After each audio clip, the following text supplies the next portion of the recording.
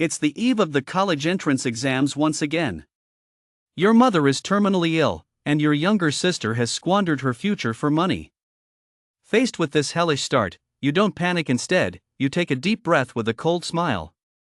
The humiliation of failing to enter the martial path in your past life churns wildly in your mind. You stared intently at the old 2020 calendar, your eyes brimming with icy resolve. Just as you exhaled, clenched your fist, and prepared to declare war on fate, a cold, mechanical voice exploded in your mind without warning. Immediately afterward, a stream of pale blue data began frantically refreshing on your retina. Frowny face. Infinite stat system bound successfully. Vitality, 10. You realized that just from that deep breath alone, the stats on your panel had instantly jumped. In an era where even gods must pass exams, could you level up infinitely just by breathing? In this life, you would trample all those high and mighty academic path state scholars underfoot. In this high martial arts world, you've been reborn 10 years before the college entrance exams. At the start, your mother and younger sister are still alive, but your mother is gravely ill. In your previous life, as a martial path failure, you not only failed to get accepted into college but also couldn't find a job to pay for your mother's treatment.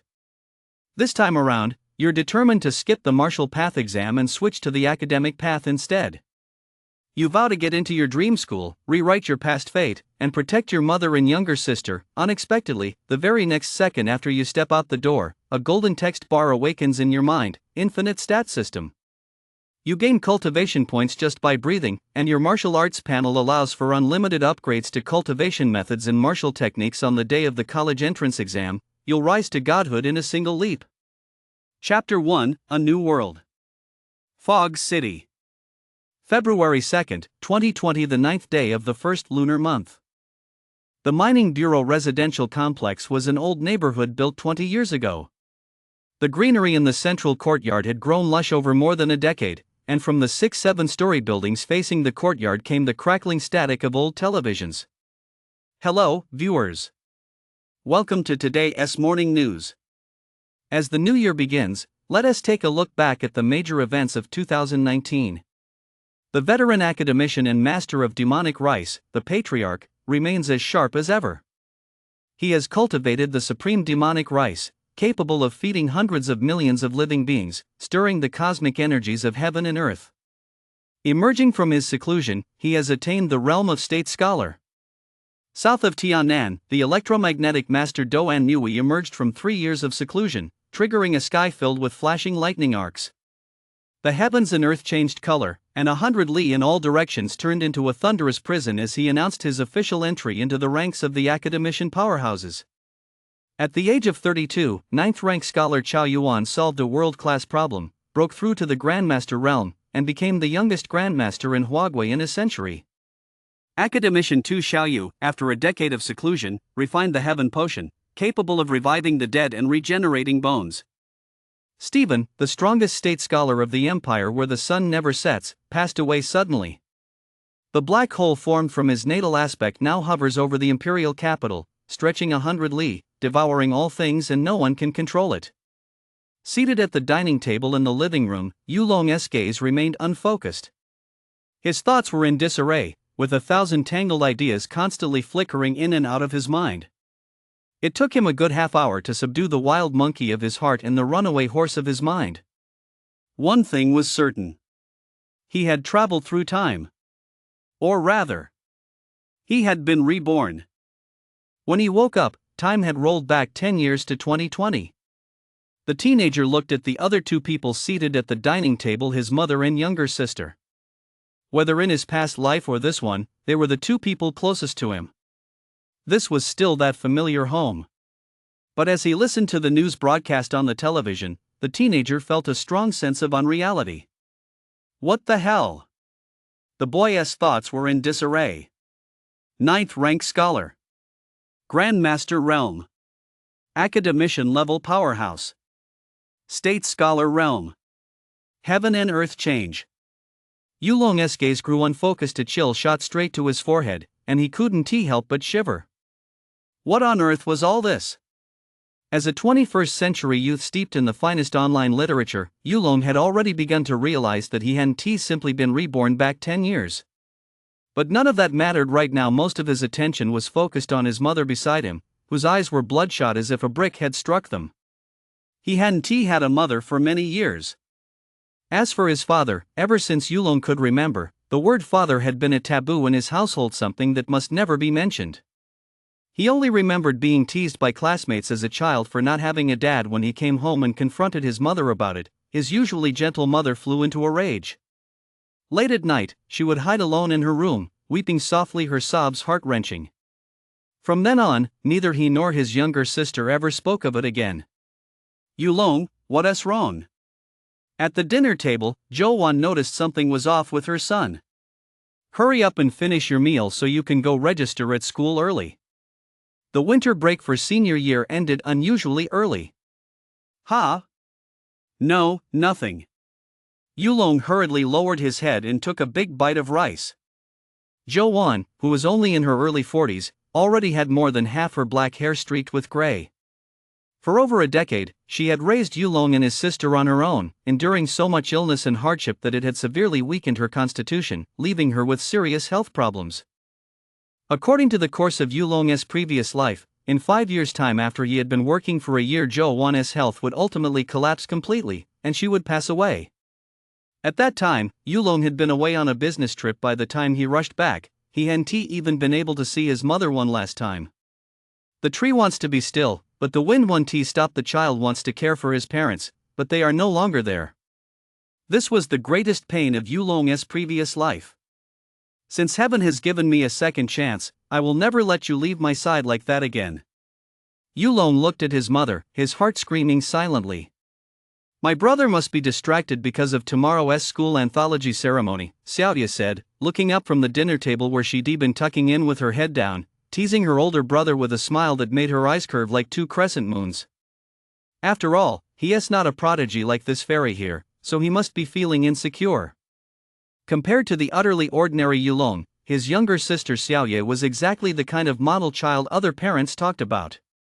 She was 2 years younger than Yulong, but from a young age had displayed intelligence far beyond her peers. With her competitive spirit, she skipped 2 grades in elementary school and single-handedly caught up to her older brother Yulong. The Great Anthology of Literature? The term caught Yulong's attention, but he couldn't recall any information related to it.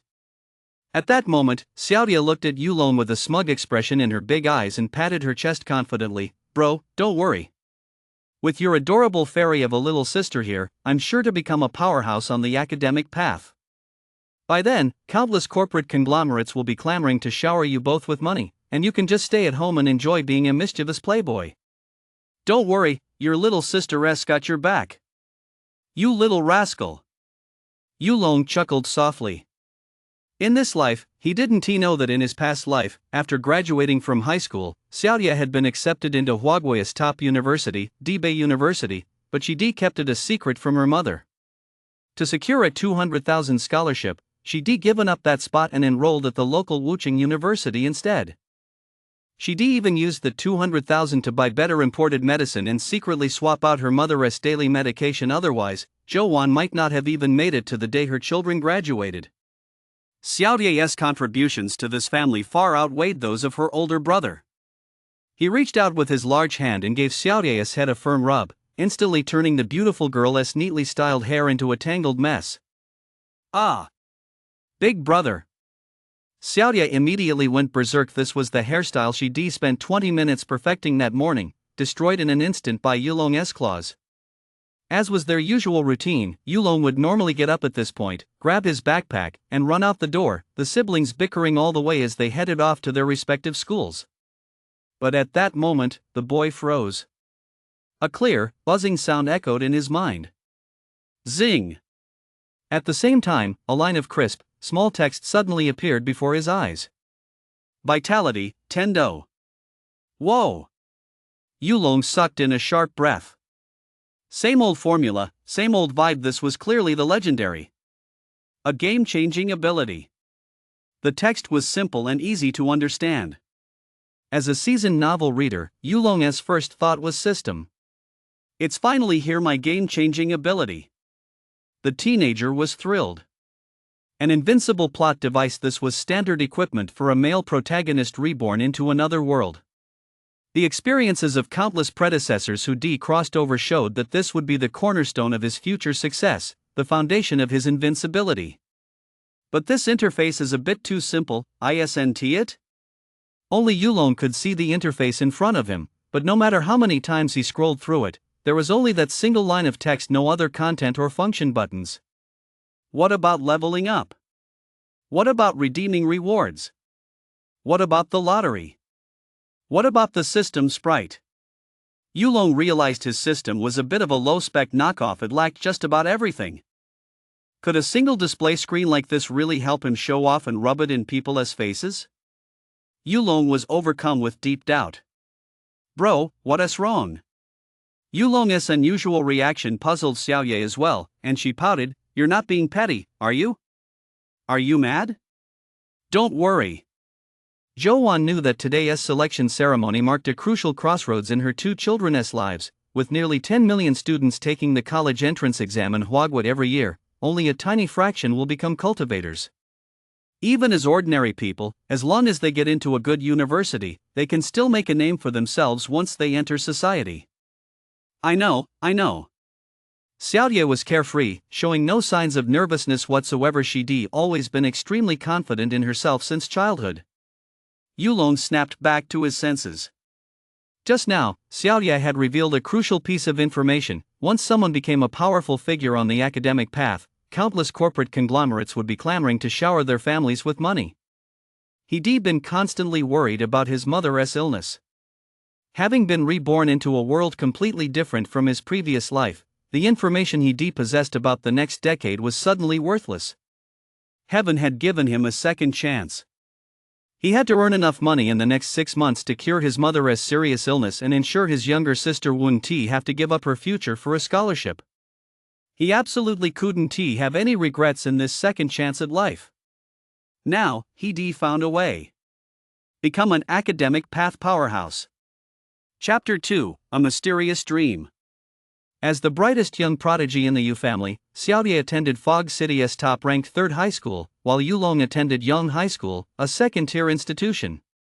Both were set to register at their respective schools today. After parting ways, Yulong didn't head straight to school. Instead, he found an internet cafe by the roadside. He wanted to search online for some information. Right now, he was completely in the dark.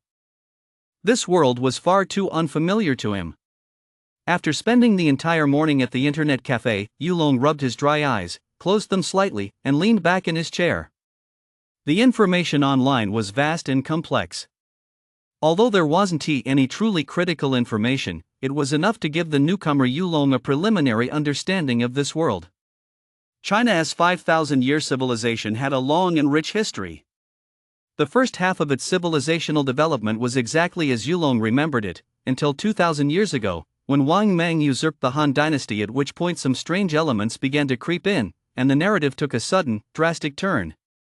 Unlike the historical development in Yulong's memories, Wang Mang's Xian dynasty did not last merely 15 years. Instead, he successfully implemented reforms, transformed the social system, and continued to lead the world. At the same time, cultivation practices began to emerge across the world. Cultivators who mastered these practices could possess mysterious powers far beyond those of ordinary people, with the strongest among them capable of single-handedly holding off 1 million soldiers. From that point on, nations began cultivating their own powerful warriors. As the eras changed, the cultivation system has become highly sophisticated by today's standards. This world is nothing like the era of his past life, where internet celebrities and stars were renowned far and wide. Here, every famous person shares a single identity, that of a powerhouse. Only powerhouses are revered by everyone.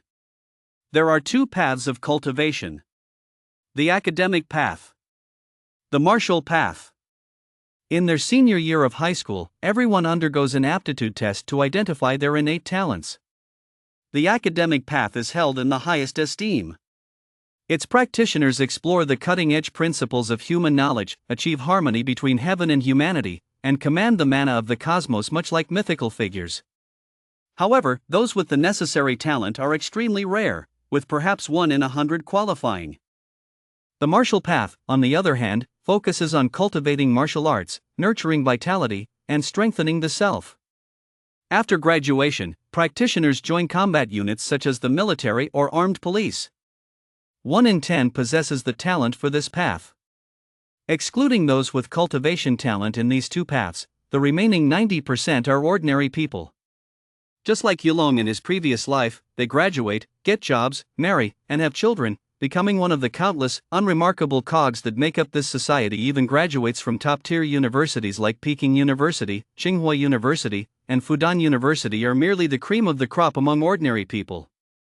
In this world, despite the existence of laws, an insurmountable chasm still separates cultivators from ordinary people. They simply do not exist on the same level of existence. In other words, to rise above the rest, one must become a cultivator. Without becoming a powerful cultivator, Yulong would be doomed to languish at the bottom of society for the rest of his life. He couldn't even dream of earning enough money within half a year to pay for his mother's medical treatment, even if he was a time traveler. After arriving at school that afternoon and completing a simple registration, Yulong returned to his dorm room, lay on his bed, and dozed off while studying the system, but he couldn't quite figure it out. That night, Yulong, who rarely dreamed, had a very long dream. In the dream, Yulong transformed into a 7 or 8-year-old child, standing at the foot of a mountain peak that soared into the clouds. Clutching a small sword in his hand, he wound his way up the mountain path. The trail was overgrown with thorns, and countless wild beasts and venomous insects bearing their fangs lurked on either side, their dark green eyes gazing at him with eerie intensity. At the summit, a dilapidated palace hovered in the air, radiating a terrifying aura as dark and ominous as a dungeon or an abyss. From within the palace came a burst of maniacal laughter. He failed in the end. A terrible catastrophe has befallen him, a great terror. Ha ha ha ha. The laughter thundered like a clap of thunder, making Yulong's ears ring and sending him reeling. At the same time, Yulong distinctly sensed the menacing glint in the eyes of the lurking beasts and venomous creatures all around him. They were all stirring restlessly, eager to pounce. Beep, beep, beep. A brief, urgent alarm sounded in Yulong's ears. In the darkness, Yulong's consciousness suddenly snapped out of his sleep. Out of the blue, why am I having a nightmare? Yulong opened his eyes. It was just past 7 in the morning. The sky was still dim. There was half an hour left before morning study period. Today, because of the literary selection ceremony, morning study had been cancelled, but his alarm still went off right on time. What is going on? Today, however, Yulong didn't get out of bed immediately upon waking. His mind was still immersed in the strange dream he just had. How could I have had such a strange dream? Yulong had always been a sound sleeper and rarely dreamed. Only during the most restless years of his youth had he ever experienced youthful fantasies in his dreams. Dreams are reenactments and evolutions of real-life experiences within the subconscious mind, and they all have traces that can be traced. But the winding mountain path in the dream and the dilapidated palace floating atop the peak were simply too mysterious. The details were far too vivid. Usually, dreams quickly fade upon waking, yet every detail remained crystal clear in Yulong's mind as if he had witnessed it firsthand. It didn't feel like a dream at all. Yulong suddenly realized that, aside from this strange dream, a stream of unfamiliar information had suddenly appeared in his mind. Overlord breathing technique. It was a brief breathing technique with an odd rhythm, at times heavy, at times light, alternating between fast and slow. It was complex, yet followed an inexplicable pattern. A technique that can appear in my mind like this is definitely no ordinary thing. Yulong felt a surge of excitement. Could this be my true golden finger? But that name Yulong tugged at the corner of his mouth. Overlord breathing technique. It's really simple and crude. He subconsciously adjusted his breathing to follow the technique's rhythm, only to find it wasn't that easy. Yulong coughed violently from time to time, as if he choked on water. There was no helping it. With the varying intensity and pace of the breathing rhythm, it was easy to lose his breath during practice. After practicing for over 10 minutes, Yulong had finally begun to adapt to the rhythm, but he still hadn't sensed its true benefits. That doesn't make sense. This technique that appeared out of nowhere in my mind must be related to last night's dream. It can't possibly be useless. Having failed to make the progress he imagined, the teenager felt somewhat frustrated. He leaped out of bed, quickly washed up, and stepped out of the dormitory. Compared to other days, there weren't many people on the playground today. Having finally managed to sleep in, everyone was eager to stay in bed a little longer. At that moment, the sun was just rising on the horizon. The first streak of dawn light tore through the remnants of the night, illuminating the earth. The morning glow was brilliant, radiating vibrant vitality and energy. Yulong froze in his tracks. The sunrise, which he'd seen countless times before, now stirred something entirely different within him.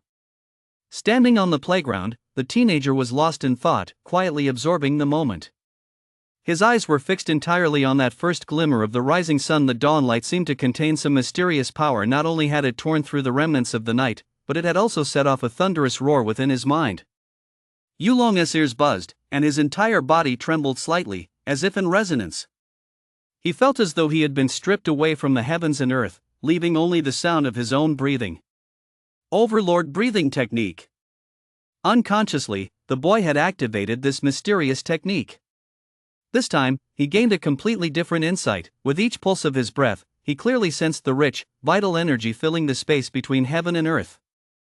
In an instant, Yulong realized that only now had he truly entered the door, grasping the essence of the breathing technique. Before this, he had merely been futilely imitating its form. On this early morning, he felt more relaxed than ever before. Every pore of his body opened wide, a warm current surged through him, and his entire body was bathed in a pleasant warmth, leaving him feeling utterly at ease. The youth stood there motionless, wave after wave of faint white mist rising from his mouth and nose. He was absorbing the vital energy to strengthen himself, drawing in the dawn-esque glow from the sky, which seemed to bathe him in a hazy golden light. This sensation was intoxicating, even addictive. When Yulong opened his eyes again, he felt an abundance of power coursing through his body. The morning sun on the horizon had fully risen above the ground. Is this what the Taoists mean by purple qi rising in the east? Yulong clenched his fist, feeling his body brim with explosive power. With every movement, energy surged through him, and he even had the illusion that a single punch could kill an ox. This was an illusion caused by the sudden surge in his strength. This breathing technique is truly miraculous, the young man couldn't help but marvel. Glancing at the time on his wrist, he saw that an hour had passed, yet it had felt like a fleeting moment. It was simply too pleasant. It's a pity that once the sun fully rises, that vital energy seems to vanish completely. Yulong wanted to continue, but realized it was a futile effort. No, if I focus my senses, that energy is still there. It's just become incredibly thin compared to before, and absorbing it is far too slow. Yulong hadn't yet realized the true value of the Overlord breathing technique. Its ability to absorb the purple mist of sunrise could greatly enhance cultivation efficiency. Once others found out, even the most powerful figures would be tempted. A thought crossed Yulong's mind, and he summoned the minimalist style system panel. Vitality, 11 do. It's increased by 1 do. Yulong's eyes lit up. He already knew that do was the unit of measurement for vitality. The vitality of an average adult hovered around 10 do. And the minimum requirement for a cultivator to begin their journey was to reach 100 do of vitality. At this rate, increasing by 1 do a day, it would take Yulong just 3 months to reach 100 do of vitality. 3 months? That means I'll be able to officially become a cultivator before the college entrance exams. Yulong murmured under his breath, his eyes flashing like lightning as a broad smile spread across his face. What is a genius? This is what a genius looks like. Chapter 3, Martial Path Talent. 8:30 a.m., Yangzhong Stadium. The selection ceremony was set to begin promptly at 9 a.m. By the time Yulong snapped out of his first cultivation session and arrived at the stadium, it was already packed with people.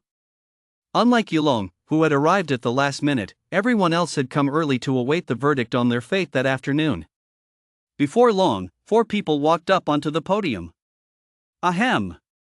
A faint cough rang out, yet it echoed eerily in the ears of everyone on the field, as if the speaker were right beside them. Let me introduce myself.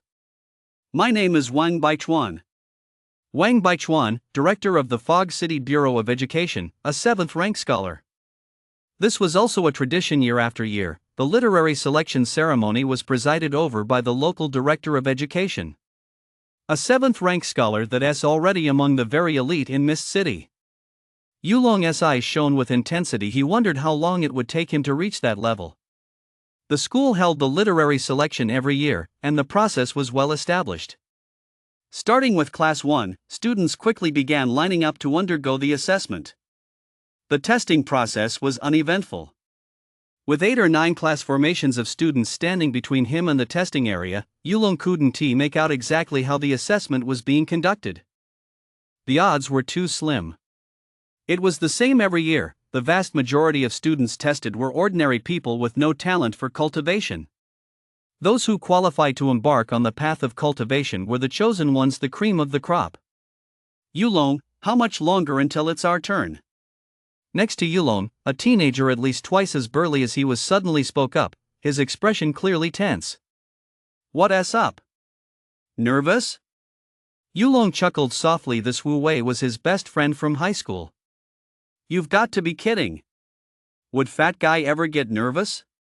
After standing on the playground for a short while, Wu Wei was already drenched in sweat. My dad said that when I was little, a wandering Taoist priest read my fortune and said I was born with the destiny of a ruler. What level is a ruler? Yulong asked with a laugh. Humph, well, it's definitely beyond the 9th rank of cultivation. The fat guy was very cocky in front of his best friend. He didn't hold back at all. Yeah. When the time comes, I'll just be waiting to ride your coattails.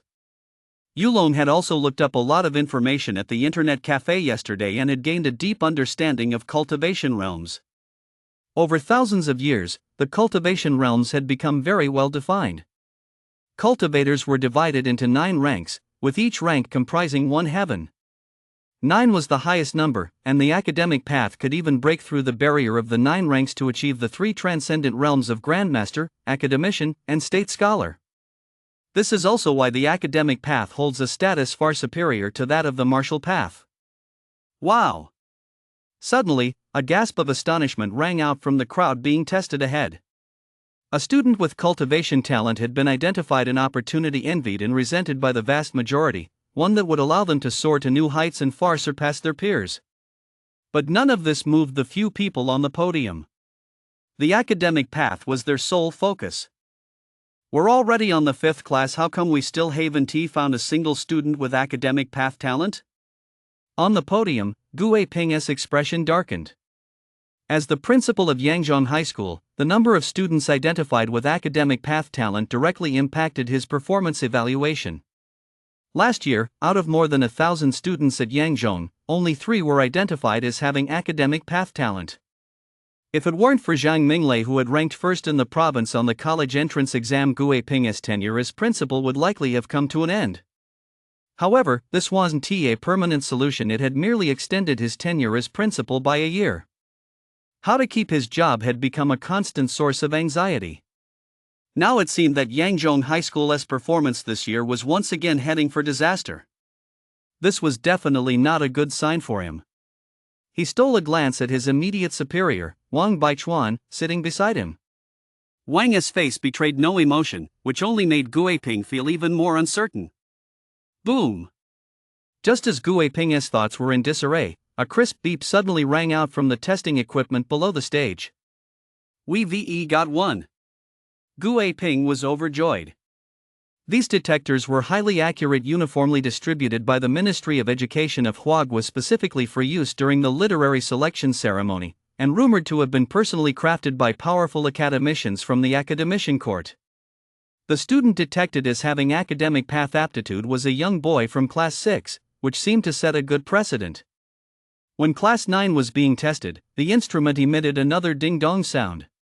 The student in Class 9 who tested positive for academic path talent was none other than a 200-gene chubby boy Wu Wei, Yulong's best buddy. To Gu Ping, that sound was simply the most melodious celestial music in the world. Even Wu Wei began to seem endearingly cute in the principal's eyes. He almost wanted to pick him up and give him a couple of kisses. He stole another glance at Wang Baichuan. He wasn't sure if it was his imagination, but he felt the director's expression had softened slightly. I never would ve thought this fat slob, who does nothing but sleep all day, would actually have such talent and good fortune. On the playground, Yulong was shocked but also genuinely happy for the fat kid. Next up was Yulong. Ha! For the first time, he got a clear look at the testing device, a scanning machine similar to a security gate, with a screen above it displaying the final results. Students stepped onto it to undergo the test, a process that usually took only about 10 seconds. If the test detected a martial path or academic path aptitude, staff members would register the student. Yulong slowly stepped onto the testing platform, his eyes curiously scanning his surroundings. How does this work? No sooner had he settled into position than a pale blue light emitted by the scanner began to sweep over his entire body. Instantly, a warm sensation washed over him, and Yulong felt an experience similar to what he felt that morning. Is this pale blue light also heaven and earth manna? Yulong instinctively activated the overlord breathing technique. With each breath, he rapidly absorbed and transformed the blue light surrounding his body. This manna seems somewhat different. As the energy entered his body, his pores opened, and that sensation of total comfort washed over him once more. Strangely, absorbing this energy didn't make him feel any stronger. Instead, his cerebral cortex was intensely stimulated, his scalp tingling as if a young girl's delicate fingers were gently caressing his temples. So comfortable. Breathe. The teenager's body devoured the pale blue energy around him like a whale gulping down the ocean. The machine flickered imperceptibly a few times before bursting forth with an even more intense blue light. Yulong's actions significantly hindered the machine's efficiency. A full half-minute had passed, yet the machine still hadn't produced a result. The staff standing nearby furrowed their brows. They had never encountered a situation like this before. Just as they were about to step forward, the scanner finally stopped running and leisurely displayed the result. Martial path. Yulong silently walked through the security gate. The result of martial path wasn't bad at all. After all, most people only received the result of an ordinary person and wasted their entire lives. To be classified as martial path meant he was already among the top 10 in Huagua. And with the system by his side, his cultivation journey was bound to be anything but ordinary.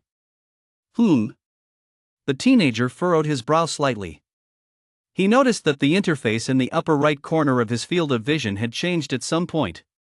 A second line of text suddenly appeared on the screen. Mental domain, 45 thoughts. This newly appeared line of small text likely indicated the level of development of his brain, but Yulong had no idea what 45 thoughts meant. What's the purpose of this mental domain level? Does it boost my intelligence? If that were the case, it would be a huge help for the college entrance exams 4 months from now. Yulong glanced at the testing device. If he wasn't mistaken, it was the blue light emitted by the device that had triggered the mental domain option. Even after absorbing so much blue light, Yulong's vitality remained at 11, no change at all, which clearly indicated that this was some kind of special energy specifically targeting the mental domain. I wonder when I'll be able to absorb this energy again. Looking at the security gate in front of him, the teenager licked his lips, a hint of longing flashing in his eyes. If he could absorb enough of this blue energy, he was certain he would undergo an astonishing transformation. On the podium, an assistant handed Wang Baichuan the compiled statistics. The director's gaze swept over them, and his stern expression softened slightly, revealing a faint smile. This year, there are a total of 6 academic path prodigies and 86 martial path talents. Wang Baichuan tapped his finger lightly on the armrest of his chair. The results had at least met his expectations. If Yangzhong School continued to be as hopeless as last year, unless another Zhang Minglei emerged out of nowhere, he would definitely have Principal Guiping removed from his position. The students have done quite well this year. Guiping wiped away the non-existent cold sweat from his temple, letting out a deep sigh of relief. Within half a month, the Education Bureau will send these students rewards: yellow tier upper rank treasure medicines for academic path prodigies, and yellow tier middle rank treasure medicines for martial path prodigies. Alright, I understand. Guiping felt a twinge of envy. Precious medicines were classified into 4 tiers: heaven, earth, mystic, and yellow. The 3 ranks of the yellow tier were used before beginning cultivation. The 9 ranks of the mystic tier were for 9th rank cultivators, and the 3 ranks of the earth tier were available to grandmasters and academicians. As for the heaven tier precious medicines, which even state scholars coveted, they were exceedingly rare. Every time one appeared, it would attract the attention of several major powers and spark a catastrophic upheaval. As one of the most powerful nations on earth, China has already mastered the artificial cultivation of precious medicines up to the 5th rank of the Xian tier. Even so, a single mid-rank Huang tier precious medicine on the open market costs tens of thousands of yuan. A high-rank one can easily reach 100,000. Cultivation is a money pit. Ring ring. Just then, Wang Baichuan's cell phone suddenly rang. Ming Lei, what is going on? Have you finished handling your business? Compared to the official tone he used with Gu Ping, Wang Baichuan's voice was a bit gentler. However, as soon as the person on the other end of the line spoke, Wang Baichuan's expression immediately turned grave. Oh? Has the information been confirmed? All right, call the security department right away. It would be best to deploy a security squad to assist. Wang Baichuan's tone grew more serious, and he hung up the phone. Director Wang, what is going on? After the call, Gu Ping sensed the atmosphere on the podium had suddenly turned tense and asked cautiously. Nothing major. That fugitive Zhou Kehua, who has been on the run, was spotted fleeing nearby. He just crossed paths with Zhang Minglei and then escaped again. Zhou Kehua. Gu Ping's expression changed. You mean that great a fugitive who has been on the run for over a decade? I think he is a rank 1 martial artist. Yes. His martial path talent is exceptionally poor. He studied at the martial academy for 3 years without even reaching the threshold of a martial artist. Who would have thought he'd turned to a life of crime, murdering a classmate to steal his elixirs, and subsequently defecting from the academy? History has cruelly demonstrated a phenomenon: not all students admitted to the martial academy can successfully break through to become martial artists. This is true for the martial academy, and it's equally true for the academic path academy. The path of cultivation is never smooth sailing. In Huagua, orthodox cultivation methods are all held within the major cultivation academies for the sake of social stability. Their circulation in the general public is prohibited. It can't be helped. Once one becomes a cultivator and experiences a massive leap in personal strength, a sense of superiority over ordinary people arises. Without proper oversight, it's easy to stray onto the path of evil. Although the strength of a rank 1 martial artist is negligible to a powerhouse like Wang Baichuan, such an individual roaming freely in society can easily cause immense destruction. Zhou Kehua was a prime example. Relying on his first-rank martial artist cultivation, he traveled from place to place, committing more than 10 robberies and murders, which provoked the authorities' fury. Gu Ping was also feeling somewhat anxious.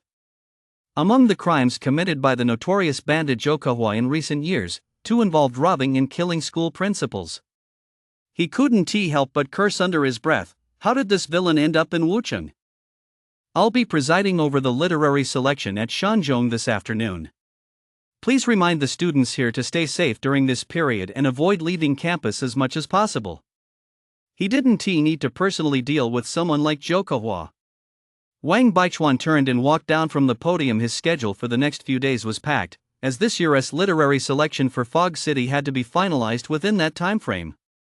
As a leader, the moment Wang Baichuan moved, the engineers who were dismantling the testing equipment all picked up the pace. Is the equipment malfunctioning? Why is the energy depleting so quickly?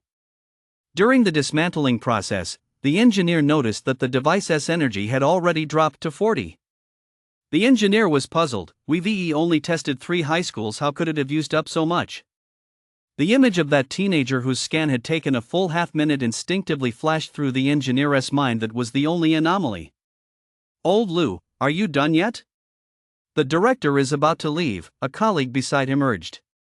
Oh, almost there. Shaking off his doubts, the engineer picked up the pace. He recalled that the teenager had ultimately been identified as having a martial path talent. He was just an ordinary engineer. There was no need to provoke a future cultivator. Anyway, there are 60 left. That should be enough for this year's testing. Chapter 4: The Ruthless Bandit Zhou Hua. Back in the classroom, Yulong keenly sensed something different. Compared to the previous chaos, everyone was now clustering around Wu Wei, the newly discovered academic path prodigy. This was only natural after all. Who wouldn't he want to build a good relationship with a future academic path powerhouse? This year, Class 9 produced a total of 4 martial path and 1 academic path prodigies, a veritable wealth of talent. Wu Wei, in particular, was beaming with pride. Until today, he had been a complete non-entity in the class, with no friends aside from Yulong, but now he had become the undisputed center of attention. Watching the class officers who were usually so haughty now smiling obsequiously, the chubby boy felt a sense of pure satisfaction wash over him. Seeing the chubby boy strutting about, Yulong didn't approach him. Instead, he sat at his own desk and casually picked up a book to flip through. Then, after closing his eyes and reflecting for a moment, the content of the book was etched into his mind as if carved by an axe or chisel so firmly that he couldn't shake it off even if he tried. He had never experienced anything like this before. It was as if his mind had suddenly been enlightened. Even in subjects requiring conceptual understanding like math, physics, and chemistry, his comprehension had taken a giant leap forward compared to before. Many problems that had once stumped him now clicked instantly, and learning came effortlessly. It seems the strength of this mental domain is truly of great use to me. A hint of joy flashed across the teenager's face. If only it had been like this in my past life, getting into Tsinghua or Peking University wouldn't have been a pipe dream at all. Opening his slightly closed eyes, Yulong murmured softly. Given his current state, Yulong was confident he could raise his grades to an extremely high level in the final 4 months.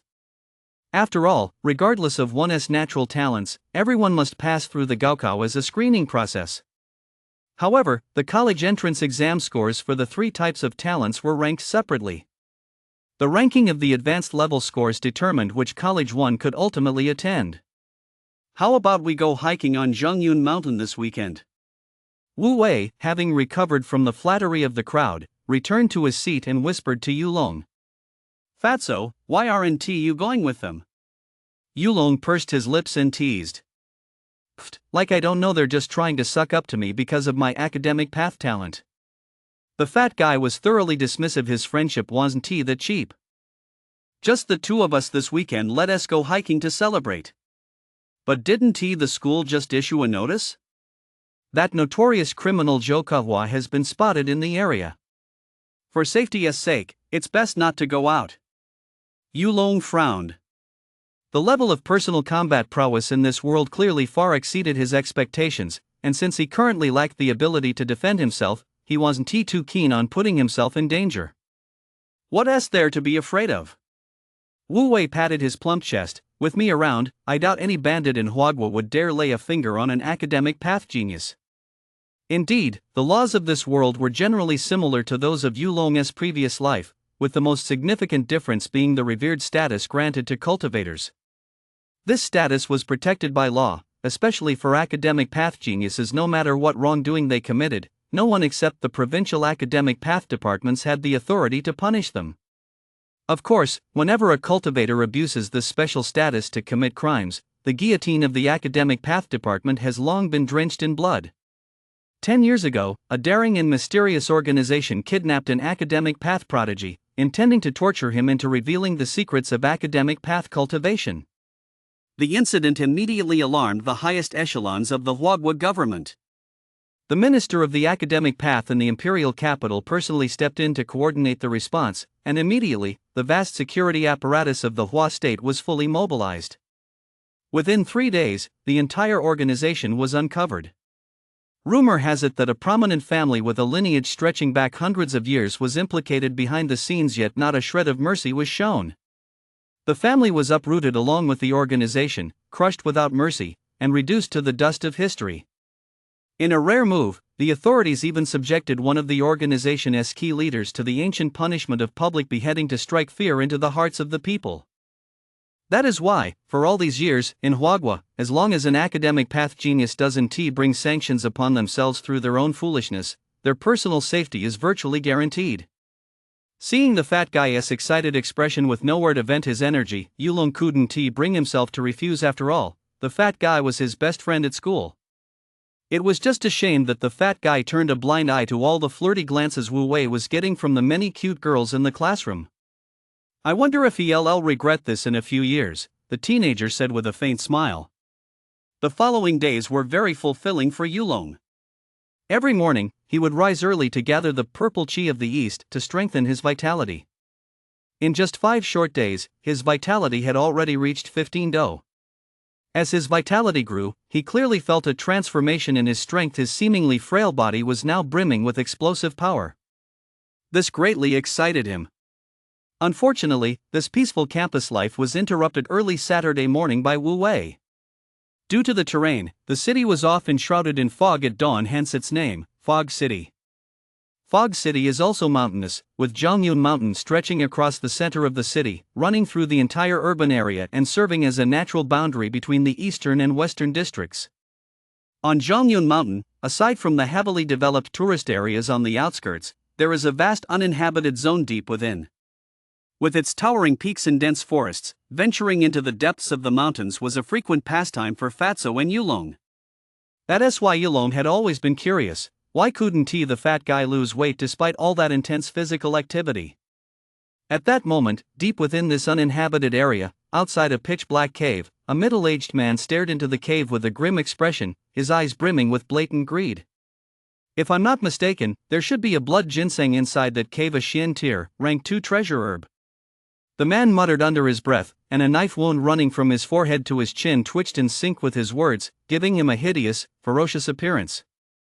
Blood ginseng is a potent elixir for replenishing vitality. For the past 2 years, I'd been on the run, wanted by these security squads.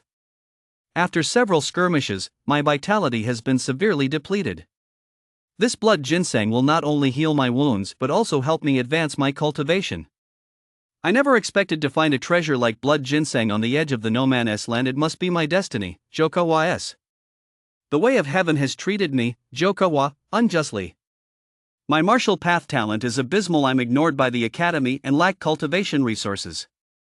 To achieve anything, I have no choice but to fight and seize it for myself. Although this defied the law and subjected him to endless manhunts and pursuit, Zhou Hua still had no regrets. Maybe living out my life as an ordinary person wouldn't be so bad? Only late at night, when he was alone and hidden in a deserted place, would this thought flash through Zhou Hua's mind only to be immediately erased. Regret was the most useless emotion in the world. During his junior year, a single bottle of vitality pill had driven him to harbor murderous intent toward a classmate. Now, with a precious elixir right before his eyes, Zhou Hua had absolutely no reason to back down. That grizzly bear in the cave is likely just a wild beast. It hasn't transformed into a demon beast. Even at the peak of my powers, I was confident I could subdue and kill it. But now, with my internal injuries still unhealed, the outcome of a fight is anyone's guess. Zhou Hua turned his head, but he had no intention of giving up. He was determined to get his hands on that blood ginseng. Zhou Hua's ears twitched. He heard voices coming from not far away. Wang Susu, do you guys come hiking on Zhongyun Mountain often? How come we never run into each other before? We just decided to come on a whim. After all, we're in our senior year of high school, and everyone's under a lot of pressure. It's really important to get out for a hike every now and then to relax. Maybe we can hang out more often in the future. Hiking with a bigger group is way more fun. By the way, ladies, let me introduce myself again. I'm Wu Wei, and this is Yulong. Chapter 5, Entering the Cave to Retrieve Medicine. On the mountain trail, a young boy tilted his head to look at a girl walking beside him, his expression shifting constantly, revealing his intense emotional turmoil. Yulong, do you know Wang Susu? As they walked, Wu Wei nudged Yulong discreetly. Yulong didn't answer. His gaze was fixed on her, unable to tear himself away. That innocent face struck Yulong's heart like a bolt of lightning. Is this when we're meant to meet? When he encountered her by chance in the mountains, Yulong felt as if his heart had been struck by lightning. Memories of the past flashed rapidly through his mind, and his whole body trembled slightly, leaving him almost unable to control himself. In this lifetime, he had imagined a million ways they might meet again, but he never expected it to happen so suddenly. In their past life, They first met after graduating from college, only to discover they were actually high school classmates. Hey, stop staring, your eyes are practically falling out of your head. Anyone who wasn't blind could tell something was up with Yulong. Wow, is this love at first sight for you? Don't talk nonsense. Yulong wasn't in the mood to joke around. The whirlwind of thoughts churning inside him was something he simply couldn't share with anyone else. Surprise? Confusion? Fear? With memories from 2 lifetimes intertwined, his mind was in a jumble. He wanted to speak up, but didn't know how to start. In this life, to her, he was just a stranger, but to him, she had long been etched into his very soul. Hey! Unexpectedly, Wang Susu spoke up first. Even though she just said hey, Yulong knew she was calling him.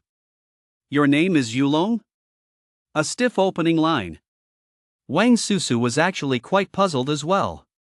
The glances Yulong cast her way from time to time felt like maggots gnawing at her bones, leaving her with a tingling, aching sensation all over and making her feel extremely uncomfortable.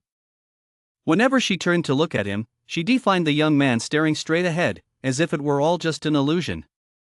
A flood of words churned in Yulong's throat, but in the end, only a single syllable escaped his lips. Yulong's was the ultimate conversation killer, leaving Wang Susu with no way to respond. What a strange person. My name is Wang Susu. I'm in class 14. Watching the girl's figure, the boy's gaze grew distant. Wang Susu, huh? I know her. He felt a bit torn. He clearly had a lot he wanted to tell her, yet he was afraid of coming on too strong, so he wanted to get to know her again as naturally as possible. Life was still long, they could get to know each other slowly. Yulong suddenly wished this mountain path would never end. Unfortunately, scares always come hand in hand with surprises. Kids, didn't your parents tell you not to wander into the mountains on your own? Just as the group was climbing the mountain, a sinister voice suddenly rang out beside them, and a middle-aged man with a long, snake-like scar across his face abruptly appeared before them. Boom! Without another word, the middle-aged man moved in an instant, sending a gust of wind rushing toward the group. Ah! With a shriek, Wang Susu was lifted off the ground and snatched away by the middle-aged man. Wang Susu! Susu! The boys and girls were all stunned, their eyes wide with shock. This was nothing short of a bolt from the blue. He was too fast. Yulong's mental domain was far stronger than that of an ordinary person, allowing him to react faster than the others, but his body couldn't keep up with his mind. He dared not make a rash move. By then, the middle-aged man's hand had already clamped down on Wang Susu's throat. You're still students, aren't you? The middle-aged man's gaze was cold as he swept it over the group. The ferocity in his eyes was terrifying. No one dared to meet his stare. Now, I need you to do me a small favor, the middle-aged man said in a chilling tone. Watching the few schoolkids trembling before him, the man was quite satisfied. Are you Zhou Hua? Yulong suddenly spoke up. Ha? You know me? The middle-aged man's gaze was as sharp as a knife, cutting through the teenager, yet only this boy showed no trace of panic or fear in his eyes. Zhou Hua? The others couldn't help but gasp. Until yesterday, they never even heard the name Zhou Hua. It had only been mentioned in the school's announcement the day before. Arrogant criminal. Wanted. Murder. They were going crazy. These words were so far removed from their lives as high school seniors they never imagined they'd be staring them in the face today. Fear. Trembling. Faced with such a vicious criminal, they had absolutely no intention of resisting. They didn't even have the thought of running away. I don't know him. Just a guess. Taking a deep breath to steady himself, Yulong, who had a decade more life experience than the others, remained a step calmer in the face of this feared criminal, his eyes gleaming with intensity. You just said you wanted our help. This teenager surprised Zhou Hua a bit. Ever since breaking through to the martial artist realm, he had been on a completely different level from ordinary people. Over the past few years, he had killed so many people, their eyes always filled with a mix of shock and fear when they looked at him. This was the first time he'd encountered someone as composed as this teenager. Zhou Hua gave a grim smile. That's right, you're smart. I have something I need you to help me retrieve. What is it? Blood ginseng. Seeing the blank expressions on the faces of the people in front of him, Zhou Hua chuckled softly. The world of martial artists was completely different from that of ordinary people. You don't need to understand what this is. Just do as I say, and your classmate here will be fine. No sooner had the words left his mouth than Zhou Hua tightened his grip. Wang Susu's face instantly flushed crimson, and she couldn't utter a single word. Su Susu is an academic path genius. You mustn't hurt her. One of Wang Susu's roommates spoke in a trembling voice, trying to warn Zhou Hua. An academic path genius? This remark made Zhou Hua frown. He hadn't expected the person he grabbed at random to be such a hot potato. His luck was so good he might as well buy a lottery ticket. The unique nature of academic path geniuses was common knowledge. Once he drew the full-scale pursuit of the academic path department, he likely wouldn't survive 3 days. Just a few days ago, he encountered a rank 1 scholar, and the mere fluctuation of that person's aura had forced him to keep his distance. Within the same rank, a scholar's strength overwhelmingly surpasses that of a martial artist. Oof. As long as you do exactly as I say, she'll be fine. Zhou Hua had no intention of letting these people off the hook just because of this incident. Unless he killed the academic path prodigy, there was no way he'd so easily draw the academic path department's attention. Spit it out. What exactly do we need to do? Yulong said in a deep voice. He was burning with impatience at that moment. Looking at Wang Susu and Zhou Hua's hands, he was itching to rush over immediately. He hadn't expected Wang Susu to possess such talent in this lifetime, and he was overjoyed. Power. I must increase my power. Yulong roared inwardly at that moment. He craved greater strength more than anything. Yulong, don't be impulsive. The fat man gently tugged at Yulong from behind. He didn't want his good brother to take such a risk. Yeah, Long, be careful, Wu Wei added. He didn't want his brother to stick his neck out either. Mind your own business. Having been given a second chance at life, Yulong valued his life more than most. If it were anyone else, he would never have acted so rashly, but he owed her so much from his past life. How could he possibly stand by and do nothing now? All of you, stay put, especially you, kid. Don't even think about reaching for your phone. A pebble shot from Zhou Hua's hand like a bullet, slamming into the pocket on Wu Wei's right leg. The phone, which Wu Wei had just pulled halfway out, shattered into pieces. Ah! Wu Wei let out a blood-curdling scream as his plump body collapsed to the ground. The phone in his pocket had been shattered by the pebble, and his thigh bone cracked audibly under the immense force. It was a fracture. What are you doing? Yulong exclaimed urgently. Your goal today isn't to brutally murder us ordinary people, is it? Glancing at Wu Wei, who was writhing on the ground in agony, the teenager felt an overwhelming surge of anger. He needs to get down the mountain immediately for treatment. Then you'd better get my business done quickly. Zhou Hua had no patience to waste on these immature students. He couldn't linger in one place for too long, or he'd risk attracting the attention of the authorities. Don't even think about running away. I've got plenty more pebbles left. In his hands, these pebbles were as good as bullets. Then take us there quickly. Yulong watched on, knowing he couldn't delay any longer, otherwise, Wu Wei's right leg would be ruined. The group followed Zhou Hua and arrived in no time. Inside the pitch-black cave, chilling winds swirled, striking fear into their hearts and making them hesitate to step inside. The blood ginseng I'm after is inside that cave. There's a grizzly bear hibernating in there. Zhou Hua's smile was chilling, as if the creature inside were nothing more than a kitten or a puppy. A grizzly bear. One of the girls cried out in alarm. Ordinary people would do anything to avoid encountering such a beast. Don't panic. The grizzly is still hibernating right now. As long as you're careful, you won't wake it up.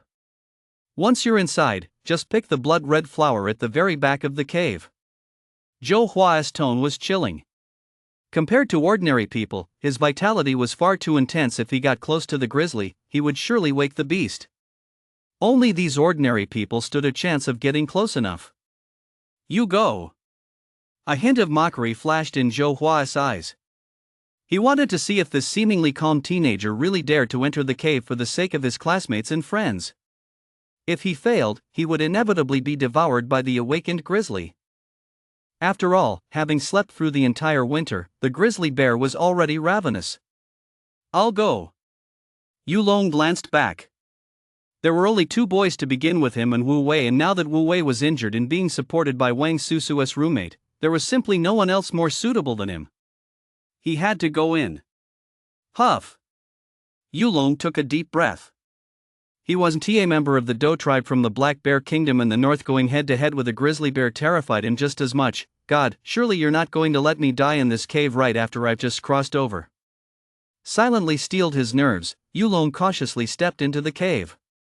Darkness. So dark you couldn't see your hand in front of your face. After just a few steps, he couldn't see a single glimmer of light. Only a chilling wind that grew increasingly fierce. Yulong did his best to suppress his breathing and heartbeat so as not to alert the grizzly bear inside. The cave wasn't very deep. In just a moment, a crimson glow appeared before his eyes. Is this the blood ginseng? Yulong's eyes flashed like lightning as he spotted a palm-sized plant within the red glow, bearing a fruit so red it seemed ready to drip with juice. And at the edge of the red light, a massive grizzly bear crouched on the ground, exhaling slowly. This is still a grizzly bear, for God's sake. Yulong's heart pounded uncontrollably as he looked at the bear standing upright. It was at least 2 meters tall. In his memories from his previous life, even the largest Siberian bears were only about this size. That eerie wind sound, is it snoring? Yulong was on the verge of losing his mind. Every detail indicated that this slumbering grizzly bear was far more terrifying than anything he'd ever imagined. I have to stay calm. Yulong activated the overlord breathing technique, regulating his breath until even his chaotic thoughts settled. Snap. Slowly crouching down, Yulong grabbed the blood ginseng and gently snapped off its root, producing a faint, crisp sound. The hardest part is done. Before he realized it, sweat had begun to bead on Yulong's forehead, but he didn't even dare to wipe it away. He had to avoid any unnecessary movements at all costs to minimize the chance of waking the grizzly bear. Yulong slowly straightened up, intending to retrace his steps, but the moment he looked up, he felt as if he'd fallen into an ice cave. A chill shot up from the soles of his feet to the top of his head. The grizzly bear, which should have been fast asleep, was now staring at him with wide, curious eyes, its fangs peeking out from the corners of its mouth, glinting with a bone-chilling cold. That's right, the boy could clearly see a hint of mockery in the grizzly's gaze. It's been awake all along. Chapter 6, The Villainous Downfall. It's clearly playing cat and mouse. This beast is sentient. Yulong couldn't help but curse inwardly, overcome by fear and panic. Adrenaline surged through his veins, igniting his 15 do of vitality, and he bolted outward. He didn't believe this beast, fresh from hibernation, would show him mercy. More likely, it would swallow him whole as an appetizer. Roar! And that's exactly what happened. Seeing that the snack right in front of it was actually trying to run away, the grizzly bear let out a deafening roar, sprang to its feet, and sent a wave of foul-smelling air sweeping through the air. Oh no, the grizzly bear is awake. The few people outside the cave also heard the bear's roar. They were so terrified that their bodies went cold, and they couldn't help but tremble. Damn it! This kid is still useless. Jokawa cursed under his breath. Now that he'd woken the grizzly, things had suddenly become tricky. Inside the cave, the grizzly was far faster than Yulong. It caught up in just 2 or 3 seconds. Yulong could even smell the foul breath coming from the grizzly's mouth behind him. It was an overwhelming sense of pressure. No way, I can't escape. The teenager's mind raced, desperate to find a glimmer of hope. Jokawa. I'm throwing the blood ginseng out, catch it. Yulong's mind snapped into action. In a moment of desperation, he hurled the blood ginseng in his hand forcefully toward the cave's entrance. With all his might, the blood ginseng transformed into a streak of red light and shot toward the cave's entrance, landing at the opening. Compared to this blood ginseng, my own flesh probably won piqued its interest. As he tossed the blood ginseng, Yulong strained his eyes toward the corner of the cave, trying to avoid standing between the grizzly bear and the blood ginseng. This grizzly bear must have made this its den specifically for this blood ginseng. Roar! Sure enough, the grizzly bear's gaze was firmly fixed on the blood ginseng. Its simple, primitive intelligence led it to choose the blood ginseng without hesitation, and it lunged toward the cave entrance. Damn it! Zhou Kahua, standing outside the cave, spotted the blood ginseng lying at the entrance the moment it fell. With no time to hesitate and not even a moment to think, he instantly released the hostage he was holding. His vitality surged through his body as he sprinted toward the entrance at breakneck speed, snatched up the blood ginseng, and, without pausing for a single step, turned and raced down the mountain. Roar! It wasn't until then that the grizzly bear sensed Zhou Hua outside the cave. A beast's territorial instinct is incredibly strong. When an ordinary person like Yulong stepped into its territory, it still had the mindset of a cat toying with a mouse. But when a martial artist like Zhou Hua approached it, it instantly triggered the bear's ferocity. With an angry roar, the grizzly bear reared up on its hind legs, its speed suddenly shifting into high gear. Its claws glinted coldly as it pounced on Zhou Hua. It hadn't even been running at full speed until just now. Beast! Zhou Hua was both shocked and enraged. This grizzly bear had likely already reached the pinnacle of its beastly form and could break through to become a rank 1 demon beast at any moment. Beasts are naturally physically stronger than humans, possessing terrifying vitality. Although it hadn't yet broken through to become a demon beast, it already possessed strength rivaling that of a rank 1 martial artist. By now, the grizzly bear had closed in behind him. If he turned to flee, he would likely have his chest and abdomen ripped open by its claws. Zhou Kahua's heart sank. This was the very scenario he dreaded most. Die! As a ruthless man with more than 10 lives on his hands, Zhou Kahua's courage remained undaunted. This was a life and death struggle. There was no room for gradual probing. From the very start, Zhou Kahua unleashed his most powerful attack.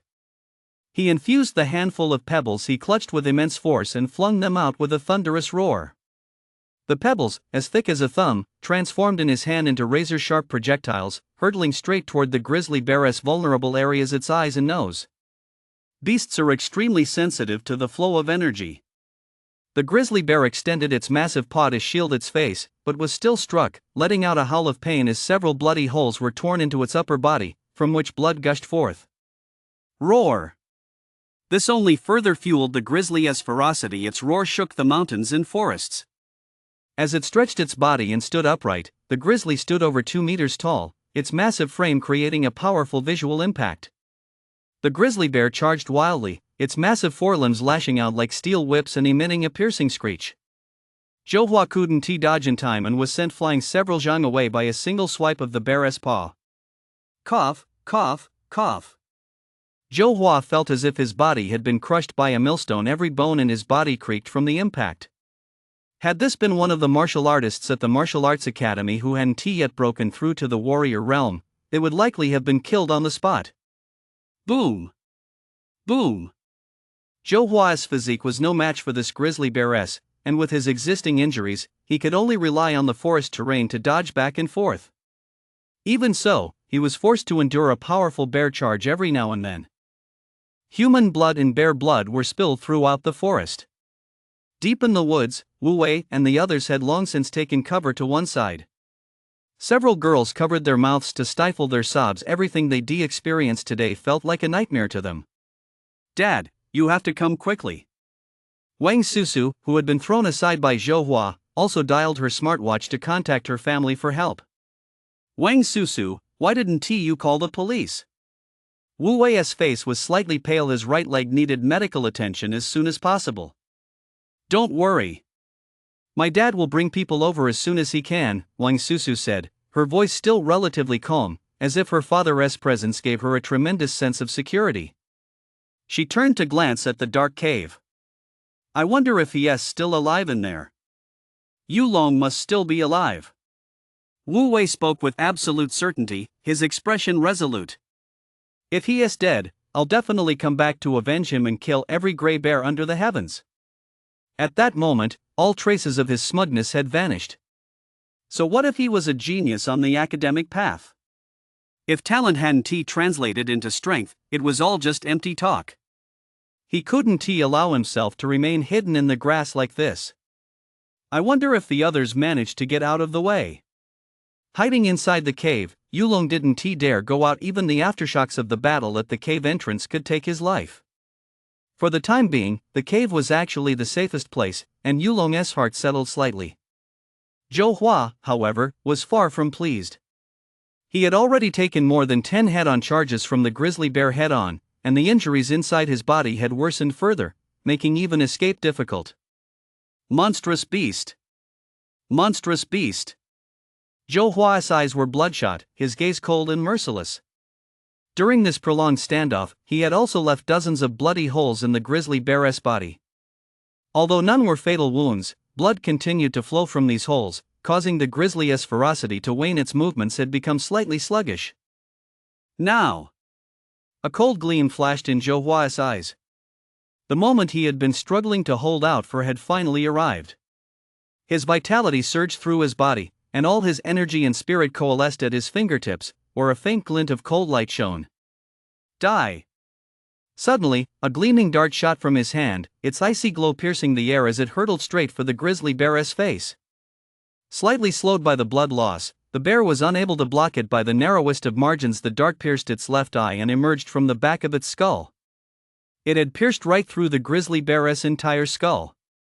This was Zhou Hua's deadliest move. It was this ruthless throwing weapon technique that had allowed him to evade capture for 2 years. With this move, he had once killed a rank 1 peak martial artist with a single strike. Woo! Even a demon beast would find it hard to survive having its skull pierced, let alone a mere wild animal. With a mournful howl, the grizzly bear's massive body crashed heavily into the forest, crushing a patch of grass and underbrush. Zhou Hua leaned against a large tree, panting heavily. That lethal dart had completely drained his vitality. Oomph, accursed beast! With the life and death struggle over, he finally let out a sigh of relief. Looking at the blood ginseng in his hand, he realized that with such a reward, the injuries he sustained were well worth it. Moreover, the carcass of this grizzly bear, which was on the verge of evolving into a demon beast, was a treasure trove in itself. Its flesh, hide, and tendons were all of great use to cultivators. Having fully absorbed today's gains, he even felt hopeful that he might break through the second shackle and become a second-rank martial artist. Even if destiny is not on my side, I will carve out a vast realm for myself. Zhou Hua stood tall and heroic, his heart brimming with ambition for the future. Boom! Boom, boom! Suddenly, a dull rumble echoed from the ground, as if the very trees of this mountain forest were trembling. What is going on? Zhou Hua furrowed his brow. Is it an earthquake? Boom, boom, boom! The sound grew closer and closer, and a sudden sense of foreboding welled up in Zhou Hua's heart. I must leave immediately. Roar! Just as this thought crossed Zhou Hua's mind, a terrifying beast's roar echoed from the nearby woods. It's a bear's roar. Zhou Hua's face turned deathly pale in an instant. The roar had sounded distant at first, but by the time it faded, it was already very close. In the next instant, a massive black shadow burst from the sky, casting a shadow that blocked out the sun. The shadow landed on the ground, snapping countless trees in half. Only after the dust settled could Zhou Hua make out that it was a massive grizzly bear over 3 meters tall. Woo! The grizzly bear gazed at the bare carcass on the ground, a hint of sorrow flashing in its eyes, and let out a mournful roar that echoed for several li. It's a demon beast! It's a demon beast! The aura emanating from the grizzly bear before him was almost suffocating. Zhou Hua's face instantly turned deathly pale, his eyes wide with disbelief. In an instant, it dawned on him that the grizzly bear in the cave was likely just a cub. The true master of the cave must be the one standing before him. How could there possibly be a demon beast in Zhongyun Mountain? Despair washed over Zhou Hua. Even at the peak of his powers, he would have fled in panic if faced with a true demon beast now. With both his vitality and chi depleted, he could barely even manage to escape. Run! Zhou Hua turned and fled. Even with slim chances of survival, he would never stand there and await his death. Roar! The grizzly bear burst forth with a speed completely at odds with its massive frame. A gray shadow leaped across the space, landing right behind Zhou Hua. Its paw was raised high, swirled with a dark glow, the demonic energy unique to demon beasts. Boom! The bear's paw tore through the air, screeching toward him with a piercing sonic boom. Ah! I refuse to accept this. As the scent of death enveloped him and the pervasive demonic energy nearly pinned him to the spot, Zhou Hua knew he couldn't escape this strike. An academic path grandmaster had once studied this phenomenon. In the split second before death, the dimension of time within one's mind is infinitely stretched, and one's entire life flashes before their eyes like a slideshow. This was exactly what Zhou Hua was experiencing now. He recalled his youth, when he had just been admitted to the martial academy, full of ambition and eager to make a name for himself, achieving success in his martial path cultivation, returning to his hometown in glory, and governing his region. He also recalled the arduous path of cultivation, how his arrogance had been worn down, and the frustration of being unable to break through the martial artist rank for so many years, which ultimately led him down the point of no return path of killing to steal spiritual pills. For over a decade, he'd been on the run, unable to live in the light of day. Yuan Hua, I remember we've been close friends since high school, haven't we? Zhou Hua suddenly thought of the classmate he'd killed at the academy, the first person he'd ever taken alive, his best friend. He'd almost forgotten what the boy looked like. All these years, do you have any regrets? As he lay on the brink of death, a thought flashed through Zhou Hua's mind. A bear's paw roared toward him. Under the immense force, Zhou Hua's head was smashed to pieces like an overripe watermelon, and his brain matter, mixed with fragments of skull, splattered everywhere. Maybe. Who knows? Chapter 7, The Power of Scholarship. HM? There seems to be a strange fragrance in this cave? Deep within the dark cavern, Yulong twitched his nose. Even though the blood ginseng had been thrown out, a peculiar scent still lingered in the cave. If it's the lingering scent of the blood ginseng, it's lasting far too long. Moreover, the boy was certain he hadn't smelled this fragrance when he'd just picked the blood ginseng. Yulong felt his way through the cave and discovered that the strange fragrance was emanating from beneath the snapped rhizome of the blood ginseng. Yulong yanked the rhizome, still embedded in the soil, out of the ground. Put! As the root stem was pulled out, a deep crimson glow burst forth from the ground, like a beam of light, bathing Yulong's face in a vivid red glow. That's where the scent was coming from. Without the soil to muffle it, the fragrance in the cave grew even more intense. What is this? This object was beyond Yulong's comprehension, but that didn't stop him from realizing its immense value. I'm afraid this blood ginseng has been growing as a parasite on this very thing.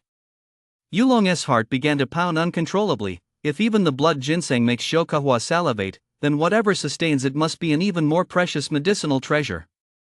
At that moment, the rumbling from outside was fading into the distance. Yulong had no idea who would ultimately prevail, but he knew he had to act quickly. Whether it was the grizzly bear or Shokahua, neither returning to the cave would bode well for him. With the cave now empty, Yulong didn't need to tread carefully.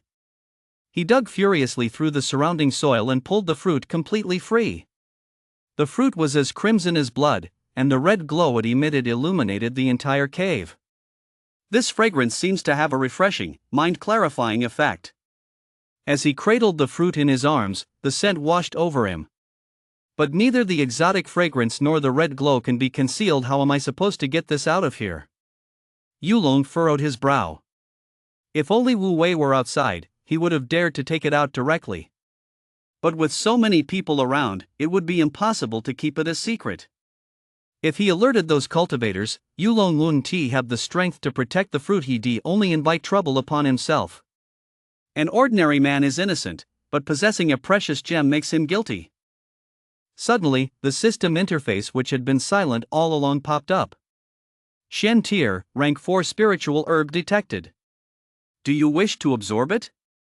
A rank 4 Shen Tier spiritual herb? Yulong hadn't expected the system to pop up suddenly at a time like this. Does it mean this one in my hand? He was stunned. After all, the rewards for this literary selection ceremony were nothing more than Huang Tier spiritual herbs, whereas this rank 4 Shen Tier spiritual herb would be of great use even to a rank 4 martial artist. This was a tremendous stroke of luck. Yulong's mind raced.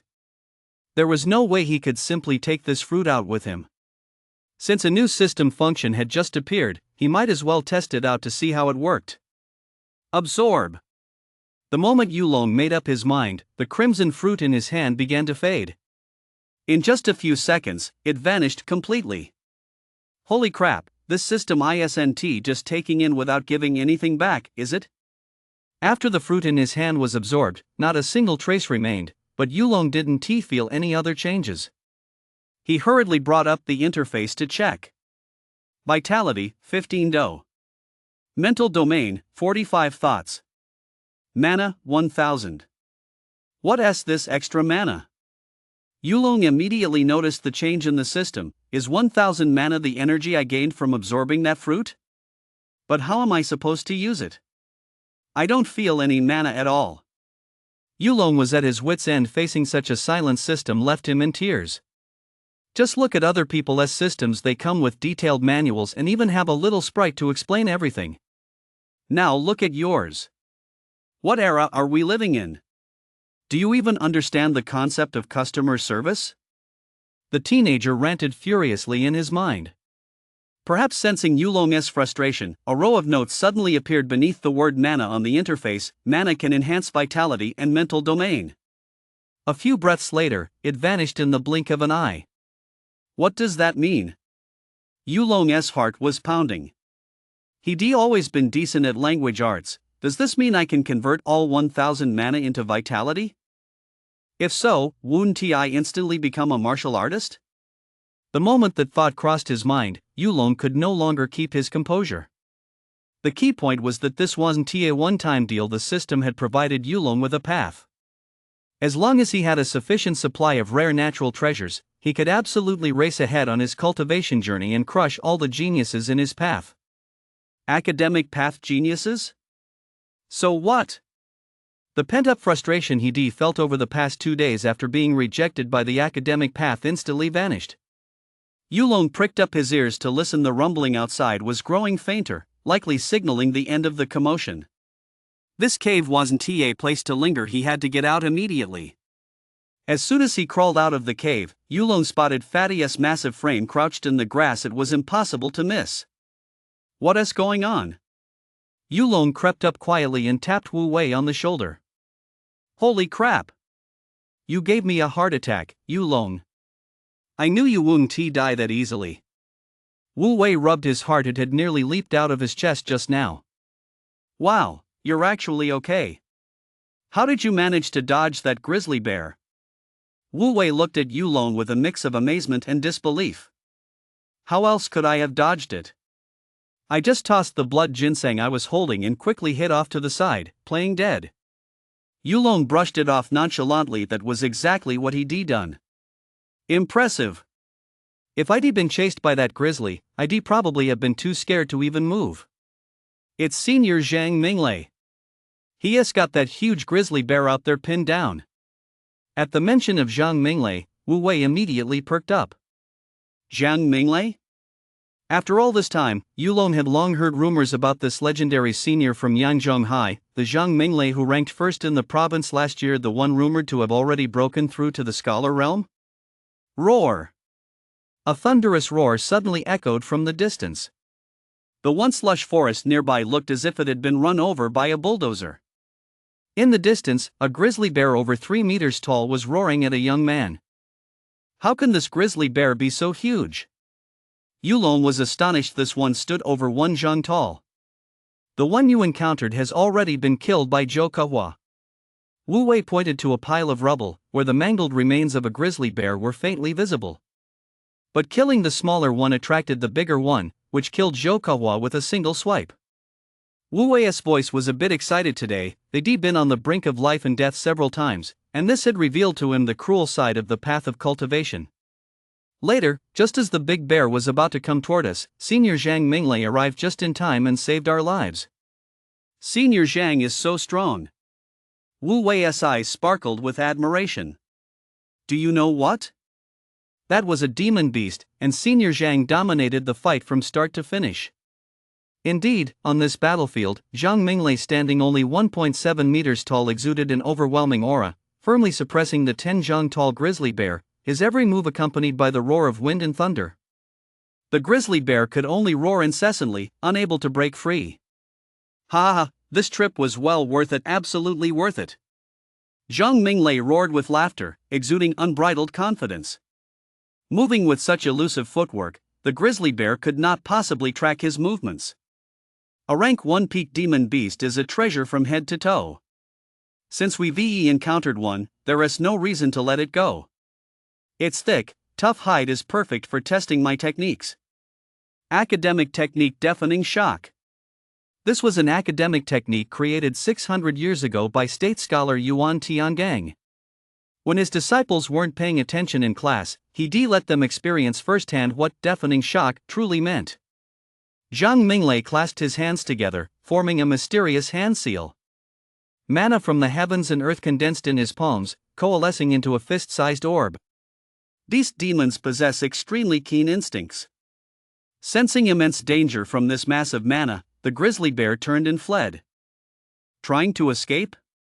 Is it too late? Zhang Minglei let out a cold laugh and slammed the mana orb toward the grizzly bear with a thunderous crash. Roar! The mana orb moved at blinding speed, merging into the grizzly bear's body in the blink of an eye. Boom! The moment the mana merged with the grizzly bear's body, a deep rumble echoed out, like the sudden crack of spring thunder. Boom! As if struck by an immobilization spell, the grizzly bear's fleeing body crashed heavily to the ground under the force of inertia, coming to a halt only after knocking over 3 large trees. Black, pus-filled blood mixed with white brain matter oozed from the 7 orifices of its massive head. Dead. Yulong stood in the distance, his expression grave. Even if Zhang Minglei had killed the grizzly bear with a single punch, he wouldn't have been this surprised, but it had been done through a method that bordered on the divine. Is this what a master of the academic path is like? A cultivation path completely different from that of martial artists.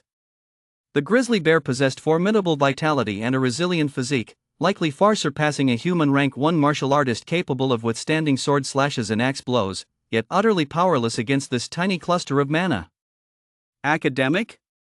Is this the art of the scholar? How terrifying! Yulong's fleeting sense of self-satisfaction was instantly dispelled. Just how great is the gap between the academic path and martial artists? Chapter 8, Severing Causality. Ha ha ha, excellent. A hearty laugh suddenly rang out from deep within the dense forest, and Wang Baichuan, the director of education for Mist City, emerged from the woods with a light chuckle. True heroes emerge in youth. To have mastered the academic path so quickly, you truly live up to your reputation as the prodigy who has made a name for yourself throughout the imperial capital. Dad! Wang Susu's delighted voice rang out from behind Yulong. I thought I might never see you again, sniff sniff. Wang Susu hugged the man, crying tears of joy. She had originally just come out for a hike with her roommates today, but never expected to encounter bandits and demon beasts. It felt like a dream. It's all right now. Gently patting Wang Susu on the back, Wang Baichuan smiled warmly. The director of education is her dad. Everyone present was stunned. Even Wang Susu's roommates had never heard her mention this before. Yulong tried hard to recall the past, looking somewhat dazed. I think so. In my previous life, I remember her saying her father used to be a civil servant, but he died in an accident later on. He had never realized that the so-called civil servant actually held such a powerful position as director of the Education Bureau. It's a good thing you arrived in time, otherwise, my precious daughter might have been in danger. Wang Baichuan smiled, showing no trace of official authority in front of Zhang Minglei. Director Wang, you flatter me. In your presence, my meager skills are nothing more than showing off in front of a master. Zhang Minglei brushed the dust off his clothes and glanced at Wang Susu. It was no big deal. Luckily, I wasn't too far from here when I got your call, Director Wang, otherwise, I probably wouldn't have made it in time. Looks like you had a good haul. You took down Zhou Hua and bagged 2 grizzly bears, one of which was even a demon beast. Wang Baichuan's gaze swept over the scene. He nodded slightly, a touch of emotion in his voice. Back when I attained the scholar path, it wasn't until 2 years after graduation. At that time, I had just broken through to 2nd rank scholar. The academic path can only be cultivated by practitioners of the academic path. It allows one to harness the power of heaven and earth and condense divine abilities. It demands an extremely high level of natural talent, and some scholars struggle to master it even in a lifetime. This Zhang Minglei's talent is truly astonishing. His future prospects are likely immeasurable. It was just a stroke of luck, Zhang Minglei said modestly. If you trust me, I'll handle this for you.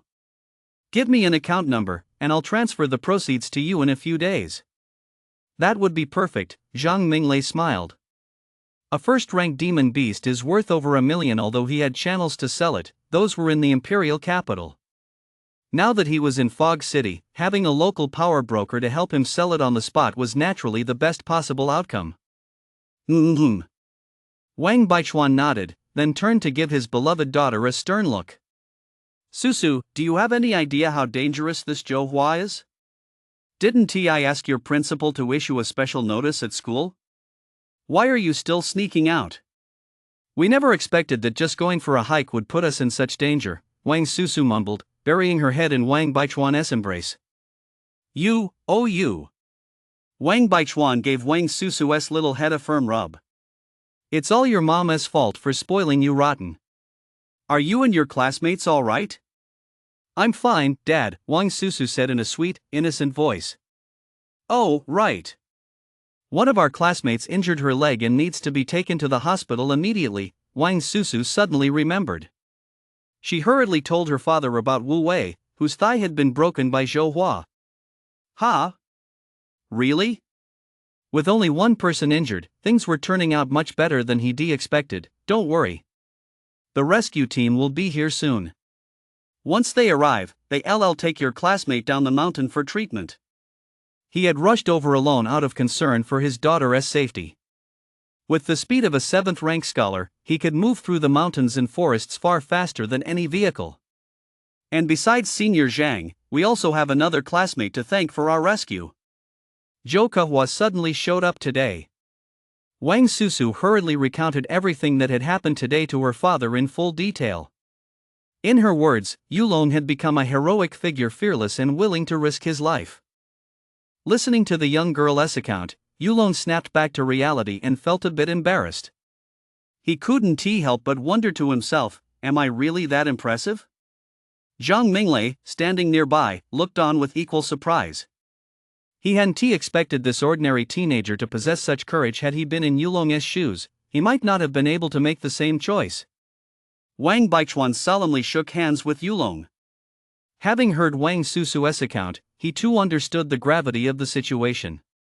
The mere thought of his daughter once being held in the grip of a villain like Zhou Hua sent a chill down his spine. You're welcome. Having lived 2 lifetimes, this was the first time Yulong had met and shaken hands with his father-in-law. Calm and decisive.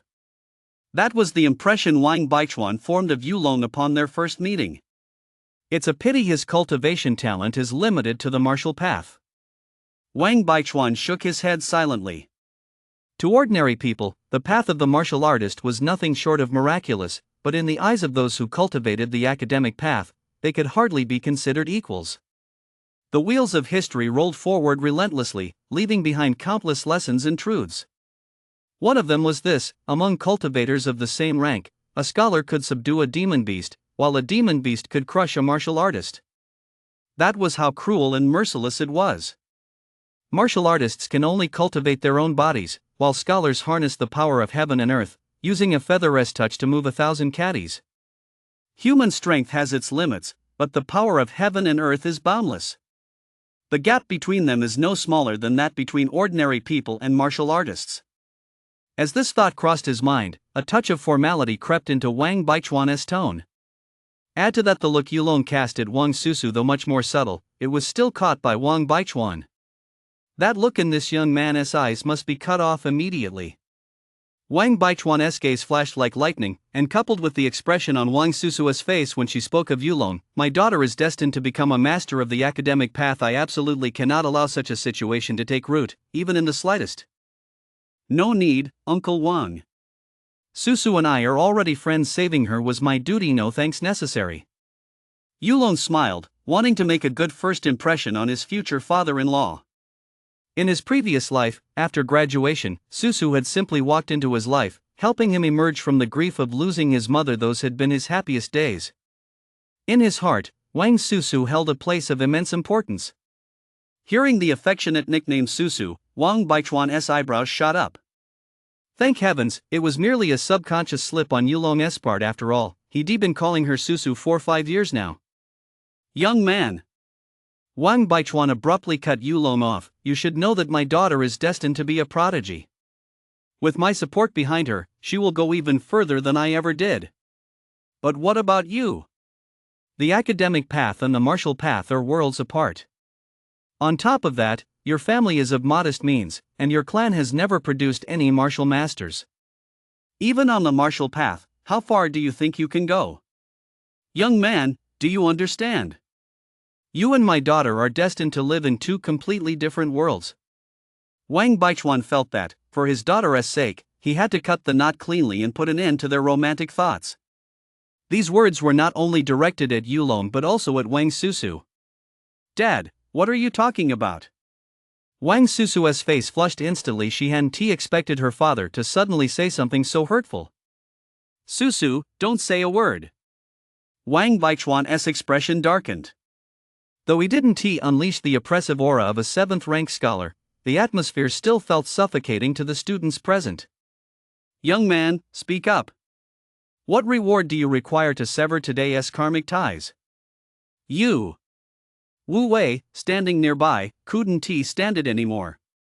He stepped forward to speak, but Yulong grabbed him by the arm. Karma, is it? Yulong was momentarily dazed. After all, this wasn't the world he remembered. He and Wang Susu were nothing more than ordinary acquaintances who had just met. Wang Baichuan had made it perfectly clear, he simply didn't think much of Yulong's talent. Taking a deep breath, Yulong muttered under his breath, so only he could hear, even though I don't want to admit it, I really have been humiliated. I must get stronger as soon as possible. Talent doesn't equal strength. Yulong had never felt such a strong desire to grow stronger. In that case, I want the martial path techniques from Zhou Hua. With no stubborn pride getting in the way, Yulong decided to seize this opportunity to gain a few extra advantages for himself. He had no worries about advancing his cultivation realm. The system would handle that, but he lacked cultivation techniques, preventing him from fully converting his potential into combat power. You have a martial path talent. Your grades are decent, right? Upon hearing Yulong's request, Wang Baichuan fell silent for a moment. You'll most likely be admitted to the martial academy this year. I'm not opposed to giving it to you now, as long as you don't spread the word. As the director of the Education Bureau, Wang Baichuan did have this level of authority. Under normal circumstances, he would never have overstepped his bounds like this, but in order to sever the entanglement between the two parties, he decided to grant Yulong's request. Thank you. Yulong strode over and lifted Zhou Hua's corpse. The head, everything above the neck, had long since vanished, and the blood-soaked, mangled body made Yulong feel a bit queasy. Turning the body over, Yulong quickly searched Zhou Hua's person. A few minutes later, Yulong had laid out everything Zhou Hua was carrying in front of him. Over 100,000 in cash. A cultivation manual. 5 jars and vials. Yulong didn't recognize their contents, but the faint fragrance wafting from them suggested they were undoubtedly useful for cultivation. Although the items were scattered and disorganized, Yulong immediately picked up the cultivation manual. Inch-long blade. Yulong flipped it open and saw that it was indeed the hidden weapon technique Zhou Hua had been practicing. Since he carried it with him at all times, he must have been reviewing it constantly, yet he never fully mastered it. This must be the hidden weapon technique Zhou Hua was most skilled in. His ability to evade capture for so many years relied heavily on this technique. Zhang Minglei, standing nearby, suddenly spoke up. He had returned to Fog City specifically to apprehend this man and had gathered quite a bit of information about him, but he merely mentioned it in passing. As a practitioner of the academic path, he held the secret manuals of the martial path in utter contempt. However, Yulong's response to this humiliation, eschewing youthful impulsiveness and leaving immediately, instead calmly seeking to secure his own interests, actually caught Zhang Minglei's attention. Director Wang, I'll take this manual. Yulong knew that given his current status, he couldn't ask for more, he would settle for what he needed most. Wang Baichuan was quite pleased that Yulong had gone from addressing him as Uncle Wang to Director Wang. After all, the boy had saved his daughter's life. A single martial path manual was hardly enough to express his gratitude. The gift had to be substantial enough to completely eradicate any delusions this young man might harbor. Since you, Yulong, are so passionate about cultivation, I'll send you a few basic introductory manuals later. You'll be exposed to them anyway once you start college. Although he was a scholar-level cultivator, as the head of Fog City's education system, it was no trouble at all for him to find a few introductory cultivation manuals for martial artists. After all, our Wang family doesn't like to owe anyone a favor. All right. Yulong carefully put the manual away, his expression calm. Then thank you very much, Director Wang. I wasn't really able to be of much help today anyway, so such a generous gift is more than enough. Yulong didn't foolishly refuse it or spout any cliches like, fortune shifts with the times, don't look down on a poor young man. There was no other reason, it just felt too stupid. One day, the entire Huagua will know what a loss it is to sever the karmic ties with me, Yulong. Chapter 9, Attribute Surge. At 7 in the morning, the rising sun broke through the horizon. Inside the room, Yulong suddenly opened his eyes, and a faint purple glow flashed briefly in them. There are 4 months left until the college entrance exam. I must use these 4 months to improve my strength as much as possible. The young man stood up, silently calculating in his mind. He had already learned that the best way to replenish his mother's depleted vitality was with the 8 treasures soup, a concoction brewed using a special method from 8 yellow-rank, upper-tier precious herbs. Its medicinal properties were both potent and gentle, making it highly favored by many wealthy individuals who lacked the aptitude for cultivation. But a single dose of the 8 treasures soup cost 3 million. In his previous life, this would have been an unimaginably huge sum, enough to drive anyone to despair. In this life, however, Yulong was confident he could earn that amount before the college entrance exams. He decided not to tell his mother just yet. He would wait until he bought the 8 treasures soup to give her a surprise. With the help of his mysterious system, the achievements he could attain in the future were simply unimaginable. In this world where cultivation reigns supreme, as long as one is powerful enough, material possessions like money aren't worth wasting energy on. Yulong quickly adjusted his mindset. My strength has never been meant to compete with those martial path freshmen, or even with martial path cultivators. It's meant to rival the geniuses of the academic path. I will shatter the laws that have held for 1,000 years. With the body of a martial artist, I will crush the scholars. Academic path geniuses. Yulong recalled Zhang Minglei's godlike feats on Zhongyun Mountain, and a heavy sense of pressure weighed on his heart. He knew far too little about academic path cultivators. Detailed information about these cultivators was simply nowhere to be found online. For now, I'll focus on strengthening myself. Once I'm admitted to the martial academy, I should be able to learn more. With a flicker of thought, Yulong summoned the system interface.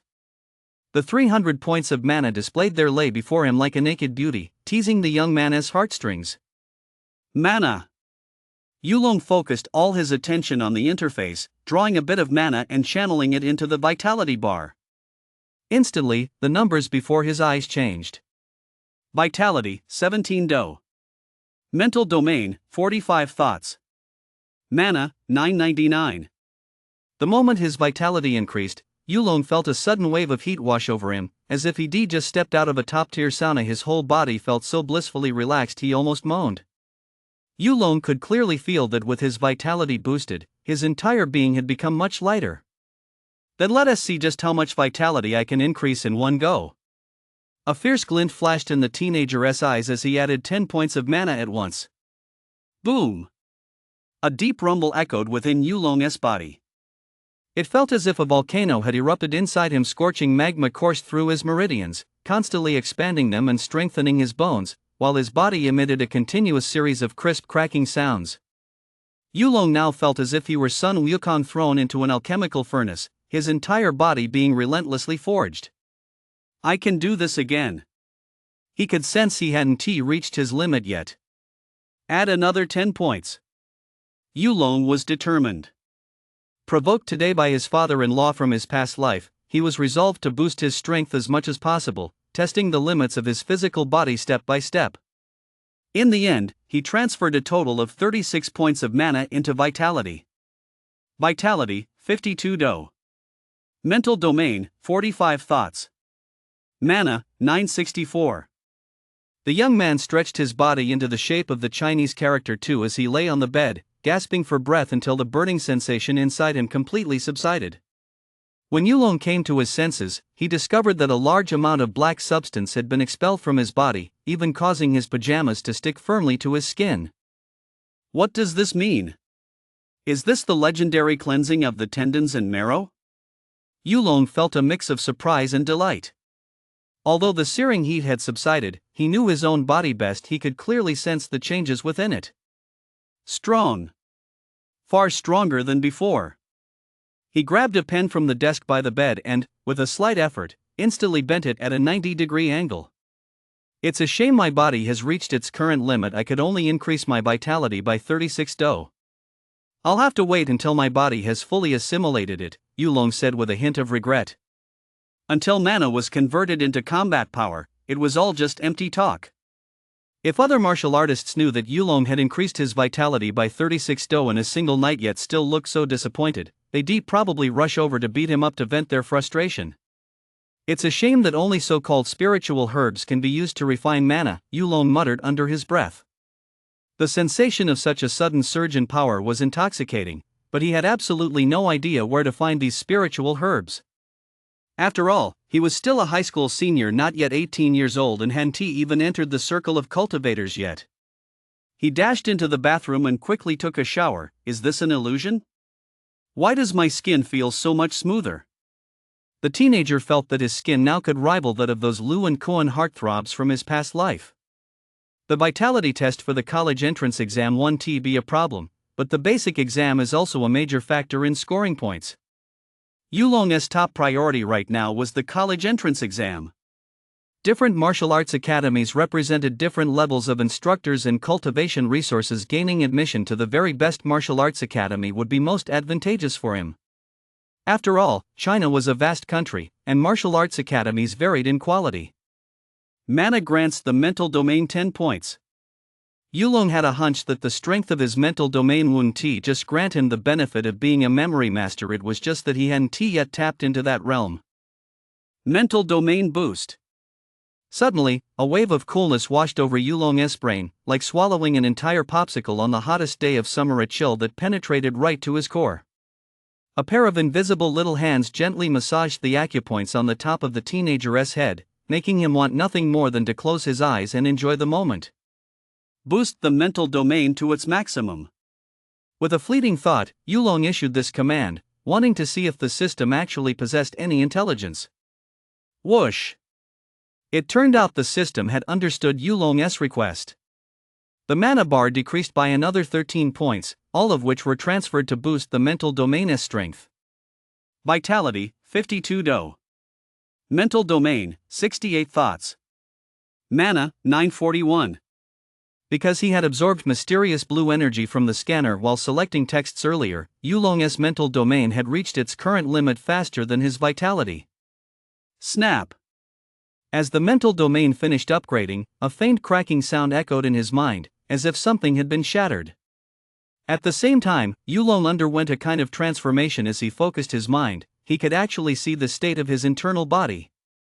Meridians, blood vessels, and internal organs were all clearly visible, as if he had gained an extra pair of eyes, roaming freely within his body. Break through the void, and you can see the divine. A flash of insight dawned on Yulong. That cracking sound he just heard was likely what was meant by shattering the void, unraveling the mysteries within his body, and truly mastering his physical form. Gazing inward, Yulong had a complete overview of his physical condition. Those capillaries and the weak points in my body, I can use mana to repeatedly flush them out. This ability was invaluable. Countless practitioners, unsure of the proper methods at the outset of their cultivation, had damaged their bodies and sustained hidden injuries along the way. Yulong, however, could lay an incredibly solid foundation for his own path of cultivation. Knock, knock, knock. There was a sudden knock on the teenager's bedroom door, and his mother, Jo-won's, voice rang out from outside. Yulong, come out quickly, your uncle is here. Chapter 10, Vindication. Ha? My uncle? Yulong, inside the room, furrowed his brow. What are they here for? Yulong's maternal grandfather had died young, and Jo-won had only one younger brother, Jo-ping.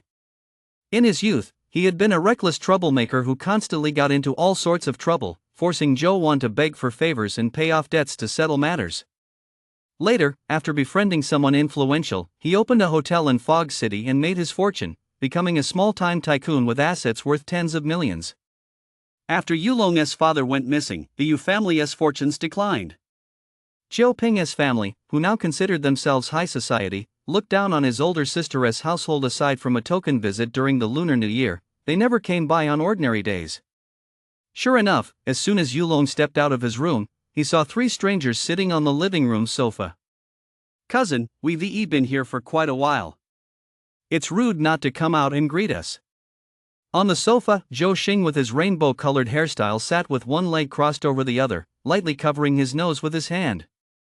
What he hated most was having to visit his poor relatives every year to pay New Year's respects. Auntie, you really need to discipline my cousin more, Zhou Xing said brashly. After all, our two families are related. Here in Wucheng, the Zhou family is well respected. We can't go around bringing shame upon ourselves. Zhou Xing. Who do you think you are, telling my mom to discipline me? Are you older than her? And what about uncle? Don't act like this in public. People will say uncle didn't raise you right. Yulong's expression was cold.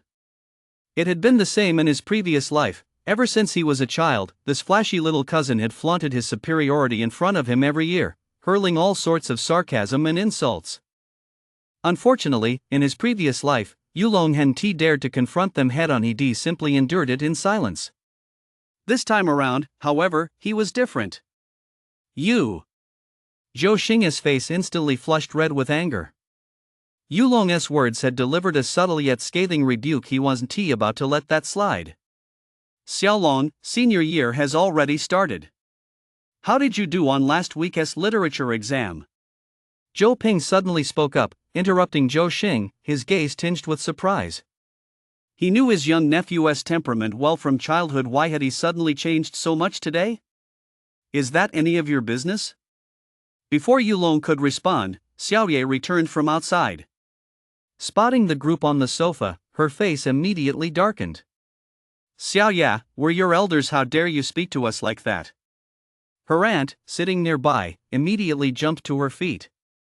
The Zhou family couldn't hold a candle to them in any other respect, but their youngest daughter had been bright since childhood, a fact that filled her with envy and resentment.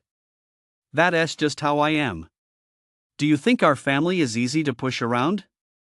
You come over every year just to show off your power. Xiaoye's stubborn refusal to back down was partly due to the hurt she suffered at her uncle's family's hands.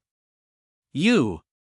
Xiaoye fired back like a little firecracker. She had no choice. In past years, both Zhou mother and Yulong had been too passive in these situations, simply enduring it in silence, which had forced Xiaoye to roll up her sleeves and take matters into her own hands. Sis, let me handle this. Yulong stepped in front of Xiaoye to shield her. As her older brother, he really hadn't been doing his job. Uncle, it's been so many years. Both our families know the situation. Our ties have grown increasingly thin, Yulong said coldly. Yulong. Zhou couldn't help but speak up. Deep down, she still held onto that blood bond and found it hard to let go. Mom, let me handle this. After all these years, don't you know how you've treated him, and how his family has treated us? Just do this for me and Xiaoye. Don't put up with this humiliation every day. Glancing at Xiaoye, whose eyes were red and swollen, Zhou sighed and said nothing more. This is outrageous. Zhou Ping's wife could no longer contain herself. She felt she had suffered a terrible humiliation today. She was, after all, a well-known socialite in Wucheng, and yet this poor relative dared to speak to them like this. I never wanted to come to this slum in the first place. Do you know how much these shoes on my feet cost? 50,000. It's a blessing you've earned over 8 lifetimes just to have me set foot here. The middle-aged woman's face contorted with rage. Zhou Ping, how many times have I told you? We should cut ties with these poor relatives long ago, but you insisted we wait just in case someone in their family might become a cultivator. If you ask me, if a cultivator ever comes from a family of penniless good-for-nothings like them, I'll jump right off this building. Xiao Xing, let us go. Okay. The alternative-style teenager jumped to his feet with a whoosh. Cousin, that's all you'll ever amount to in your lives. Having relatives like us is a blessing from heaven. We were actually planning to save a security guard and a waitress position for you at the hotel once you graduated and couldn't find jobs. Looks like that one be necessary now. Our Xiao Xing is way too kind-hearted. Too bad they don't deserve it. Let us go. Throughout the entire exchange, Zhou Ping sat on the sofa without saying a word. Put. Keep those security guard and waitress positions for yourselves. Xiao Ye snorted derisively. Weren't you guys curious about my college admission results? Well, here it is, academic path. What? The moment Xiao Ye spoke, it was like a bolt of lightning. The entire room fell instantly silent. Impossible. Her aunt screamed in shock, on the verge of losing her mind. How could this be possible? How could a genius of the academic path caliber possibly come from a family like yours? Believe whatever you want. Seeing this woman on the brink of a meltdown, Xiao Ye felt as though she'd eaten a ginseng fruit, utterly delighted. Xiao Ye, tell me the truth, did the test really show you have an academic path talent? Zhou Ping looked rather grim. He hadn't expected Xiao Ye to actually test positive for an exceptional talent and an extremely rare academic path at that. It was shocking. The only reason he made his fortune was by clinging to the coattails of a powerful figure, and the very person he had to grovel before was nothing more than a lowly errand boy for an academic path cultivator. That's why he understood all too well just how terrifying an academic path genius could be. It was the kind of existence where a single thought could bring prosperity to their family or bring it to ruin. Xiao Ye didn't want to answer anymore. Whether it's true or not, you can look it up yourself. It's not exactly classified information, Yulong stepped forward and said. He, too, was shocked at that moment. He never expected his younger sister to possess such a talent.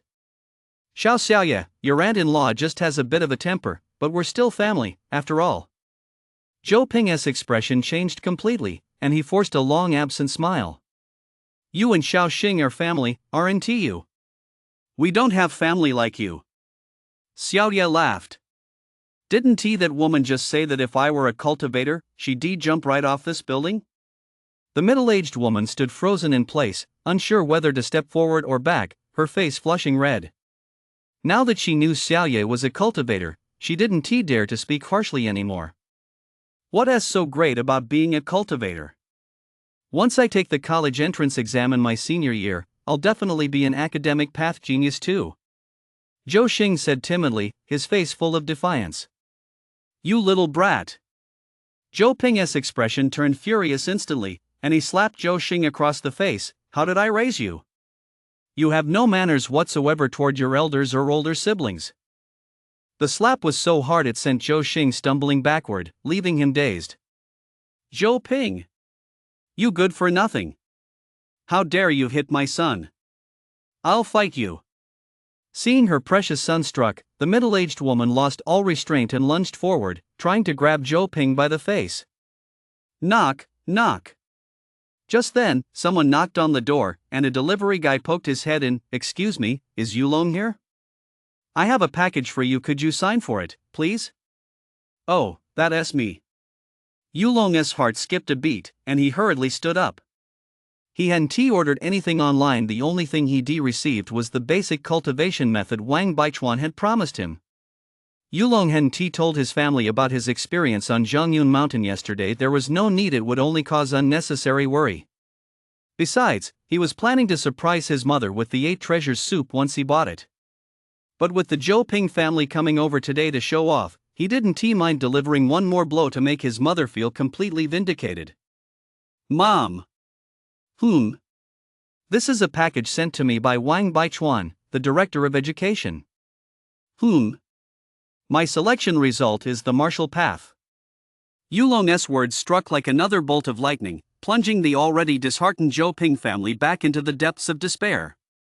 Two cultivators in one family, what kind of predicament was this? Zhou Wan didn't know Wang Baichuan, the Director of Education in Fog City, but Zhou Ping certainly did.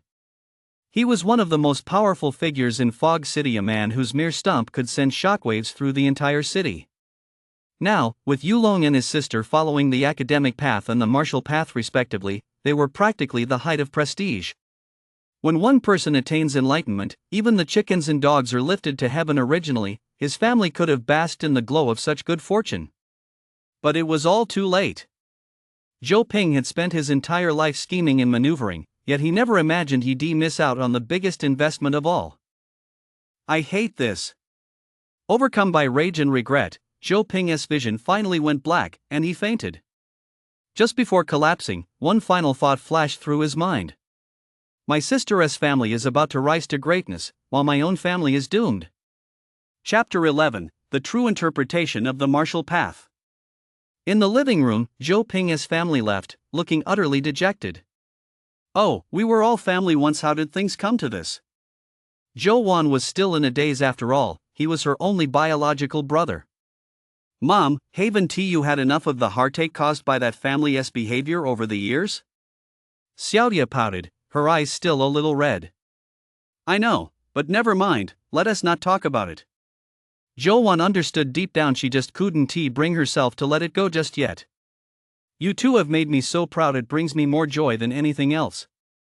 She never imagined that both her children would possess the talent for cultivation. This made her feel that all the hardships and trials of her early life were nothing compared to this. Bro, you're pretty good. Even if you can't quite measure up to your little fairy sister, you're still passable. Xiaodia patted Yulong on the shoulder, looking genuinely pleased. Yeah. I'll still have to rely on little Ye to protect me in the future. I just want to be a good for nothing. Yulong was in a light-hearted mood as well. He took 3 books from his bag and placed them on the table. The True Interpretation of the Martial Path Volume 1. 18 Forms of Body Tempering.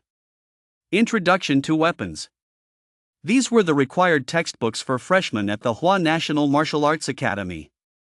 Yulong didn't look at the others. He picked up the True Interpretation of the Martial Path first. Unlike the mysterious cultivation manuals he'd imagined, this book was about the same size as an ordinary textbook. He didn't try practicing right away, but decided to read through the entire text from cover to cover first. As he opened the cover, several characters written in sweeping, flowing calligraphy leapt out at him. Even though it was a printed edition, Yulong still felt a sharp, piercing aura wash over him. The human body holds a divine treasury. The very first page of the main text featured a detailed diagram of the human meridians. An adult's body contains a total of 12 meridians.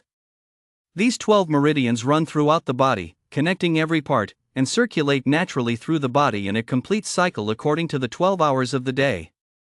However, the human body is inherently imperfect.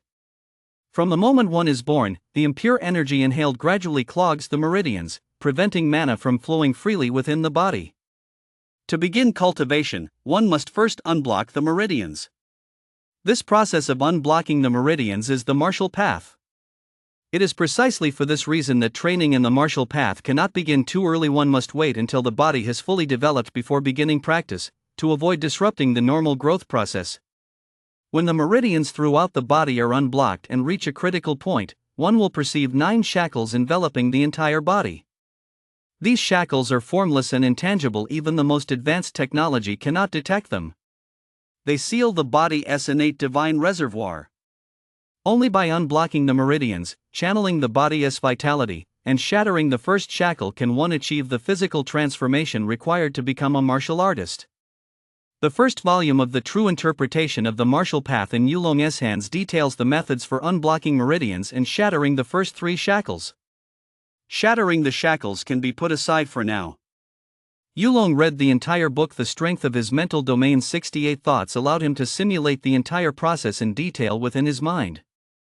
The immediate priority now is to use vitality to open the meridians and use the meridians to nourish vitality. The two complement each other. The book explains this in great detail. Vitality is measured in do. Once one's vitality has been cultivated to 100 do, one is generally ready to attempt breaking through the martial artist realm, shatter the external shackles, and become a martial artist revered by society. However, this is not an absolute threshold. The path of a martial artist is one of self-refinement. 100 do of vitality is merely a minimum requirement. When your vitality reaches 100 do, it is highly likely that only 6 meridians within your body have been opened. At this point, you have two choices: either attempt to break through to the martial artist realm, or continue opening the remaining meridians. The accumulation of experience at the meridian opening realm is crucial to one's future potential on the martial path. Choosing to break through before reaching one's own limits is undoubtedly a waste of natural talent. While progress may seem rapid in the early stages, after a few years, one will run out of steam, be unable to shatter the shackles that lie ahead, and ultimately fade into obscurity. The true commentary on the martial path contains this passage as a reminder to future practitioners. Is that so? A gleam of realization flashed in Yulong's eyes. According to the records in the true interpretation of the martial path and statistical data compiled over hundreds of years, opening 6 meridians allows one to reach 100 do of vitality and break through to the martial artist rank. However, most stop at the first 3 ranks, while geniuses who open 8 meridians can generally reach the 6th rank martial artist, which is already sufficient to become a renowned general in the military. As for those super elite experts at the 8th and 9th ranks, they are true monsters who have opened 10 or more meridians. All of them are titans within the Security Bureau. As for prodigies who have opened 12 meridians, they exist only in distant legends and remain unverified to this day. There is no way around it. Opening meridians is incredibly difficult, especially the final 2, the run and do meridians. Opening each one takes more time than the combined total required for the first 10 meridians. When you're still working on opening your meridians but discover that classmates from the same era have already broken through to rank 3 or 4 martial artists, that feeling is equally devastating. In his bedroom, the young man closed his eyes slightly and looked inward at his meridians. Sure enough, most of them were withered and narrow, like ravines that had fallen into disrepair over the years, unable to flow freely. Vitality, rise. With a flicker of thought, Yulong channeled 52 do of vitality from within his body, sending it surging toward one of the meridians. The vitality, like a dragon, swept through the first meridian with overwhelming force, then the second, and only when the third meridian was barely cleared did his vitality run dry. In the blink of an eye, he had cleared 3 meridians. Now that I possess the art of inner vision, I can see every meridian within my body as clearly as the palm of my hand, Yulong murmured softly. Combined with my mana, my vitality grows far more easily than that of an ordinary person. Thus, opening meridians, a task that is incredibly difficult for others, is not a challenge for me. Yulong harbors immense ambition to open all 12 meridians within his body and forge a flawless foundation for the martial path. He wants to test whether a flawless foundation can suppress those geniuses of the academic path. According to the book's records, even if one were to spend countless years building up one's cultivation, not everyone can open all 12 meridians. It depends on the strength of one's physical body.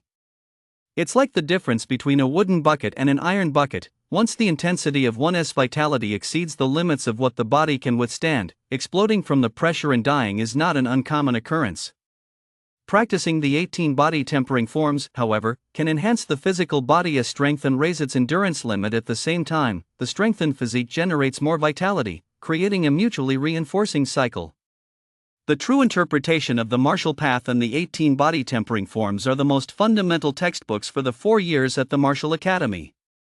He picked up the 18 forms of body tempering lying nearby, a set of boxing techniques specifically designed to forge physical strength, compiled and systematized by countless generations of the mightiest martial artists.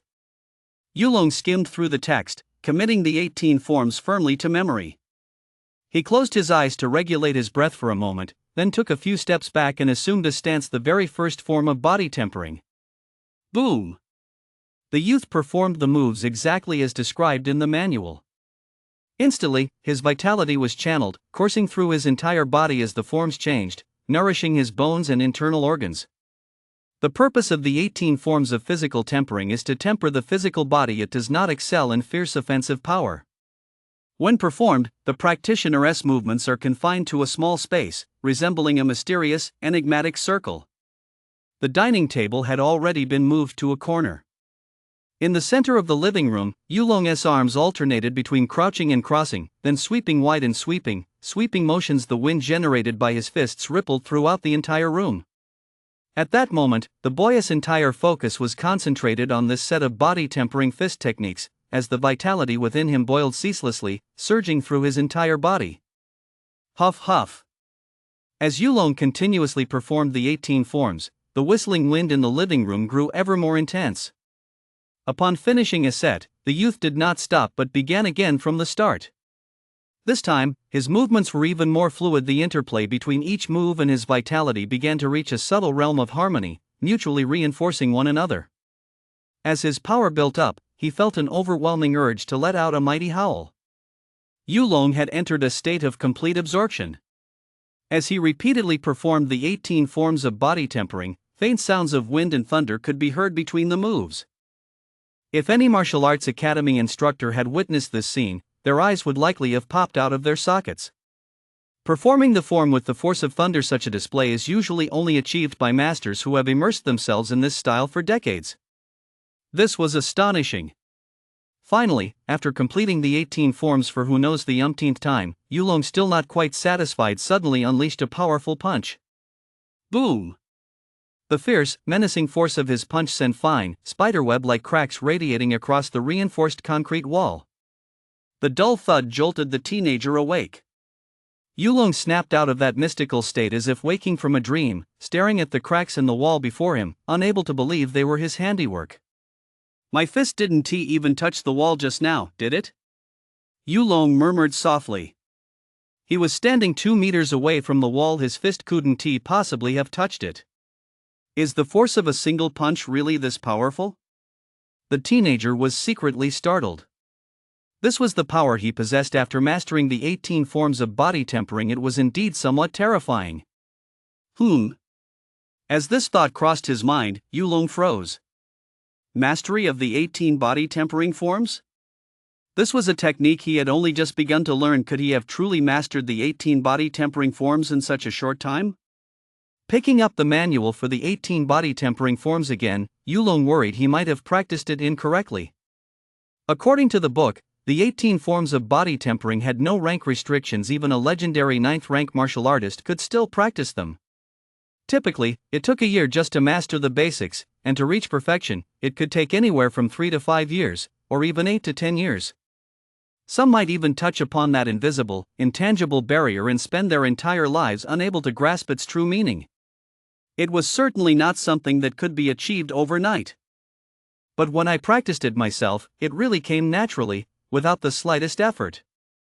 Yulong grimaced slightly. Could this really be called extremely difficult? Yulong was certain he had never come across this manual before, but as he performed the techniques, for some reason, he felt an overwhelming sense of familiarity, as if he had been training diligently for over a decade. The corner of the young man's mouth twitched slightly. His mind was crystal clear at that moment. He was certain he wasn't hallucinating, but had truly grasped the essence of this technique. Though it lasted only an instant, the sensation was incredibly vivid. The true essence of the 18 body tempering forms lay before him as clearly as a naked jade figure, completely exposed. With a peculiar expression, he set the manual aside. Yulong thoughts gave a slight nod, summoning the system panel. Vitality, 54 do. Mental domain, 68 thoughts. Mana, 941. In just a brief moment, his vitality had increased by another 2 do. Although he hadn't yet gained a deep understanding of the martial path, Yulong knew all too well that this was undoubtedly a terrifying talent. A realization dawned on Yulong: this situation must be related to the strength of his mental domain. Whether it was comprehending these techniques or repeatedly visualizing and simulating them in his mind, it came effortlessly to him. This talent could be described as monstrous, something he had never possessed in his previous life. The root of all this must surely be connected to the mysterious system in my mind. This was a good thing. He possessed the essential golden finger that every transmigrator needed, but at the same time, it had become a somewhat heavy burden on the young man's heart. He possessed a rare treasure, yet his strength was far too weak. It was like a young child walking through the night while clutching a piece of unpolished jade. Chapter 12, Hero Saves the Beauty? As the bell rang to signal the end of class, the students trapped in the classroom all day burst out like caged beasts, swarming out in an instant. Yangzhong High was a hive of activity. On the playground and in the hallways, first and second year students were everywhere, venting their pent-up energy. Only the floor housing the seniors was so quiet you could hear a pin drop. The few students who did emerge were all jogging. Such as senior year, even a trip to the restroom is a race against the clock. In Class 9's classroom, Yulong sat at his desk with his eyes slightly closed. He rarely paid attention to the teacher's lectures anymore. He had spent the past month reviewing material all the way back to his freshman year. His mental domain, far stronger than that of an ordinary person, granted him a photographic memory and astonishing insight. In just 1 month, he had already entered the top tier of the school's top 50 students. But during class breaks, his mind was on other, more important matters. A high martial earth overflowing with mana. A month after arriving in this world, through various channels and methods as well as conversations with those around him, Yulong had finally come to understand the broader environment he found himself in. It was also a month ago that the young man quietly activated his survival and development mode. After the first time he practiced the 18 body tempering forms and triggered an extraordinary phenomenon, Yulong warned his mother and younger sister not to reveal his cultivation progress to anyone outside the family. It could be a matter of life and death for the entire family. As he gathered more and more information, Yulong's understanding of this world became increasingly concrete. Everything else is ranked, but only cultivation is supreme. And within cultivation, there is also a cruel distinction between the high and the low. That's right, high and low. In the martial path, cultivation ranges from the martial scholar at the university level to the strongest 9th rank martial artist, representing the pinnacle of this path. The academic path, however, is uniquely privileged. In addition to the corresponding 9th rank scholar, it offers extraordinary paths such as Grandmaster, Academician, and State Scholar. Especially at the level of a state scholar, in existence akin to a human nuclear bomb capable of determining a nation's fate, there are said to be 3 such figures in Huagua. However, aside from Yuan Heping, no one has ever laid eyes on the other 2. Yulong's current strength is nowhere near the level required to make a name for himself. He must lie low to ensure his long-term survival. I must quietly amass great wealth, preferably without drawing anyone's attention. This was his goal, the sage of survival. With this guiding principle in place, Yulong already had a rough outline for his plans over the next few years. With 3 months left until the college entrance exams, he had to unblock all his meridians within that time and officially step into the first-rank martial artist realm. These 12 meridians are really hard to open, Yulong said, his brow furrowed with concern. For the past month, he had been practicing the overlord breathing technique every day at sunrise and performing the 18 body tempering forms in secluded spots during the day. His vitality had surged at a rate visible to the naked eye. Half a month ago, the school distributed rewards for the literary anthology competition, a yellow-tier mid-rank elixir which Yulong had converted into 60 points of mana. With a total of 1,060 points of mana at his disposal, his strength was evolving rapidly. There were no predecessors to match him, and it would be difficult for anyone to catch up. A thought flashed through the youth's mind, and he summoned the system interface. Vitality, 458 Do. Mental domain, 272 thoughts. Mana, 469. Beneath his seemingly gaunt frame lay surging vitality. After all, even an ordinary rank 2 martial artist's vitality strength barely reached 400 Do. No wonder most people stop at opening 6 meridians before attempting to break through the martial artist realm. Yulong let out a wry smile. Even with his current vitality strength on par with a second-rank martial artist, he had still only opened 10 meridians. The final 2, the Ren and Du meridians, seemed to be forged from divine iron, utterly unyielding. Ah! Oh my God! A piercing wail rang in Yulong's ears, interrupting his train of thought. Wu Wei looked utterly despondent as he buried his massive head on the desk. Why, even though I become an academic path genius, can't I escape the fate of the college entrance exam? China's college entrance exam system treats all students equally. The scores from the college entrance exam and the specialized cultivation test each account for half of the total score, and the final ranking determines the tier of the university you'll attend. Both the academic path colleges and martial arts academies in Huagua specialize in admitting cultivation prodigies, but these institutions are also tiered. The higher the tier of an academic path college, the better the cultivation resources it provides, and the more advantageous it is for one's future cultivation path. You've got some nerve. Zhou fractured your thigh bone, and you were able to come to class in a wheelchair after just 10 days of recovery, yet you insisted on lingering in the hospital for a whole month before being discharged. Yulong opened his eyes in exasperation, a flash of divine light flickering in his pupils. He visited Wu Wei at the hospital every week. The fat guy's physical recovery was indeed remarkably fast. Perhaps all that body fat was the result of excessive nutrition. After lying in a hospital bed for a month, Wu Wei had fully recovered, acting as if nothing had happened. I'd rather recover more slowly. Ideally, I'd stay in the hospital until the college entrance exams. The chubby boy wore a bitter expression. For him, studying was truly the most agonizing thing. If it weren't for his father throwing money at it, he never would have gotten into Yangzhong High School. Enough! Yulong stood up, patted Wu Wei on the shoulder, and said in a somewhat solemn tone, "Fatso, don't waste your talent. I don't want you to end up at the worst academic path institute in the Northwest after the college entrance exams." There were a total of 5 academic path institutes in Huagui, the imperial capital, Magic City, Central China, Southwest, and Northwest. The lower the ranking, the more backward the school's education and faculty. In his previous life, given Wu Wei's family background, he could have easily settled for a diploma, returned to join the family business, and lived a comfortable life. That choice wouldn't have been a problem at all. After all, his starting point was already the end point for many people. In fact, that is exactly what Wu Wei had done in his previous life. But not this time. In this world where cultivation reigns supreme, strength alone is the foundation of everything. If he were to squander his precious academic path talent due to poor college entrance exam scores, it would likely be an irreparable loss for the rest of his life. He hoped Wu Wei could go further on the path of cultivation. "I'm off."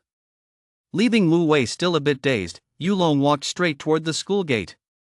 He was heading home, a privilege reserved for students with cultivation talent. Aside from fixed class times, they could freely arrange their self-study sessions and weekends as they pleased.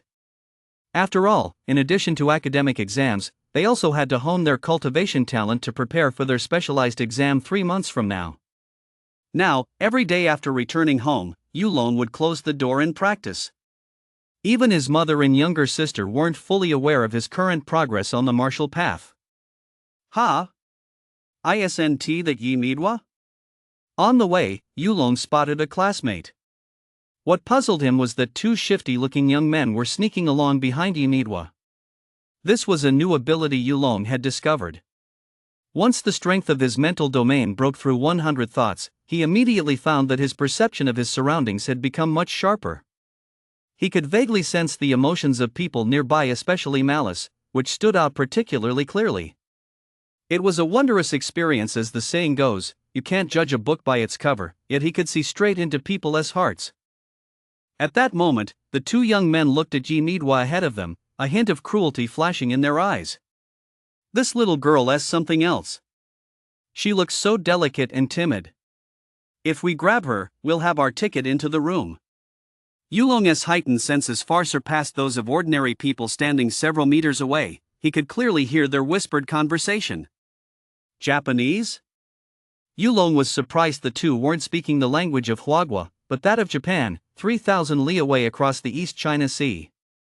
"Hurry up. We're international students. As long as we aren't caught on the spot, it'll be hard for anyone to suspect us later."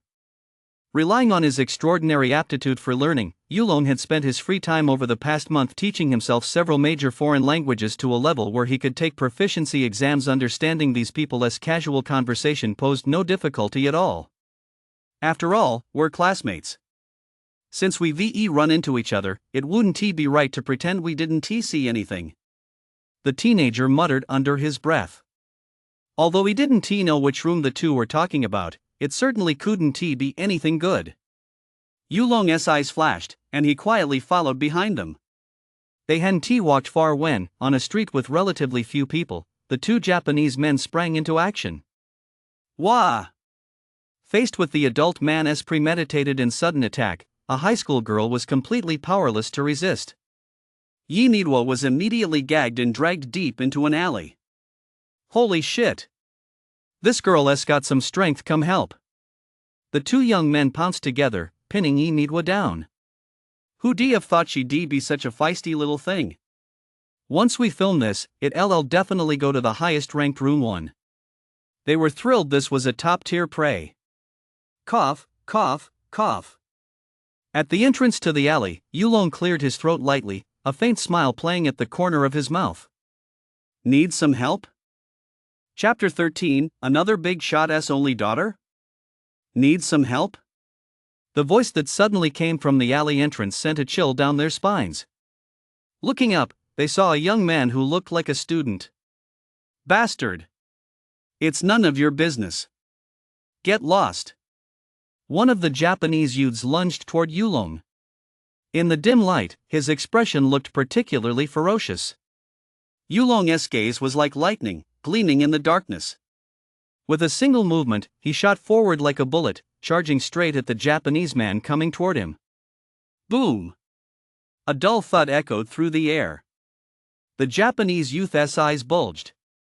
The punch was devastating. He felt as if his insides had been churned into a tangled mass, and his whole body felt as though it were being choked. He couldn't even manage a scream. Agonizing pain. It hurt so much. Ikeda Koen. What's wrong with you? Another Japanese man had clearly witnessed the scene. This mysterious teenager who had suddenly appeared had knocked his companion to the ground with a single punch. It was a massive shock. You foreigners dare to commit evil deeds on the soil of my Chinese nation. Yulong's expression was grim. In his previous life, his people had suffered immense suffering 100 years ago, and these Japanese were the ones who had started it all. Although in this lifetime, Huagua had consistently stood at the pinnacle of the world, a peculiar emotion still lingered in Yulong's heart. Baka! The Japanese youth hadn't expected the situation to turn so quickly. Cursing loudly, he gripped Yamato tightly in his hand, pulled a sharp fruit knife from his chest, and pressed it against her neck. Don't come any closer. A cold glint flashed from the blade. Yimidwa, who had been struggling just moments ago, instantly turned pale, her whole body trembling as she dared not move a muscle. You're not getting away. Yulong's gaze was as sharp as lightning. This Japanese man was, at best, an ordinary person who worked out regularly. His every move was completely transparent to Yulong. Baka! Baka! The Japanese youth's face contorted with rage. Lately, they become obsessed with an overseas live streaming platform. Those special rooms contained all sorts of disgusting, extreme videos, yet they brought immense pleasure to certain psychologically twisted and perverted men. Room X. To join Room X, you had to become an abuser yourself, uploading distinctive videos to build your rank, the ticket to entering the room. And Yimidwa was the target they set their sights on. But they never expected to run into Yulong right as they were about to strike, shattering their wildest dreams. Thoughts churned relentlessly in the Japanese youth's mind. All he wanted now was to get as far away as possible from this mysterious figure standing before him. Whoosh! A sharp whistling sound suddenly pierced the air. A pebble as thick as a thumb flew like a bullet through the night, striking the Japanese man's wrist where he held the knife. Crack! A faint sound of cracking bone. Ah! The Japanese man clutched his wrist and let out a scream. The fruit knife pressed against Yamato's neck slipped from his hand in an instant. Yulong had also mastered the inch blade technique he'd learned from Zhou Hua to perfection. Bastard! Freed from her restraints, Yimidwa suddenly unleashed a burst of strength that surprised even Yulong. She stomped down on the Japanese man's ankle, then delivered a sidekick with her slender foot, striking him squarely in the face. Several teeth flew out mixed with blood. His eyes rolled back, and he passed out instantly. I almost forgot this. Yimidwa has a natural talent for martial arts, too. Yulong's mouth twitched. Yimidwa's appearance was so deceptive. She looked like a delicate, fragile lady, but when she let loose, she turned out to be a violent little girl. Looking at the two men lying on the ground, Yulong nodded in satisfaction. Since they were both Japanese, they naturally had to be taken care of properly. He crouched down to examine the first Japanese man he'd knocked down at his feet. He'd done his best to control the force of that punch. He'd genuinely feared he might accidentally kill both of them if he wasn't careful. Deep down, he was still that law-abiding, upstanding citizen from his past life. Yulong? Yimidwa had just come to her senses. Her face still bore traces of fear, mixed with relief at having narrowly escaped death. She dared not imagine what kind of nightmare she would have faced if those two Japanese men had taken her away. Earlier, Yulong had been facing away from the alley entrance, so she couldn't make out his features at all. It wasn't until he came closer that Yimidwa realized he was actually her classmate. "How are you so strong?" Yimidwa was astonished. Though they both possessed martial path talent, she had been virtually powerless against these two, while Yulong had effortlessly subdued them. "Well, I just took them by surprise while they weren't paying attention." Yulong waved his hand dismissively. He knew exactly what he was doing and hadn't displayed any extraordinary power. Yimidwa was clearly unsatisfied with this answer and was about to press him further when a frantic shout suddenly rang out from the end of the alley. "Meidwa!" A middle-aged man in a training uniform strode into the alley. "That S.A. Master." The moment the middle-aged man appeared, every hair on Yulong's body stood on end beneath his clothes. To his senses, the man's vitality blazed fiercely, his aura violent and scorching, so much so that Yulong couldn't help but take 3 steps back. He secretly activated the Overlord breathing technique to steady his breath while simultaneously quelling his own vitality fluctuations, a method of concealing his presence he had developed on his own. Instantly, his entire demeanor seemed to be veiled in dust. Coupled with his ordinary appearance, his presence was drastically diminished, making him indistinguishable from any random passerby brushing past him on the street. "Dad!" When Yimidwa saw who had arrived, the fear, anger, and hurt she'd been holding back all erupted at once. She darted into his arms and burst into tears. There. Don't cry. As soon as I saw your emergency call, I rushed right over. Thank goodness nothing bad happened." The middle-aged man's face was also etched with relief. No matter how much power he held in his daily life, in front of his daughter, he was simply a father. After crying her heart out in her father's arms for a while, Yimidwa looked up. "Dad, I owe it all to my classmate Yulong today. Otherwise, you might never have seen your precious daughter again." Seeing that his precious daughter had regained her composure, the middle-aged man breathed a sigh of relief.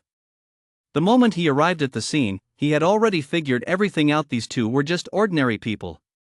If they had truly been practitioners from the spiritual realm, they would never have dared to harm his daughter. "Yulong, thank you so much." The middle-aged man's gaze was sincere. His wife had passed away shortly after giving birth to Yimidwa, and this daughter was his entire world. Thanks to Yulong's intervention tonight, he couldn't bear to imagine the horror of losing his daughter. "You're welcome. Since you're here in person, please go ahead and call the police. Have them take these two in for questioning to find out what their motives were." "Yes, of course. But there's no need to bother the police." The middle-aged man dialed a number and, in an icy tone, ordered the person on the other end, "It's me. Come over right now to handle something." After hanging up, the middle-aged man's tone returned to its polite and gentle manner. "I haven't introduced myself yet. My name is Yi Feng." "Yi Feng?" Yulong raised an eyebrow. There might be many people named Yi Feng in Fog City, but there was likely only one person who possessed such a high level of martial path cultivation and exuded the domineering air of a high-ranking figure. The deputy head of Kuanping Dojo. Even someone as composed as Yulong couldn't help but mentally rant at that moment. What kind of hidden ability is this? A 100% guarantee of saving the only daughter of a big shot? Chapter 14, Refining the Methods of the Strongest. In today's world, there are hundreds of millions of martial path cultivators. Martial artists are ranked into 9 tiers, with each tier comprising multiple sublevels. At the very pinnacle of the 9th tier, there are hundreds of practitioners worldwide, with dozens in Huaguo alone. Opinions vary widely on the exact rankings of these rank 9 martial artists. Many have never even met them in their lifetimes, so there is no universally accepted answer. However, the two strongest are universally recognized. Yan Xiaoxiao, chief instructor of the Hua State Military. Martial King, founder of Kunpeng Dojo. Both are martial artists from Huagua. Although they are both rank 9 martial artists, their strength has long surpassed that of other rank 9 practitioners. Each has a track record of single-handedly holding off more than a dozen rank 9 martial artists. Their strength is truly awe-inspiring, and they are universally revered by martial artists worldwide. Kunpeng Dojo branches are spread throughout Huagua, and the headmaster of the martial path in Fog City is Zhang Song, an 8th rank martial artist. However, these highly skilled headmasters rarely make public appearances. They are among Fog City's most elite figures, and the dojos are typically managed by deputy headmasters. Yi Feng is the deputy headmaster of the Kunpeng Dojo in Fog City, possessing the strength of a 7th rank martial artist. He oversees the day-to-day operations of the Kunpeng Dojo, wields vast resources, and enjoys an immensely prominent status. This is his big break. The mental domain of Yulong 272 thoughts began spinning rapidly. He had always trained in isolation, but working in a vacuum was not the way to go. He had originally planned to explore the cultivation world only after enrolling in a martial arts academy. Now, he had an opportunity ahead of schedule. Young man, thank you very much for this. If you ever need any help in the future, feel free to come to me. Yi Feng smiled with a hint of subtlety. Here in Fog City, I can still help you resolve some minor issues. You're Director Yi of the Kunpeng Dojo, aren't you? Just to be on the safe side, Yulong asked directly to confirm. Oh? Yi Feng looked a bit surprised. You know me? No, I don't, Yulong replied candidly. It's just that you're the only person I know in Martial City named Yi Feng. Interesting. Yi Feng began to take a keen interest in Yulong. I heard from Mito that you also have a martial path talent. That's right. You subdued both of these men. One went down with a single strike, and the other even used hidden weapons. True to his reputation as a seasoned martial path master, Yi Feng deduced the entire sequence of Yulong's moves with just a few glances. Where did you learn these techniques? Your vitality must be well over 10 do by now. Although these techniques still seemed somewhat rudimentary to Yi Feng, they were certainly beyond the grasp of an ordinary high school senior with martial path talent. It's because of Director Zhou from the Education Bureau. Yulong succinctly recounted the events that had taken place on Zhongyun Mountain a month ago. All of this was verifiable, and it was the very reason he felt confident enough to reveal a portion of his true strength. Given the special attention he received from the director of the Education Bureau, it would be highly unusual if his cultivation hadn't shown even the slightest improvement. I see. Yi Feng nodded. The incident had spread widely among martial artists, though Yulong's name was rarely mentioned. Instead, Zhang Minglei, a genius on the academic path, enjoyed a slightly greater reputation. Director Yi, I'd like to work as a teaching assistant at the Kunpeng Dojo after school. Yulong solemnly made his request. The Kunpeng Dojo was home to the largest and most talented group of martial artists in Fog City. Yulong wanted to break into this circle. Sure. Yi Feng pondered for a moment. Come report to the dojo after school tomorrow. I'll pay you as a full-time teaching assistant 10,000 a month. A monthly salary of 10,000 was already considered high pay for the average person in Fog City, but for martial artists, it was practically nothing. Don't worry about this. I'll have someone take care of it. Go home early. Yi Feng waved his hand. Since his daughter was unharmed, he would naturally handle the aftermath properly. Looking at the teenager's retreating figure, he couldn't explain why, even though he sensed no unusual vitality fluctuations emanating from him, he still felt that this boy was not as simple as he appeared on the surface. It was a subtle, almost mystical feeling, a kind of intuitive sense. This boy is extraordinary. Mito, the friendship you shared with Yulong over these 3 years of high school is truly precious, especially since he saved your life. Upon hearing this, Mito couldn't help but look up at her father, wondering to herself, why is Dad acting so out of character today? This isn't really like him at all. As the largest martial arts chain in Huadua, the Kunpeng Dojo was easy to find right in the heart of Fog City, not too far from Yanzhong High School. At 5 p.m., as soon as school let out, Yulong headed straight for the dojo, eager to see the training levels of other martial artists in Fog City. However, contrary to what he imagined, he was accompanied by a girl, his classmate, Yi Mido. Yi Mido clearly knew her way around. After a few twists and turns, they arrived at Kunpeng Dojo. The dojo covered a large area, and as soon as the two stepped into the lobby, someone came up to greet them. "Midwa, what a rare sight. Why did you come today? Don't you usually rarely come to train?" The person who greeted them clearly knew Yi Midwa and teased her in a light-hearted tone. Upon hearing this, Yi Midwa's face flushed instantly. She really hadn't paid much attention to the martial path before. She'd always been dragged here by her father to train. Especially after the martial path aptitude test at last month's literary selection ceremony, her dad had become even more obsessive about supervising her training, and she'd been doing her best to avoid him, just like skipping class. "Sister Zhang, I'm here today to take a classmate to run some errands. Is my dad in his office? I'll go up and find him." The young girl hurriedly led Yulong away as if fleeing a disaster. The second floor of the martial arts hall featured a long corridor running down the center, lined with numerous rooms on both sides. Shouts would occasionally ring out from within, accompanied by the rapid, rhythmic sounds of strikes. Along the way, people wrapped in towels constantly wiping sweat from their brows would emerge from the rooms from time to time. Some wore training uniforms, while others were bare-chested, their bodies covered in bulging muscles. Among them were a few whose strength made even Yulong feel a sense of danger. "My dad should be teaching a demonstration class today." At the end of the corridor was a large hall. The door was tightly shut, guarded by two burly men whose vitality radiated from their bodies. They were at least second-rank martial artists. However, Yi Midwa was not stopped. She led Yulong inside, and as soon as they opened the door, they saw a dozen or so teenagers seated in a circle, with Deputy Director Yifeng standing in the center.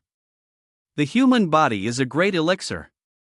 Yifeng stood in the center, his posture as upright as an ancient pine tree. He faintly emitted waves of his own vitality, and a fierce aura immediately washed over them. Cultivation on the martial path is all about unlocking one's own potential. To break free from your shackles and become a martial artist, opening your meridians in the early stages is crucial. The teenagers seated there were all high school seniors who had just embarked on the martial path, brimming with curiosity and aspiration for their training.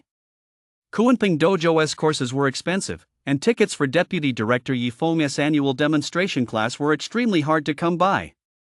The youths sitting here were either from wealthy or influential families. They had already gained a basic understanding of martial path cultivation through various channels, and their vitality far surpassed that of ordinary people. Huaguay's regulations prohibit the dissemination of cultivation techniques to outsiders. Even a colossus like Kunpeng Dojo dares not violate this fundamental policy. However, when faced with these youths destined to become martial artists, there was no harm in sharing a few minor techniques along the path of cultivation. There are no shortcuts to opening the meridians. One must rely on powerful vitality to break through the barriers. Our dojo's founder, the Martial King, once devised a technique during his own meridian opening process that allows one to condense vitality and increase the efficiency of the process. A demonstration class led by a prestigious rank 7 martial artist was bound to be packed with valuable insights. What? The Martial King's technique? All the youths present were stunned. Even the most rebellious among them held immense admiration and reverence for a legendary figure like the Martial King. What a stroke of luck! This is a tremendous opportunity. Once we master this technique, we'll leave the vast majority of our peers in the dust. My dad spent hundreds of thousands to secure this spot, and I was complaining that it was a waste of money. Now it seems it was totally worth it. We have to listen carefully. This is the Martial King's technique. Once I master it, does that mean I can become a great figure like the Martial King himself? The Martial King represented the very pinnacle of the martial path today. Just then, Yifeng, who had been standing in the center of the hall, suddenly turned around and looked at the two people by the door. "Yulong, you'll be my teaching assistant for today's class. Find a place to sit for now." Yulong was thrilled. He hadn't expected to encounter such a situation on his very first day as a teaching assistant. A technique created by the martial king, the ultimate master of the martial path, was bound to be extraordinary. He also understood that this was special treatment from Yifeng, allowing him to attend the class for free. A demonstration class like this didn't really need a teaching assistant at all. This technique focuses on the refinement of vitality and tests your mastery over your own vitality. Watch as I demonstrate it. Snap. Yifeng snapped his fingers, and a small red glow suddenly appeared at his fingertip, dancing across it, a sign that vitality was being projected outward. Vitality is like a mighty river, and the meridians are the dams holding it back. As the water's force grows stronger, it will naturally break through the dams, Yifeng explained using a simple analogy. But when you can condense your vitality more tightly, what originally required 50 do of vitality to break through the dam will only require 30 do once it's condensed. No sooner had he finished speaking than the red glow at his fingertips suddenly shifted, condensing into a cluster that transformed into a conical spiral. It pierced the air with a sharp burst, emitting a faint popping sound. To condense vitality into a spiral, there are a few key points to keep in mind. This was clearly not the first time Yifeng had explained this. He had already mastered this technique thoroughly. In less than half an hour, he had gone over all the difficult points in the practice process. Now, start practicing. Yulong's mind was racing. While Yifeng was explaining, he had already been simulating the process repeatedly in his mind. His extraordinary ability to understand and grasp concepts allowed him to quickly master the essence of this technique. Combined with his ability to control his physical body to the point of shattering the void, Yulong quickly condensed the vitality within his body into a vortex. He proceeded cautiously, gathering only 50 do of vitality to form a tiny vortex inside his body, which then crashed violently into the conception vessel. Boom! Yulong's body wavered imperceptibly, and a look of delight flashed in his eyes. The 50 do of vitality he had just released had produced an effect comparable to the previous 100 do strike. Once all 400 plus do of vitality were condensed into a vortex, it would likely shatter the ren and do meridians within his body, which were as hard as divine iron. To create such a technique at the meridian opening realm so unconventional and utterly breathtaking truly lived up to his reputation as the current strongest practitioner on the martial path. Achieving a vortex of vitality was by no means as simple as one might imagine. If it weren't for Yulong's system, that ultimate weapon which gave him vitality far surpassing that of his peers present, he likely wouldn't have succeeded. Glancing at the other 10 youths, the fluctuations of their vitality were at times intense and at times erratic, a clear sign of failure in condensing their vitality. Yifeng's demonstration class lasted only an hour. After answering a few students' questions, he left. He hadn't expected anyone to master it that very night. After all, even when he joined the Kunping dojo at the 4th rank martial artist realm, it had taken him 3 days to master this technique. After class, the group dispersed. As they walked out of the martial path hall, luxury cars were already waiting for these youths at their homes. Yulong, would you like a ride? Yifeng and his daughter spotted Yulong as they exited the martial path hall. No, thanks. My home isn't far from here. It won't take long to walk back. Yulong waved goodbye and walked alone into the night. Ever since he discovered the secrets within himself, he had grown to love being alone. Sometimes, as his thoughts swirled, he would recall that figure from his past life, but unfortunately, after their parting at Zhongyun Mountain, the two had never crossed paths again. The top priority right now is to get stronger. Then I'll earn money to buy the 8 treasures soup. Yulong snapped his wandering thoughts back to the present. His greatest gain today was this technique for unblocking meridians. And I feel like this technique could still be improved upon. It wasn't a particularly profound technique. A 7th rank martial artist like Yifeng could master it with ease, but for a teenager who hadn't even reached that level yet, it remained a highly advanced practice. And the strength of Yulong's 272 thought mental domain granted him terrifying computational and deductive abilities. Building upon the technique created by the martial king, he wanted to take it a step further. The very thought of refining the martial path, the path of the strongest, was thrilling. Chapter 15: Stealing the Art in Broad Daylight. 90% of the world's population consists of ordinary people without any cultivation talent. Among the remaining 10% of cultivators, 90% are martial path practitioners, while the extremely rare scholars are like noble, exiled immortals, standing apart in both combat prowess and status. Thanks to the vast number of martial artists, every Kunping dojo in every city was bustling with activity. Both students and martial artists alike enjoyed coming here to spar and train. Hey! Ha! In a private training room, a burly man with bulging muscles stood shirtless, his fists moving in a crisscrossing pattern as he performed a fierce fist technique. Beside him, a young boy's eyes sparkled with intensity as he intently watched the figure in the center, memorizing every move and posture, his own body swaying slightly in sync. Suddenly, the burly man snapped his fist back and shouted to the boy beside him, "Long staff. Brother Hao, your 7-star fist is getting more and more polished. I don't even dare get close to the gale force winds you're generating." Yulong chuckled and tossed the long staff. Leaning against the wall, it landed steadily in the burly man's palm. "Ha ha, you little rascal, I've been practicing this fist form for 10 years. Of course I'm proficient." Zhang Hao was a local rank 4 martial artist from Fog City who had spent years cultivating the martial path and practicing techniques at the Kunping dojo.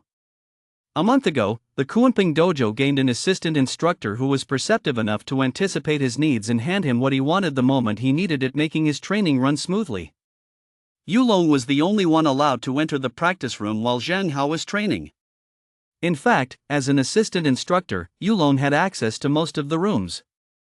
In this short month, he had observed the training of 5 masters, including Zhang Hao. Their specialties varied: fists, palms, legs, and bladed weapons, and over the past month, Yulong had dabbled in them all.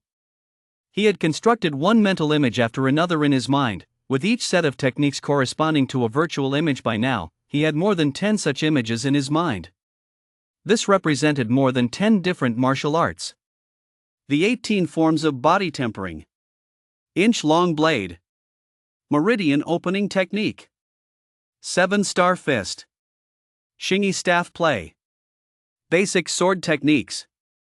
Many martial artists struggle to master these techniques even over a lifetime, yet Yulong had successfully grasped them through repeated observation. This was astonishing.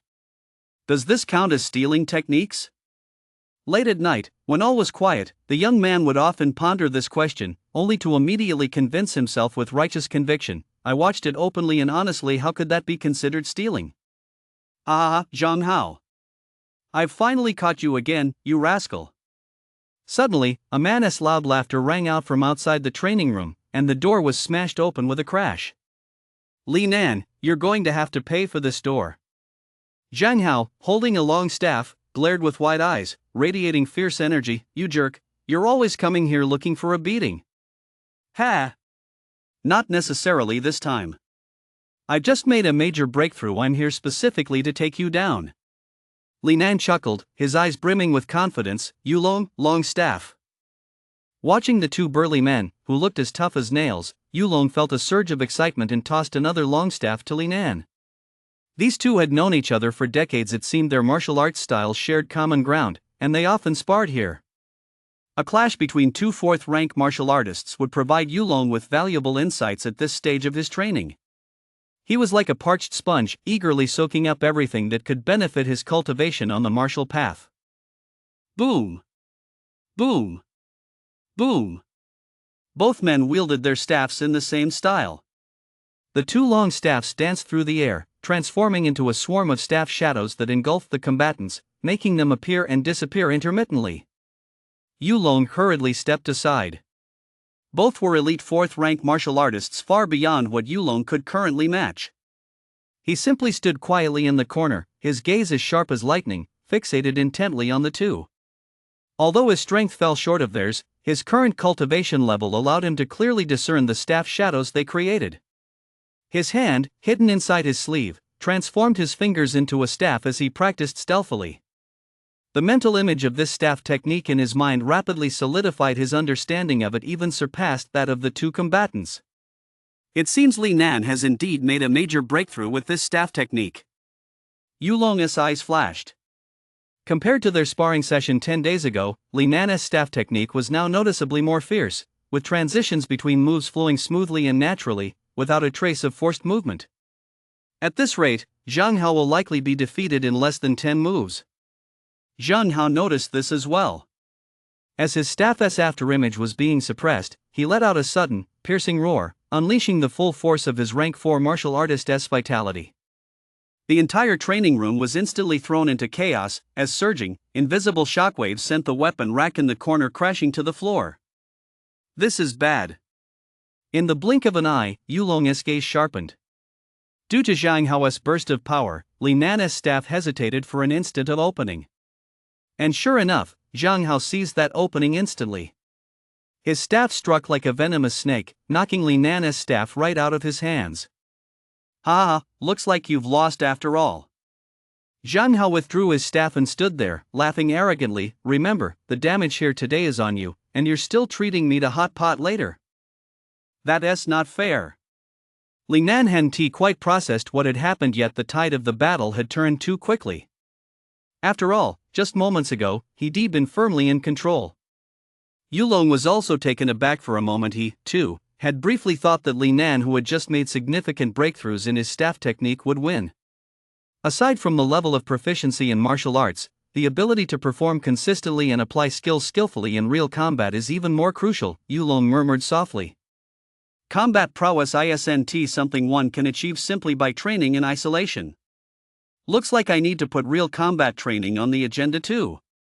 The young man harbored ambition. Although he usually kept a low profile, his true strength had to be formidable. To play the pig to catch the tiger, you must be a tiger, not a pig. Before long, Zhang Hao and the other left the training room together. As for Yulong, he naturally had to stay behind to clean up the mess on his own. Zhang Hao's high regard for Yulong was limited to thinking, this teaching assistant is pretty handy. Go out to eat together? Sorry, a teaching assistant who isn't even a martial artist isn't worthy of that. Closing the training room door, Yulong picked up a long staff and twirled it in his hands. To protect the privacy of the martial artists, there were no cameras in any of the training rooms at Kunping Dojo. At that moment, Yulong's demeanor changed abruptly. He looked like a ferocious beast awakening from slumber. Ha! A puff of white breath spurted from his mouth, lingering within 3 inches. The teenager's form shifted, and the long staff in his hand moved abruptly, filling the air with a flurry of staff shadows that emitted a piercing screech. The staff seemed like an extension of his body. His mastery of this staff form was in no way inferior to that of Zhang Hao and his companion. A moment later, Yulong tossed aside the staff, his body shuddering as he abruptly switched to another fist technique, the 7 stars fist. Inside the training room, Yulong moved like a dragon as he began practicing the 18 body tempering forms. Once more, every movement was accompanied by the roar of wind and thunder. From within his body came intermittent croaks of frogs and roars of tigers, a sign that his flesh and bones were being forged. It was hard to believe this was a teenager who hadn't even broken through to the rank 1 martial artist level yet. His presence was awe-inspiring. The system interface above his line of sight revealed Yulong's current strength. Vitality, 893 Do. Mental domain, 467 thoughts.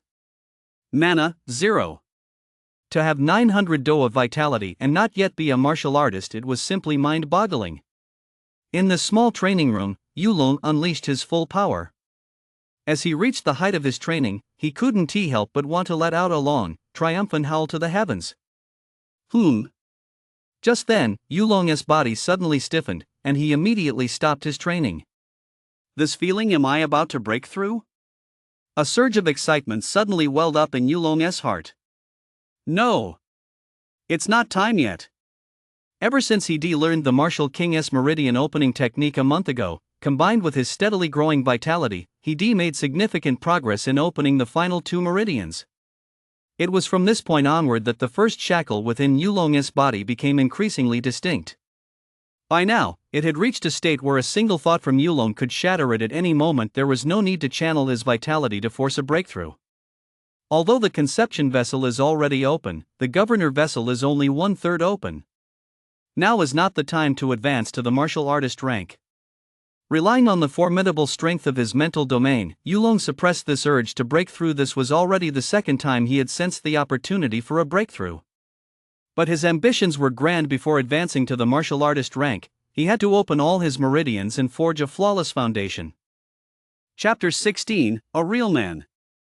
At 8 p.m., Sun Yang got off work. He was a rank 3 martial artist. After graduating from the academy, he didn't want to stray too far from his hometown, so he turned down an opportunity to join the military and returned to Fog City, where he applied for and became a rank 3 coach at the Kunping Dojo. As a third-rank martial artist, he didn't actually teach true martial artists. It was merely a line on his resume to attract wealthy clients with deep pockets to sign up for his classes. His daily routine consisted of leading these ordinary people who lacked any natural talent for cultivation through routine exercises, occasionally demonstrating his own martial arts skills to keep them renewing their subscriptions. Sun Yang really enjoyed this kind of life, relaxed and comfortable. Although his future was predictable and lacked excitement, it kept him far away from many terrifying dangers. What should I bring back as a gift for that little rascal at home today? Sun Yang thought of his chubby, adorable son, and a smile involuntarily spread across his face. Boom! Just then, a mysterious figure wearing a panda mask suddenly appeared from the side and launched a fierce punch at Sun Yang. Who's there? The intruder didn't seem to be trying to hide anything. His movements were explosive. It had been a long time since Sun Yang had encountered something like this. In a society governed by the rule of law, especially in the city, the force of the law was enough to restrain the vast majority of people. Bang! Bang! Bang! In the darkness of the night, the two exchanged several punches. Sun Yang's eyes widened in surprise from their exchange. He sensed that the intruder's strength was on par with his own, likely a rank 3 martial artist as well. I haven't offended anyone lately. Sun Yang's expression grew grave. Uncertain of this mysterious figure's intentions, he dared not let his guard down for even a moment. He could even hear the sound of the other's vitality surging like waves within his body. Humph, as if I'm afraid of you. Sun Yang snorted coldly. Although he had enjoyed several years of comfort in Fog City, he had not neglected his cultivation on the martial path. He could sense that the mysterious figure before him was roughly his equal in strength, and there were obvious weaknesses in some of his transitions between moves. Sure enough, in just a moment, Sun Yang seized upon one of the mysterious figure's openings, erupting with a sudden burst of power as his overwhelming fist strike landed squarely on the figure. The mysterious figure retreated step by step, shattering the paving stones beneath each foot. What a masterful technique for dissipating force! Sun Yang's eyebrow arched slightly. Having gauged the mysterious figure's strengths and weaknesses, he felt considerably more confident. Come again. The mysterious figure's voice was hoarse, but to Sun Yang's surprise, he had withstood those punches without apparent harm. After a brief pause, he lunged forward once more. The mottled moonlight shone upon the two of them. Far from waning, the aura emanating from the panda mask grew even stronger as the figure unleashed another set of searing fist techniques, punch after punch, piercing to the bone, engulfing Sun Yang. What kind of style is this? Sun Yang's expression shifted slightly. The domineering and fierce intent behind the punches made the hairs on his body stand on end. Bang, bang, bang. In the blink of an eye, the two had exchanged dozens of rounds. Their close-quarters combat perfectly embodied the aesthetics of violence, and the forceful collision of each punch delivered a powerful visual impact. If I showed this footage to my students, I could probably raise next year's tuition by a huge margin. Even as the fierce battle raged on, this absurd thought popped into Sun Yang's mind. And the longer the two fought, the deeper the shock in Sun Yang's eyes grew. He could feel firsthand just how much this mysterious opponent had improved. Every move and technique was visibly becoming more seasoned and cunning. A situation he had originally been able to easily control was now turning unpredictable. Is this what a true battle between martial artists looks like? The mysterious figure, who had remained silent until then, suddenly spoke up. So that's how it is. The mysterious figure's aura surged once more. He alternated between several techniques, no longer confined to set patterns but instead synthesizing them into a seamless flow. Sun Yang simply couldn't defend against it.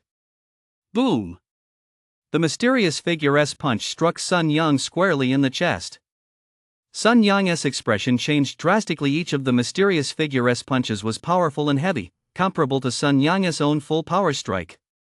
Lacking any sophisticated techniques to deflect the force, Sun Yang had no choice but to take the blow head-on. The immense force sent Sun Yang flying, slamming him into a large tree. But to Sun Yang's surprise, the blow didn't seriously injure him, it merely disrupted his vitality. It would likely take at least half an hour to recover, leaving him unable to perform at his best. Meanwhile, the mysterious figure immediately turned and walked away without a word of small talk, vanishing into the night. Hey! Who are you? Sun Yang knew the panda-masked figure had no intention of harming him, but getting beaten up out of the blue while walking down the street had left him with a huge psychological shadow. Seriously, are you just going to walk away like that? A hint of resentment actually welled up in Sun Yang's eyes, as if this mysterious figure were some kind of scumbag who ran off after pulling up his pants. Even the mysterious figure, who was already hundreds of meters away, sensed this resentment and couldn't help but shiver. Coach Sun, I'm sorry. The mysterious figure's voice was no longer hoarse, instead, it carried a hint of youthfulness, clearly the voice of a teenager. Removing the panda mask, it was none other than Yulong. He had spent a month as an assistant instructor at the Kunping Dojo, where he learned many powerful techniques. Now he intended to use real combat to master them and turn them into true combat prowess. Tonight was just a trial run. Sun Yang was a target he had his eye on for a long time, a rank 3 martial artist with a vitality level roughly on par with his own. As his first opponent, someone too strong or too weak would serve no purpose. The next day, Sun Yang went to work at the Martial Path Dojo with his usual composure, making no mention of last night's encounter. After all, a coach's pride is very important, isn't it? What he didn't expect, however, was that over the next few days, the rank 3 coaches at Fog City's Kunping Dojo began encountering their own nightmares on their way home from work. Disgraceful. Absolutely disgraceful. A group of rank 3 martial artists, their faces ashen, gathered together to vent their frustrations and rally their spirits. If word of this gets out, it'll completely tarnish the reputation of our Kunping Dojo. Damn it! If I find out who that guy is, I'll beat his eyes black and blue, a martial artist with 2 panda eyes on his face said through gritted teeth. If you ask me, we should report this to the dojo master and have the dojo send some experts to take on that panda. No way! If we do that, we'll become famous throughout the entire Martial Path dojos in Ba province, someone immediately objected. So many of us have fought him, we know his vitality fluctuations are those of a rank 3 martial artist. Let us head out together after work to confront him. Isn't Sun Yang the only one among us who hasn't been targeted by that guy yet? Today, we'll lie in wait right behind Sun Yang. Sun Yang, who had remained silent until then, froze upon hearing this and couldn't help but mutter to himself, who says I haven't been beaten up by that guy? I'm clearly the very first person to have ever been beaten up, okay. But as the last rank 3 coach who hadn't been targeted by the panda mask, everyone would probably think I'm the strongest in that guy's eyes, right? Lost in this inexplicable sense of vanity, Sun Yang never brought up what had happened to him that night. So what if I get beaten up again? That's what a real man does. The world may be vast, but pride is everything. Chapter 17, Paying to Get Beaten. This week, Yulong's life was simple. Every day after school, he'd go to the Kunping Dojo to work as an assistant instructor, and after work, he'd go out to ambush people. Yulong had already ambushed every rank 3 coach at the dojo one by one, and his own skills had been honed to become increasingly sharp through each encounter. It used to be just one opponent, but getting surrounded and attacked by a group of rank 3 masters, that feels really thrilling. Back at that familiar spot, Yulong lay half reclined in the canopy of an old tree, murmuring to himself. Earlier that day at work, he'd overheard the 3 rank instructors plotting their scheme.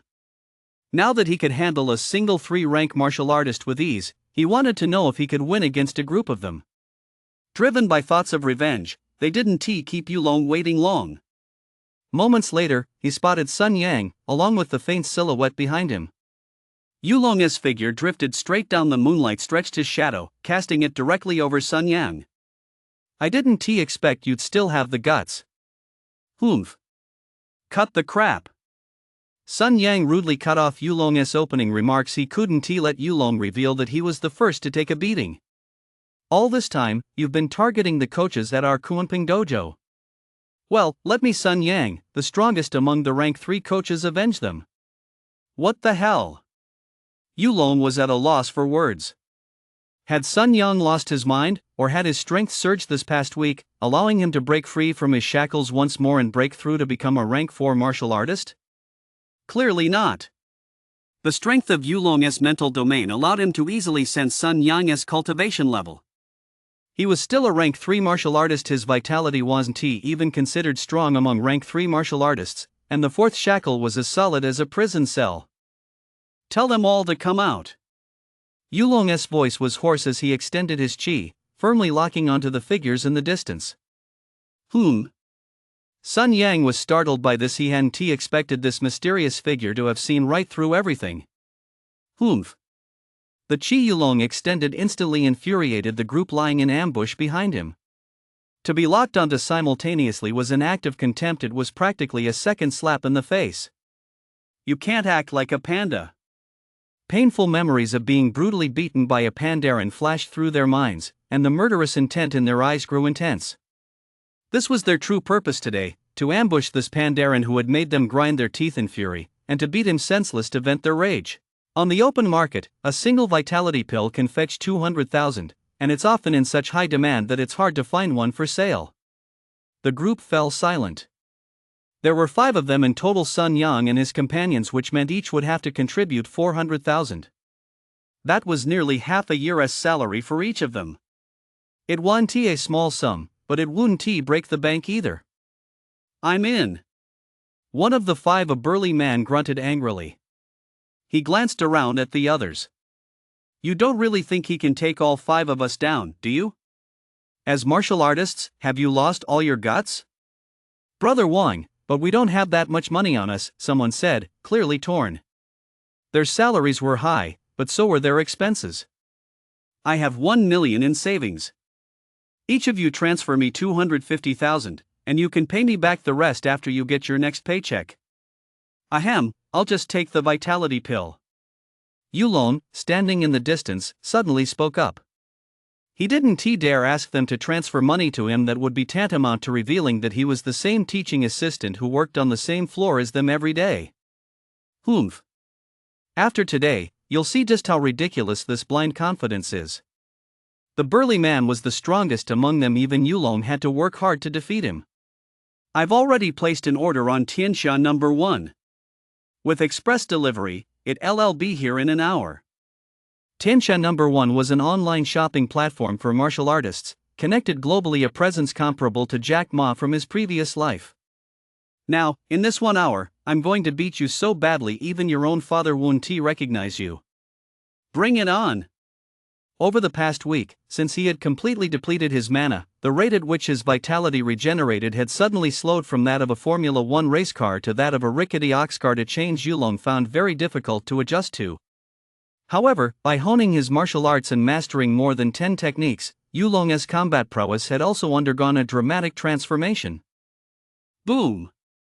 Yulong let out a long, piercing roar as he charged headlong into the center of the 5. I mean, what I say, the truth will be revealed in the ring. Sun Yang and the other 4 also had intense fighting spirit blazing in their eyes. If one man wasn't a match for him, could it be that even the 5 of them combined wouldn't be enough?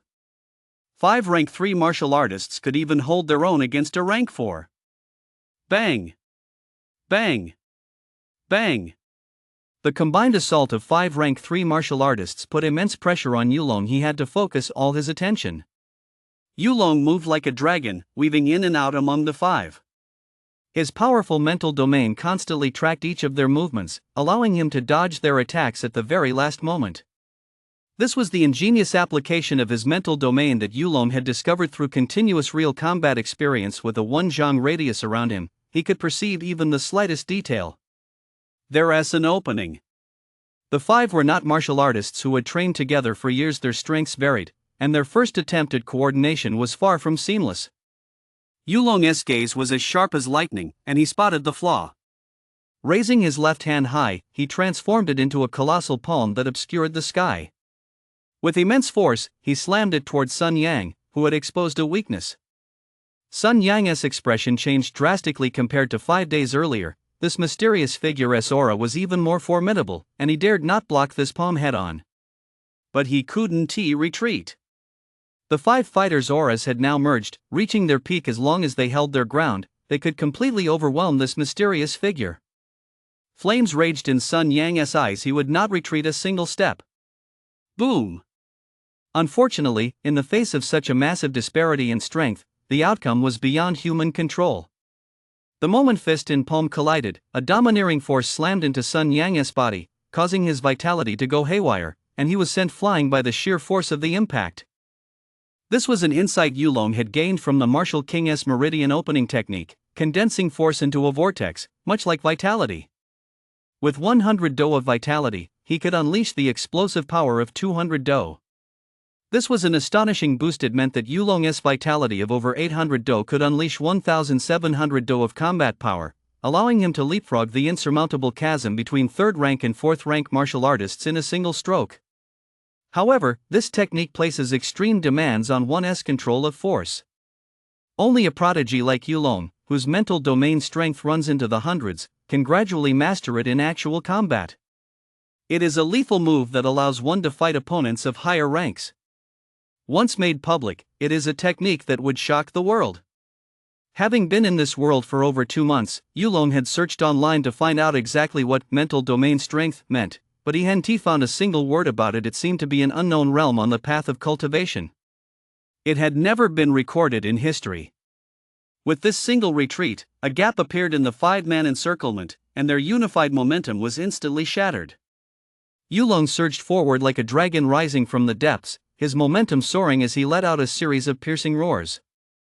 Seamlessly switching between techniques, his arms moved like those of a dragon or an elephant, wielding unmatched colossal strength. This was absolute suppression at the vitality level, as he defeated the remaining 4 one by one. Boom! As Yulong closed in for a body-to-body clash, the burly man was sent flying a zhang away, crashing into a large tree. He hung there for several seconds before finally falling to the ground, striking his opponent as effortlessly as hanging a painting. Yulong's understanding and application of Jin grew ever deeper. And by the time the dust had settled, only 15 minutes had passed. Phew! Beneath his mask, Yulong exhaled deeply as the restless vitality within him slowly subsided. At the last moment, he had held back. Had he struck with full force, a single punch unleashing 1,700 Do of vitality, those men would likely have suffered broken bones and torn tendons, nearly losing their lives right there. Are you really only rank 3? The burly man's face had gone pale. He couldn't accept that even a 5-on-1 assault had failed. Yulong's final punch had left his ears ringing, and his entire body, bones, tendons, and muscles felt as if it had fallen apart. It took him quite a while to recover. 3rd rank. Yulong fell silent for a moment. He didn't know how to define his own strength either. I suppose so. This time, everyone's injuries were more severe than before. They sat on the ground, regulating their vitality. After all, this was merely a friendly sparring match, not a life or death battle. With the outcome decided, they could still sit down and chat. Although Yulong just sat there in silence, not saying a word. The number 1 tower under heaven. An hour passed, and sure enough, a delivery van pulled up. A young man wearing a yellow vest jumped out. Excuse me, who is Huang Jie? I need a signature for this package. That is me, the burly man leaning against the tree trunk said with a sigh. Although he was a little surprised to see so many people still here late at night, the delivery guy didn't say much. He simply verified their identities according to procedure and handed over the package. Thanks. Yulong, who had been silent the whole time, suddenly stood up, took the package from Huang Jie's hands, and walked into the night without a word. It was very late now, had to get home early, or else his mom and little sister would start nagging him again. The group exchanged glances. Sun Yang looked a little pale as he hesitated before speaking. Did we just pay to get beaten up today? Chapter 18, Am I still the same boy I used to be? The Zhongyun Mountains stretch across the entire fog city, spanning hundreds of li. Aside from the outer edges of the range, which have been developed into a tourist area and are regularly patrolled by official security teams. Further inland lies the habitat of demon beasts, a no-go zone for ordinary people.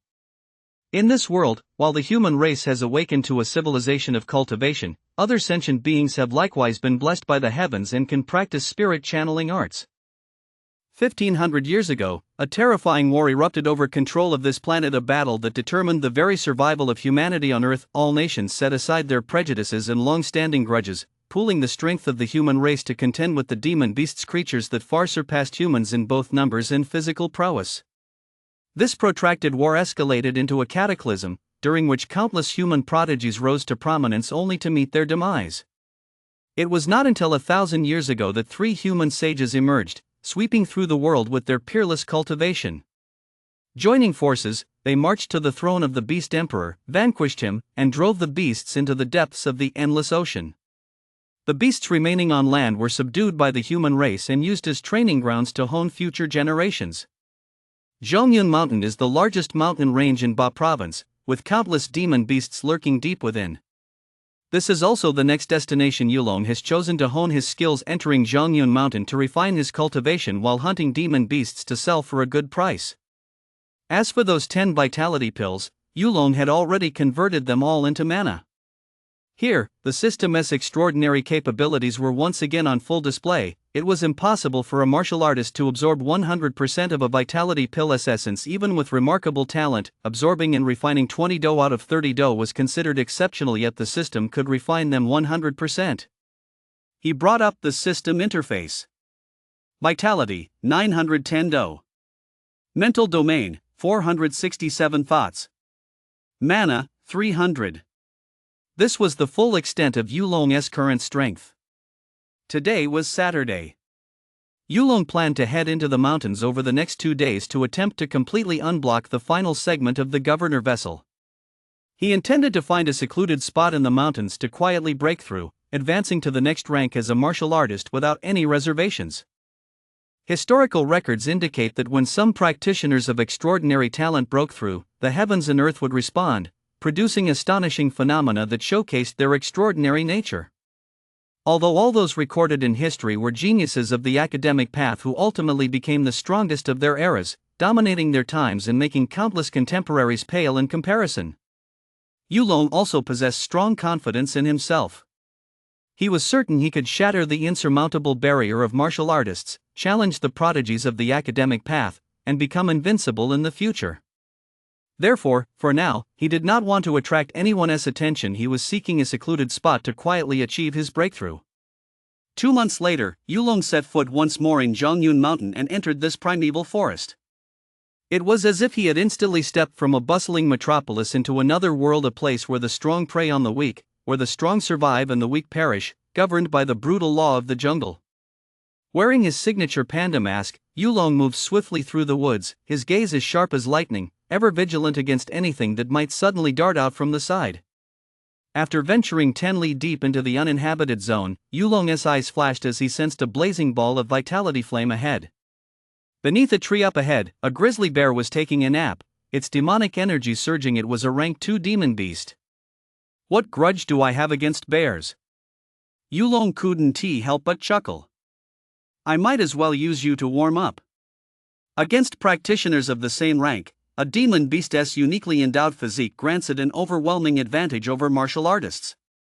Although Yulong was very confident in himself, he didn't mind taking things step by step.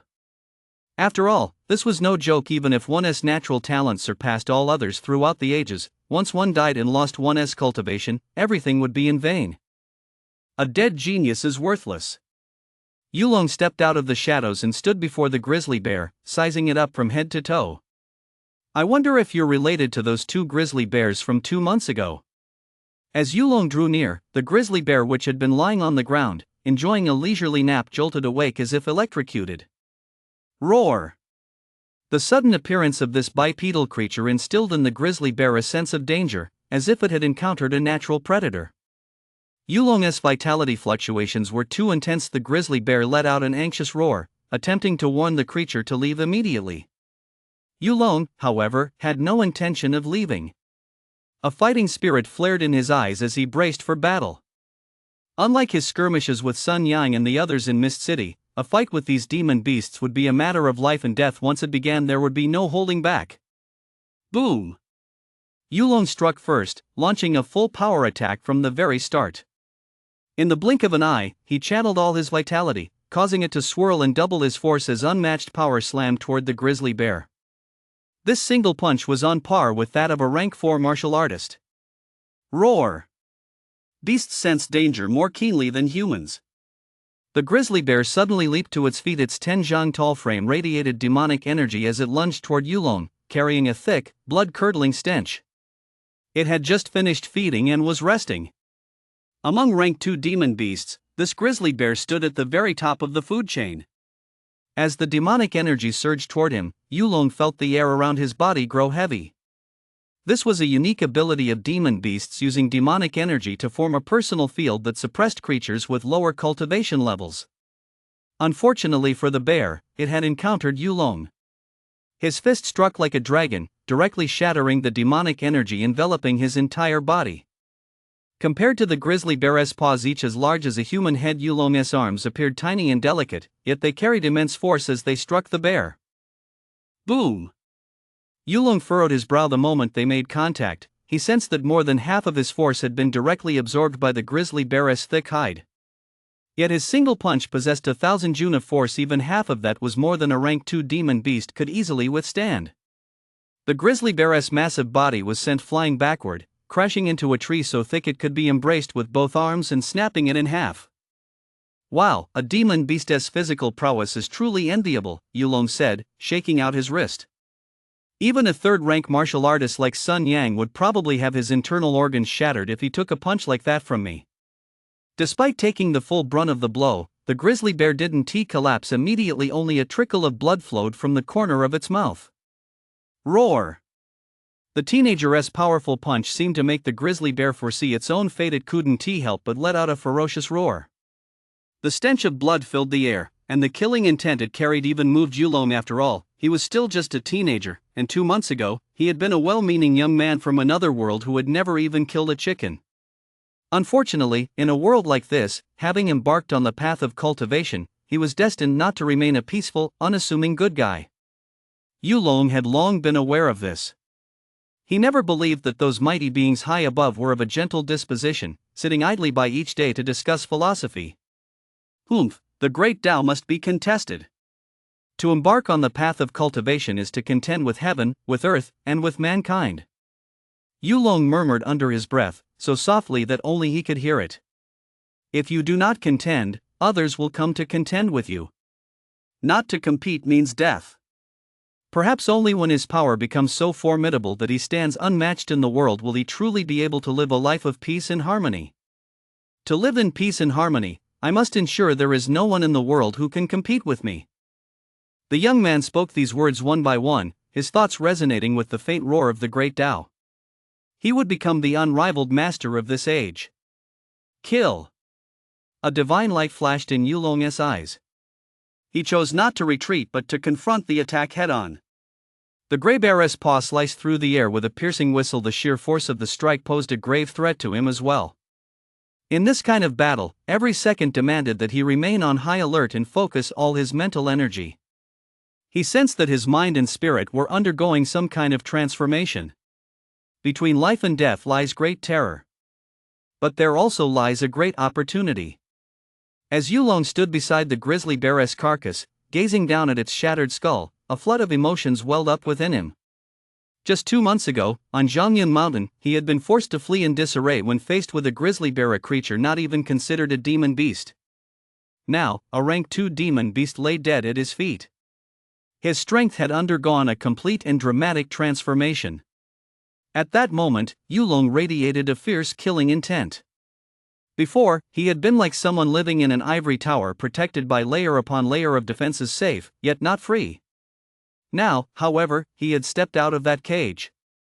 Unbound by any rules or constraints, he had to face dangers that could strike at any moment on his own, yet he also possessed boundless freedom. This feeling was very pleasant.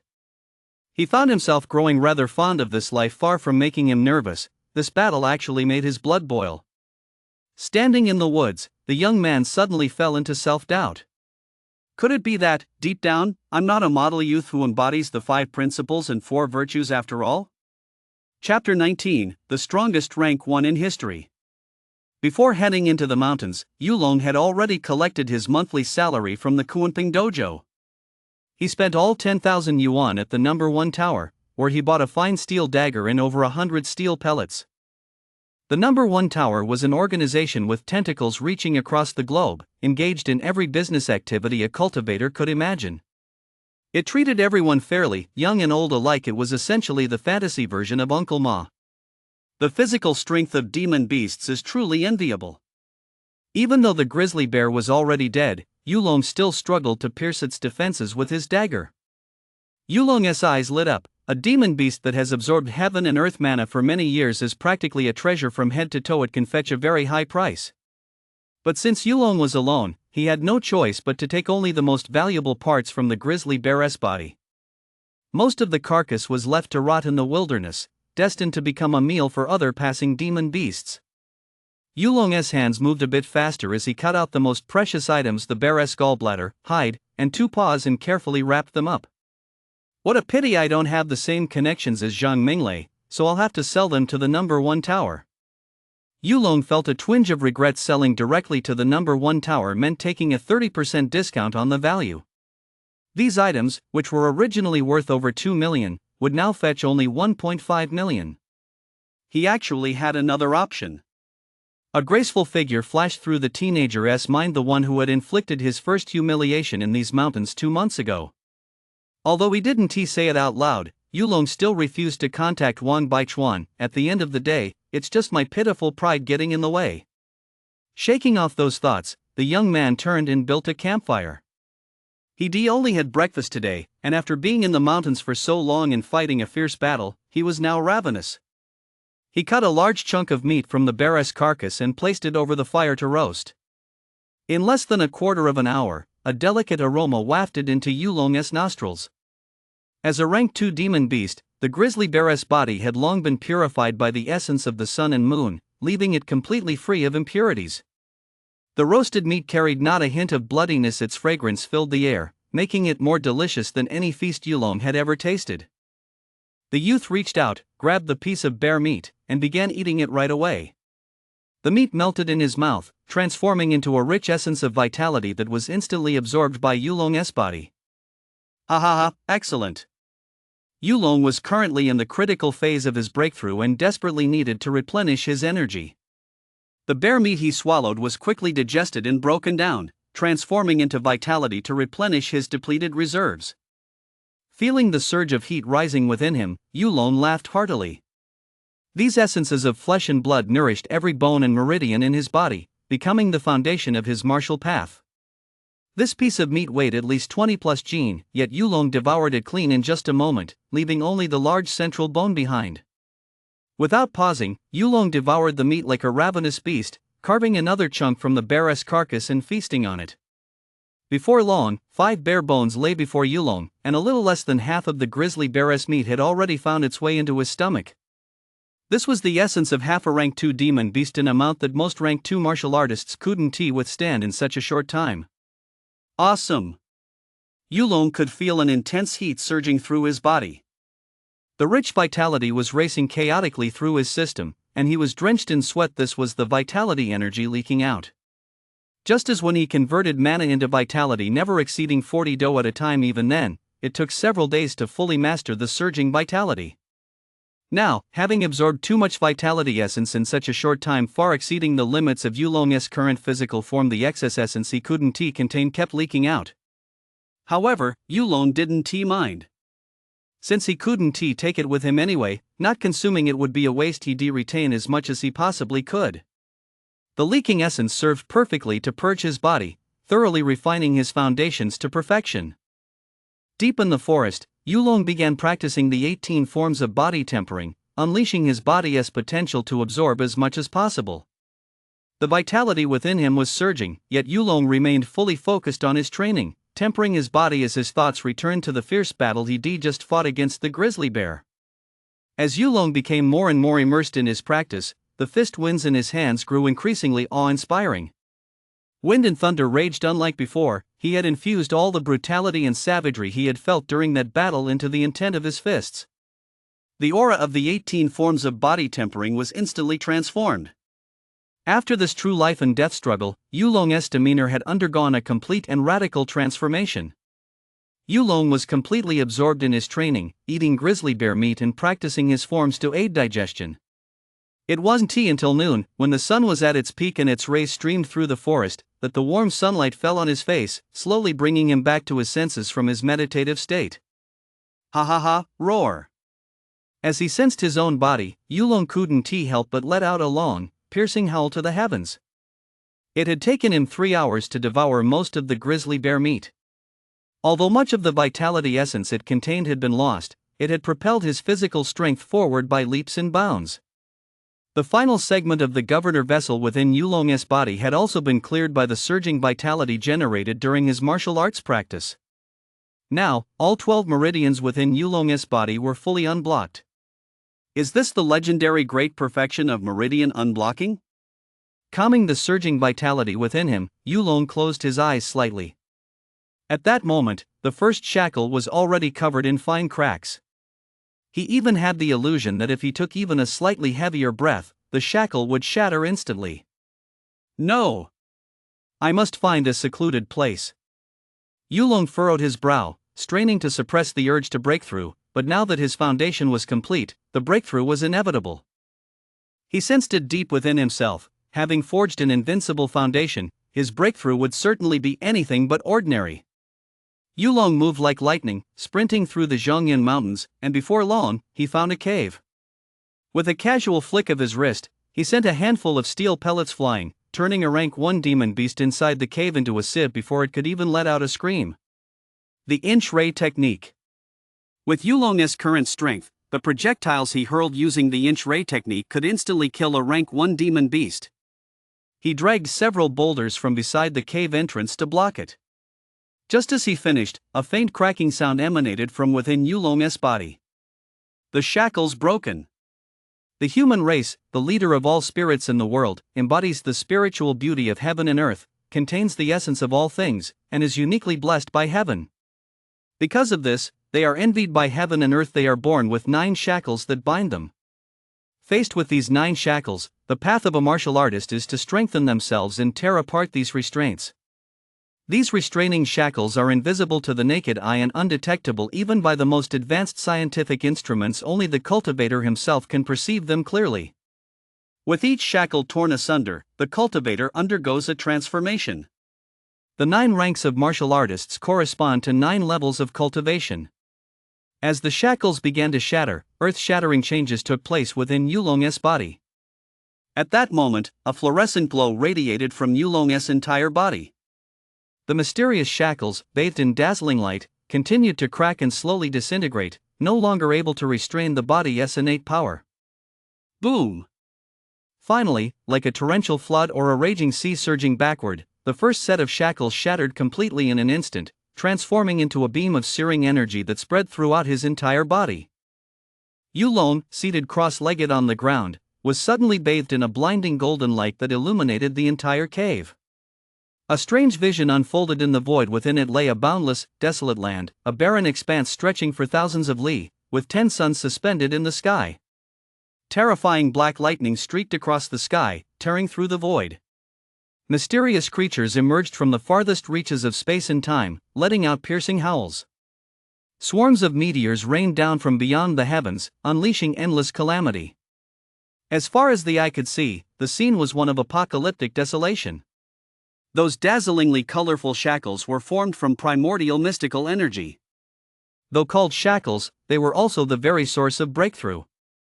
It was precisely by tearing them apart and allowing their energy to nourish the entire body that the human form underwent its metamorphosis. Puff!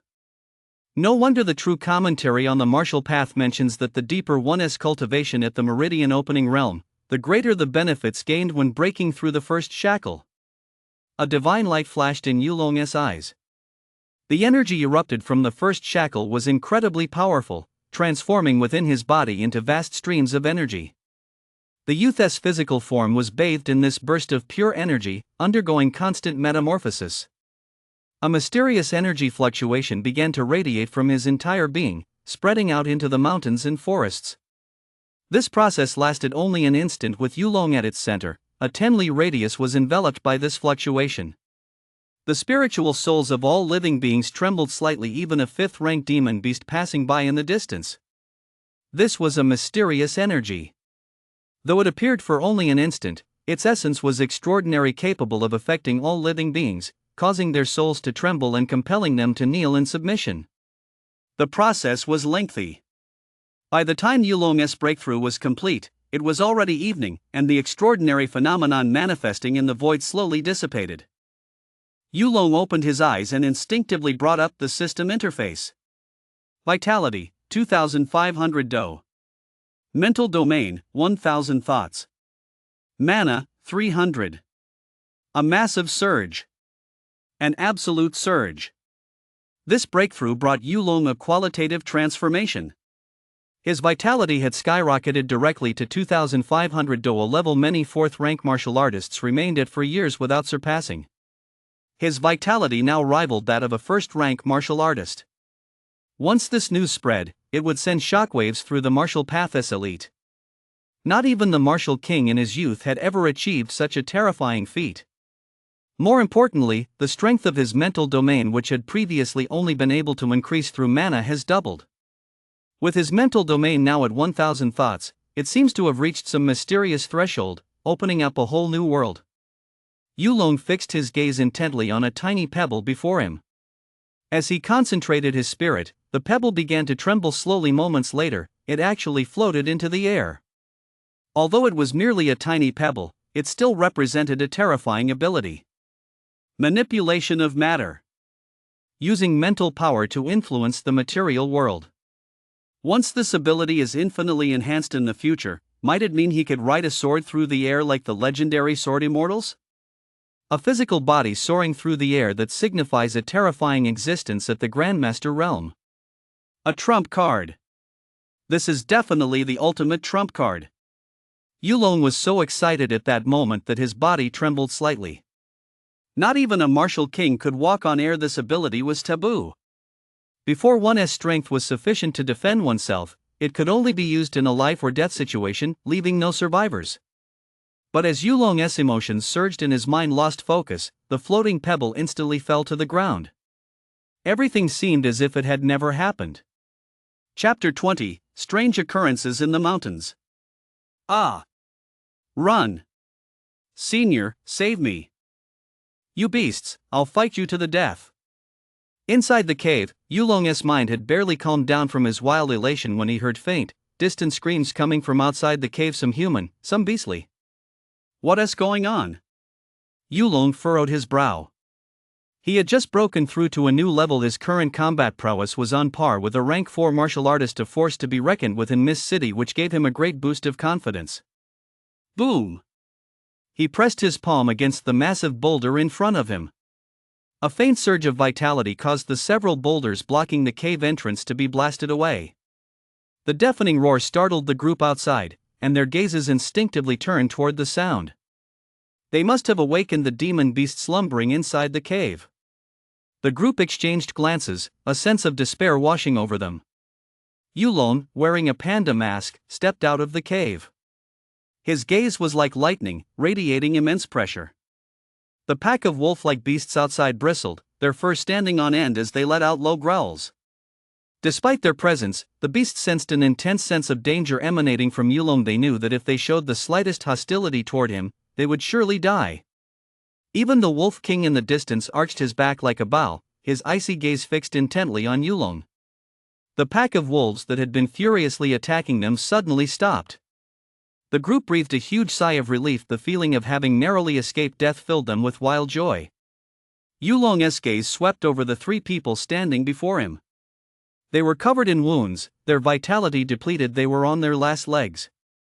If not for their intense will to survive, they would likely have collapsed long ago. The 2 lying on the ground, however, were already lifeless. All 5 were wearing the uniforms of Fog City Martial Arts University. What happened here? How did we manage to alarm a pack of demon wolves? Yulong was puzzled. As a team of rank 1 and 2 martial artists, they should have had no trouble defending themselves if not running rampant on the outskirts of Zhongyun Mountain. In this region, the odds of encountering a pack of demon wolves with such strong herd instincts were no better than winning the lottery. These demon beasts were supposed to be found deeper within the mountain range. Are you students from Fog City Martial Arts University? Yulong spoke in a deep voice. As the largest mountain range in Miss City and indeed, the entire Ba province, Zhongyun Mountain frequently saw martial artists venturing into its depths to hunt demon beasts for cultivation resources or to hone their skills. But Yulong shook his head slightly. These few were far too weak. Even the strongest among them was merely a rank 2 martial artist, still carrying the refined, scholarly air of a student, with not a trace of killing intent about them. It's worth noting that a rank 2 martial artist is already considered an outstanding student at Fog City Martial Arts University. They were likely the stars of their school, convinced they were one in a million geniuses and the protagonists of the universe, and had come to Zhongyun Mountain over the weekend to slay a few minor demon beasts. Come to think of it, these people are all my future seniors. Yulong's plan for the next few years was to enroll at Fog City Martial Arts University. Unlike the academic path colleges, of which there are only 5 nationwide, Huagua has a population of over 1 billion. Given this massive pool, hundreds of thousands of students with martial path talent take the entrance exams each year, and every province has more than 10 martial path universities. In Ba Province, Fog City Martial Arts University, located in the provincial capital of Fog City, ranks first in the province and is among the top 20 nationwide. He wanted to stay in Fog City to take care of his mother. His younger sister, Xiaoye, possessed remarkable academic path talent. The best academic path college in Huagua, the imperial capital, was where she belonged. As for himself, with the system by his side, the influence of the school wasn't as significant as he'd imagined. This also aligned with his philosophy of lying low and leveling up. As for the possibility of failing to get into Fog City Martial Arts University? Sorry, but Yulong had never even entertained such a thought. However, none of these were the most important reasons. In your previous life, you sacrificed so much for this family. In this life, let your older brother take care of it. Senior. The 3 students from Wucheng Martial Arts University spoke tremblingly. The aura of this mysterious figure, who had appeared wearing a panda mask, was overwhelmingly powerful. Even the demon wolves, which had been frantically hunting for blood, now seemed to face a formidable enemy. Terrified, the students dared not move a muscle. Who knew if this master had any strange quirks? They were in the middle of nowhere, and night was about to fall, dark and stormy. The group dared not think any further. Fortunately, when they heard Yulong mention Wucheng Martial Arts University, their hearts leapt with hope. Perhaps he was an alumnus who had graduated from the school many years ago, someone who had now attained profound mastery of the martial path and could save them. If they knew that the youth beneath the mask was even younger than they were and was actually planning to apply to Wucheng Martial Arts University this year, their worldview would likely shatter completely. About an hour ago, a terrifying beast's roar echoed from deep within the mountains. After that, the demon beasts in the mountains went berserk, becoming violent and bloodthirsty. Some of the beasts from even deeper within the mountains have also begun moving toward the mountain's exit. The group was still shaken. They never expected that a routine training expedition into the mountains would lead them to face such extraordinary terror. Just moments ago, they had all believed they were doomed. The sudden deaths of their 2 close friends here only deepened their grief. But such is the path of cultivation. The journey towards self-transformation is always paved with the bones of countless others. I'm not very familiar with this area. Do any of you know the way? Yulong broke the silence once more. Sympathy for his own kind made him unable to bear the thought of these youths in the prime of their lives perishing here. We do. We do. This way. The group hurriedly spoke up, pointing out a path down the mountain. Following this master, who appeared incredibly formidable, instantly boosted their chances of survival. Roar! Just then, a terrifying beast's roar echoed once more from deep within the mountains, like the command of an emperor. The pack of demon wolves, which had been cowed by Yulong, suddenly flashed with savage fury in their eyes and, letting out bloodthirsty growls, charged toward the group. That roar is astonishing. It must be the ruler of the Zhongyun Mountains. Yulong's expression grew grave. To be revered as the king by all demon beasts in the Zhongyun Mountains, which stretched for hundreds of li, its power was likely beyond imagination. Let us go. With a low, firm command, Yulong led the three others down the mountain. As they moved, they instantly disrupted the delicate balance in the area. The Wolf King let out a long howl from the distance, and more than a dozen rank 1 demon wolves pounced toward Yulong and his companions. Ah! The group from Fog City Martial Arts University was taken aback. They hadn't expected these dozen or so demon wolves to attack all at once, especially since the 5 of them had previously only managed to provoke half of the pack. Humph! Yulong snorted coldly from beneath his mask. With a sudden movement, 2,500 do of vitality erupted as he slammed a fist into the head of the demon wolf leading the charge. A copper head, an iron back, and a waist as soft as tofu. A wolf's hardest part is its skull, but under the force of Yulong's punch, the skull of this rank 1 demon wolf shattered like a fully ripe watermelon, blown to pieces by the impact. Pale brain matter mixed with fragments of skull flew in all directions. Yulong didn't pause. He twisted his waist, gathered power in both fists once more, and struck the second demon wolf closing in. Boom! Boom! Boom! In the blink of an eye, 4 demon wolves had been reduced to headless corpses on the ground. The deaths of their kind only further fueled the pack's ferocity. They lunged at Yulong without fear, their fangs glinting with a chilling, menacing light. A pack of wolves can devour a tiger. However, the pack's ferocity shattered with a thunderous crash the moment Yulong crushed the skull of the 10th demon wolf. Rank 1 demon beasts lack sentience, yet they could sense Yulong's terror, a terror that even surpassed the intimidation of the Wolf King behind them. Awoo! As the first wolf whimpered and cowered on the ground, the remaining 4 rank 1 demon wolves all dropped to their haunches, burying their heads deep between their front legs, their bodies trembling uncontrollably. Even the Wolf King in the distance dared not make a sound. The group from Wochung University of Martial Arts stood transfixed. They even wondered if their eyes were playing tricks on them.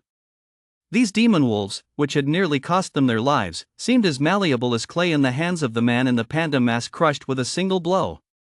The ferocious, bloodthirsty demon wolves lay on the ground, too afraid to lift their heads, looking like the tamest of village dogs.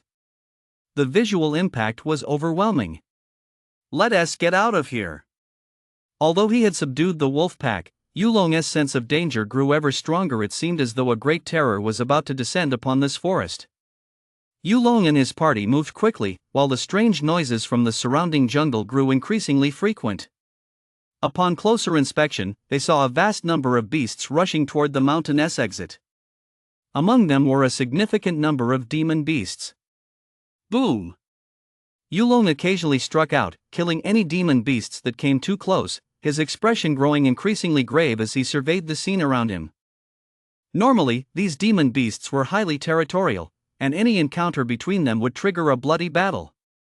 Yet now, they showed no signs of fighting whatsoever. Instead, with terror etched on their faces, they were frantically fleeing toward the mountain's exit. In the sky, countless birds screeched in panic as they flew past in flocks, their numbers so vast they obscured the sun. A cloud of beasts presses down on the city. 100 beasts race madly. A second-rank martial artist from Fog City Martial Arts University watched the scene before him and muttered under his breath. Suddenly, as if he just remembered something, his expression changed drastically, and all color drained from his face. I remember now. We learned about this in history class. It's a beast tide. The legendary beast tide. Chapter 21, Beast Tide, Human Tide. Beast Tide. Yulong's pupils suddenly contracted. He never imagined that his very first trip into the mountains would lead him to encounter such a catastrophic event. 1,000 years ago, the 3 saints of the human race ascended to the supreme throne and slew the peerless emperor of the demon race. From that moment on, the human race firmly established its status as the central force in the cosmos. All demon beasts of Grandmaster rank or higher were either slain by the human race or fled with their clans into the depths of the ocean, out of sight of humans. The demon beasts remaining on land had long since lost the glory of their ancestors, cowering in the primeval jungles of the great mountain ranges. Yet when, for some unknown reason, the demon beasts of an entire mountain range were all roused, it would still spell a catastrophe, triggering unimaginable disaster. The Zhongyun Mountains stretch for hundreds of li and are the largest mountain range within Ba Province. The power of the demon beast king lurking in its deepest recesses is impossible to gauge. It is likely that even the entire city of Wu would struggle to withstand it. The last time a beast tide erupted was 20 years ago in Kuan City in the southwest. After that battle, the entire city of Kuan was nearly razed to the ground. This will be a catastrophe.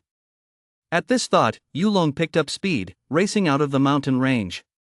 He immediately felt a sense of vast openness. Looking up, he saw 3 armed helicopters already circling in the distance. Just as I thought. The unusual phenomena here were detected immediately. Yulong breathed a sigh of relief. Facing such a beast uprising, his own strength would be utterly useless. Rat-a-tat-tat. Seeing more and more demon beasts on the ground advancing toward the city, the armed helicopters in the sky immediately unleashed their full power, spewing intense firepower. A metal storm of bullet barrages tore the charging beasts to shreds. Even rank 1 and 2 demon beasts could do nothing but meet a bitter end under such a barrage of fire. This was the power of technology. It allowed ordinary people with no cultivation to slaughter hordes of demon beasts. Taking advantage of the cover provided by the armed helicopters, Yulong and his companions quickly retreated toward the city. Meanwhile, cultivators from the mountains were gradually making their way out. Some were covered in blood, others were even maimed. Roar! Just then, a mighty roar echoed through the air. A giant ape, standing a zhang tall at the edge of the mountain range, let out a long howl. With both hands, it lifted a massive boulder weighing 10,000 jin above its head and hurled it toward an armed helicopter hovering in the sky. Boom! In the giant ape's hands, the 10,000 jin boulder was as light as a child's marble. Carrying terrifying kinetic energy, it slammed into the hovering helicopter, turning the entire fuselage into a massive firework as it exploded mid-air. At the same time, 2 giant eagle demon beasts surged out of the sky. The helicopters immediately unleashed their fire, but their shots only produced the clanging sound of metal striking metal, managing to knock off just a few eagle feathers. The giant eagles charged toward the helicopters. Their talons, as hard as divine iron, tore through the wings of the remaining 2 helicopters. Deprived of the power needed to stay aloft, the 2 helicopters spun as they plummeted to the ground, turning into 2 massive fireballs. Yulong turned to witness this scene, his heart filled with awe. This was the ruthless crushing of technology by the power of cultivation. However, he had no time to dwell on it. They were still out in the open, without effective shelter, and he was completely exposed to the horde of beasts closing in from behind. "Senior! Get in the car quickly!" Several students from Wuching University shouted loudly. Coming from affluent families, their parents had provided them with personal vehicles long ago, and now was the moment they proved their worth. At full speed, Yulong could outpace a sedan over short distances, but he couldn't sustain that pace for long. With the legendary beast horde suddenly erupting, he had to conserve as much vitality as possible at all times. With the vehicles at their disposal, Yulong and his companions sped toward the city center. However, modern cities had long since abandoned the concept of city walls, and he had no idea how to defend against this beast tide. His confusion was soon resolved, though, as he saw people fearlessly moving against the flow of the massive evacuation procession. Dozens of special-purpose vehicles parted the crowd and lined up outside the city, forming a steel torrent. Over 100 lean, heavily armed martial artists emerged from the vehicles. It was the security department. They were the main force responsible for maintaining the city's peace, primarily to prevent cultivators from causing trouble, just as had happened with Zhoukehua before. The security squad wasn't particularly powerful. They were only tasked with handling ordinary emergencies. Most were rank 1 or 2 martial artists, with a rank 3 martial artist serving as the squad leader. At that moment, moving against the flow of the crowd, they took their positions here. The military headquarters has been notified of the disturbance in the Zhongyun Mountains. They'll arrive in an hour. The middle-aged man leading the security squad spoke with a grave expression. Our security department's 1,000-strong force has already been deployed to guard all the intersections. Now we need reinforcements. 10 li behind us lies the completely unguarded urban area of Fog City. If we fail to hold our ground here, countless fellow citizens and loved ones behind us will become prey for the demon beasts. The middle-aged man was at least a rank 4 martial artist with his vitality surging. His voice echoed for hundreds of meters in every direction. Passers-by couldn't help but slow their pace. In this hour, we need more cultivators to join us in building this great wall of steel. Are there any men of courage, any real men out there? Step forward. Veins bulged menacingly on the middle-aged man's face, and every word he spoke struck the crowd's hearts like a sledgehammer. Stop the car. Inside the vehicle, Yulong remained calm beneath his mask, though a flame was rising in his eyes. His gaze swept toward Mist City. Mother! Sister! His two most precious loved ones were both inside the city right now. He couldn't back down. He couldn't back down. Damn it, Fog City isn't going to be defended by a 4th-rank martial artist like you.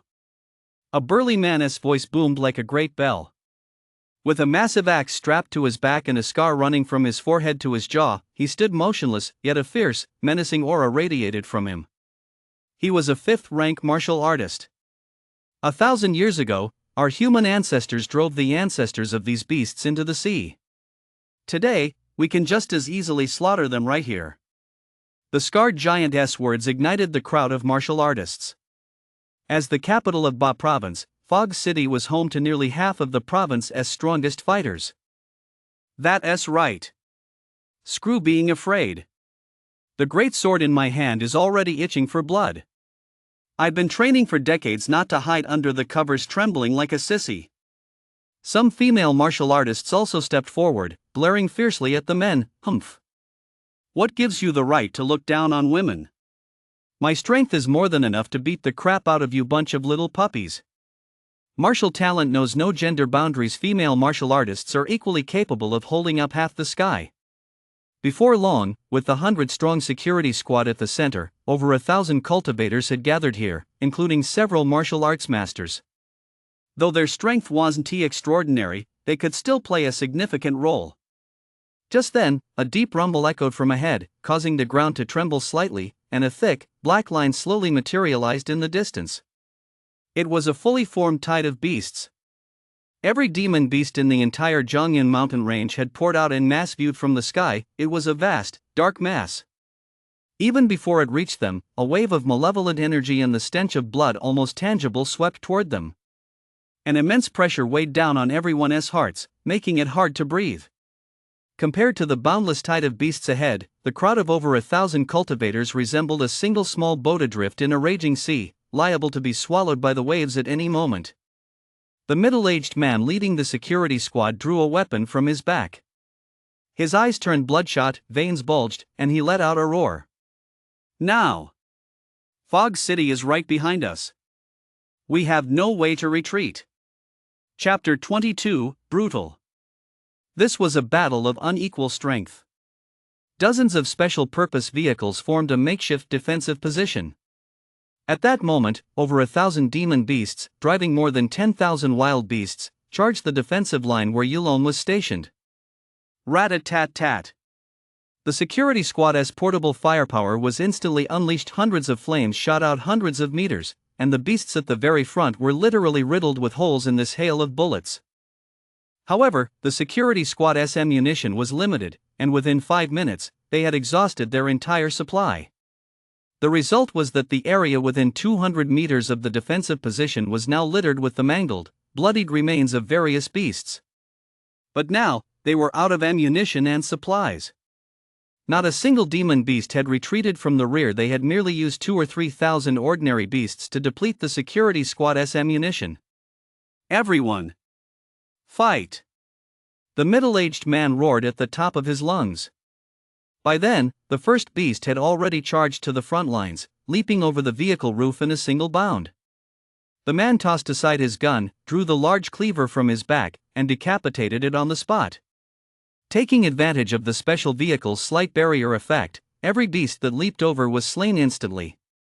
That is, until a demon beast hidden among the herd suddenly lunged forward, sending all the special-purpose vehicles flying. Instantly, the group was completely exposed to the demon beast's view. Remember, The middle-aged man roared, his voice like thunder, stirring the hearts of his men. "We swear to fight to the death and never retreat." A torrent of countless demon beasts surged forward, and casualties began to mount among the Fog City martial artists. Against opponents of the same rank or lower, martial artists were no match for the demon beasts. Kill! That burly fifth-rank martial artist charged straight into the horde of demon beasts. Swinging his massive axe in a wide arc like a full moon, he created a one-jang radius of forbidden territory around himself, mercilessly mowing down the demon beasts. Good! This simple, brutal display instantly ignited boundless fighting spirit in the crowd. Their combat power erupted to 100%, and more than 10 martial artists of rank 4 or higher charged forward, each clearing a section of the demon beast-infested area. But the demon beasts were not to be taken down so easily. Some emitted astonishing demonic energy, moving like afterimages, snatching the lives of martial artists in the blink of an eye. Some martial artists were torn to pieces by swarming beasts, their bodies left in such a state that not even their bones remained intact. Not only that, but flying beasts and birds also descended from the sky in overwhelming numbers. Fortunately, several academic path experts were present to unleash their terrifying academic arts. From time to time, bursts of radiant light flashed, striking down the threatening birds. However, there were simply too many ordinary birds, and with the demon beasts hidden among them, it was difficult to kill them with a single strike. Sheep! A piercing eagle-esque cry suddenly rang out from mid-air as a giant, rank 3 demon eagle broke through the blockade. It dove straight toward the nearest rank 3 scholar. Oh no! The scholar's expression changed drastically. Clenching his hands into fists, he hastily gathered a ball of heaven and earth mana and hurled it at the giant eagle. It was too fast. The giant eagle plunged down from the sky, reaching the scholar in mere seconds, by which time he even had a chance to fully channel his academic power. There are many paths in the cultivation of the academic path. Some are unbeatable at long range but vulnerable when attacked up close. Just like now. Crack! The giant eagle's talons, as hard as divine iron, sank directly into the third-rank scholar's crown, and with a sudden jerk, brain matter splattered everywhere. Beast! Yulong was not far from the scholar. A divine light flashed in his eyes as his vitality erupted wildly. Seizing the moment when the giant eagle was closest to the ground, he struck with a thunderous blow. He flung a steel ball from his hand, emitting a piercing screech. Its power rivaled that of a large-caliber armor-piercing round as it slammed into the giant eagle's eye socket, its force exploding inside its skull. Boom! The brain matter inside this rank 3 giant eagle's skull was churned into a pool of tofu like mush. Its eyes instantly lost all life, and its monstrous body with a wingspan of several meters plummeted to the ground. Ha! Yulong grabbed the giant eagle in one sweeping motion. Treating its body weighing thousands of jin as a weapon, he swept through the horde of beasts, flinging countless creatures aside. He forcibly cleared a safe zone, giving the people behind him a moment to catch their breath. The leader of the security squad breathed a sigh of relief upon seeing such powerful warriors as the axe-wielding giant and Yulong among his ranks. It looks like we'll have no trouble holding out until the military arrives. Roar! A quarter of an hour after the advance of the beast horde ahead was halted, it finally caught the attention of even more powerful beasts in the rear. A giant ape, its entire body covered in eerie white fur, began moving rapidly toward them. Yulong's gaze sharpened. He recognized this giant ape. It was the one that had hurled a boulder, directly reducing the armed helicopter to a ball of fire just moments ago as they emerged from the forest. Even before it drew near, a terrifying surge of demonic energy swept toward them, its ferocious aura overwhelming. A rank 6 demon beast.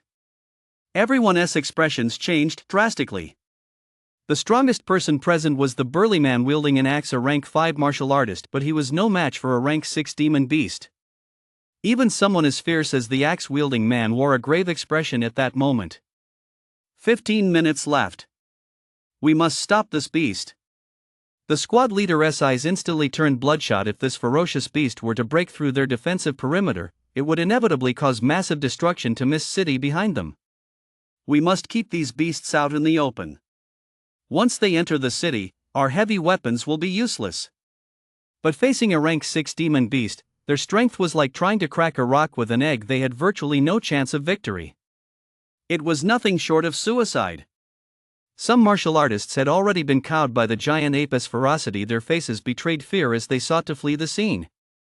If we can hold them off for 15 minutes, that's a success. The squad leader had only this one thought in mind: he would not allow himself to live to see these demon beasts take another step forward. Security squad, follow me. At this moment, words were meaningless. He couldn't persuade these unfamiliar martial artists around him to join him in taking down the giant ape, but at the very least, his security squad would not retreat. After 15 minutes of fierce combat, the security squad had suffered dozens of casualties. The survivors were all covered in blood, their eyes burning with a ruthless, bloodthirsty glint that struck fear into anyone who saw them. Though the squad members weren't particularly powerful, they had fought together for years and worked in perfect harmony, forming a remarkable battle formation to mow down the demon beasts in their path, and they were actually keeping pace with Yulong and his group.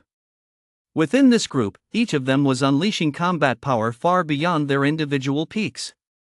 Yulong felt his vitality boiling throughout his body. The scene moved him deeply. Is this some kind of fusion sparked by a collective spirit? Yulong's mental domain had surpassed the 1,000 mark, allowing him to perceive certain mysterious realms. At that moment, above the heads of these security squads, invisible white threads were spreading, weaving the wills and vital energies of dozens of people into a single entity. Where one thrived, all thrived. Where one suffered, all suffered. He cautiously extended his perception, seeking to grasp its essence. Boom! This will was tenacious and pure. Yulong instantly grasped its true meaning, and boundless insights welled up within him. In life, beyond oneself, there are family, country, and the world, as well as close friends and loved ones, all of which are tightly intertwined. When a nest is destroyed, no egg remains intact. A family is a small nation, and a nation is made up of millions of families. When these ideas converge, they trigger a fusion, generating immense explosive power. This is resonance on a spiritual level.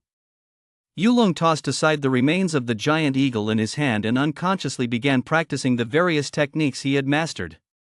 With every move, a majestic sense of purpose began to emerge. This was the breadth of vision encompassing family, country, and the world.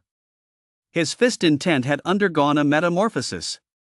Each punch was mighty and overwhelming, possessing the unstoppable courage of 10,000 men. A rank 4 demon beast that approached Yulong was instantly struck dumb by the blow, accepting the full force of Yulong's punch without resistance, and was effortlessly slain. I can't stand it when people try to play the hero in front of me. The burly man with the axe spat on the ground, strode to catch up with the security squad, and charged toward the giant ape. Yulong was no exception. After his recent epiphany, he felt his strength had taken another quantum leap. At that moment, no one would think of fleeing, but very few were truly capable of charging right up to the giant ape. The others could only do their best to block any potential attacks from the surrounding demon beasts. Roar! Seeing dozens of ants charging toward it, the giant ape wore a look of disdain. Clutching a massive copper staff, it swung it with the force of a collapsing pillar of heaven, instantly blasting several martial artists away. They fell in the distance, swallowed up by the swarm of beasts. Beast! The squad leader's eyes turned bloodshot as he channeled his vitality throughout his body, circling the giant ape in search of an opening. But though the giant ape stood over a zhang tall, its movements retained the agility of the ape clan. It swung its copper staff so relentlessly that the group could barely get close. Ah! Screams rang out incessantly. The giant ape strode through the tide of beasts, swinging its copper staff. Martial artists and demon beasts alike near it were smashed to a pulp. Old Ox is here to face you. As the highest-ranked cultivator present, the burly man wielding the axe let out a long howl, his entire body instantly turning crimson, a sign that his vitality had erupted to its limit. Nyoyi swung his axe with all his might, clashing head-on with the giant ape's copper staff. The result was predictable: he was sent flying without a moment's hesitation, blood spattering through the air. Yet, simply withstanding this direct hit caused the giant ape's staff to pause for an instant. Now! A flash of determination lit up Yulong's eyes. He was about to strike. But someone was faster than him. The leader of the security squad leaped into the air, his fourth-rank martial artist cultivation erupting as he clutched a black object in his hand and charged straight into the giant ape's embrace. That's a thermobaric bomb. How could the captain have a thermobaric bomb? The squad members standing nearby recognized the object in his hand and couldn't help but widen their eyes in shock. It was practically the most powerful handheld portable bomb in existence. With a small blast radius and concentrated destructive power, if detonated at close range, it could take the life of a 6th-ranked demon beast. In this era, within the military, it was the most powerful firepower weapon created by the technological tree, capable of even wiping out a 9th-ranked demon beast. Only by breaking through this limitation and reaching the legendary realm could any thermal weapon fail to harm it. At that moment, the giant ape finally revealed a hint of human-like fear. It sensed a deadly threat from this ant-like figure before it. It swung its copper staff, intending to blast the squad leader away with a single blow. But it was ultimately a split second too late. Faced with such a golden opportunity, the leader didn't hesitate for a moment. The instant the giant ape's staff came down, he detonated the thermobaric grenade in his hand. Boom! Chapter 23, Victory After All. A miniature mushroom cloud of fire engulfed the giant ape's location. As the pinnacle of individual firepower, a thermobaric bomb does not destroy its target with shrapnel or shockwaves from the explosion, but rather by the immense heat and air pressure generated during detonation. Even though Yulong had retreated the instant the blast occurred, a searing heatwave still swept over him, raising the temperature of the air he inhaled by more than 10 degrees. Is it dead? It wasn't just Yulong. Everyone's eyes were fixed intently on the blazing fireball. They hoped for a miracle, hoping the leader of the safety squad would emerge from the flames, reborn from the fire. Roar! But the outcome was the exact opposite of what everyone had hoped for. A somewhat weak beastly roar suddenly rang out from within the fireball. It was the giant ape. It was still alive. In the next instant, a demon beast, its body entirely blackened, staggered out of the explosion. The giant ape, which had once radiated overwhelming ferocity, now had all its fur completely scorched away by the terrifying heat of the blast. Although its formidable demon physique had allowed it to survive such a violent explosion, its entire body was still reduced to a bloody, mangled mess. Since the hand gripping the staff was closest to the center of the explosion, the giant ape's right wrist was severed clean off at the base, and the copper rod as thick as an arm that it had been holding was blown into several pieces. The explosion had left it severely wounded, and its aura had plummeted. But no matter what, it had survived. Roar! The giant ape pounded its chest fiercely with its uninjured left hand, letting out a roar of survival. Now, the ants before it were about to face the full brunt of its wrath. The wrath of a frenzied rank 6 demon beast. He intended to trade one life for another, but he failed to complete the task. Not far away, a flash of sorrow crossed Yulong's eyes. Even now, he still did not know the name of this security squad leader. But beneath his panda mask, the teenager's gaze toward the giant ape was icy and piercing. It's not over yet. What he failed to complete by sacrificing his life, I will finish for him. Yulong's spirit flared with fury as the 2,500 do of vitality within him burned wildly. His vitality swirled and doubled, instantly matching the combat power of a 5,000 do practitioner. For the first time since breaking through to the first-rank martial artist tier, he displayed his peak condition. This was already the strength level of a 5th-rank martial artist. This instantly caught the giant ape's attention. Among all the cultivators present, Yulong's vitality fluctuations were the strongest enough to pose a threat even to the severely wounded beast. Roar! A savage glint flashed in the giant ape's eyes. Its massive, 10-jang-tall body leaped suddenly, lunging toward Yulong. Boom! Man and beast clashed in a fierce punch exchange. A dull thud echoed as Yulong was sent flying backward by the blow. He kept breaking with his feet as he fell, finally coming to a halt only after crashing into an overturned special-purpose vehicle. Even in a severely wounded state, a rank 6 demon beast's power remained terrifying, not something an ordinary rank 5 martial artist could easily provoke. Ha ha ha ha! Yulong, spewing a mouthful of blood, burst into maniacal laughter. So you really are that badly injured after all? Although the punch had caused him to cough up blood, it hadn't inflicted as severe an injury as he feared, a fact that filled him with delight rather than alarm. Roar! The giant ape roared furiously as well. It was enraged. Had its body not been so severely wounded, Yulong would never have survived against it even with his microcosm unleashed. The others, still fighting fiercely amidst a sea of blood, were deeply shaken. As long as this giant ape was slain, the rest would pose no real threat. Ha ha ha. I, old ox, am not dead yet. Just then, a familiar figure came running from the distance. It was the axe-wielding giant who had just clashed head-on with the giant ape at the height of its power. Yulong had briefly thought he'd been killed by the giant ape's single swing. Niu Yi's footsteps thundered as he stomped the ground, acting as if he were completely unharmed. He swung his massive axe and charged forward once more, the blade as thick as a door glinting coldly in the light. The giant ape, now without its divine weapon, dared not use its battered, demon-like body to block Niu Yi's axe head-on. But the giant ape's agility remained intact. With a swift shift of his body, he dodged the massive axe and darted directly behind Ox Lord. Raising his left hand high with fingers splayed wide like a colossal hand obscuring the sky, he brought it crashing down upon Ox Lord. If he couldn't dodge this blow, Ox Lord would likely be reduced to a pulp on the ground.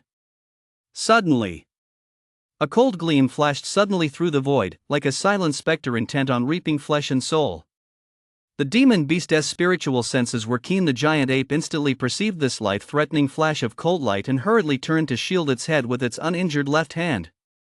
The next moment, the cold light flashed past, piercing right through its right palm and into the giant ape's skull. The cold light came to a halt inside the giant ape's skull, and only then did everyone see its true form. It was the dagger forged from 100 times refined steel by Yulong himself, hurled by Yulong at the peak of his power. It had become a deadly, inch-long beam of light. Roar! The dagger was lodged in the giant ape's skull. Half the blade had sunk into its head, held fast by its hard skull, but the excruciating pain drove the giant ape into a frenzy. What a pity! Yulong felt a twinge of regret. This had been his killing blow. Had it not been blocked by the giant ape's palm, it would surely have pierced its skull and killed it instantly. Friend, let us join forces and chop this beast to pieces. Upon seeing this, Old Ox's eyes lit up. He hadn't expected the man in front of him, who had been wearing a panda mask the whole time, to possess such astonishing skill with hidden weapons. Good! Yulong roared in a deep voice. He had to slay this beast today, otherwise, the knot in his heart would remain, and his thoughts would remain clouded. Niu Yi and Yulong, one burly, the other fierce, complemented each other perfectly. Their combined efforts to corner and kill the beast actually unsettled the giant ape, causing it to let out an anxious roar. There was no other choice. It was severely wounded at this moment, and with Yulong and Niu Yi joining forces, they were now a match for it. Boom! Boom! Boom! Powerful energy collided, and demonic energy surged as the two men and the beast battled fiercely across the open plain.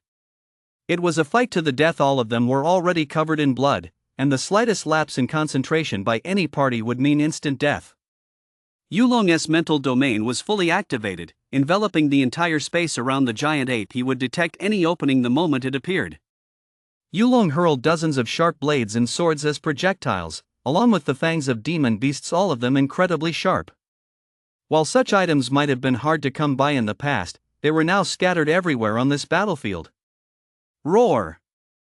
The giant ape's body was now riddled with bloody holes as it continued its fierce battle with Yulong. With its vitality boiling, blood flowed unceasingly from its body. Even a rank 6 demon beast, with its formidable vitality, could not withstand such relentless depletion. As the giant ape's vitality continued to wane, Yulong resumed exchanging blows with it. He infused his newly grasped spirit of home, country, and the world into his fist. Intent, each punch was upright and noble, radiating an unparalleled sense of righteousness, and he managed to hold his own against the giant ape. That's it. Just like that.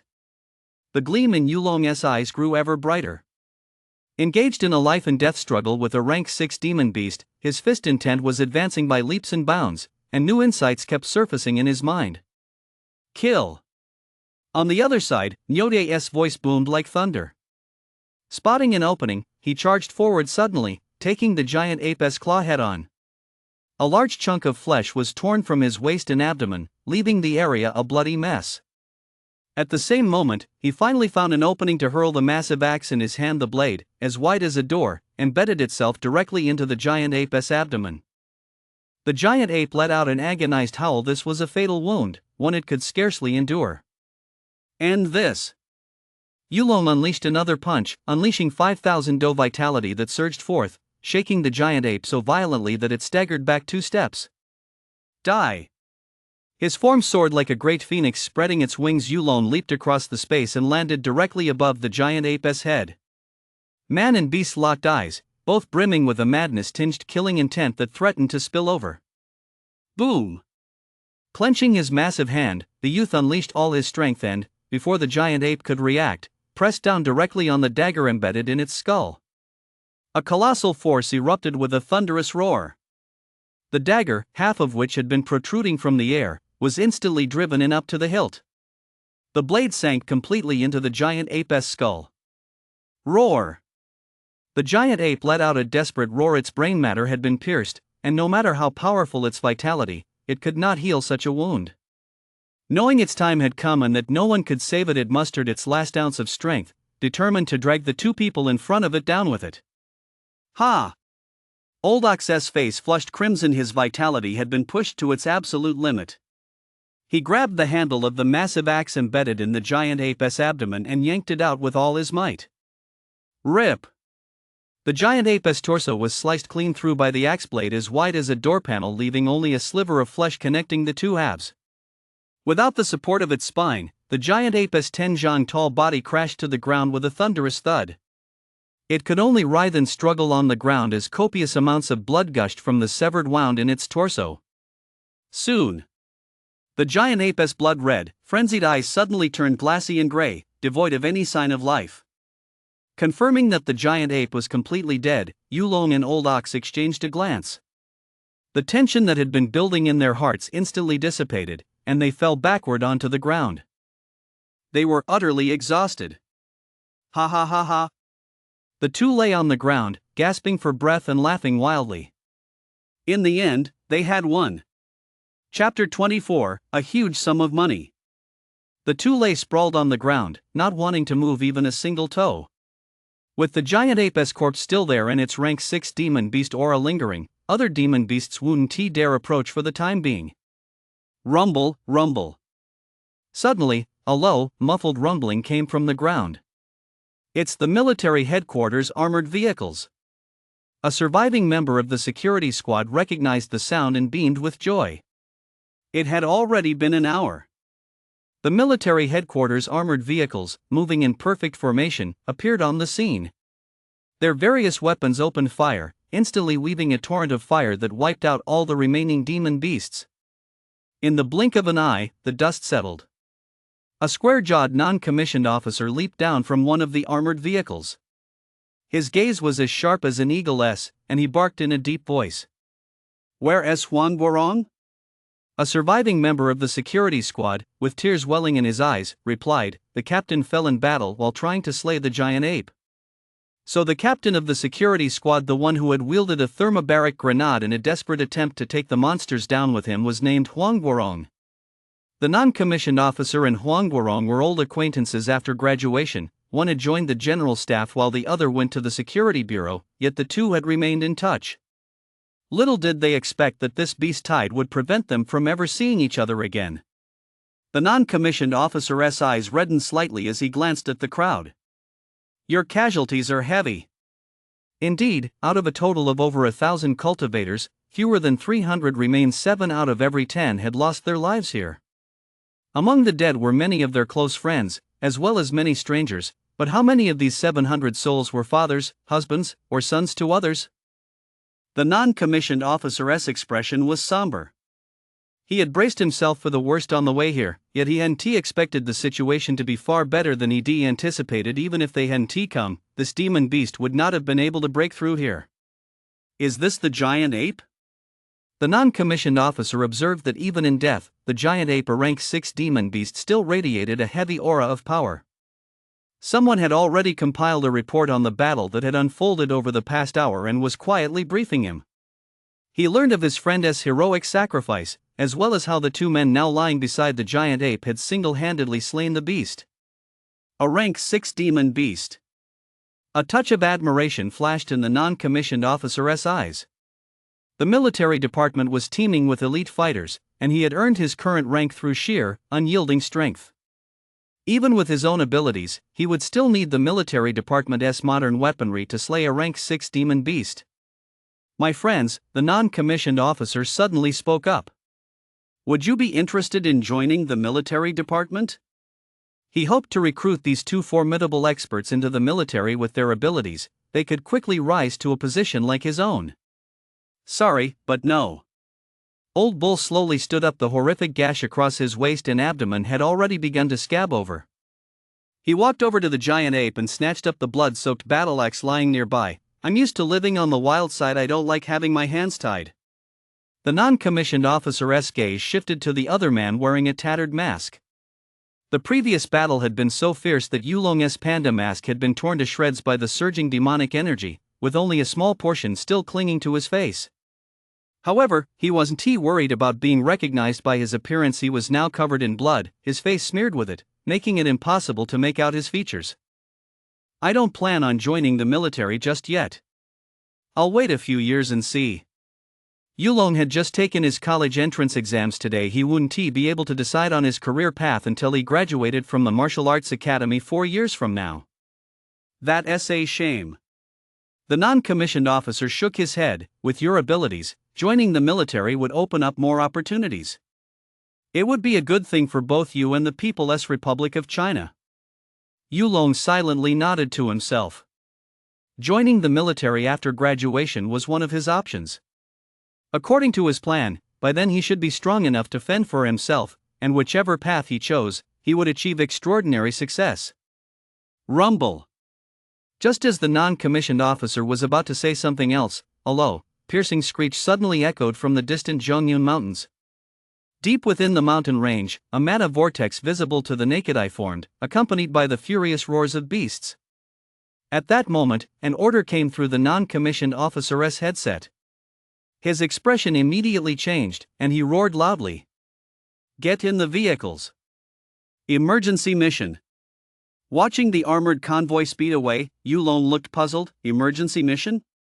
Has a demon beast breached another location? Don't worry about it. Those guys from the military headquarters are well equipped and incredibly powerful. Since the crisis here has been resolved, they're naturally heading out to wipe out the demon beasts elsewhere. As a veteran who'd been in the game for decades, Old Bull had seen it all. He merely curled his lip dismissively. That group of top-tier experts from Fog City must have ventured into the Zhongyun Mountains to hunt down the Demon Beast King. Rumor has it that beast is already an 8th rank demon beast. Its power is staggering. 8th rank. Yulong murmured under his breath, a gleam of awe flashing in his eyes. Whether human or demon beast, 7th rank was considered high tier. The gap between 6th rank and 7th rank was a massive barrier, a chasm even wider than the one between 6th rank and 1st rank. Rumble, rumble. Deep within the mountain range, the rumbling continued unabated. Under the onslaught of terrifying energy, the very landscape was changing color, and vast swaths of ancient, towering trees were toppling like weeds. Is this what an 8th rank battle doe looks like? The youth's heart was filled with awe as he wondered how long it would take him to reach such heights. Thank goodness those high-tier demon beasts are trapped deep within the mountains. Otherwise, if even one were to emerge, we wouldn't stand a chance. Unbeknownst to Yulong, Niu Yi hoisted his great axe onto his shoulder, his steps still a bit unsteady, and looked down at the corpse of the giant ape at his feet. It was a rank 6 demon beast. Although its body had been severely damaged by the explosion, it still possessed precious spiritual essence worth at least 50 million. There were also corpses of low-tier demon beasts below rank 6 scattered all over the ground. Although many were just fragments blown to pieces by the intense barrage of fire, with their most valuable parts already missing, their combined value was still incalculable. Such a large number of demon beast corpses is a sight rarely seen even once in decades. They are usually scattered throughout the vast, primeval jungles of the Zhongyun Mountains, and even for experts who set out specifically to hunt them, it still requires immense effort. All told, the value amounts to 500 million. Someone from the military headquarters will come shortly to haul them away and pay everyone their fair share. This is a staggering fortune. This is also the customary practice following a beast tide. The slain demon beasts are divided among the cultivators who took part in the hunt. Now that we're faced with this fortune, we need to come up with a distribution plan. Old Bull glanced around at the crowd.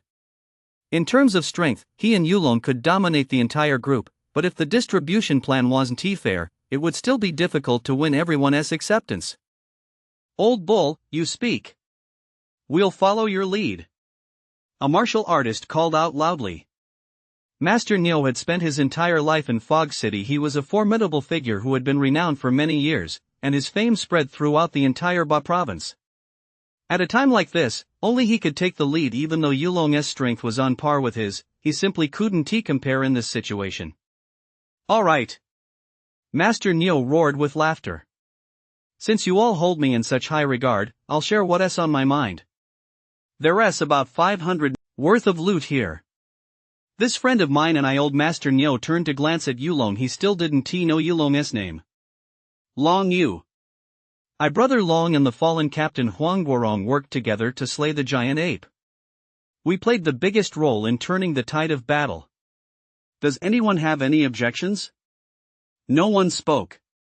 Indeed, if the three of them hadn't slain the giant ape, it's likely that not a single person would have survived its rampage. The two of us, along with the fallen Captain Huang, claimed this giant ape. Old Master Neo's voice was firm and decisive. Absolute fairness often means absolute unfairness. That's just how the cultivation world works. Those with greater strength naturally deserve more.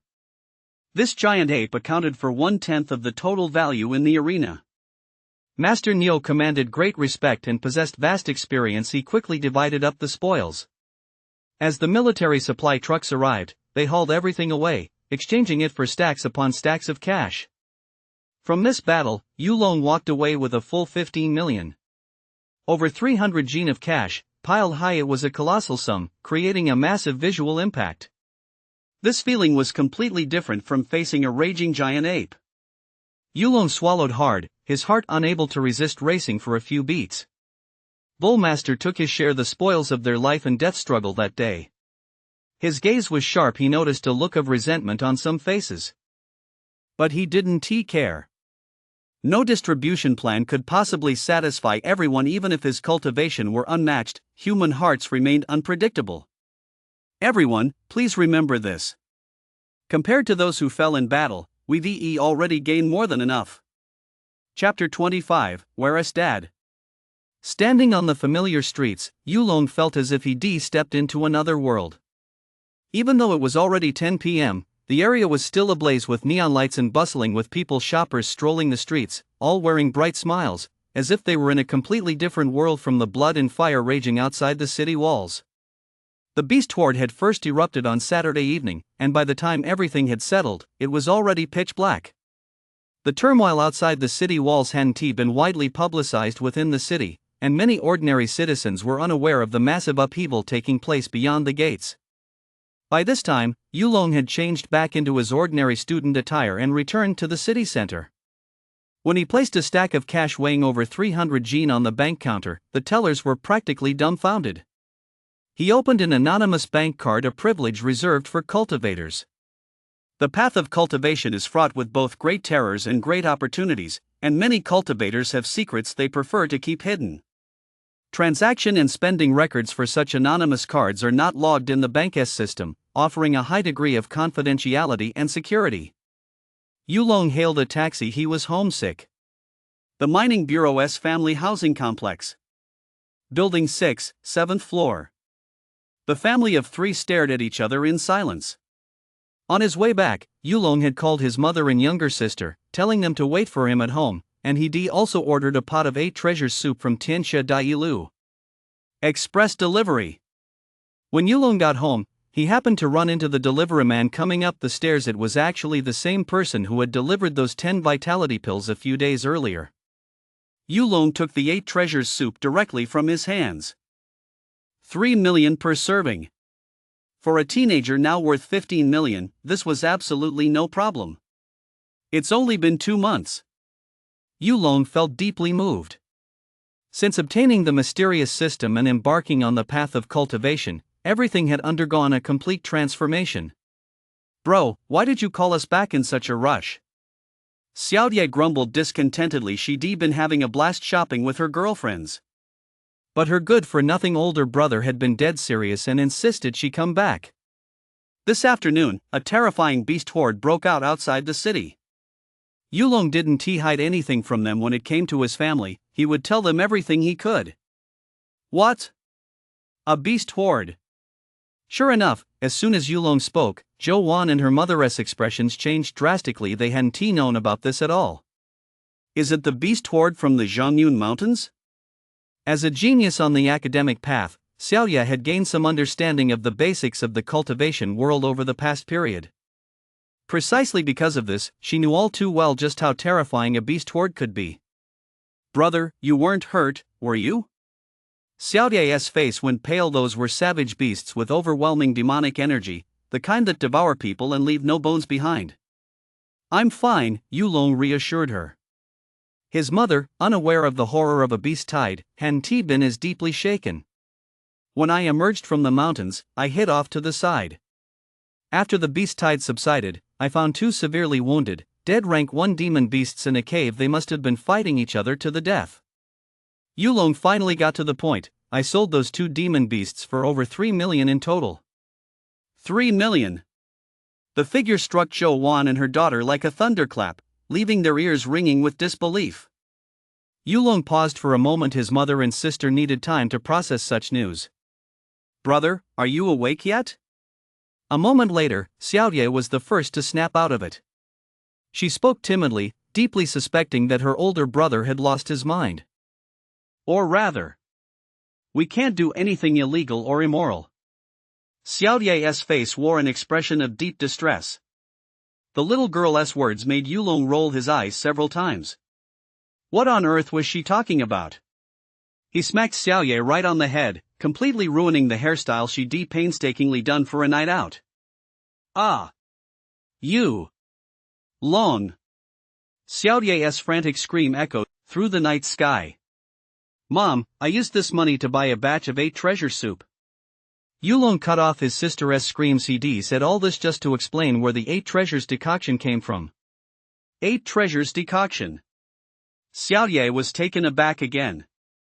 She knew what this was. It was the most beneficial herbal remedy for their mother, capable of restoring her body's vitality after so many years of depletion and strengthening her fundamental energy. That costs 3 million. After all, the market value of the house they were currently living in was barely over 1 million. That's so expensive. Zhou Wan felt uneasy. There were so many better ways to spend that money. Why waste it on her? She had lived her entire life for her 2 children and had never once thought of herself. No. Mom, you're worth it. Before Yulong could speak, Xiaoye, who had always been her little ray of sunshine, said, all these years, for my brother and me, your health has suffered so much. Now that brother has unexpectedly come into a windfall, using it to restore your health is the best thing we can do. But you two will both be cultivators in the future. You're bound to have plenty of expenses. Zhou Wan couldn't provide her children with more material comforts, but she also didn't want to burden them. Mom, what are you saying? Without you, where would we be? Yulong waved his hand emphatically. Besides, once you buy this medicine, there's no refund. It'll be a waste if you don't take it. Faced with her children's sincere gazes, Zhou Wan's eyes filled with tears. All right. She knew that for her son to obtain 2 demon beast corpses from such a perilous beast tide couldn't possibly have been as easy as he made it sound. It must have been a near-death experience. Yulong produced the 8 treasures soup, an oral solution in a glass bottle. It was a concentrated essence of medicinal power, distilled through secret methods from 8 extreme-rank yellow-tier peak herbs. Even ordinary people could absorb it to prolong their lives. Gulp! Zhou Wan tilted her head back and drank the 8 treasures soup. She immediately felt a gentle, warm current flowing through her entire body. Her chronic cold hands and feet, as well as the aches in her lower back, vanished the moment the medicinal energy began to circulate. Total comfort. Yulong had been monitoring his mother's vitality levels the entire time and could clearly sense the transformation taking place within her body. This was only the beginning. Her body, which had been depleted for years, needed time to adjust. Over the next month, his mother's health would continue to improve, eventually returning her to the peak condition of her 20s. This 3 million was well worth it. Yulong's eyes were filled with confidence and conviction. "Mom, don't worry. Since we've earned our first 3 million now, we'll naturally earn a second, a third, and countless more." "That's right," Xiaoye said, delighted to see her mother's radiant spirit. Even her once stooped posture had straightened once more. "Once we're all grown up, you'll just be able to sit back and enjoy your golden years. You won't have to worry like you used to because of Dad." "Sis!" Yulong snapped, cutting Xiaoye off. Xiaoye's face paled instantly as she remembered the family taboo. She looked closely and saw that her mother's expression had indeed grown somber. "Mom, I didn't mean to." The young girl felt deeply guilty and hurriedly waved her hands. She knew she had once again touched upon the most sensitive part of her mother's heart. "It's all right." Zhou smiled. "So many years have passed, what is there left to hold on to? Mom has long since let it go." Her words held an indescribable sadness and heartbreak. Then, seeing that her mother didn't seem too upset, Xiaoye immediately wanted to know more. "Dad, who is he? Is he still alive?" This was something she wanted to know ever since she was a child. Zhou fell silent, then spoke slowly after a moment. "I'll tell you about that person once you become true cultivators." "Cultivators?" Yulong furrowed his brow. "From what Mother said, could it be that my father is a cultivator?" "Mom, my sister and I are all grown up now," Yulong whispered. "We can weather the storms on our own." As soon as the words left his mouth, an aura surged from Yulong's body. A rank 1 martial artist. Upon officially embarking on the path of cultivation, a person's soul undergoes a mysterious transformation, exerting a spiritual suppression over ordinary people, something that cannot be concealed. This was the first time Yulong had ever revealed his aura. "Brother! How is this possible?" Xiaoye's beautiful eyes widened in utter disbelief. It had only been 2 months, yet her brother had already broken through to become a rank 1 martial artist. "I had some serendipitous encounters during this trip into the mountains." Yulong attributed it to the massive upheaval in the mountain range, then reached out again to ruffle Xiaoye's hair, turning it into a complete mess. "Your brother has incredible talent. You'd better work hard if you don't get into the Imperial Capital's academic path academy. I'm afraid you'll never be able to surpass me." Yulong chuckled softly. In this lifetime, his mother's health had improved, and with Xiaoye's talent, she was sure to get into the best school. There was no need to give up for any other reason. Don't get too cocky. I'll definitely surpass you. I'm an academic path prodigy." Xiaoye wrinkled her little button nose, her face brimming with defiance. "Mom, now you can tell us, right?" Xiaoye's thoughts raced as she tugged at her mother's hand, eager to learn about the most important man who had never appeared in her life. "Very well." Zhou sighed deeply. Perhaps her children really could reach that level someday. "Your father's name is Yulong's eyes lit up. He hadn't expected his father to have such an astonishing background. The fact that both he and his sister had been identified as having cultivation talent was likely connected to their father as well. But once he left, he never came back. Zhou's eyes turned red. This was the deepest wound in her heart over the past decade. She didn't even know if that man was alive or dead. "He must be dead," Zhou murmured softly, tears streaming down her face. "If he were still alive, how could he have gone all these years without coming to see us, even once?" This was Zhou's deep-seated sorrow, an incurable wound that no amount of rare and precious elixirs could heal. The mystery that had plagued Yulong and his sister for over a decade had finally been solved today, though sadly, they had not the slightest memory of their father. "Mom, don't worry. Once I graduate from college, I'll definitely follow in his footsteps and search for him." "Me too. Brother, we'll go together when the time comes." The siblings' determined gazes gave Zhou immense emotional courage. "All right. Just make sure you're both okay. You're the apples of my eye. I can't bear to lose you too." Chapter 26, The College Entrance Exam Approaches. The residential complex was already over a decade old, but its landscaping was astonishingly well maintained as far as the eye could see, the central courtyard was a vast expanse of lush greenery. Yulong's favorite pastime was to pull a rocking chair out onto the balcony, curl up in it, and bask in the warm sunshine. It was so relaxing it made him want to doze off. Sunbathing. Perfect. Brother! Brother! Unfortunately, a sharp shout shattered Yulong's afternoon tea break, and the teenager had no choice but to open his half-closed eyes and stretch lazily. Bro, why are you still lying around here? The national joint test is this afternoon. Seeing her brother curled up in the rocking chair like an old man, Xiaoye couldn't help but get angry. She stomped her foot fiercely. Bro, you can't get cocky just because you've achieved a few minor successes. Look at you now lying around all day. Competition among martial artists is fierce. Time flew by. The basic section of the college entrance exam had ended 2 days ago. With Yulong's formidable mental domain, these questions posed long. As soon as he arrived at the playground, Wu Wei spotted him and waved excitedly. Yulong looked around. It seemed the event hadn't started yet. What's going on? I heard there are a lot of cultivation prodigies this year.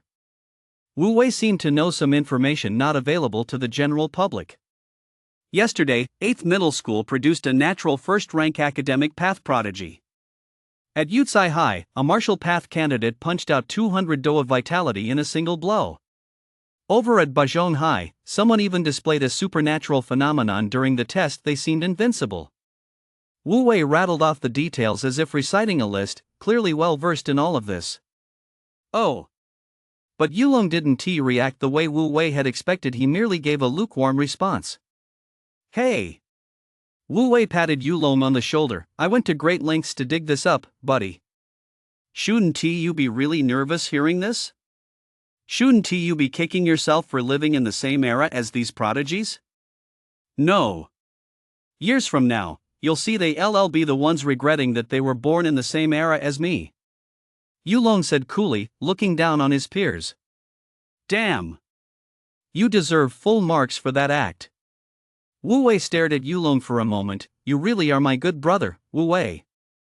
Your shamelessness is every bit as bad as mine. Well, in this day and age, no one believes the truth anyway. Yulong ran his fingers through his bangs with a swagger in front of his best buddy. He still maintained the spirit of a teenager. On the podium sat the same group from the literary selection ceremony. Wang Baichuan sat upright in the center. This was their first meeting since the events at Zhongyun Mountain. The specialized tests began shortly thereafter, starting with the academic path prodigies. With only 6 of them, this portion would wrap up quickly. Yulong was also intrigued by the cultivation methods of the academic path prodigies, so he quietly positioned himself as close to the testing platform as possible. The academic path prodigies were being tested for their affinity with mana. The candidates stood within a mysterious formation. After meditating quietly for a moment, the formation would emit lights of different colors, each representing a different score. Yulong quietly extended his perception toward it, hoping to understand the formation's mechanism, but all he could sense were mysterious threads intertwining within it. His knowledge of cultivation was too shallow, and this was clearly a technique unique to the academic path, something he could not comprehend. Boom! When the first youth stepped inside, the formation emitted a low, muffled rumble and immediately sprang into action, emitting a faint, hazy glow that flickered slightly. Yulong keenly sensed the surrounding celestial and earthly mana converging toward the youth within the formation. Was it because of the formation? In his perception, the threads within the formation began to move along mysterious trajectories, seemingly in harmony with some cosmic principle, unleashing immense power. Though I can't understand it, I can certainly commit the structure of this formation to memory. A flash of determination flickered in the youth's eyes. Setting aside everything else, the formation's mysterious ability to condense celestial and earthly mana alone was worth his careful study. Once he could replicate this formation, it would be like obtaining a cultivation accelerator, allowing him to absorb mana from the heavens and earth far faster than anyone else. He wanted to recreate this formation so that Xiaoye's cultivation progress could be greatly accelerated. Over the past half-year, Yulong had tried to pass on his overlord breathing technique to Xiaoye, but she simply couldn't master it, and Yulong's system was unable to bestow mana upon others. Such a once-in-a-lifetime opportunity was completely ineffective for Xiaoye. Yulong had long sought a way to enhance his younger sister's cultivation aptitude, and this formation was undoubtedly an excellent solution. A few minutes later, the formation provided the answer: a yellow light. The academic path talent levels consist of 7 colors: red, orange, yellow, green, cyan, blue, and purple, with later colors indicating more extraordinary talent. An academic path genius is 1 in 100, and among those with green level talent or higher, the ratio is likewise 1 in 100. As the testing continued, Yulong remained fully focused on replicating the formation. His extraordinary mental domain strength allowed him to commit this unfathomable academic path technique to memory. Wu Wei was the third to step forward for testing as cyan light. This was already an astonishing level of talent. Just as the next person was about to undergo the assessment, Yulong's gaze suddenly flickered for an instant. It's her. The fourth person to undergo the assessment was none other than Wang Susu. Wang Susu also spotted Yulong staring blankly from the audience. A hint of something unusual flashed in her eyes. Her vague feelings of affection had been severed by her own father's hand on Zhongyun Mountain. She herself could hardly articulate her current feelings toward Yulong. Yulong's mind was also filled with thoughts coming and going. Emotions are born from countless shared memories and experiences. Now that both of them had embarked on paths completely different from their previous lives, he wondered if they could still bear the same fruit. Boom! The formation trembled for an instant, then suddenly erupted with a blinding blue light. Within the glow, the ethereal image of a sacred lotus slowly blossomed. A celestial phenomenon. This was a natural celestial phenomenon. Combined with her blue-tear talent, she was destined to be a prodigy of the human race. Wang Baichuan, seated on the podium, burst into loud laughter. His own talent was merely green in this lifetime. He feared that reaching the rank of a 7th or 8th rank scholar would likely be his limit. Yet his daughter had surpassed him with a blue talent. This meant that as long as she didn't perish prematurely, she was certain to break through to the Grandmaster realm, and if fate allowed, she might even become a terrifying existence capable of reaching the academician realm. Once that day arrives, the Wang family will become yet another new aristocratic clan in Huagua, standing at the very pinnacle of the present age. Every academician-level powerhouse can single-handedly lead an entire family to rise to prominence. Glancing down at Yulong below, Wang Baichuan couldn't help but nod. His decision back then had clearly been both wise and decisive. He had to give himself a pat on the back. Chapter 27. Oh well, I acted impulsively after all. Unlike the testing methods for academic path prodigies, the assessment of martial path talent focuses on the fundamental strength of one's vitality. Below the podium, a stationary target equipped with a numerical display was set up. Each participant could unleash 3 punches at full power, with the highest score counting as their final result. This followed the same sequence as the previous literary selection ceremony. Most martial artists possessed only a dozen or so of vitality, relying solely on home training. With average talent and insufficient funds to purchase precious elixirs, their vitality improved very slowly. This was the reality for most martial artists, which is why every year, major martial arts academies saw cases where students failed to break through to rank 1 and consequently couldn't obtain their diplomas. The path of cultivation is that cruel. After graduation, low-tier martial artists ranks 1-3 can find respectable jobs in society based on their cultivation levels, while mid-tier martial artists ranks 4-6 are already regional powerhouses, each backed by the financial support of powerful capital groups, so they need not worry about material wealth. As for high-tier martial artists, they are major figures in any city, capable of roaming the continental shelf with impunity, slaying ferocious beasts deep in the mountains, and plundering cultivation resources. However, none of this was what Yulong was concerned about right now. His path was destined to surpass all the strong figures of the past and blaze a new trail.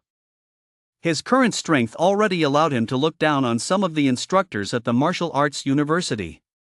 What he could learn at school was mostly insider knowledge, systematic cultivation frameworks, and the insights distilled by predecessors, things that couldn't be obtained elsewhere. True growth and strength, after all, still depended on himself. This was also why he didn't give a second thought to Huagua's top-ranked Woda University. The gap in academic standing between institutions had virtually no impact on him. Boom! Before he knew it, more than 30 students ahead of Yulong had already been tested, with the strongest reaching no more than 30 do of vitality. Unexpectedly, the next girl who looked quite unremarkable landed a punch on the fixed target, generating a force of 89 do. She was already very close to breaking through to the next rank as a martial artist. Soon it was Yulong's turn. He felt calm, a confidence born of his strength far surpassing that of his peers. He stepped up slowly, channeling vitality into his face to make it flush red, and gave it his all. Boom! With a single punch, he achieved 36 do. Among most martial path students taking the college entrance exam, this was considered a solid result. Yulong knew exactly where he stood. His humanities scores on the college entrance exam should rank within the top 1,000 in the province, so he didn't need an outstanding martial path test score to gain admission to Fog City Martial Arts University. That was his plan. To go unnoticed, to enroll at Fog City Martial Arts University as an ordinary student, to become an ordinary freshman, all while possessing enough martial prowess to defend himself. Glancing sideways, his gaze flashed like lightning. He caught a hint of disappointment in Wang Susu's eyes, as well as a sneer from Wang Baichuan on the podium. Clearly, he had once again been underestimated by his father-in-law from his previous life.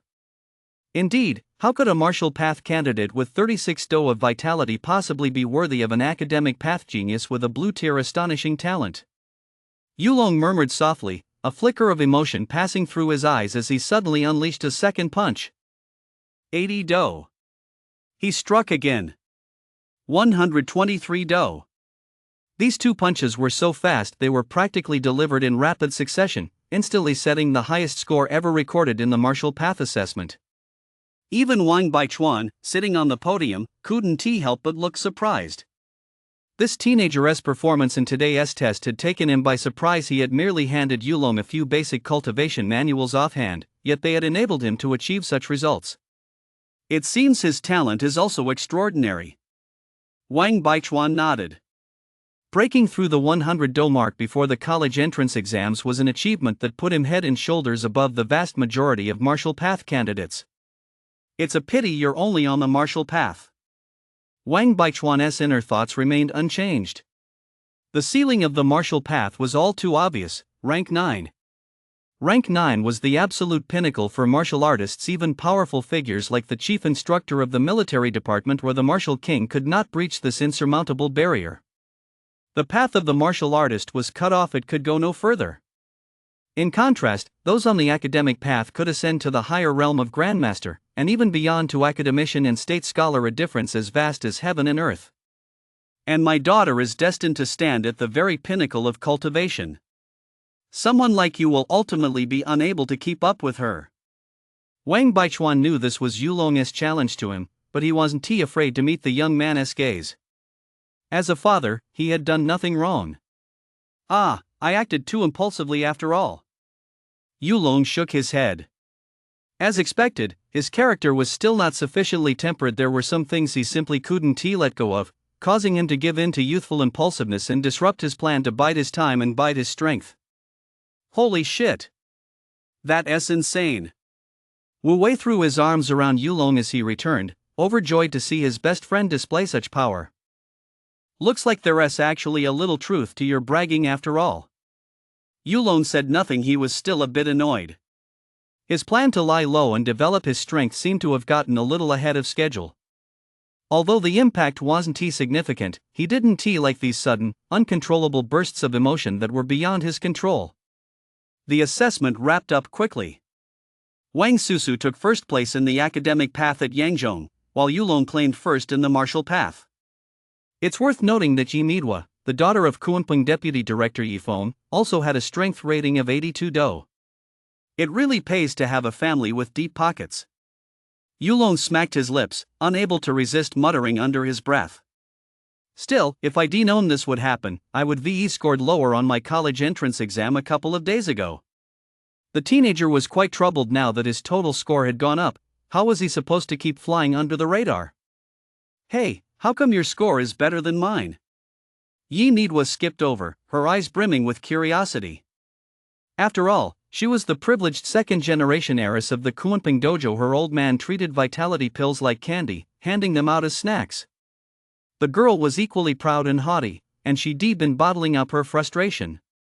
Yulong had seen her at her most humiliating moment in that alley. That scene of helplessness and desperate struggle made her blush just thinking about it. So she'd been training hard these past few months under her father's guidance, determined to redeem herself during the college entrance exams. But she never expected that Yulong would still outdo her today. The girl was furious, even though she didn't even understand why she was angry. Maybe it was just luck. Yulong laughed it off. Ever since the beast tide at Zhongyun Mountain had ended, he resigned from the Kunping dojo. Given his current skill level, it was hard for him to learn anything new at the dojo, and the 10,000 yuan monthly salary no longer held any appeal for him. His goal was Wuchang Martial Arts University. There wouldn't be the slightest problem. Given Yi Nidwa's grades and her father's connections, she should be able to get into an even better martial arts university. After the college entrance exams, the two would have no further connection. With his final exam scores, he would likely rank among the top 500 in the province. Apart from the top 2 martial arts universities in the country, those in the imperial capital and Magic City, he could practically choose any other martial arts university he wanted. Chapter 28, A Young Girl's Thoughts. June 15th was the day to submit college applications. By this time, everyone's scores had been released, and students could begin applying to the universities of their choice based on their individual circumstances. Yulong's deskmate, that jerk Wu Wei, was acting a bit cocky. His humanities scores had originally been terrible, but whether it was because his academic path talent had been unlocked or because he'd been spurred on by Yulong, his grades had skyrocketed in the final few months. In the end, he scored 583 on the college entrance exam, surpassing the 565 cutoff for key universities in Ba Province, which was also the admission threshold for the top academic path institutions.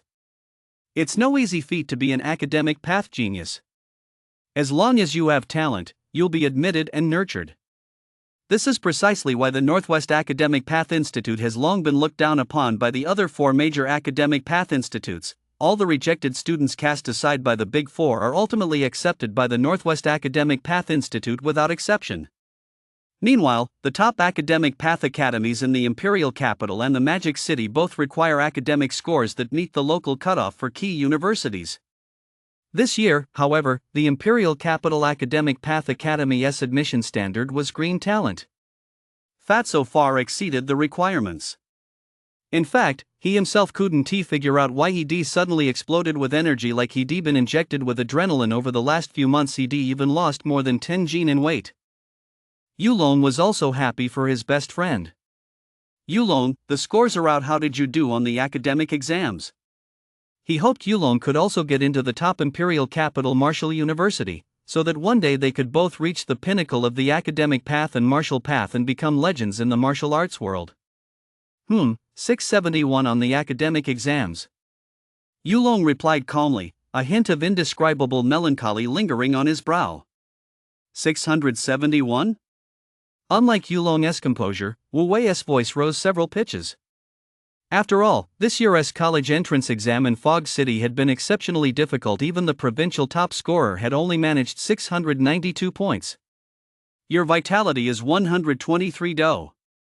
Wu Wei silently calculated in his mind. This year, the Imperial Capital Martial Arts University announced an admission cutoff of 650 on the academic exam and a vitality score of 100 do or higher. So that means you can get into the Imperial Capital Martial Arts University. Wu Wei grew excited. That way, we can still hang out together for all 4 years of college. Yulong shot Wu Wei a withering glance. I applied to Fog City Wuda. What? Wu Wei felt his voice rising higher and higher, almost breaking an octave.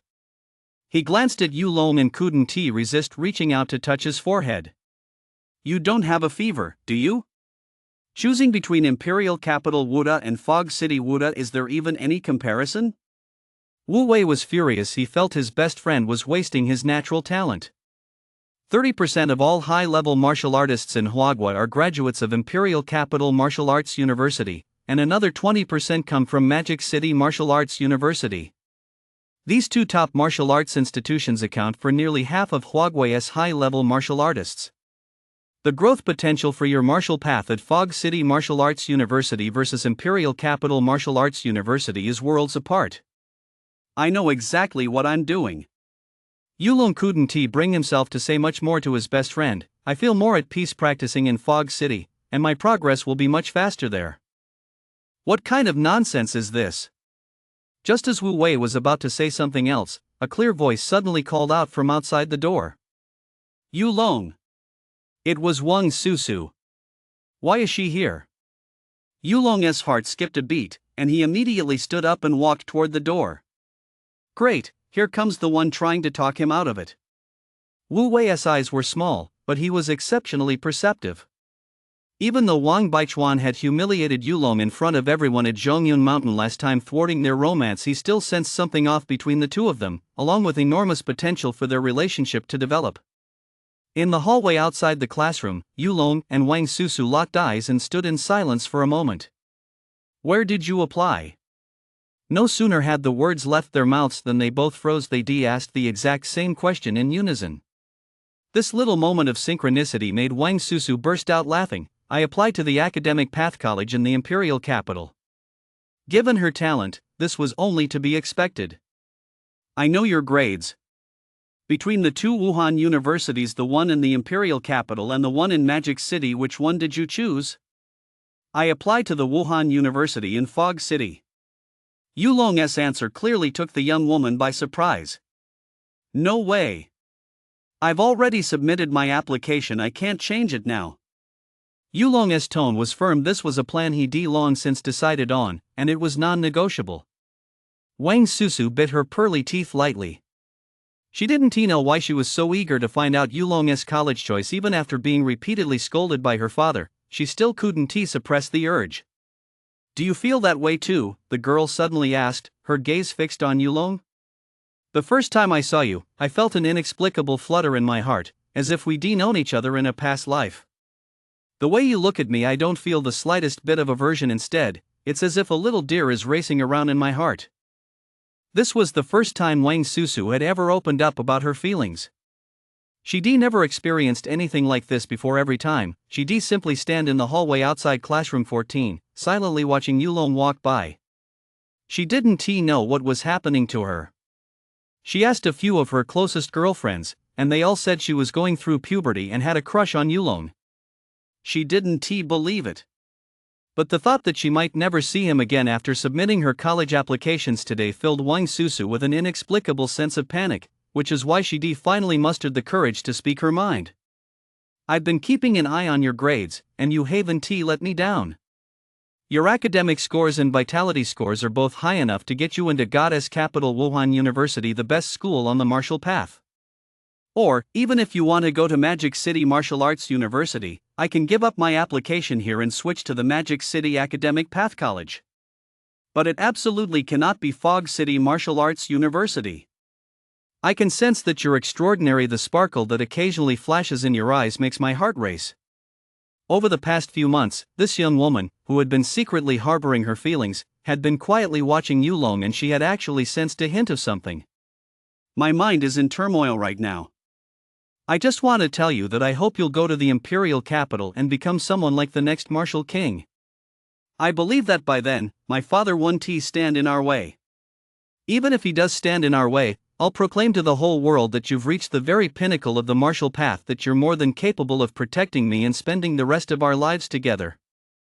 After blurting out everything she wanted to say, Wang Susu's face flushed crimson. She dared not meet Yulong's gaze anymore, instead staring intently at her toes as if there were money on the ground. If she had looked up, she would have seen that Yulong was in no better state than she was. Yulong's mind was in turmoil. He couldn't find any peace. He had thought that his connection with Wang Susu in this life would come to an end at Zhongyun Mountain, and that after graduation, the two of them would only drift further apart. He never expected Wang Susu to come find him today to say all this. At that moment, the figure from his past life gradually overlapped with her in this one. Yes, they were, after all, the same person. I have my own reasons for applying to Wuching Martial Arts University. Yulong's voice was slightly hoarse. My path on the martial path lies neither in Wuching nor in the Imperial Capital. The reason he wasn't going to the imperial capital was, first, to take care of his mother, who was home alone, and second, because there were too many martial arts masters there, many of whom were beyond his comprehension. He wasn't sure if his secret would be uncovered in the imperial capital. If you're willing, I hope you'll wait for me. After 4 years of college, on graduation day, I'll descend upon the imperial capital's academic path academy in all my glory. Yulong's voice thundered, each word exploding deep within Wang Susu's heart. If anyone else had said these words to her, she would have thought they'd lost their mind, spouting outrageous and scandalous nonsense. But coming from the young man standing before her, they possessed a magical charm that made her instinctively believe him without a doubt. All right, then I'll wait for you. The girl murmured softly, then turned and ran away. Those words had already drained all her courage. Fortunately, Yulong's vitality was so strong and his 5 senses so keen that he was able to hear her clearly. Phew! The young man watched the receding figure, the radiance in his eyes almost solidifying into a tangible form. Looks like I'll have to work even harder. Chapter 29, A Secret Glance. Bro, why are you in such a good mood? Yulong and his sister ran into each other on their way home, and Xiaoye immediately sensed the change in her brother. Beaming with joy, but looking a bit lecherous, Xiaoye propped her chin on one hand, her gaze sweeping back and forth over the group like a knife. Oh. I get it. A few seconds later, it dawned on Xiaoye, bro, you're in a relationship. I'm going to tell mom when we get home. Xiaoye's words made Yulong look a bit uneasy. If she meant he was in a relationship, he clearly wasn't, but if she meant he wasn't, Wang Susu and he had clearly made a 4-year pact. Yulong's current state of mind was just like when he and Wang Susu had first become a couple in his previous life, excitement mixed with anxiety, and a sense of hesitation beneath his elation. Is it true? Xiaoye had only meant to tease her brother, but she hadn't expected him to admit it outright. This was a groundbreaking discovery, one that could shake the entire Yu family to its core. Who is it? Who is it? I'd love to know which blind person actually set their sights on my brother. Did you really test positive for a blue talent? Yulong suddenly spoke up, catching Xiaoye off guard. Yeah, pretty impressive, right? You know, this is the ticket to becoming an academician. In 2 months, I'll be heading to the Academic Path Academy in the Imperial Capital. When I get there, you'll just have to tag along with your little sister. Xiaoye's test results today were the same as Wang Susu's blue talent, second only to purple talent, and her future achievements would be astonishing. Oh. I thought you'd awakened the Bagua talent. Yulong spoke expressionlessly, then suddenly swung his left hand, a motion that looked slow but was actually lightning fast, once again turning Xiaoye's hairstyle into a messy bird's nest. You! Long! The little girl's frantic scream echoed for several blocks. Yulong, however, burst into laughter and sprinted toward the residential complex. No matter how hard Xiaoye chased him, she was always just one body length behind. The gap in their abilities was simply too great, though with her current perspective, she was still unable to realize this. The teenager felt a sense of wonder, as if it were fate. The people closest to him, Xiaoye, Wang Susu, and Wu Wei, had all gone to the Academic Path Academy in the Imperial Capital. The Imperial Capital, a land of outstanding people and natural beauty where the nation's top geniuses gather to spark countless innovations, Yulong murmured softly. In 4 years at most, I'll head north to the Imperial Capital myself. As he entered the residential complex, Yulong furrowed his brow. He had detected several powerful auras within the compound, a new ability he'd gained after his mental domain surpassed 1,000. As long as they were within his range of perception, even someone as powerful as Luo Feng could be sensed by him. 3 rank 4 martial artists. These auras were unfamiliar, they had never appeared in the complex before. Who are these people? The residential complex where Yulong lived, part of the mining bureau, was home to ordinary bureau employees. There were no cultivators there, only a few teenagers with a natural aptitude for cultivation who diligently trained their bodies at home. However, these youths were still a long way from even reaching the threshold of rank 1. Most importantly, Yulong maintained a calm expression as he walked straight toward his home without looking aside. These three, despite their best efforts to disguise themselves, are actually focusing all their attention on us, especially on my sister. Yulong's mood grew somber. The three martial artists who had suddenly appeared were clearly filled with malice toward him and his family. He wondered if his secret had been discovered. If that were the case, the Yu family would never know peace again. I will never allow that to happen. In this lifetime, protecting his family was his most important responsibility. He would never allow anyone or anything to destroy it. Brother! I caught up with you after all. Xiaoye, who had been chasing after him, was overjoyed as she clung to Yulong like a sloth. Hurry up and tell me who is my future sister-in-law? Future sister-in-law? You'll find out soon enough. Yulong teased his younger sister as he stepped into the elevator, and those stares finally vanished. Stepping through the front door, Yulong stood on the balcony as if nothing had happened and glanced downstairs. Sure enough, the three of them were still there, sitting under the old tree in the community courtyard. Fourth-rank martial artists. No matter who you are, if you're here to mess with me, be prepared to die. The teenager rested his hand on the railing, a chilling glint of murderous intent flashing in his eyes. Xiaoye, who was sitting in the living room watching TV, happened to catch sight of Yulong and was suddenly struck by a cold sweat. Yulong's profile was bathed in the afterglow of the setting sun, yet his expression remained icy, and he exuded an aura that warned others to keep their distance.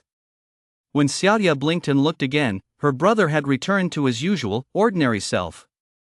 Did I just see things? The young girl wondered, confused. The brother she'd just seen was like a completely different person from his usual self. During dinner that evening, Yulong announced an important decision. I plan to spend the 2-month summer break training on Zhongyun Mountain. At these words, Zhou Wan and Xiaoye both widened their eyes in shock. Their brother had only been on his best behavior for 2 months. Why was he heading back into the mountains already? There was just a beast swarm in the mountains. It's very dangerous to go in now, Xiaoye said worriedly. Although her brother often messed up the hairstyle she'd carefully arranged, he'd been a good older brother to her all these years. It's precisely because of the beast swarm. The older generation of beast kings in the mountains has been slain, and the demon beast's strength has been greatly weakened. This is the perfect opportunity to go into the mountains for training. Yulong had his own reasons. Mainly, he was strong enough that as long as he didn't go looking for trouble or run into another beast surge like that one, he'd be safe as long as he remained cautious. Then I'm going too. I'm going to slay a couple of rank 1 demon beasts so I can buy Mom some 8 treasure soup. Hearing her brother say this, Xiaoye was eager to give it a try. She was, after all, a prodigy on the academic path with astonishing talent. If her brother, a martial artist, dared to venture into the mountains, there was no reason why she, a true pride of heaven, shouldn't dare to go as well. Don't even think about it. Yulong couldn't help but press his hand to his forehead. His little sister was great in every way, but she was far too competitive and absolutely refused to be outdone by anyone. Mama's health is fragile. The medicinal power of this batch of 8 treasure soup is enough to sustain her for 2 years. She doesn't need any more for now. Even going in alone makes me nervous, let alone taking you with me. Those demon beasts won't spare you just because you're a delicate little fairy. You don't want Mom spending the whole day at home worrying about the two of us, do you? At a critical moment, you still have to bring out the old Buddha to settle things. That's right. Your brother has established a solid foundation in the martial path now, and he has been into the mountains before. He has experience. You should wait until you've entered the academic path academy, learned the divine arts and academic disciplines, and then go out to gain experience. There's still plenty of time. Zhou Wan hurriedly chimed in with her own advice. It seemed that having children who were too outstanding wasn't always a good thing. They were always eager to venture deep into the mountains to slay demon beasts. Those beasts weren't just pieces of wood standing still, they were ferocious creatures with mouths full of fangs. One false move could cost you your life. Even someone as powerful as Yu Zhan. Zhou Wan thought of that man again, and her eyes immediately dimmed. All right, Mom. I want to go out then. That heartless brother of mine runs off the moment he has a break. I'll stay with you these next 2 months. My little cotton coat is the most thoughtful after all. Looking at her sweet and innocent youngest daughter, all the gloom in Joan's heart was dispelled. That's not necessarily true. This little cotton coat may be warm now, but who knows, it might start letting the wind in later. Yulong habitually took a dig at Xiaoye, then quickly ducked into his room before his little sister could lose her temper. Chapter 30, Bamboo Arrow Agency. It was late at night. Yulong's ears twitched slightly. He could clearly hear the breathing of his sister and mother in the next room. They're both asleep. Yulong, who had been pretending to doze with his eyes half closed, suddenly snapped them open. He was going to confront those 3 rank 4 martial artists downstairs. In just a few steps, he moved from the bed to the window. With each step, the muscles in Yulong's face twitched slightly, and by the time he reached the window, his entire appearance had changed drastically. This was a technique Yulong had only recently perfected over the past month. His previous panda mask had been far too fragile. It could easily be shattered by the shockwaves of a fierce battle. Ever since the beast tide ended, Yulong had been experimenting with new methods. His insight into vitality and the manipulation of his physical form far exceeded that of ordinary people, allowing him to alter the shape of specific muscles by controlling the subtle flow of vitality across his face. Through repeated practice, Yulong has now reached a point where he can completely transform into a different person by adjusting the details of his facial features. He has now mastered 3 long-term disguises. Number 1, a teenager. Number 2, a middle-aged man. Number 3, an elderly man. At this moment, Yulong presented the appearance of a gloomy elderly man in his 60s, with snow-white hair and goosebumps, yet, with his vitality surging, his eyes were as sharp as those of a vulture. Yulong's figure was agile. He leaped out the window and, with 2 bounds, vanished into the night. After circling back to the residential complex, Yulong sensed that familiar aura emanating from an unremarkable black sedan parked outside the main gate. Sure enough, it's still there. However, the number of auras had decreased from 3 to 1. That's for the best. It would be difficult for me to subdue all 3 at once. In the cover of night, Yulong channeled all his vitality into his 12 meridians, concealing his aura completely. Historical records state that martial artists with all 12 meridians fully unblocked can lock away their entire vitality as long as they choose not to reveal it. They appear no different from ordinary people, and even the most advanced cultivation techniques or instruments cannot detect them. Thump, thump, thump. Yulong stood by the car window, looking like a middle-aged ne'er-do-well prowling the streets in the dead of night. He stood in front of the black sedan, using the reflection in the window to fix his hair. Inside the car sat a rank 4 martial artist, a middle-aged man. He glanced at Yulong outside the window but paid him no mind. The night was long, and he had to. Over the past few months, Yulong had learned a great deal while training in the Zhangyang Mountains, and the most important lesson was that no matter how dangerous a demon beast might be, it could never match the treachery of the human heart. He had once paid the price of severe injury to learn this lesson. On that occasion, his internal organs had been shaken to the point of near shattering, and it had taken hundreds of mana points to stabilize his injuries. Crack! Having done all this, the owner of the hand dragged him straight out of the car. The shattered window glass sliced his entire body, leaving a network of fine cuts. Ugh! The martial artist inside the car showed remarkable resilience. He merely let out a muffled groan, his eyes blazing with fury as he glared intently at the owner of the hand, the same elderly man who had just been pretending to comb his hair outside the window. Thud! Arriving at a deserted, dimly lit alley, Yulong confirmed that all the martial artist's meridian nodes had been sealed before tossing him to the ground. You needn't harbor any resentment. Yulong smiled faintly. His wrinkled, aged face looked somewhat terrifying in the night's darkness. I simply didn't want to go to any trouble or cause a commotion. From the moment I discovered you, your life and death have been in my hands. The middle-aged man's strength was quite average among rank 4 practitioners, with his vitality not exceeding 2,000 do. Even without using the vitality whirl technique, Yulong could easily subdue him. I don't know what I've done to offend you, old sir. The middle-aged man asked through gritted teeth. He usually kept a low profile and acted cautiously, so he had very few enemies.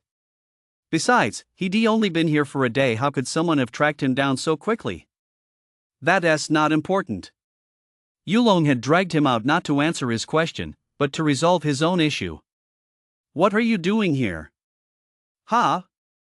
The middle-aged man froze for a moment, then realized it wasn't he an enemy seeking revenge, rather, his very presence here had ruffled the feathers of certain sensitive individuals. That wasn't he impossible. Although the law was strict in society and even cultivators who broke the law would still face punishment, there were still some individuals with formidable strength or special abilities who managed to evade capture after committing crimes, only to hide their identities and start anew in unfamiliar cities. The moment a suspicious cultivator strayed into their area of vigilance, they might face a lightning-fast, deadly attack. I'm so damn innocent. At this thought, the middle-aged man was on the verge of tears. He had already taken the old man's words to heart. A ruthless individual capable of evading capture for years was far beyond his ability to handle. Sir, I have no other purpose here. The middle-aged man just wanted to explain himself as quickly as possible. I'm only here on a mission. I was ordered to surveil an ordinary household. It has absolutely nothing to do with you. Under orders? Whose orders? Which family are you monitoring? The old man's gaze was dark and piercing, almost as if he could see right through the man's soul. An ordinary family, a widowed mother and her 2 children. Their surname is Yu, the middle-aged man stammered. As for whose orders, I'm just an employee of a martial artist agency. I don't have access to client information. Martial artist agency? Yulong furrowed his brow. As society became increasingly sophisticated, more and more organizations emerged that consolidated resources from various sources, one of which was the Martial Artist Agency. Most were backed by conglomerates, coordinating a network of gray market missions and relying on the numerous low to mid-level martial artists they recruited to carry out these tasks, taking a cut of the profits. Often, these organizations served as the nightpots for prominent families specializing in handling unsavory affairs, brought out when needed and then tossed into the farthest corner under the bed once they were done.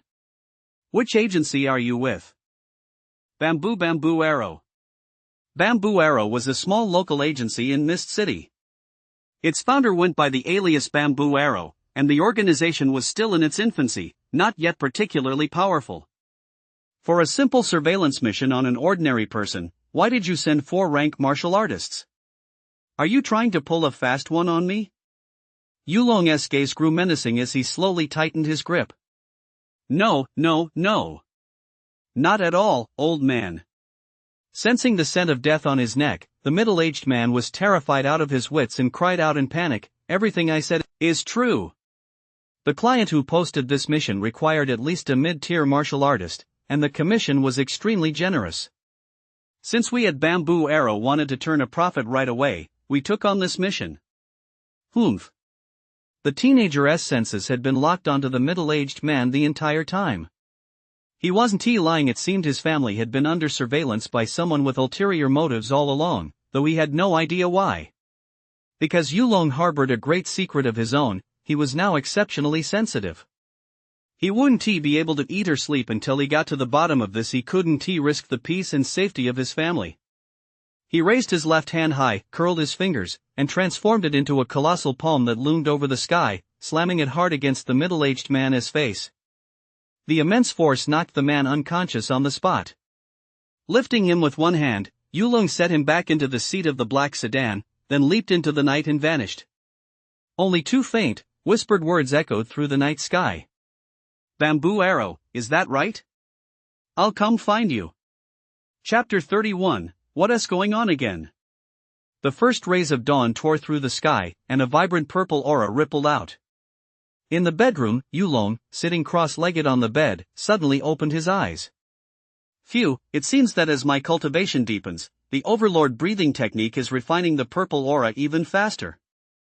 Feeling the surging waves of vitality within him, Yulong felt as if it were all too surreal. As his understanding of the path of cultivation deepened, he gained a clearer realization of just how extraordinary his own talent was. Just by practicing the breathing technique and the 18 body tempering forms for a single day, I can increase my vitality by 10 do. If word of this gets out, it'll probably send shockwaves throughout the entire nation of Hua. With a fleeting thought, Yulong's attribute interface appeared before him. Vitality, 4,000 do. Mental domain, 1,700 thoughts. Mana, 700. After 2 months of quiet cultivation, Yulong's strength had improved beyond recognition. Thank goodness for Zhongyun Mountain, this natural treasure trove. Otherwise, my progress would never have been this rapid. Relying solely on cultivation is simply too slow. It's like money, whether you earn it yourself or find it on the street, 100 yuan is still 100 yuan. Its purchasing power isn't affected by where it comes from. As long as I have a steady supply of elixirs, my mana will never run dry, and my cultivation will rise in the blink of an eye. A terrifying divine light shone in Yulong's eyes. He harbored his own ambition, to push his vitality to the absolute limit at every realm before breaking through. Through this accumulation, by the time he reached the 9th rank martial artist tier, he would be able to compete head-to-head with a martial king. Once I take that unprecedented step and blaze a new trail on the path of the martial artist, I will be able to reveal myself to the world with full confidence. Now, the second shackle shimmers with iridescent hues, a mysterious, spectral light flowing across its surface, binding my life as source. Yulong possessed an unparalleled understanding of his own being. As long as I tear open this shackle, the surge of my vast life force will inevitably trigger another astonishing transformation. Humans have 9 shackles that bind their innate true selves. If Yulong so desired, he could shatter the remaining 3 chains in an instant. But he was unwilling to do so. The longer he lingered at each realm, the more profound his accumulation would become. When he finally broke through, the power of the Tao released as the shackles shattered would be all the more terrifying. This was an irreversible opportunity once missed, it would never return. What a happy dilemma this is. Knock, knock, knock. Suddenly, a knock sounded at the bedroom door. Yulong, your uncle, and the others are about to arrive. From outside the door came the voice of his mother, Zhou Wan. Hearing this, the teenager immediately furrowed his brow. Why are they here again? When Yulong stepped out of his room, he found Xiaoya sitting on the sofa with a dark look on her face, as if everyone owed her 5 million. Whoa, looks like someone else upset my little fairy sister. Yulong feigned surprise, a familiar smile playing on his face, as he reached out to grab his sister again. Ah! Xiaoya let out a shriek and jumped back suddenly, dodging Yulong's hand. You're trying to mess up my hair again, aren't you? Don't even think about it. Yulong had already trained her to react this way. It's all because of that guy. We only had a few months of peace, and today he suddenly said he was coming over again. Xiaoya pouted, clearly upset. It's okay, let us go. I'll take you shopping. Yulong smiled at his mother, Zhou Wan. Mom, let us all go together. Great, great. Xiaoya immediately clapped her hands with delight, secretly kicking herself for not thinking of this solution herself. It was simply perfect. I don't think that's a good idea. After all, he said he's almost downstairs. Zhou Wan hadn't expected that after they nearly come to blows last time, her younger brother would actually swallow his pride and reach out to her. He also said he's bringing a very important VIP with him, and that we absolutely have to wait for him. A big shot? How big? Did he bring the top official of Fog City or something? Xiaoya snorted derisively. Who cares about all that? That guy came all this way with something up his sleeve. I say we get out of here fast, maybe we can avoid them. Yulong nodded in agreement. He had absolutely no desire to run into that family. Well, all right, Zhou Wan said reluctantly. She didn't like her overly snobbish younger brother either, but that was just her nature. She simply couldn't bring herself to refuse others. I'll let your uncle know, and then we'll head out. Ha! Yulong's ears twitched slightly, and he stopped in his tracks. No need. He had already heard the sound of his uncle, Zhou Ping, stepping out of the elevator accompanied by a 5th-rank martial artist. I suppose this must be the big shot Zhou Ping was talking about. Compared to ordinary people, a 5th-rank martial artist was indeed a big shot. Sis, open the door. As soon as he stepped out of the elevator, Zhou Ping shouted. Thud. As the door opened, Zhou Ping wore a humble smile, walking with a slight bow behind a middle-aged man. The middle-aged man looked haughty as his gaze swept over Yulong and the others. Brother Wu, look, these are my nephew and niece. They both have a talent for cultivation, and my precious niece has even enrolled in the imperial capital's academic path academy. The middle-aged man's gaze was intensely aggressive. His eyes swept past Yulong but lingered repeatedly on Xiaoye. After a moment, he broke into a satisfied smile and said haughtily, "You're a lucky one. Come along, I'll grant you a tremendous opportunity." "Are you out of your mind?" Xiaoye was completely baffled. This man's gaze made him feel extremely uncomfortable, and he was being ordered to follow him the moment he walked in. "How dare you?" Zhou Ping hissed. "Xiaoye, do you know who Brother Wu is? He is a 5th-rank martial artist. And he is backed by one of Fog City's most powerful figures."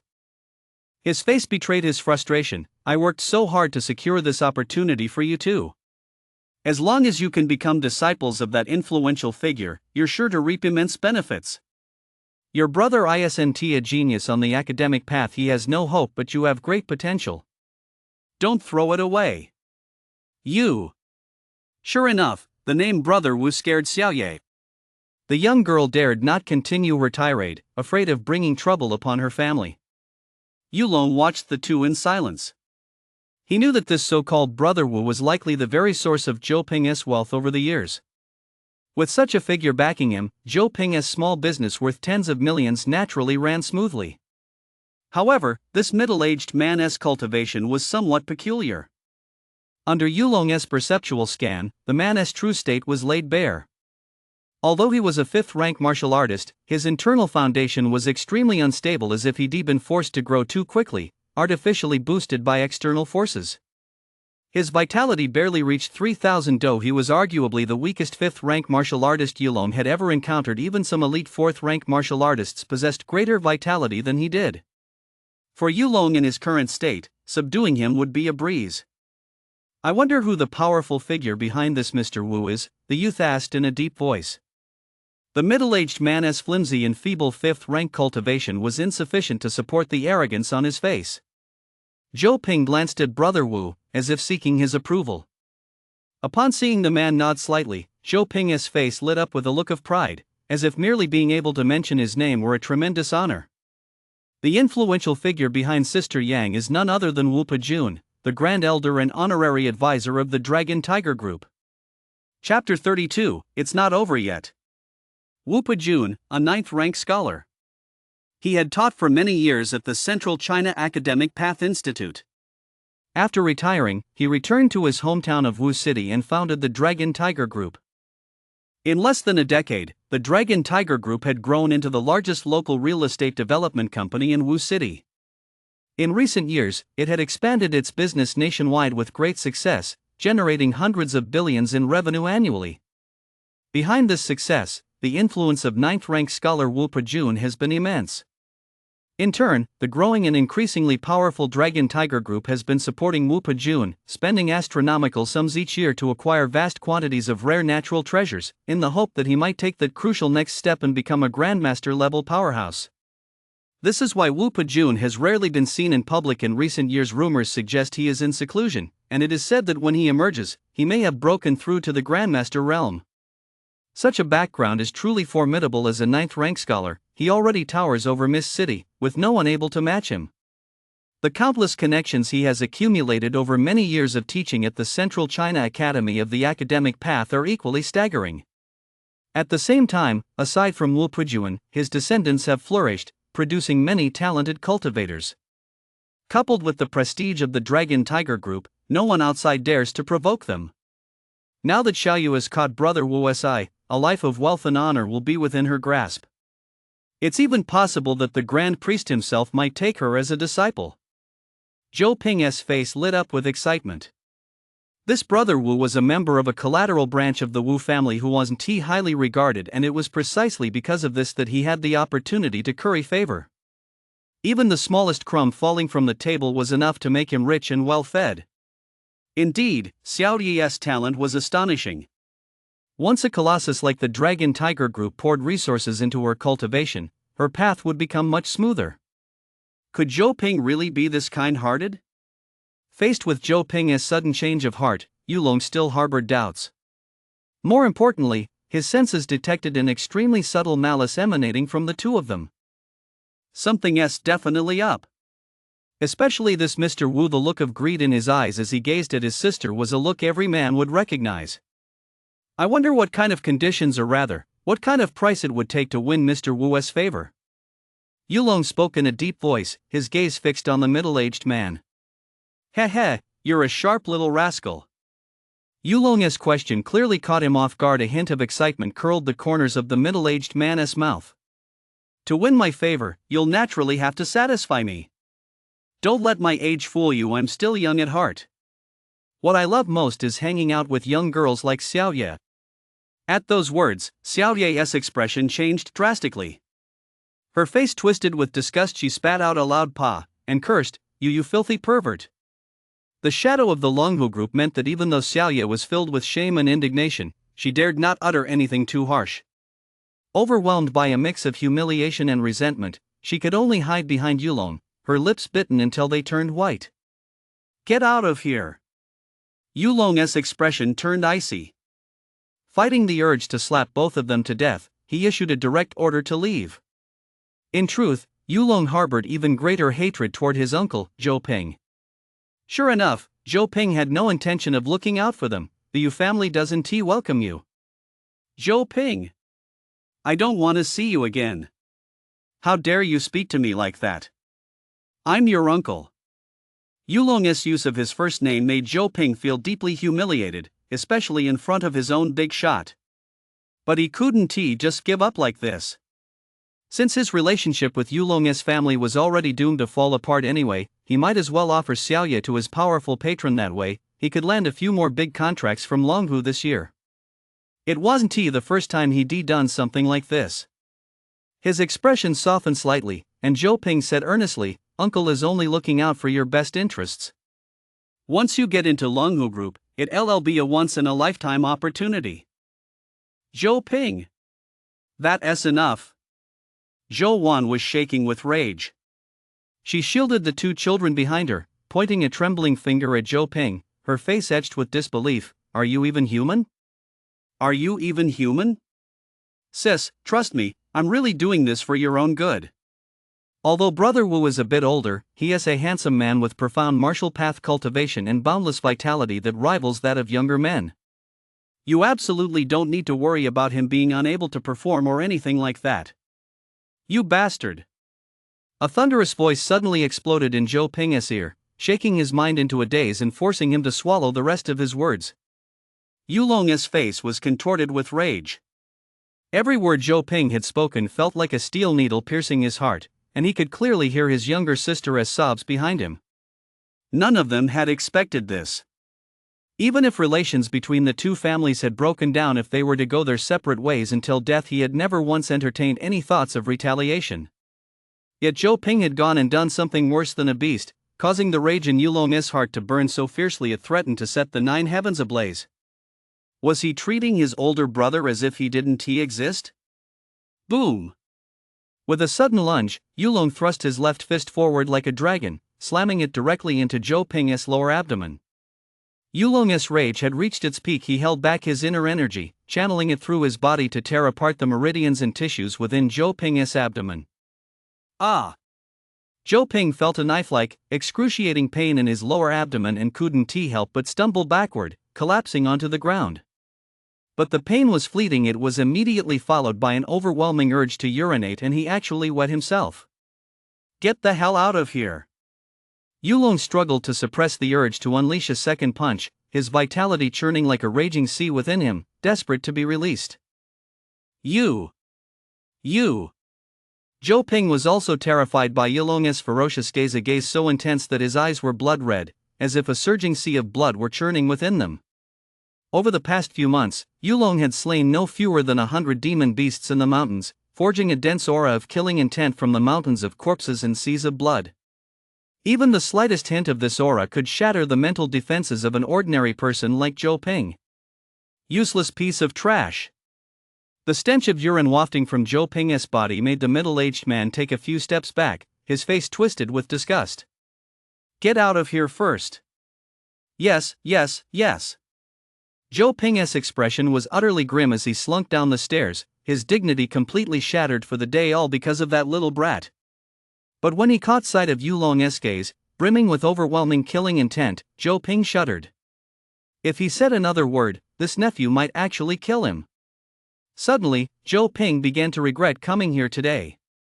"Boy, do you know what you're doing?" The middle-aged man standing nearby looked grim. He hadn't expected anyone to dare strike out in front of him. Deep down, he was also a bit puzzled he hadn't even had time to stop Yulong's attack just now. "It must be that my mind has been completely captivated by that little cutie, Xiaoye." His gaze returned to Xiaoye, who was crying so pitifully that even he felt a pang of sympathy, and instantly, his lust surged uncontrollably. "Why not just settle this right here and now?" The middle-aged man was ruthless now that lust had taken hold of him. He wanted nothing more than to completely conquer Xiaoye. "You're asking for death."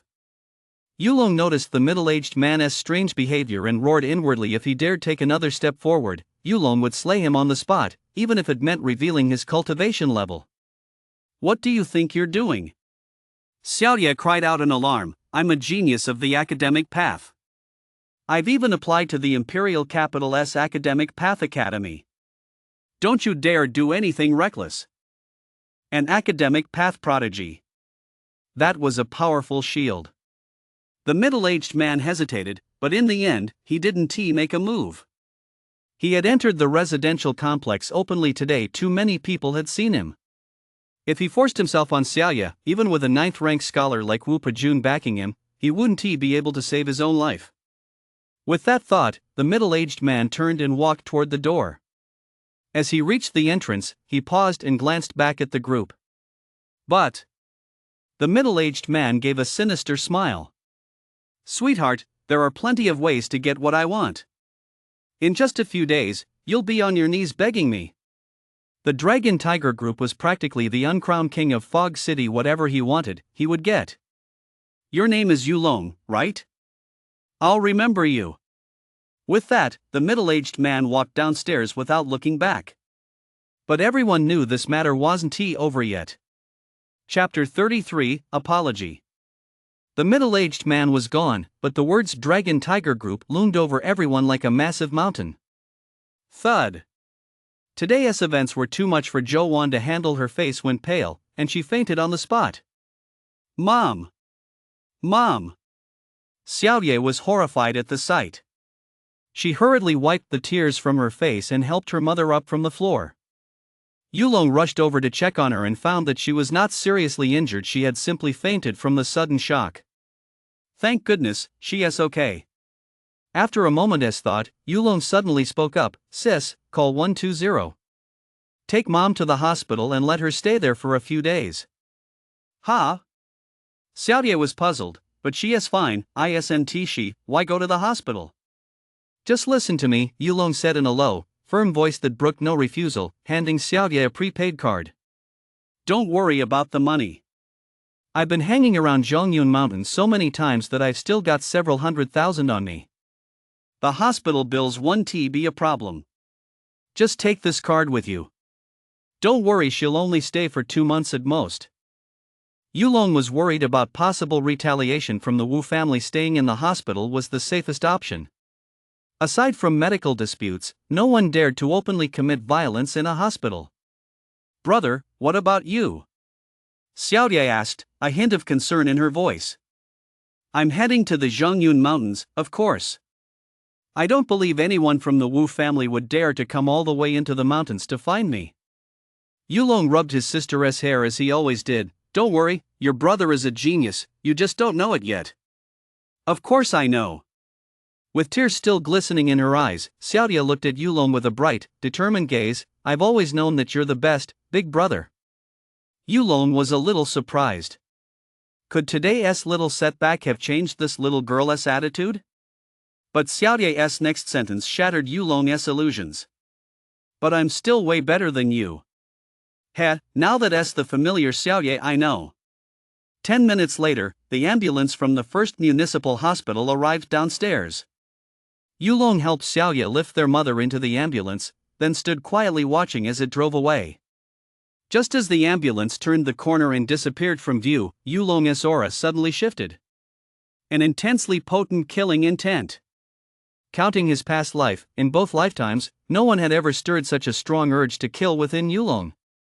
Once the academic path academy in the imperial capital opens in 2 months, Xiaoye's safety will be guaranteed. The young man narrowed his eyes slightly and murmured softly, so only he could hear. As for my mother, 2 months should be enough for the aftermath of this incident to completely die down, right? His eyes snapped open, and Yulong suppressed all the killing intent in his gaze to its deepest depths. Beep. Hello, hello. Uncle? It's Yulong. I acted too impulsively just now. Where are you guys? I want to personally apologize to Brother Wu. Dihao KTV, private room number 1. Wu Hai sat sprawled across the center of the sofa, flanked on either side by a group of women dressed to the nines. Brother Wu, you haven't been here in so long. Lily thought you'd forgotten about me. Come on, Brother Wu, have a drink with me. You're so annoying, you're just staring at that part of me. The group of women crowded around Wu Hai in the center, constantly rubbing their sensitive body parts against his. This made Wu Hai burst out laughing. They were masters at teasing. Brother Wu, the drinks are here. The private room door swung open, and Zhou Ping walked in, panting heavily as he carried a large crate of baijiu. You good for nothing. You're so slow even when fetching some liquor. With a furious curse, Wu Hai snatched a 500 milliliter bottle of 55-degree baijiu and downed it in one gulp. Whether martial path or academic path practitioners, most cultivators consciously steer clear of tobacco, alcohol, and sensual pleasures, as indulging in these things only drains the body and hinders the path of cultivation. But Wu Hai was different. Born into the Wu family, he had been tested as having an abysmally poor talent for cultivation. For years, he relied on drugs to reach the 5th rank of the martial path, but had been unable to make any further progress. With no hope left on the martial path, his sole purpose was to live a carefree and joyful life. Relying on the influence of the Dragon Tiger Group and his lackey Zhou Ping, he lived a comfortable life all these years, having everything he wanted. In Fog City, as long as he didn't provoke a very small number of individuals, he could walk around with impunity. One of his life goals was to slay 10,000 women. Not slaying 10,000 enemies in life and death battles, but defiling 10,000 tender, lovely young girls. His vitality was meager at the very bottom of the 5th rank martial artist tier, but with 3,000 do of vitality, sleeping with several women in a single night was no great feat. His current tally had reached 3,652, but he never expected his streak to suffer a crushing defeat today. Smashing the empty bottle in his hand to pieces on the ground, Wu Hai's face darkened. Now, figure something out for me right this minute. Within 3 days, I want to see your niece kneel before me of her own accord, letting me do whatever I please with her. Yes, yes, yes. Zhou Ping hurriedly bowed and said this. He had excellent judgment and immediately handed another bottle of baijiu to Wu Hai. Brother Wu, I won't stand for this. With so many of us sisters here, you're still thinking about other little vixens. The alluring woman sitting to Wu Hai's right playfully shook his arm in a coy manner, pressing her ample cleavage firmly against him. Smack! Wu Hai's expression suddenly darkened, and he slapped the alluring woman squarely across the face. The immense force sent her soaring through the air, over the coffee table, and landing on the opposite side of the room. The woman stared at Wu Hai in horror, her eyes filled with disbelief. She clutched her cheek, which instantly swelled visibly. Who do you think you are?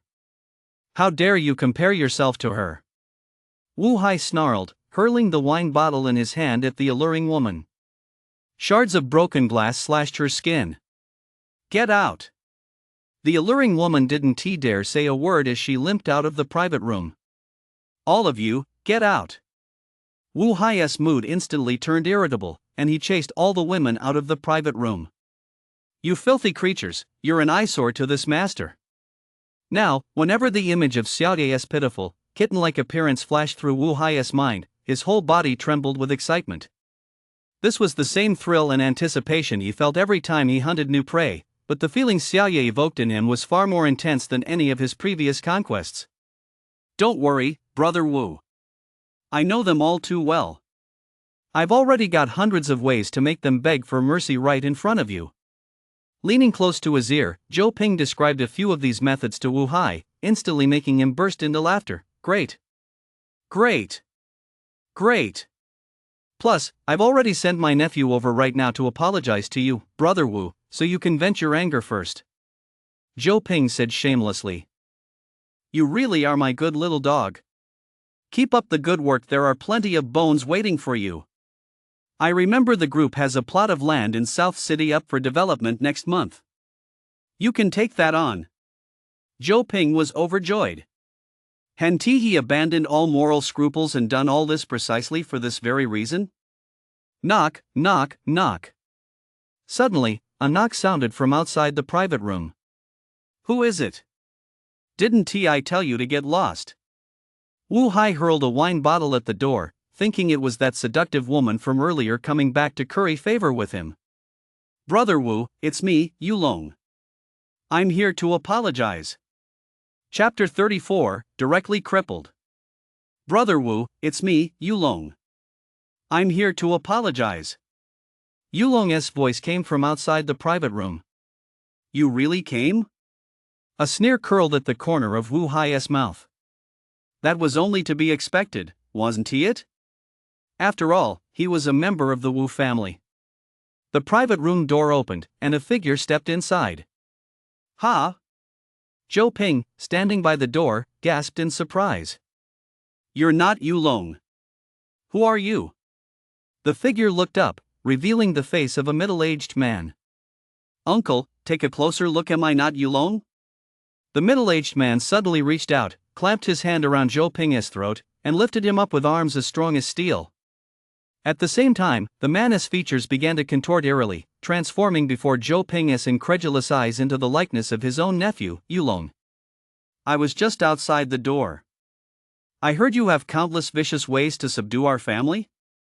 Yulong's expression was terrifyingly grim. Even when you brought Wu Hai to my home today, I still held back. After all, we're blood relatives. But I never imagined your heart could be so wicked. His senses were keen. Yulong had picked up on every word Zhou Ping had whispered in the private room, and the realization made him tremble with rage. Had he not overheard it himself? Once he set foot in the Zhongyun Mountains, even Zhou Wan and her daughter wouldn't be absolutely safe, even if they were hiding in the hospital. That scoundrel Zhou Ping was far too vicious. Boom! A violent surge of vitality rushed into Zhou Ping's body, sweeping through him like a whirlwind, shredding every meridian in his body to pieces. His entire body went limp. Ah! A piercing scream rent the air.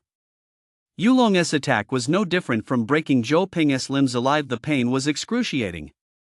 Wave after wave of agony crashed over his mind like a tidal surge, and tears and snot streamed down Zhou Ping's face. Since you've chosen to plot 1,000 vicious schemes against me, you'd better be prepared to endure my 10,000 ruthless countermeasures. Yulong flung the limp Zhou Ping aside and turned to face Wu Hai, his eyes blazing with murderous intent. Clap, clap, clap. Wu Hai sat upright on the sofa, clapping nonchalantly as if watching a good show. Interesting, very interesting. No wonder he's a little genius who scored over 100 DO vitality on the college entrance exam. You don't seem to care about Zhou Ping at all. Yulong glanced at Zhou Ping, who lay tossed in the corner. He was certain Wu Hai hadn't even looked in that direction once. Ha ha ha, how ridiculous. He's just a dog. If he gets beaten to death, I'll just replace him with another one. There are plenty of people who want to be my dog. Suddenly standing up, Wu Hai's face was cold and ruthless. However, since you killed my dog, you'll probably have to leave this life behind too. Wu Hai's vitality surged. For a 5th-rank martial artist to subdue a student with 100 DO vitality was as easy as eating and drinking. A genius? I love nothing more than crushing geniuses. A bone-chilling killing intent filled Wu Hai's eyes. His martial path talent was abysmal, and he couldn't stand anyone with greater natural talent than his own. Sensing Wu Hai's murderous intent, Yulong's lips curled into a smirk. Then let us give it a try. Boom! His 4,000 DO of vitality erupted in full force. The youth moved like lightning, covering several meters in an instant and appearing right in front of Wu Hai from the doorway. Boom! Yulong had no intention of lingering here. His attack came with the force of a thunderclap. He unleashed his full power in a single strike, sweeping toward Wu Hai with unstoppable momentum, accompanied by the sound of air being torn apart. What? How is this possible? The composure in Wu Hai's eyes vanished instantly, replaced by utter disbelief and horror. Is this the kid with 100 Do vitality? He just finished his college entrance exams. How could he be this strong? That punch filled him with a profound sense of danger. Every hair on his body stood on end. If he made even the slightest mistake, he might die from that single blow. He is not here to apologize. He is clearly here to kill me. The punch was too fast. Wu Hai roared inwardly, barely managing to raise his arm to shield his vital areas. Boom! Vitality swirled, unleashing 8,000 Do vitality combat power. This was a punch on par with a rank 6 martial artist. As if run over by a heavy-duty truck, Wu Hai was instantly sent flying by the immense force, slamming hard into the private room door. The violent air pressure raged, instantly tearing through his right arm, which he held up to shield himself. Ah! Wu Hai let out an agonized scream. He had never suffered such an injury before. From childhood onward, he had always been the high and mighty Brother Wu or young Master Wu, with everyone revolving around him. Even cultivators whose cultivation levels surpassed his own treated him with the utmost respect. Having landed a decisive blow, Yulong didn't stop. His killing intent flared even more intensely as he closed in on Wu Hai's chest in the blink of an eye. 7-star fist. Pop. It sounded like a needle pricking a balloon. Yulong's explosive fist force surged forth, instantly tearing through Wu Hai's lower abdomen, the area commonly known as the dantian, the crucial node where vitality circulates throughout the body. Wu Hai's entire vitality gushed out from there like a flood. How dare you! How dare you! Wu Hai's face turned deathly pale, drained of all color in an instant. All his strength was rapidly dissipating, and his eyes were filled with venomous hatred. He knew he was finished. He possessed 3,000 Do of vitality, yet having never experienced a true life or death battle, his combat prowess was terrifyingly low, and Yulong had shattered his dantian outright. Even Yulong himself hadn't expected to completely cripple Wu Hai so effortlessly. What does this feel like? Is it something you've never experienced before? The teenager's voice was cold and ruthless. You've stood on such a high pedestal for too long. Now you need to rediscover the joys and sorrows of an ordinary person. As the most luxurious KTV in Fog City, Dihao had specially airlifted top-of-the-line soundproofing materials from the United States during construction to protect the privacy of guests in the private rooms. The soundproofing in every room was exceptional. Wu Hai was screaming himself hoarse, but no one outside could hear him. Don't come any closer. Don't come any closer. Wu Hai watched in utter terror as Yulong, his face contorted with murderous intent, closed in step by step. Forgetting all resentment, he thought only of saving his own life. My second grandfather is the 9th-rank scholar Wu Pajun. He is about to break through to become a grandmaster. You can't kill me, you can't kill me. Ha! At a time like this, besides bringing up Wu Pajun's name, what else can you do? Yulong stood before Wu Hai, looking down at him with a gaze filled with icy murderous intent. Do you know why I'm here? I know. Wu Hai was terrified inside, his whole body trembling. Yulong's killing intent felt as if it had taken on a physical form, enveloping him from head to toe. I shouldn't have harbored those filthy thoughts toward your sister. I'm not human at all. Wu Hai clung to Yulong's thigh with his left arm, weeping uncontrollably. Please rest assured. To make amends for my mistake, I'll transfer 1 million to your account right away. No, 10 million. Even 100 million is fine. I'll pay whatever it takes, just please don't kill me. I've realized my mistake. Clutching Yulong's thigh, Wu Hai cried out hoarsely, confessing his sins. Do you know what will lead to your death?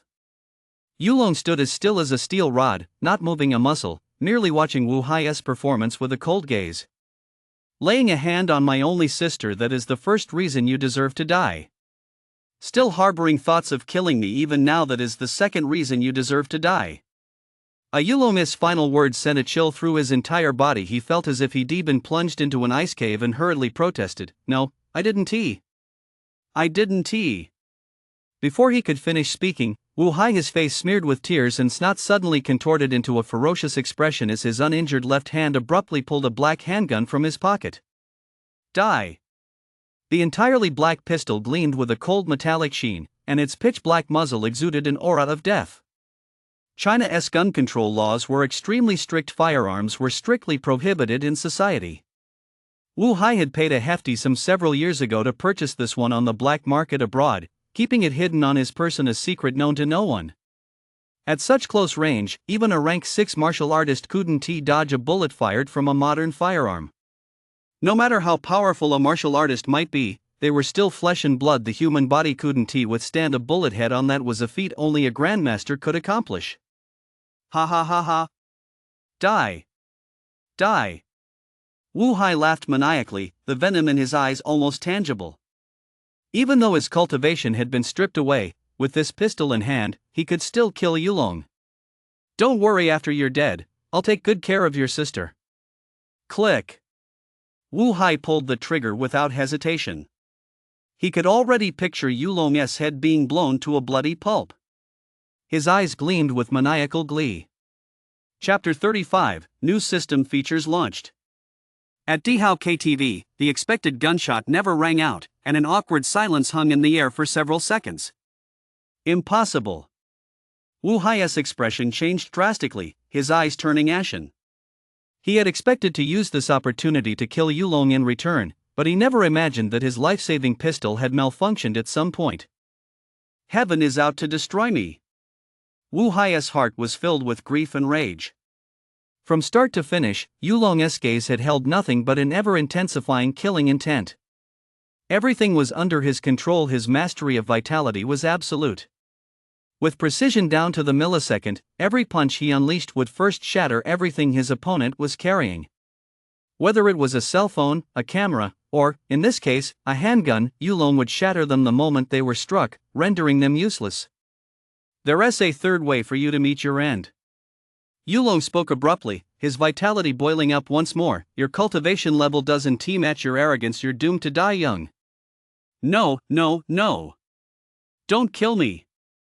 Don't kill me." Wu Hai was overcome with terror. He could already sense that his end was imminent. "If you kill me, my second grandfather will definitely intervene personally. He'll kill you. He'll kill you." Boom! A kick struck Wu Hai's skull with the force of 1,000 June, and his head burst open like a fully ripe watermelon. Brain matter and skull fragments flew in all directions. Wu Hai's frantic screams came to an abrupt halt, and the entire private room fell suddenly silent. Phew! Having killed Wu Hai with a single punch, Yulong let out a long breath, and his mind cleared once more. Beep! Suddenly, a notification popped up on the system within Yulong's body. Vitality energy detected leaking from the surrounding space. Please confirm whether to absorb it? Yulong furrowed his brow. This was something he'd never encountered before. Vitality energy leaking out? The teenager's gaze fell on Wu Hai's headless corpse. He had just shattered Wu Hai's dantian, causing all 3,000 units of his Do vitality to leak out of his body. Could this have accidentally triggered a brand new system function? Yulong was taken aback. This system was like an unknown treasure trove. He might currently be utilizing only 1/10,000th of its potential. Absorb. The moment the thought crossed his mind, Yulong instantly sensed that the vitality leaking from Wu Hai's body, which had been rapidly dissipating, was suddenly drawn back by some mysterious, immense power from the void. Even the vitality that had already dissipated was completely pulled back. Absorption complete. In just a few seconds, all the vitality within Wu Hai's body had been completely drained, and his entire corpse had turned into a desiccated husk. With a flick of his thoughts, Yulong brought up the system interface. Vitality, 4,000 Do.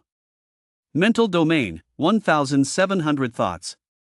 Mana, 1,000. His mana had increased by 300 points. Damn, Wu Hai had a full 3,000 Do on him, and you only gave me 1/10 of that? Your cut is way too steep. The teenager muttered discontentedly. This new feature of the system seemed to be quite the money grabber. The system can convert 1/10 of a person's total vitality. So, from now on, when I'm fighting enemies, if I smash their dantian, I can plunder the vitality they've spent years cultivating? Isn't that just the star-sucking technique? Yulong's expression darkened. He realized he was actually starting to entertain thoughts of killing. As long as he kept killing people and absorbing their vitality, he could rapidly boost his cultivation. This was far better than scouring the Zhongyun Mountains for rare medicinal herbs. Humph. The youth snorted softly. In the end, everything depends on me, not on this system, and certainly not on this technique. If I were to rely on killing people left and right to enhance my cultivation, that would go against my true nature. Yulong's resolve was firm. He completely erased that thought from his mind. I intend to use the system to improve my cultivation, not become its slave. The young man subdued his wandering mind, which had nearly strayed off course. His entire will was elevated, and his commitment to the martial path grew even stronger. Knock, knock, knock. Outside the private room, a series of knocks sounded once more, and a woman's voice rang out from beyond the door. Brother Wu? Are you still angry? Lily was wrong, please forgive me. This woman was one of those previously kicked out of the private room by Wu Hai. She wanted to return to the room to curry favor with him. His status was simply too astonishing. If she could be taken in by Wu Hai alone as his mistress, it would be a once-in-a-lifetime opportunity to rise from rags to riches. Lily pushed hard against the door but found it jammed shut. She couldn't budge it at all. Yulong had locked the door from the inside when he entered. This isn't a place to linger. I'm afraid we'd better leave. Yulong didn't respond. Of the three people in the room, Wu Hai was dead, and Zhou Ping lay limp on the floor, as limp as a pile of mud. He was completely paralyzed. Yulong walked slowly toward Zhou Ping. Looking at the face contorted with terror, the young man recalled how, every Chinese New Year when he was a child, he would happily run up to this man and call him uncle. Time is the most powerful force of all. It can corrupt everything. Did you and Wu Hai find anyone else to harass my sister?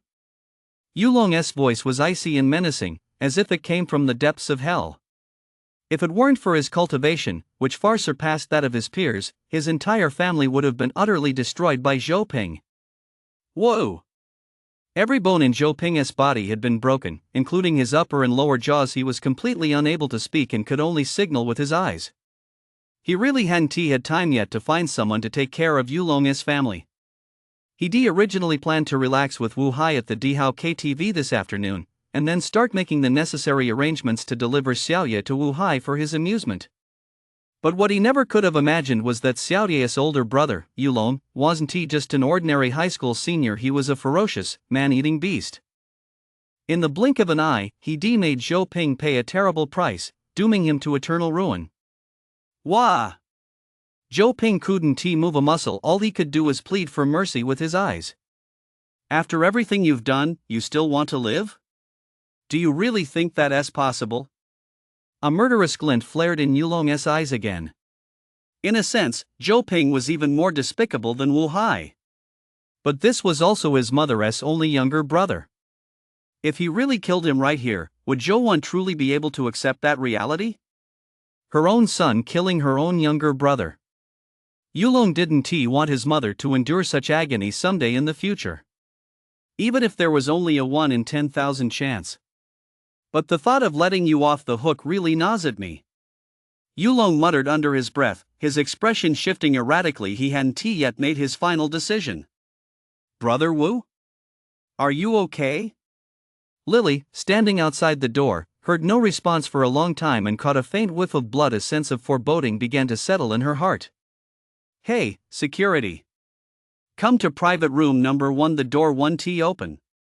Something might have happened. Hurry over.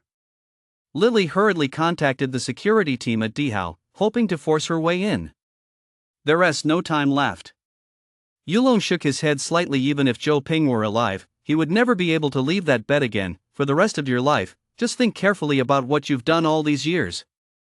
In the end, the young man simply couldn't bring himself to kill Zhou Ping. The thread of familial bond deep within his heart kept holding him back. But while you may escape the death penalty, you won't escape punishment. Yulong slowly crouched down, his right hand reaching for the back of Zhou Ping's head. Put! A thread of energy pierced through his body, disrupting Zhou Ping's nervous system and plunging his mind into utter chaos, turning him into a madman. A madman would be unable to describe what happened tonight as others might expect. When Yulong entered the Dihao KTV, he had assumed the appearance of a middle-aged man, an alter ego he had conjured up so no one could possibly trace it back to him. Now that Zhou Ping's mind was in chaos, the last vestige of potential trouble had been eliminated. At this point, Yulong couldn't afford to lose. Mr. Wu? Mr. Wu. Outside the door, Dihao's security guards were pounding loudly on the door, hoping for a response from inside. HM? The smell of blood is so strong, just break the door down. The security captain's expression changed, and he immediately ordered his men to break down the door together. Bang! The door was violently smashed open, and an even more pungent smell of blood hit them in the face. To their horror, they saw a headless corpse lying quietly on the sofa directly across from the door, with a mixture of red and white brain matter and skull fragments splattered on the wall. The scene was too visually jarring. Even Lily, dressed in her finest, saw it and let out a blood-curdling scream. Ah! Chapter 36, This is the Real Deal. The First Municipal Hospital was one of the largest hospitals in Fog City. Every day, hundreds or even thousands of people came here to seek medical treatment and advice. Hospital beds were extremely hard to come by. When Zhou Wan was brought to the hospital, the doctors examined her and found that she had simply suffered a temporary emotional outburst, leading to a coma caused by a reversal of vitality, a condition that was no big deal at all at the First Municipal Hospital. The doctor casually prescribed 2 doses of appropriate medication, and Zhou Wan was assigned a hospital bed to rest. She woke up shortly thereafter. Yeah, where is your brother? Once she felt a little better, Zhou Wan realized her son was nowhere to be seen. Brother said he was going to the Zhongyun Mountains to train himself. He left right after he put you in the ambulance. Xiaoye was also worried. After all, this was the Wu family of the Longhu group. That boy sigh, Zhou Wan sighed, stroking her daughter's little head. It's all Mama's fault for being so useless. I've put you both through so much hardship, especially you, oh. If that deadbeat of a husband were still around, how could my daughter have suffered such humiliation? Zhou Wan thought of Yuzhan again. She had been the sole pillar of this family for so many years, it had truly been an arduous journey. Mom, I'm fine. Xiaoye flashed a smile and nestled into her mother's embrace. For the first time, the young girl felt a determination take root in her heart. She had to grow stronger quickly. Once she arrived in the imperial capital, she would seize every opportunity to become stronger. Mom! Sis! Outside the hospital room, Yulong suddenly appeared in the doorway. Brother! Xiaoye was so happy she jumped up and threw herself into Yulong's arms. Didn't you say you were going to Zhongyun Mountain? Did you change your mind? Xiaoye asked curiously, then seemed to realize something, her expression turning slightly tense. You didn't run into someone from the Wu family on the way and hide here, did you? You little brat, what are you thinking? Yulong was both exasperated and amused. I just wanted to come see Mom one last time before I leave. He had already changed into clean clothes, and with his vitality concealed, he looked no different from an ordinary high school student. Smack! Just as Yulong was talking with his mother and younger sister, a fierce argument suddenly erupted from the bed by the window in the same ward. I said I won't sell it. You ungrateful brats, how dare you try to sell a treasure passed down from our ancestors? This is driving me crazy. Cough, cough, cough. An elderly man lying in bed shouted angrily, while the 2 middle-aged men by his bedside looked utterly helpless. Dad, how many times have you had a stroke already? The doctor said that if you don't undergo interventional surgery soon, you could die at any moment. The 2 men wore bitter smiles. Their family wasn't well off, and with their father seriously ill and in need of treatment, The brothers had already spent all their family's savings. Any further expenses would mean selling their house. But they both had wives and children at home. Selling the house was simply too unrealistic. That was why they had set their sights on the family heirloom in their father's possession. "I don't know if I'll die from a cerebral hemorrhage, but if you keep this up, you'll drive me to my grave with anger right now." The old man's beard quivered with rage. He was deeply agitated. Their ancestors had been a family of traditional Chinese medicine practitioners going back 1,000 years. They had been master physicians who had taken the pulses of the emperors of Huagua, true masters of the medical arts and academicians. However, over the past millennium, the family had produced no descendants with outstanding medical prowess, and their status had gradually declined. By the time of the old man's grandfather's generation, they had completely fallen into the ranks of ordinary people. Compounding their plight, over the past few decades, traditional Chinese medicine had increasingly been accused of being a scam, and the broader social climate had become one of distrust toward it, adding insult to injury for their family. "Dad, business has been slow these past few years. When people get sick, they all go to Western doctors. Who goes to a traditional Chinese medicine practitioner anymore? You're sick now, and aren't you going to see a Western doctor too?" The two sons pleaded earnestly, trying to convince their father to agree to sell this family heirloom. "You two unfilial sons have no idea how precious this is. Legend has it that this is a sacred artifact once used by our ancestors, possessing the power to destroy heaven and earth." The old man reverently pulled a wooden box from his robe with both hands. Inside lay dozens of gold needles of various sizes, indistinguishable from the ordinary gold needles used in traditional Chinese acupuncture. "Dad, please come to your senses. Over the years, we've had so many experts examine it, and we even sent it to the academic path department in Fog City to have a prominent figure personally appraise it. They all said that aside from the material being tough, it's nothing more than ordinary Chinese medicine gold needles." At first, the others in the hospital room had perked up upon hearing these secrets, but upon learning that it had been verified by numerous institutions as a worthless rank, they immediately lost interest. The two sons weren't fools either. With their family's illustrious and remarkable lineage, any heirloom passed down through the generations would naturally have undergone repeated testing. Meanwhile, Yulong's expression grew subtly more somber. He sensed an extremely subtle fluctuation emanating from this set of gold needles, a fleeting sensation that, had his mental domain not reached 1,700 points, he would very likely have missed. "This is a valuable item." A gleam flashed in Yulong's eyes as he quietly shifted closer to it. "Dad." Seeing their elderly father on the bed still so stubborn, the two sons' voices grew heavier. "The doctor has repeatedly emphasized that you must undergo surgery immediately for your cerebral hemorrhage at cost 500,000.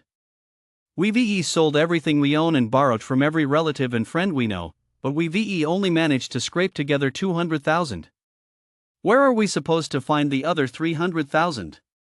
Are you really going to force us to sell our family home and make your daughter-in-law and grandchildren sleep on the streets? Or do you want us to ignore your life and death, live with guilt for the rest of our lives, and truly become unfilial sons?" The life of a middle-aged man with elderly parents above and young children below means waking up every day surrounded by people who depend on him. This feeling is despairing. He could break down at any moment. The old man finally fell silent. His whole body was trembling slightly. He knew his two sons had sacrificed so much for him. If this continued, it would truly lead to the destruction of the family, the breakdown of the household, and the separation of wife and children. At this moment, the family's beliefs and ancestral traditions couldn't compare to the immediate needs of daily life and mere survival. "All right." The old man sighed deeply, his earlier domineering demeanor vanishing instantly. "Go ahead and sell them. Selling them is for the best, out of sight, out of mind." The two middle-aged men exchanged glances, their faces beaming with joy. Now that their father had agreed, the rest would be easy. In their eyes, the set of golden needles wasn't worth much on its own, but there were still people willing to pay for the value of a cultural relic passed down for 1,000 years. That way, they'd be able to scrape together the 500,000 needed for medical expenses. "Hello." Just as the two were frantically racking their brains for potential buyers of antique medical instruments, a teenager's voice interrupted their thoughts. I just heard, are you selling this set of golden needles? Could there already be a buyer so soon? Their faces lit up with delight, and they turned to look only to find a student who still looked quite young. Go on, go away. We're selling this, can you even afford it? A middle-aged man rolled his eyes in exasperation. This wasn't some sneakers or toys sold outside a school. An item worth hundreds of thousands was far beyond what a student could afford. I really do want to buy it. Yulong had a good impression of the two men, so he was a bit more patient. If you're willing to sell, I'll pay 500,000 right on the spot. 500,000. Wow. I wouldn't have guessed it. This young man is that rich? Could he be some rich kid from Fog City? You've got to be kidding. The entire ward erupted into a commotion. Everyone's eyes widened as they stared intently at Yulong. They couldn't believe someone dressed like a student could casually pull out 500,000. That's the difference between the world of martial artists and that of ordinary people. Yulong felt a twinge of emotion. For ordinary people like the two middle-aged men in front of him, 500,000 was a massive sum that might take over a decade to save up. But for a martial artist like Yulong, casually slaying a demon beast could net him several million. Young man, do you really have that much money? Are you willing to pay 500,000? Your family won't have any objections, will they? The two middle-aged men were overjoyed, but they still glanced at Zhou Wan on the hospital bed. My brother can decide what to do with his own money. Xiao Ye stood up immediately and said. She knew her brother would never ask to buy this golden needle for no reason. There must be some reason she wasn't aware of yet. In any case, she supported her brother unconditionally. Seeing Zhou Wan nod from her hospital bed, the two middle-aged men finally felt at ease. Since they were at the hospital, it was convenient to call over the hospital's financial staff. Yulong transferred 500,000 to the hospital's account to cover the elderly man's surgery costs. An anonymous card. Everyone recognized the card. It turned out to be that of a martial artist. Such a young martial artist. The crowd was stunned, casting looks of immense envy at Zhou Wan on the hospital bed. They no longer had any doubts about Yulong's decision to transfer 500,000 without hesitation. Martial artists and ordinary people truly belong to two different worlds. Chapter 37, It Must Be a Special Kind of Fate. Deep within the Zhongyun Mountains, the scenery was exceptionally desolate. 2 months earlier, a beast tide had swept through the cities beyond the mountains, and the counterattack by the human race's powerful warriors had left the demon beasts severely weakened. Inside a pitch-black cave, Yulong was silently practicing his fist techniques here. At this moment, he wasn't drawing upon even a shred of vitality. His entire being was immersed in the essence of the 18 forms of body tempering. His grasp of the art was rapid. If anyone else had been standing there, they would have realized that what the youth was performing was not the orthodox 18 forms of body tempering at all, but a form that was both similar and yet distinct, one imbued with a deeper, more profound essence.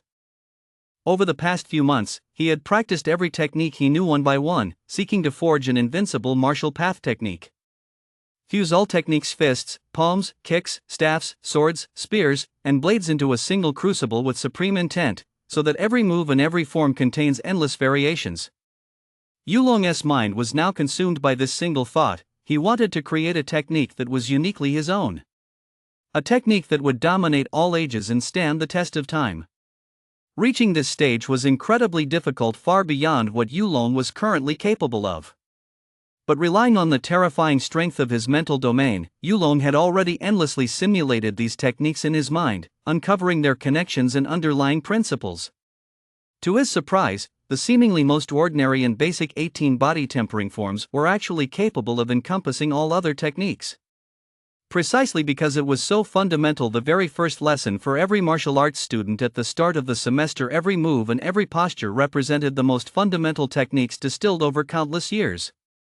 And it is precisely for this reason that Yulong discovered the 18 body tempering forms possess a high degree of compatibility with all martial arts techniques. By now, Yulong had completed the initial fusion of the techniques in his possession. All that remained was to practice them relentlessly every day, to find that subtle energy current within the cosmos, and to achieve fusion naturally. Boom! Yulong was fully immersed in the practice, drawing not a shred of vitality, relying purely on the intent of his fists to stir the mana of heaven and earth, causing the entire cave to rumble. Crack! Suddenly, a clear, crisp sound rang out from within Yulong's body. His second shackle shattered silently. A dazzling rainbow light erupted within the cave, and vast, pure life essence surged forth from the depths of his body, nourishing Yulong's physical vitality. However, Yulong was completely oblivious to this at the moment. It was all too normal. Breaking through to the second-rank martial artist level held no surprises or excitement for him.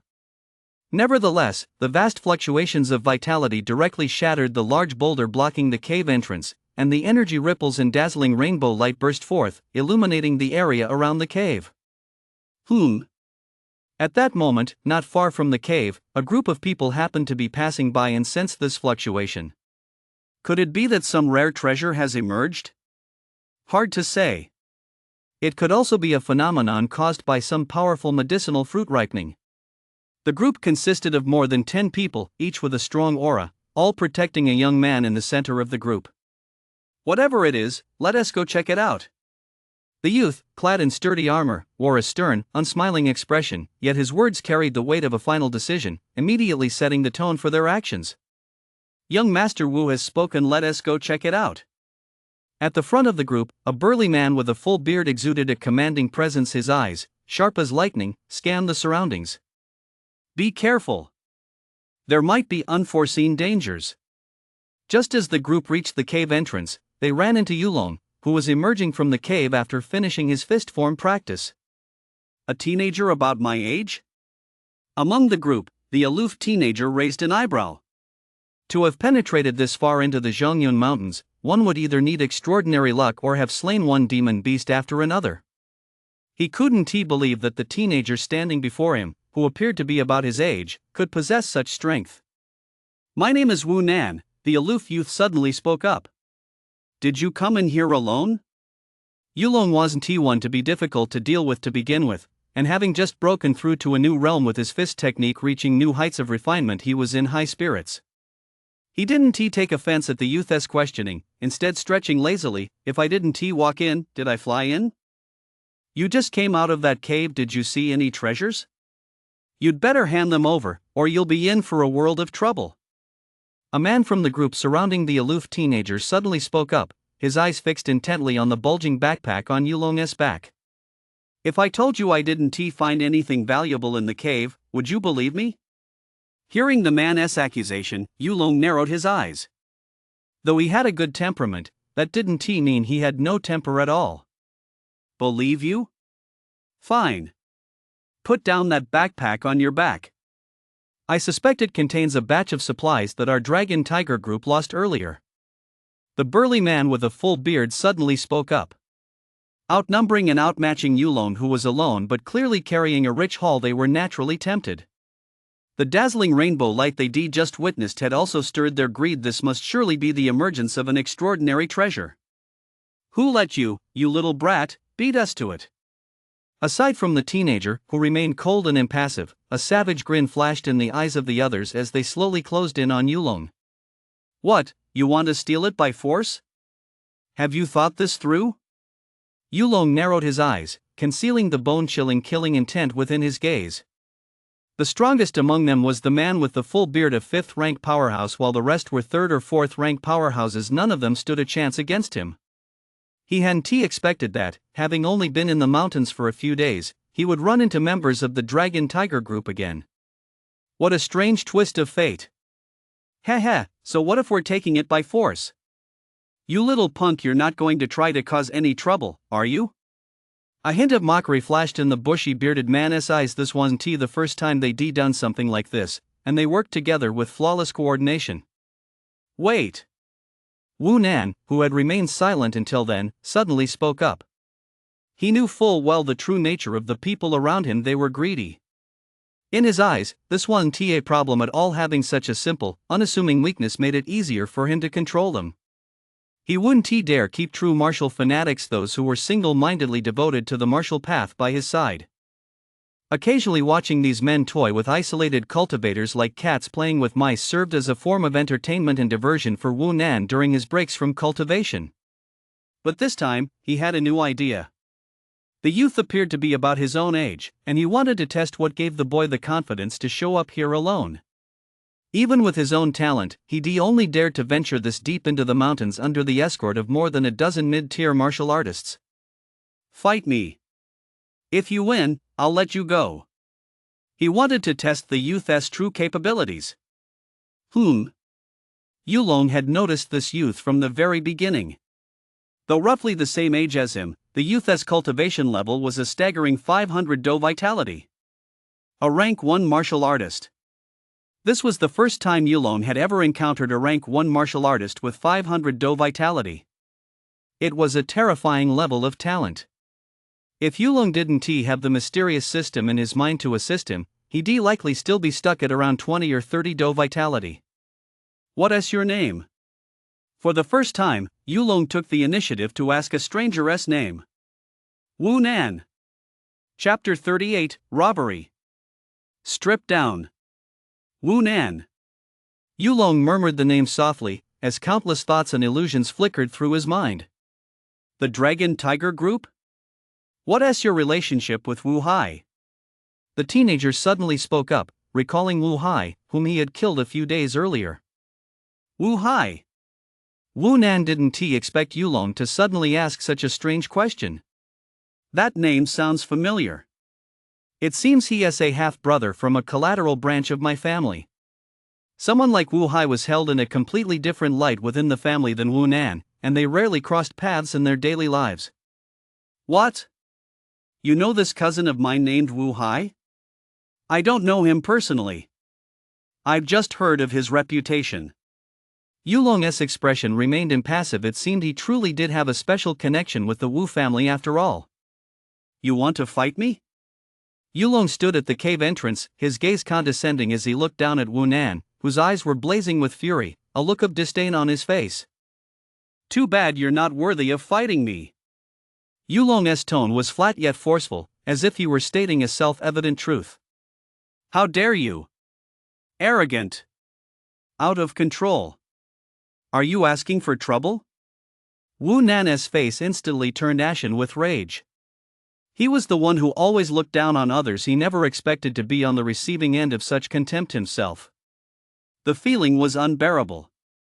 The others in the group were also outraged, rushing to defend Wu Nan. Young Master Wu Nan is the disciple with the most astonishing martial path talent in the Wu family of the Dragon Tiger Group, the Kiss grandson of the 9th rank scholar, Honorary Master Wu. At such a young age, he has just finished the college entrance exam and already reached 200 vitality. This is the highest vitality score ever recorded on the Martial Path College entrance exam in the history of Mist City.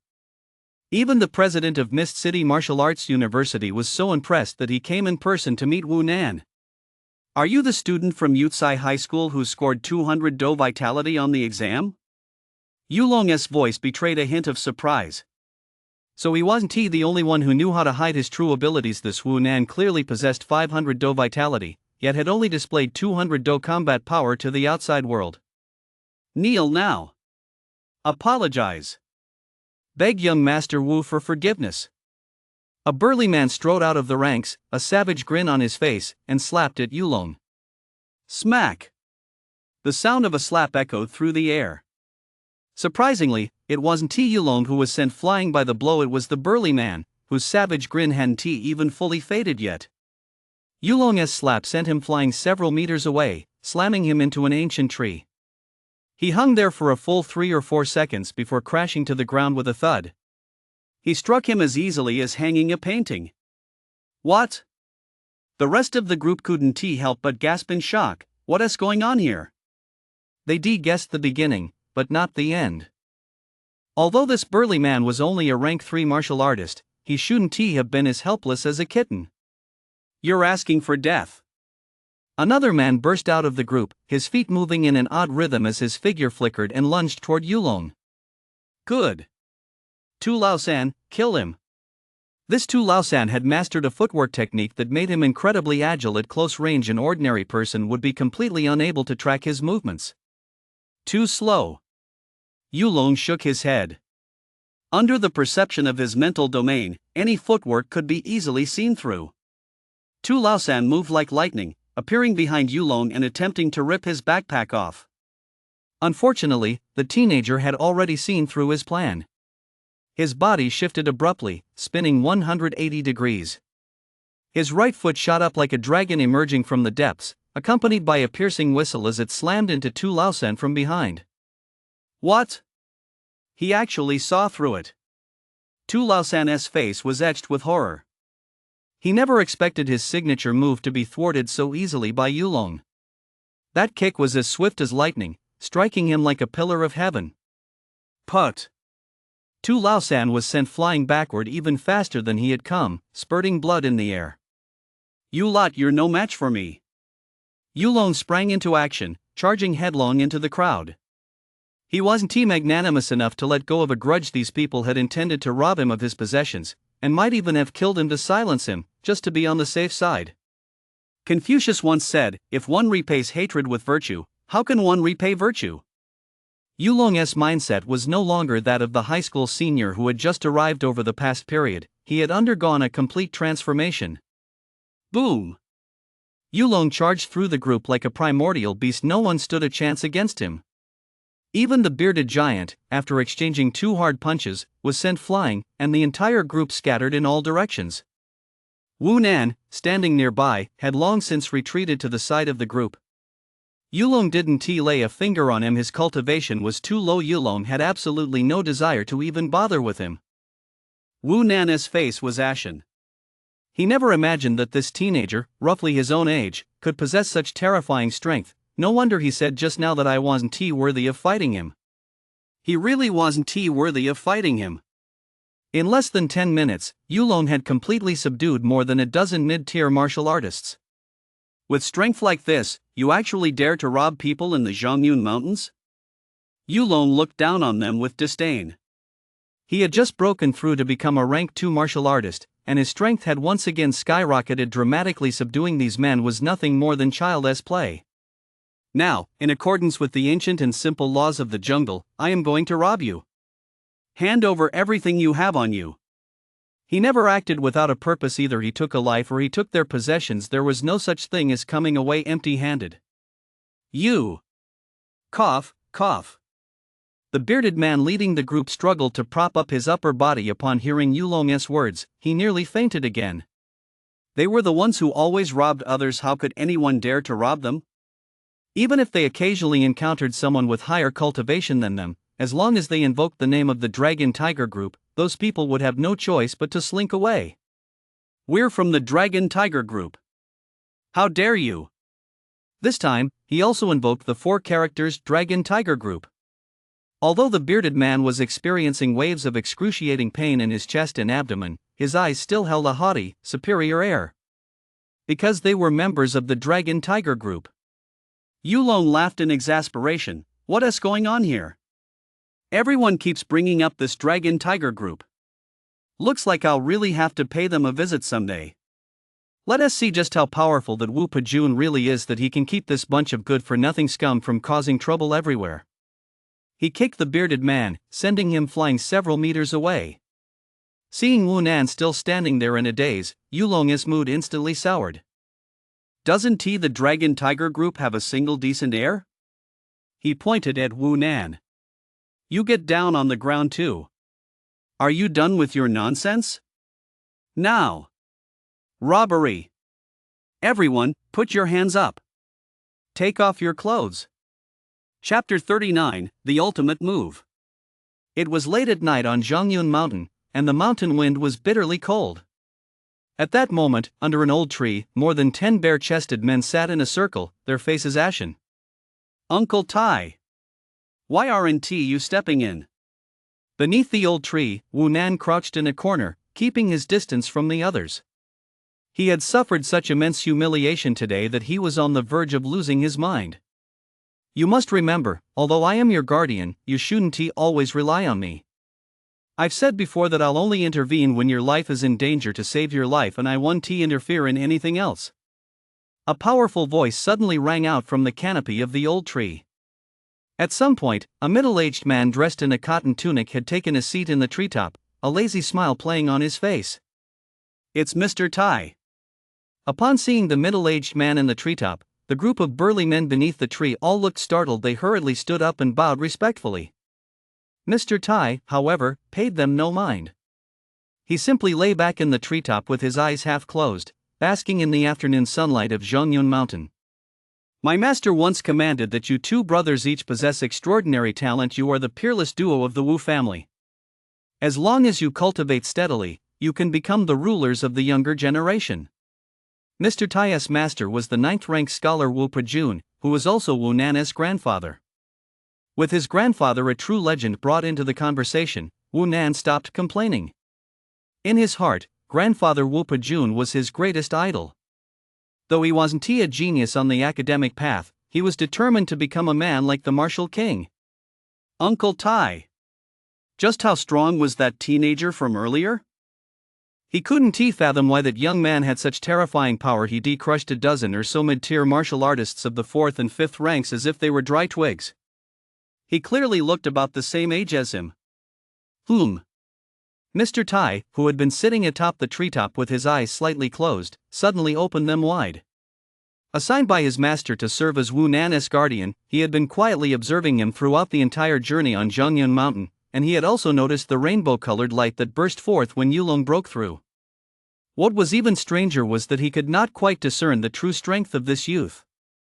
Scholars naturally held an advantage over martial artists. With his 6th-rank scholar cultivation, Mr. Tai stood among the very elite of Mist City, second only to a handful of others. This was the first time he had ever encountered such a situation.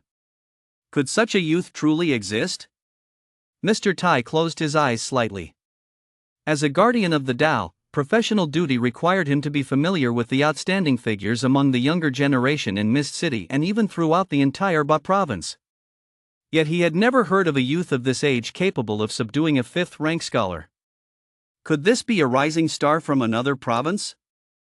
Any martial king would surely be tempted by a province capable of nurturing such a genius.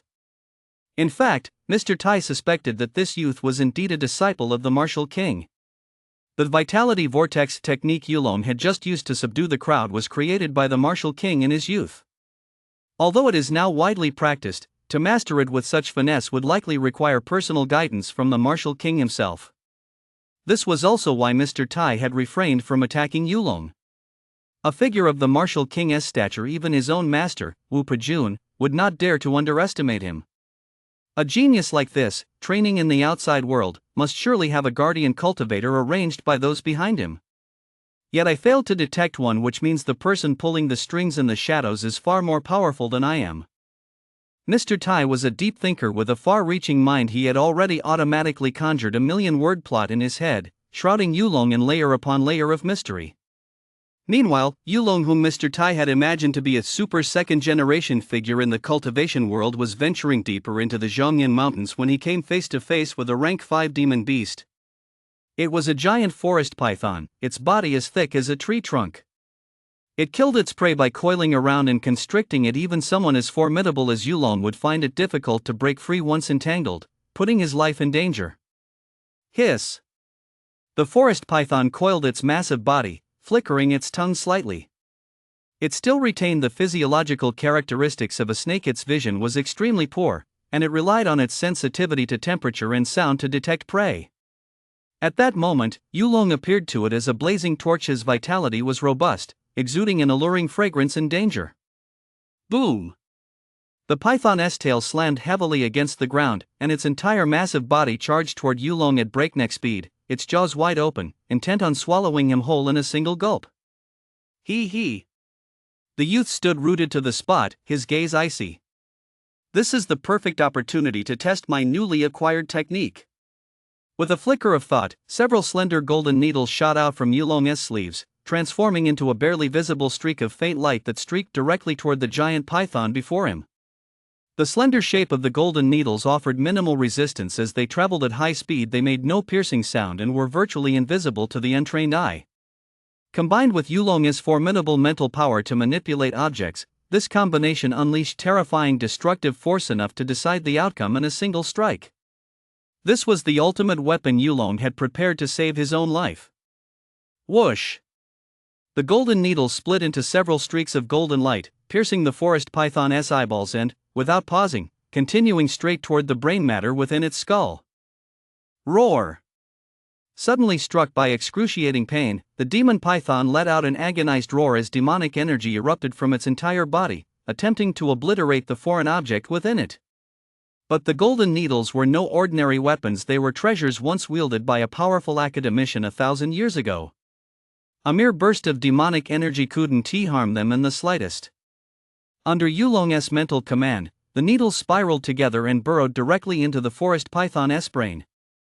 In the blink of an eye, the needles erupted with a sharp, metallic energy, churning the forest python's brain into a pulp. Boom!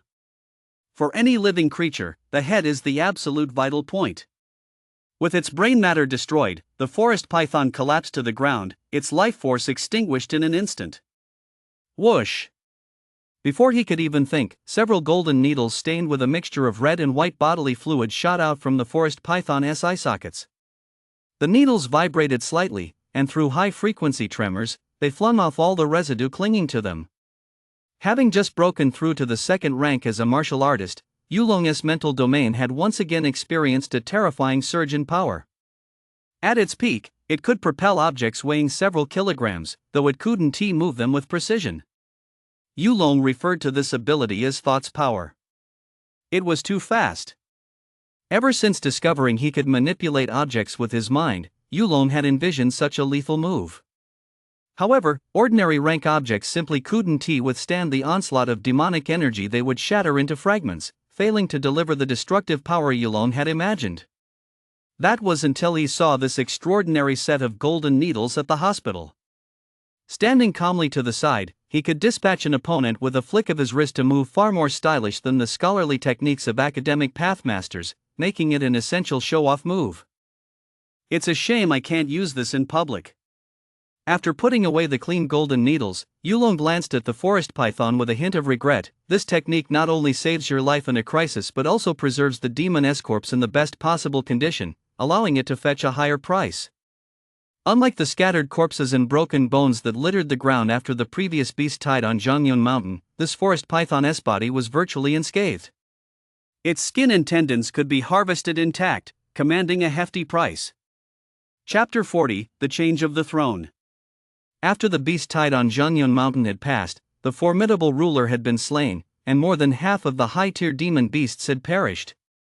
The entire mountain range was now far safer than before. Along the way, the density of demon beasts was generally lower than it had been before the beast tide. As he traveled, Yulong could clearly sense that there were more cultivators training within the mountains. Most traveled in groups of 3 or 5, cooperating with one another. Those who dared to roam the mountains alone were all powerful cultivators with extreme confidence in their own strength. In a world like this, cultivation is about pushing one's personal martial prowess to the absolute limit. Cooperation is not the true path. Yulong did not approve of this approach. When your personal strength reaches its peak, you'll be capable of facing 10,000 enemies alone. A cultivator must possess the courage to face the entire world as an enemy without flinching. Even if alone, with enemies all around, one must be able to subdue them all single-handedly. This was the essence of Yulong's martial path. It feels as though the demon beasts in these mountains are being kept in a cage by the human race. Every so often, a powerful cultivator comes to harvest them, uprooting the robust chives by the roots and leaving the young sprouts to continue growing. The desolation of Zhongyun Mountain stirred deep emotions within Yulong. The demon beasts in these terrestrial mountain ranges were, in fact, the remnants of the race lost during the human-demon war 1,000 years ago. Their fate had long been controlled by the human race.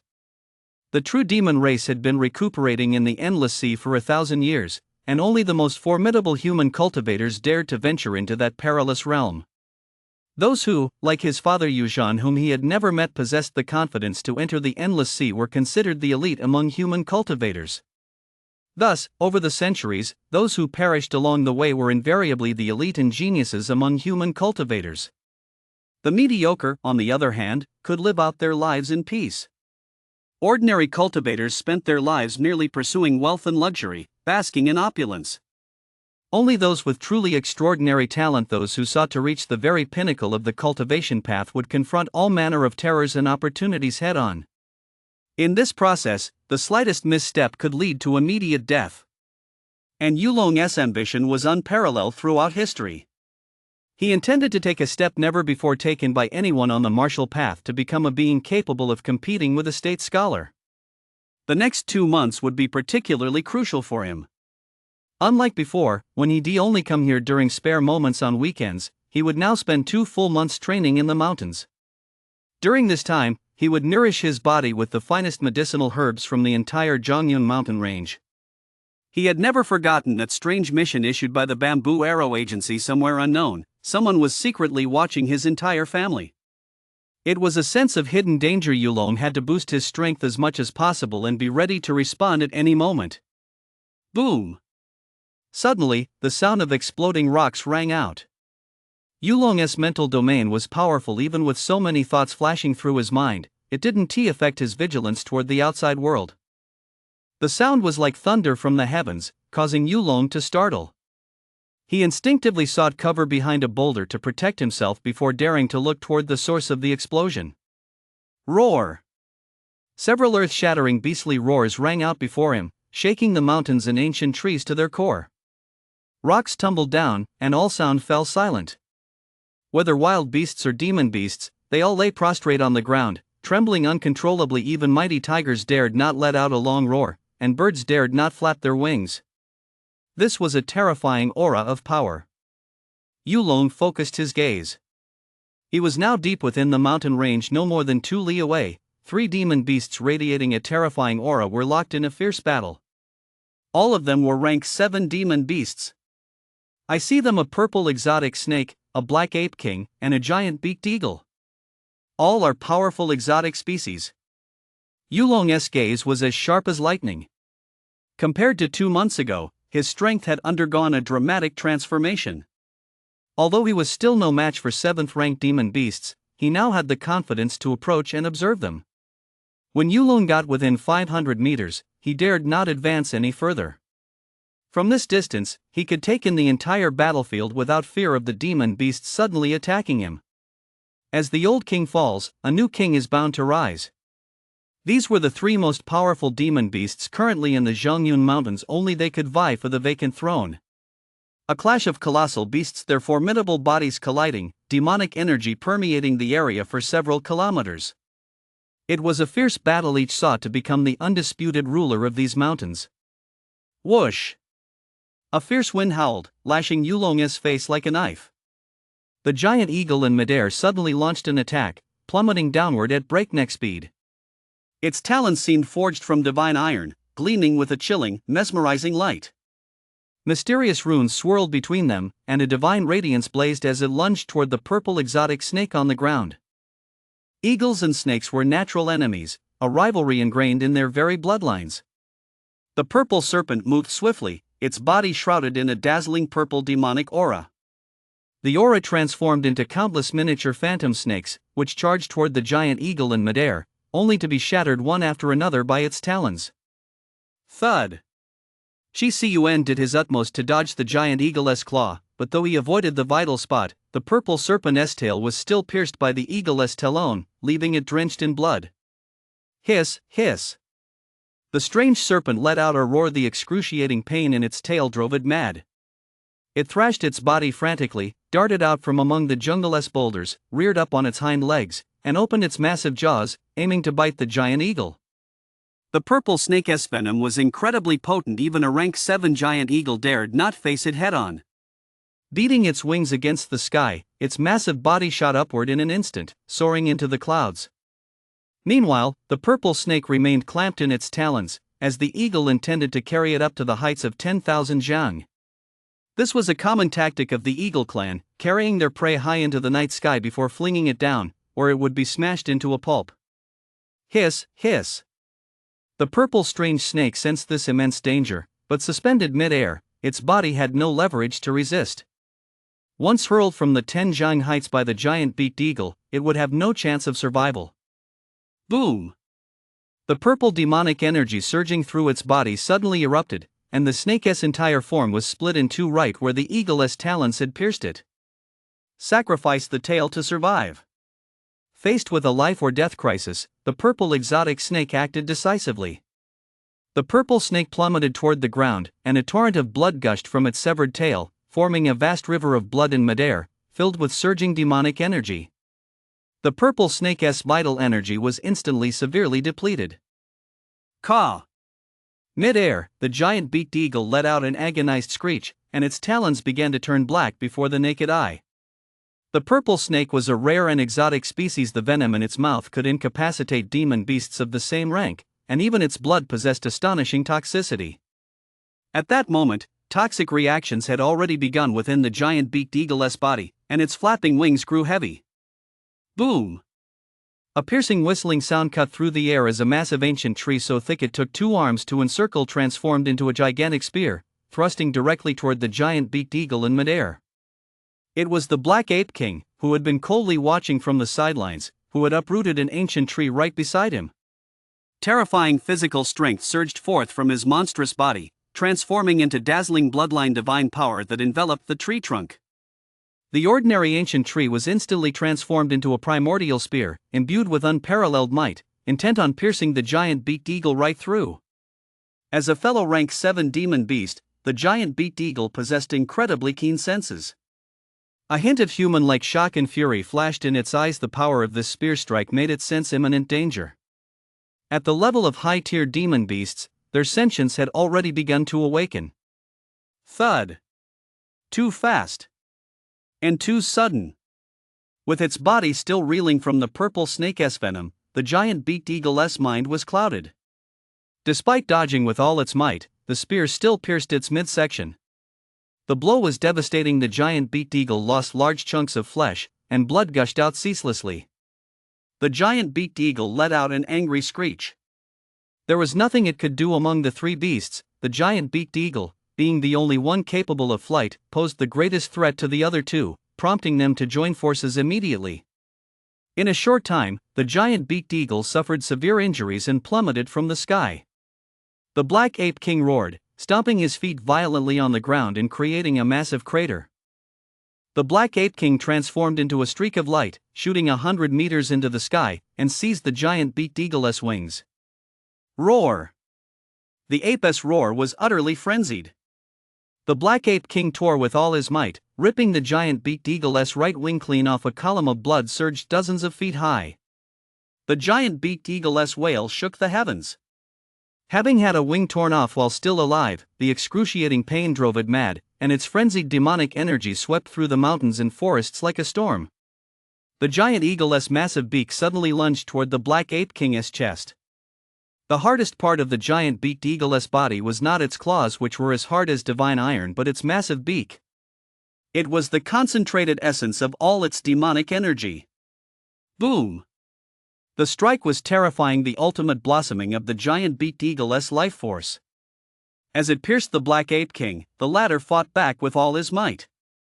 A phantom image of an ancient ancestral ape materialized behind him, radiating a terrifying aura from the primordial chaos that neutralized most of the beak's power. Nevertheless, a blood-soaked hole, clean through from front to back, still exploded open in his right shoulder. Roar! The Black Ape King roared, his entire body trembling as blood spattered more than 1 zhang in all directions. Even a being as powerful as the Black Ape King could not withstand such a blow without suffering a scratch. But for the giant beaked eagle, it was already too late to turn the tide. Gritting his teeth against the excruciating pain in his right shoulder, the Black Ape King seized the giant beaked eagle's claws and swung them like a weapon. Boom! The giant beaked eagle's massive form spanned 10 zhang in all directions. Having lost its right wing, it was utterly unable to maintain its balance. Under the Black Ape King's tremendous force, it could not control its own body and became nothing more than a giant weapon in his hands. A fierce gleam flashed in the Black Ape King's eyes as he swung the demon eagle in his grasp, smashing it against nearby mountain walls and ancient trees. Countless boulders shattered, and ancient trees toppled. Though the demon's feathers were as hard as the toughest metal, after just a few swings, the giant beaked eagle was on the verge of death, its entire body on the brink of shattering. The Black Ape King's strength was simply too overwhelming. Boom! Seeing that the demon's body in its grasp had lost all ability to resist, the Black Ape King let out another long, piercing roar. It swung the giant beaked eagle in its grasp and smashed it directly into the purple strange snake standing nearby. Only now did the weapon in its hands truly feel like a natural extension of itself. Chapter 41 – Sudden Turn of Events. The battle between several quasi-kings of the Middle Cloud Mountains sent shockwaves far and wide enough to wipe out ordinary rank 4 or 5 demon beasts. Yulong shifted his concealed form several times to avoid being caught in the crossfire. That was incredible. The eyes of the youth hiding nearby sparkled with excitement. High-tier demon beasts possessed formidable battle spirit intelligence and were adept at seizing every opportunity. Yulong rapidly ran through the scenarios in his mind, eager to master the innate techniques these demon beasts were employing. These battle spirit techniques were secret arts passed down through their ancient bloodlines, capable of unleashing terrifying power. The ancient bloodline within the Black Ape King was even more potent. The illusory form of the ancestral ape it conjured could subdue any enemy. Boom! Using the body of a rank 7 demon beast, the giant beaked eagle, as a divine weapon, the Black Ape King's demonic energy filled the sky as he repeatedly slammed into the purple strange snake beside him. The purple snake could only dodge time and again. Its greatest strengths lay in the constricting power of its serpentine body and the immense toxicity coursing through its veins. The Black Ape King was far too powerful. Having seized the initiative in the battle, the purple serpent stood no chance against him. Hiss, hiss, hiss. The purple serpent twisted its body, seizing a momentary opening to coil itself around the giant beaked eagle's body. It bit down fiercely on the eagle's neck, instantly injecting its terrifying venom into the half-dead giant beaked eagle, a creature that had once reigned supreme over the Zhongyun Mountains. The giant beaked eagle, once the ruler of this region, let out a desperate howl. Its entire body slowly dissolved into a black, bloody slurry that dripped to the ground, and even its soul was dissolved by the poison. At the same time, the wound at the base of the purple snake's severed tail, which had already stopped bleeding, was forcibly torn open. Purple beast blood transformed into countless tiny snakes, gushing forth and lunging directly at the Black Ape King. Roar! The ancestral ape's phantom behind him burst into brilliant light, scattering most of the beast blood. Yet, to everyone's horror, this blood was potent enough to dissolve even the demonic energy of a rank 7 demon beast. Half of the purple vitality obliterated the ancestral ape's phantom behind the Black Ape King, while the remaining half of the beast blood sprayed directly onto the gaping wound on his right shoulder. Sizzle! This beast blood acted like an incredibly potent corrosive acid, triggering a violent chemical reaction with the Black Ape King's flesh. The gaping wound on the Black Ape King's right shoulder instantly expanded, and countless bones and tendons began to turn black. Moments later, the enlarged wound could no longer support his right arm, and the several-meter-long limb fell to the ground. This was an unbelievably severe injury. The Black Ape King let out an agonized roar, completely enraged, and hurled the giant beaked eagle's demonic body along with the purple snake onto a pile of boulders several zhang high. This was the purple snake's most potent venom. Not only had his right arm been severed, but even more toxin had seeped through the gaping wound into his internal organs and bones, clinging to him like maggots in the flesh, utterly impossible to rid himself of. Fortunately, this one the most toxic venom in the purple snake's mouth. Otherwise, the Black Ape King would likely have perished on the spot.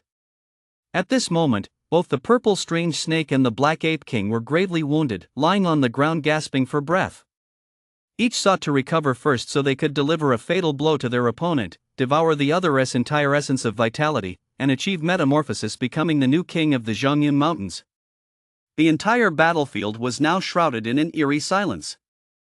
Yulong's mental domain constantly enveloped an area of several hundred meters in radius, and suddenly, he sensed the presence of that Mr. Tai.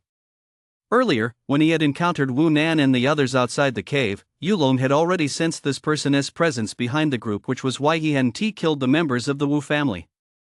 A 6th-rank scholar, he wasn't ready to confront him head-on just yet.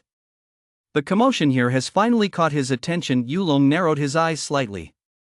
He had now concealed all his vitality within his 12 meridians. Unless someone saw him with their own eyes, no one could sense his presence. Yulong lay in wait, silently biding his time. Boom! Mr. Tai, who had been observing from here for an unknown length of time, slightly curled his fingers, channeling the mana of heaven and earth to cast a mysterious scholarly spell. Two dazzling beams of light suddenly shot toward the purple snake and the black ape king. For the two demon beasts, already in a critically wounded state, a full power strike from a 6th rank scholar was the final straw that broke the camel's back. The two beams of radiant divine power struck the beasts directly, blasting terrifying cracks across their bodies and worsening their injuries to the point where they could no longer stand. Roar! The black ape king let out an angry roar. These human powerhouses had slain their king 2 months ago, and now, just 2 months later, they dared to come back to finish them off. Mr. Tai hid in the shadows, his gaze as cold as iron. Drawing on his vast experience, he channeled all the spiritual energy within his body into a surging storm of scholarly power and unleashed it upon the two beasts. The sky was filled with multicolored divine light, centered directly on the purple snake and the black ape king, indiscriminately bombarding the ground within a 10-zhang radius. Dust and debris swirled through the air. When the smoke cleared and the dust settled, both creatures had completely lost all signs of life. Their withered bodies lay there. The purple snake's body had even been severed into 3 pieces, dead beyond any doubt. Only after confirming the two beasts were truly dead did Mr. Tai, who had been hiding nearby, let out a sigh of relief. With a calm smile on his face, he stepped out of the darkness. Beasts are, after all, beasts. Even with formidable cultivation, they still lack brains, unable to grasp even such a simple truth as while the clam and the snipe fight, the fisherman reached the reward. Standing in the midst of the battlefield, now reduced to ruins, Mr. Tai radiated the mighty aura of a rank 6 scholar. Unlike martial artists, the aura of a scholar pathmaster possessed a sense of noble detachment and transcendence, making them instantly recognizable. Mr. Tai spoke in a deep voice. I am Tai Xinshu, a disciple of Dragon Tiger Immortal Wu Pejun. These two beasts are of great use to my master's breakthrough. You need not fight over them. Those who come to the Dragon Tiger group in the future will surely be handsomely rewarded. 3 rank 7 demon beasts. This was a terrifying opportunity. It was extremely rare to encounter such a thing. Therefore, Mr. Tai had to invoke his master's name to intimidate those lurking in the shadows, itching to strike. He had already spotted some of them, while others remained hidden, but he could sense several auras around him that were no weaker than his own, lurking in the shadows and ready to strike at any moment. He also revealed a crucial piece of information: his master was preparing for a breakthrough. If a 9th rank scholar succeeded in this breakthrough, he would naturally become a legendary grandmaster. Once achieved, such a being would be a terrifying presence, one of the rarest in all of Ba province.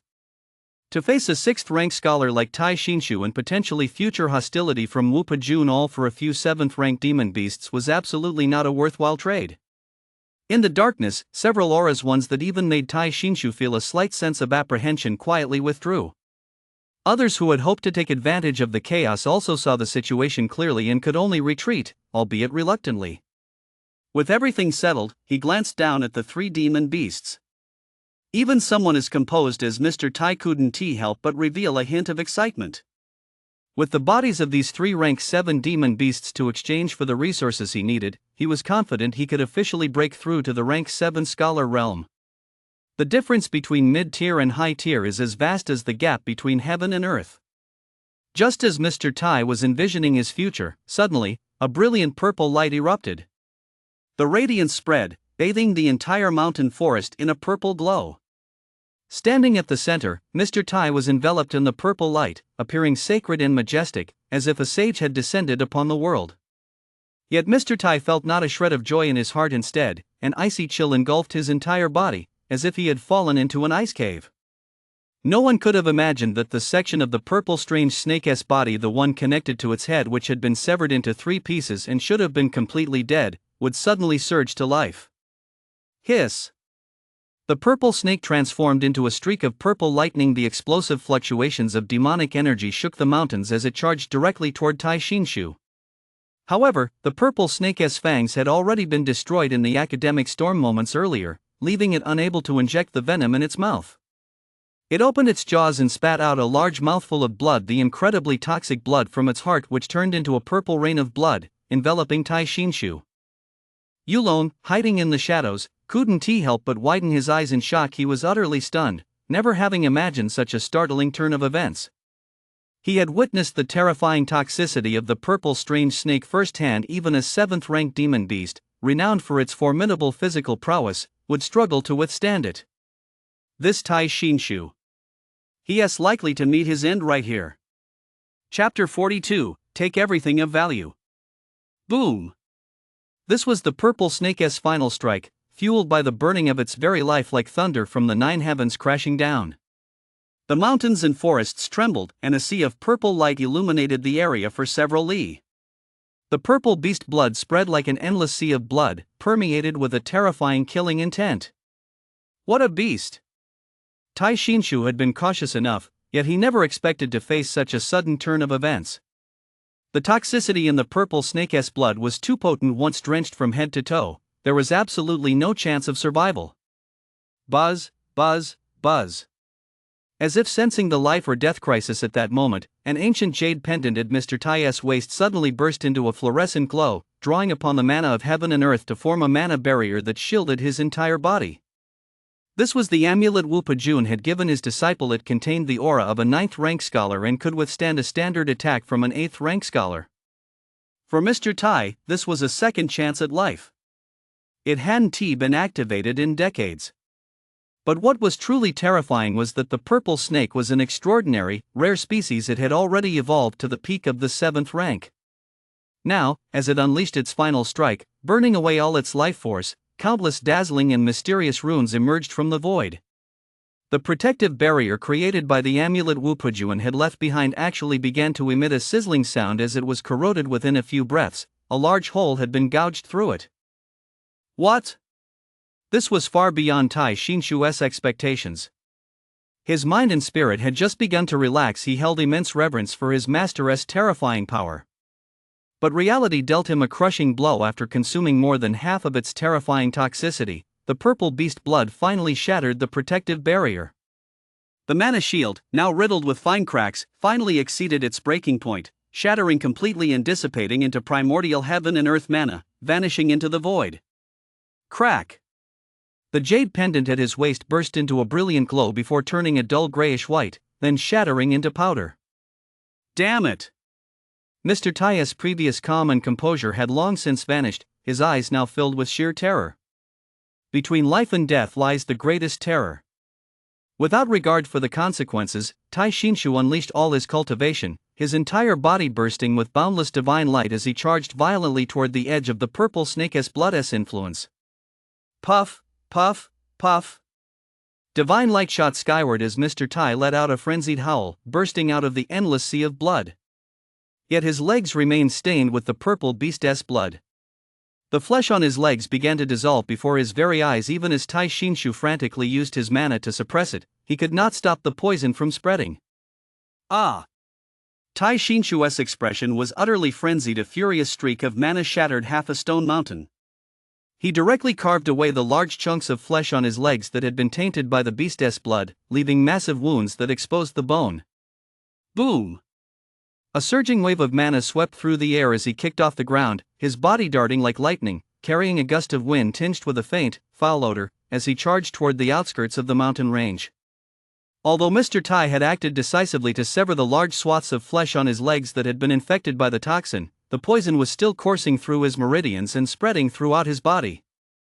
His internal organs were beginning to turn a faint shade of black.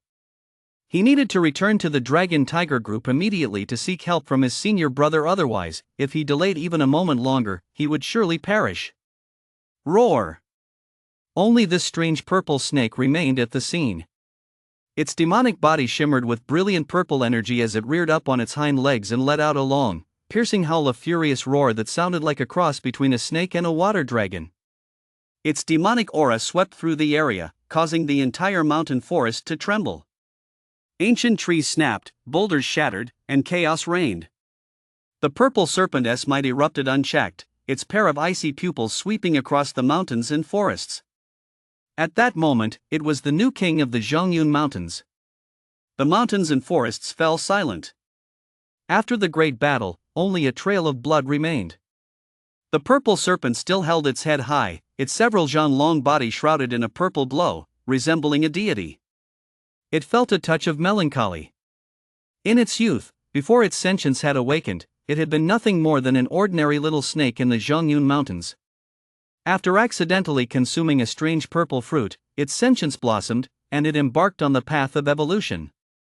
In just a few decades, it had evolved into a rank 7 demon beast and was even showing signs of transforming into a dragon. Once it truly transformed into a dragon, it would become a terrifying demon beast sovereign, one that even a state scholar would struggle to subdue. Alas, all of that had come to nothing today. The purple snake's gaze gradually dimmed, and a trickle of purple blood seeped from the corner of its mouth. Its life-giving true blood had surged out entirely during that final strike. Not a single drop remained within its demonic body. Finally, a burst of divine light erupted from his entire body as he burned through his own demonic energy. His body cracked all over, and with a thunderous crash, he collapsed amidst the ruins. Is he really dead this time? From his hiding place, Yulong had not left. His eyes widened as he tried to discern the truth of the situation. If the purple snake wasn't truly dead and he attempted to exploit its demonic body, it would be nothing short of suicide. Its injuries were simply too severe. Its life has reached its end. Even that final, life-draining strike failed to kill the Iron Heart technique. Yulong lay crouched in the distance, murmuring to himself. His mental domain slowly extended outward. At the very center of the battlefield, the rocks had been stained purple and red by splattered beast blood.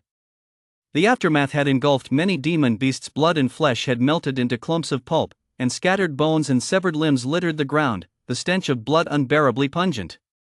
His perception enveloped the purple strange snake. Its body had already begun to grow cold, the spirit within its skull had completely extinguished, and its life force was severed. Yulong finally crept forward cautiously. There was no one left here. Moving as swiftly as lightning, he didn't know when the others who had fled might react and return to investigate. These were the corpses of some of the most formidable demon beasts in the Zhongyun Mountains. Once discovered by the others, he would find it difficult to protect himself.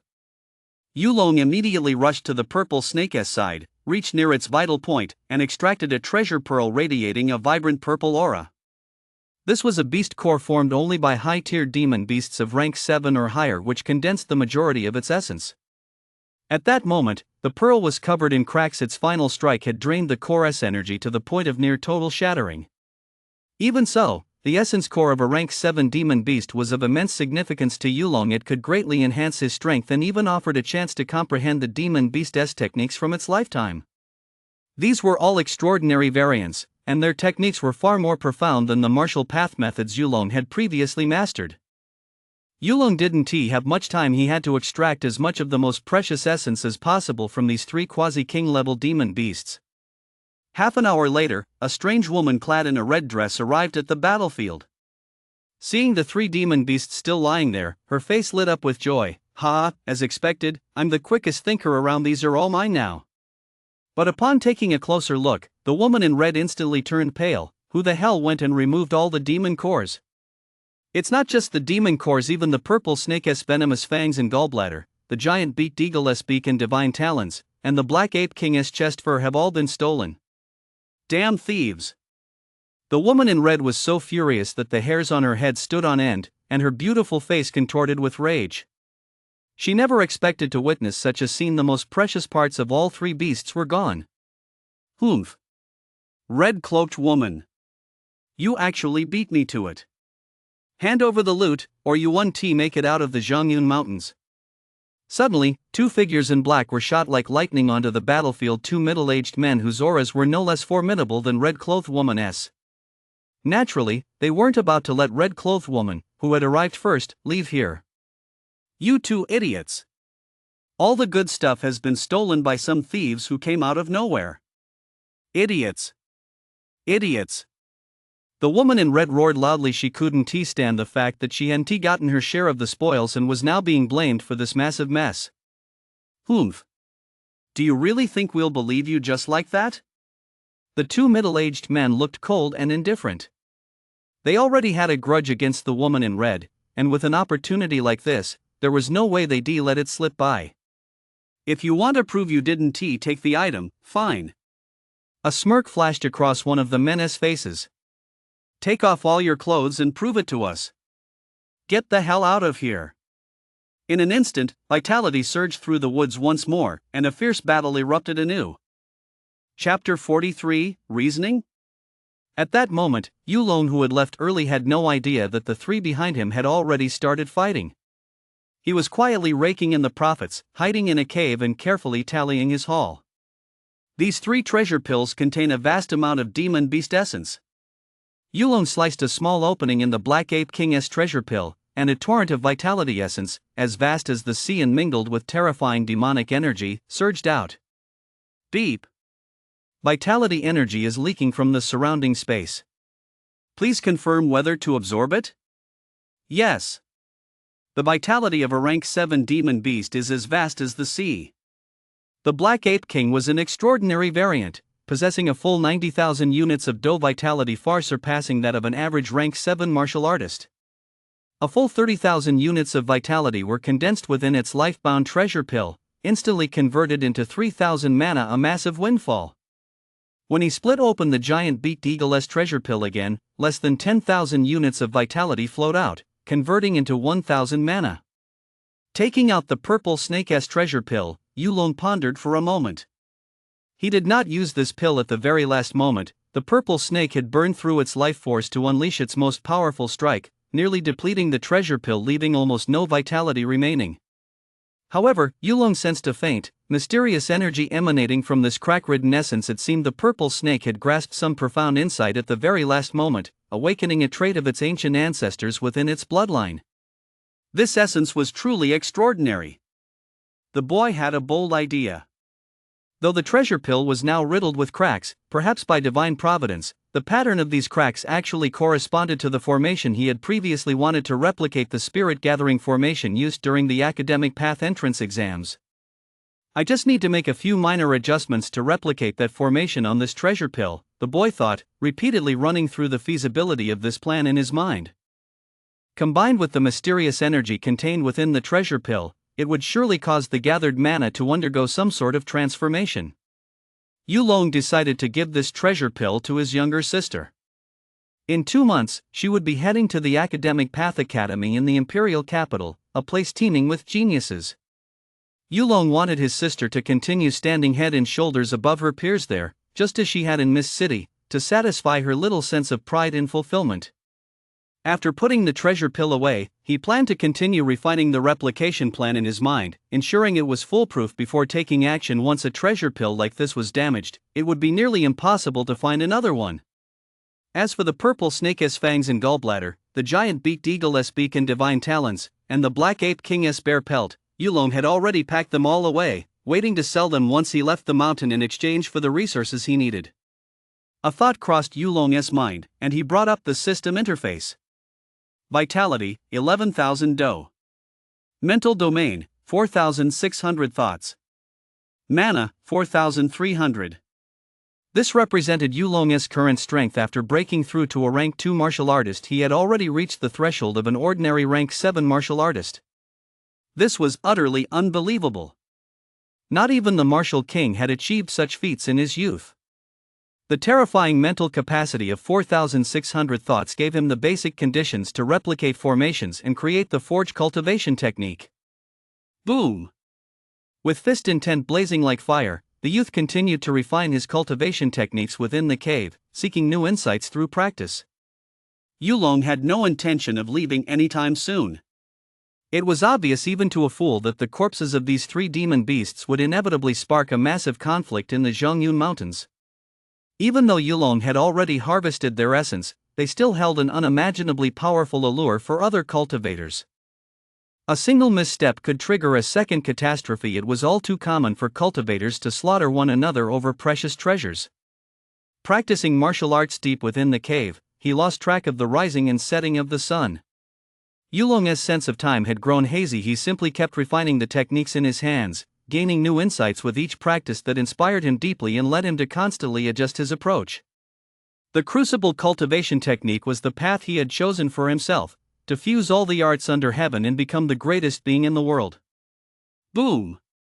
Just as Yulong was training day and night without rest, a massive roar suddenly echoed from the cave entrance.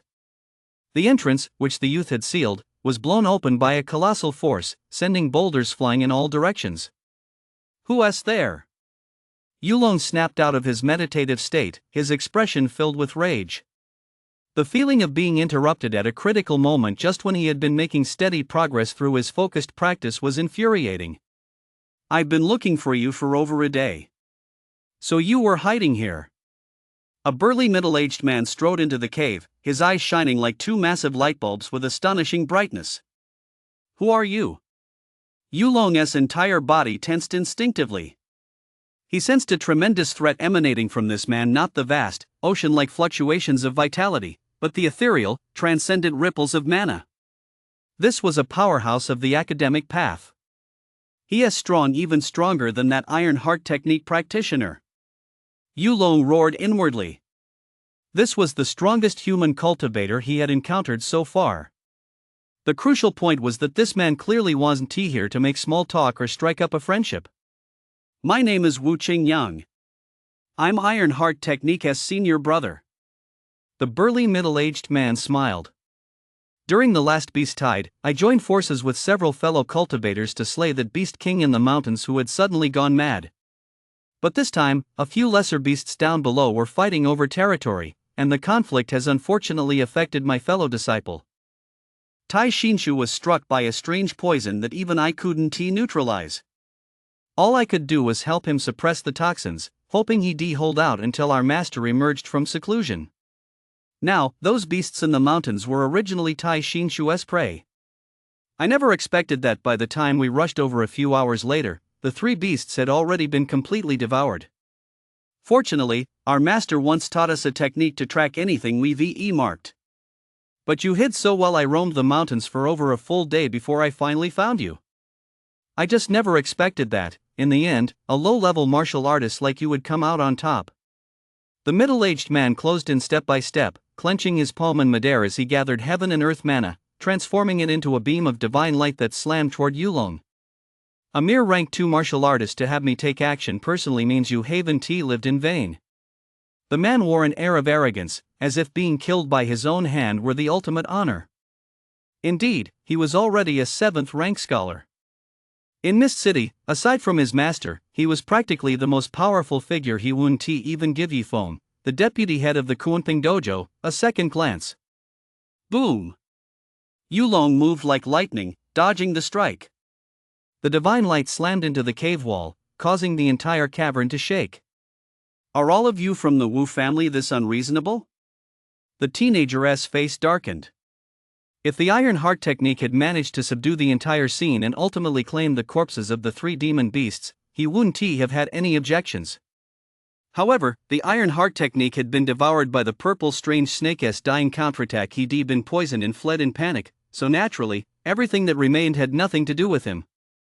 Yulong had a clear conscience. Ha!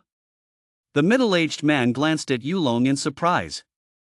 Even though it had been nothing more than a casual strike on his part, an ordinary rank 5 martial artist would have found it nearly impossible to dodge. Aren't you a rank 2 martial artist? Interesting.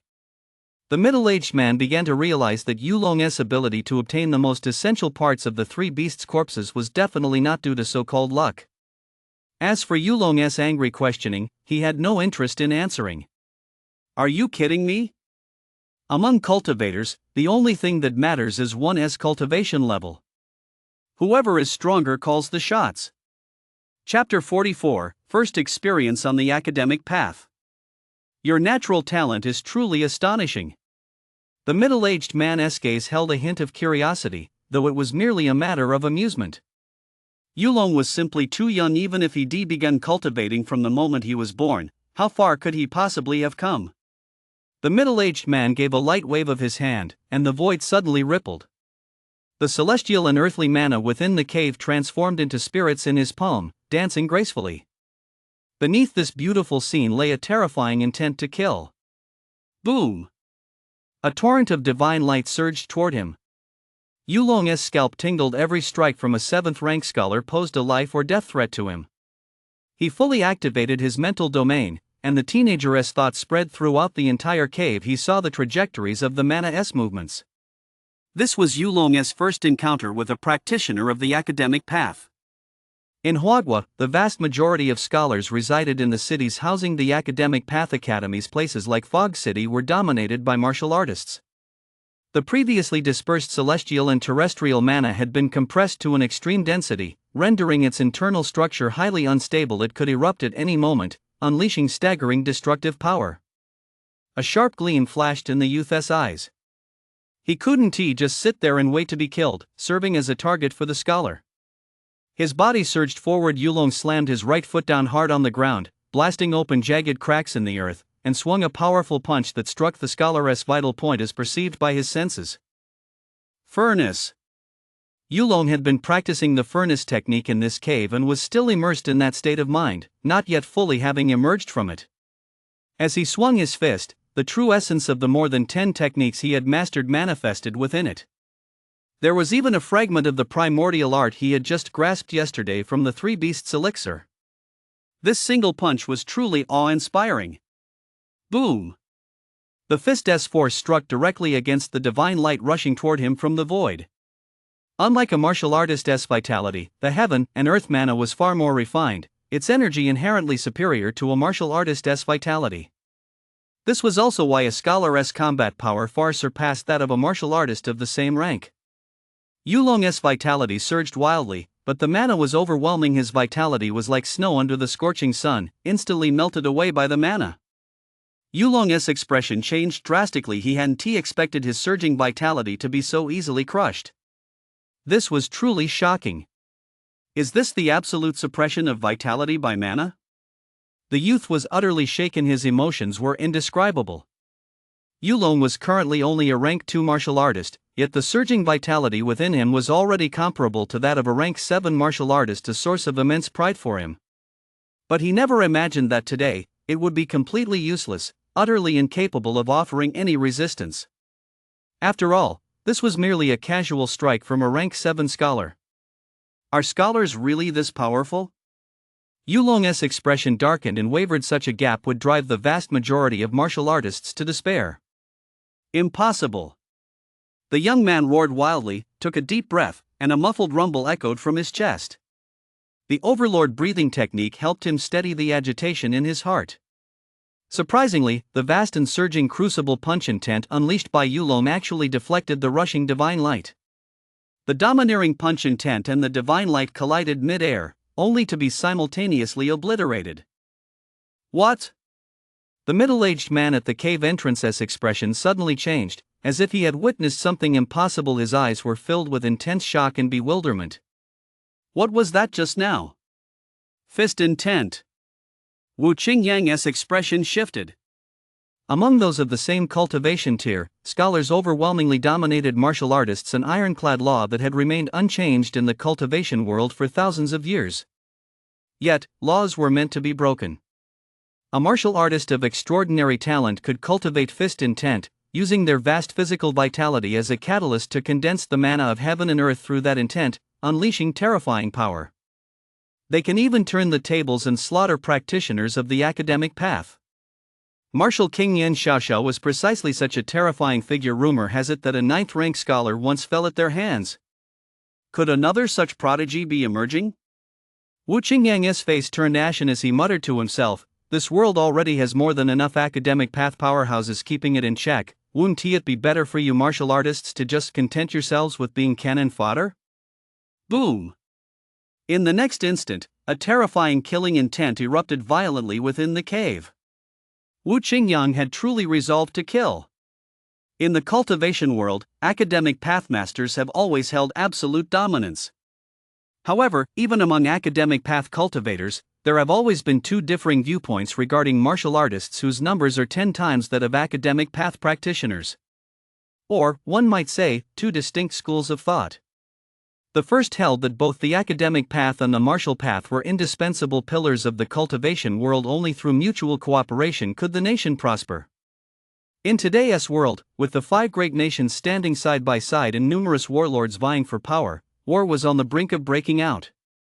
The second held that the academic path was inherently noble, while martial artists were merely lowly cultivators performing manual labor. They could only play a greater role by accepting the leadership of the academic path.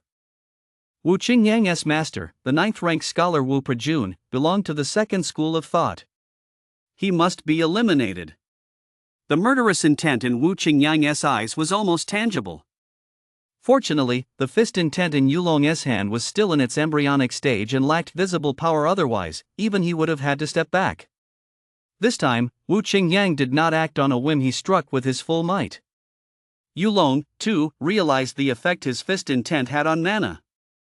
Taking a deep breath, the newly formed crucible punch intent surged forth once more. Boom! Boom! Boom! Mighty fist intent and divine light surged in all directions. Combining the most basic techniques of the 18 forms of body tempering with the all-encompassing spirit of family, nation, and the world that Yulong had previously grasped, his crucible punch intent had already crystallized into its true essence. Now, under Wu Qingyang's overwhelming pressure, this fist intent became even more concentrated. Between life and death lie both great terror and great opportunity. Relying on his powerful mental domain, Yulong could sense the weak points within these streams of mana and divine light, striking them with his fist intent to achieve twice the result with half the effort. However, the gap in strength between Yulong and Wu Qingyang was simply too great. After just a few brief exchanges, Yulong was already struggling to hold on. Whoosh! A flash of cold light suddenly shot from Yulong's hand, accompanied by a piercing screech, heading straight for Wu Qingyang's face. It was the Cun Mang. This strike was swift, thrown by Yulong at the very last moment, and was a blow that could threaten Wu Qingyang's very life. But Wu Qingyang was no greenhorn. Over his decades of cultivation, he had fought in countless battles and possessed a wealth of combat experience. He dodged instantly. The cold gleam whizzed past his cheek and plunged deep into the thick rubble. It was a throwing knife, gleaming silver all over, honed to an incredibly sharp edge. What a pity! This was a strike Yulong had meticulously planned, but it failed to achieve its goal. Bang! Bang! Bang! Yulong frantically pushed his potential to the limit, focusing his entire being on the crucible punch intent, using his fist intent to condense mana and counter Wu Qingyang's dazzling academic prowess. Wu Qingyang, too, found it hard to remain calm. How old was this youth? He was definitely no more than 20, yet he had managed to hold his own against him for so long. Such strength placed him among the very best of rank 7 martial artists. This boy absolutely must not be spared. Wu Qingyang's expression turned grim, yet he also felt a sense of gratification at the prospect of crushing a genius. In Wu Qingyang's eyes, Yulong undoubtedly possessed the potential to grow into a mighty figure like a martial king. It was a pity, however, that his path of cultivation would come to an abrupt end today. No matter how extraordinary his talent, it would all come to naught. The gap between the two was simply too vast. As Yulong's vitality drained away, the injuries to his physical body grew increasingly severe. His internal organs trembled, and every bone and tendon in his body creaked under the unbearable strain. Yet Yulong's eyes remained vacant. He was completely oblivious to his physical condition, his mind now fully immersed in the essence of his fist.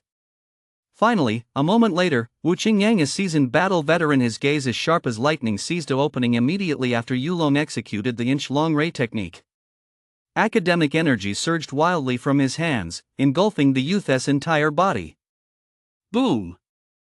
Unable to dodge, Yulong was struck head-on by Wu Qingyang's dazzling wave of academic power, his body hurled like a cannonball into the cave's stone wall, where he sank deep into the rock.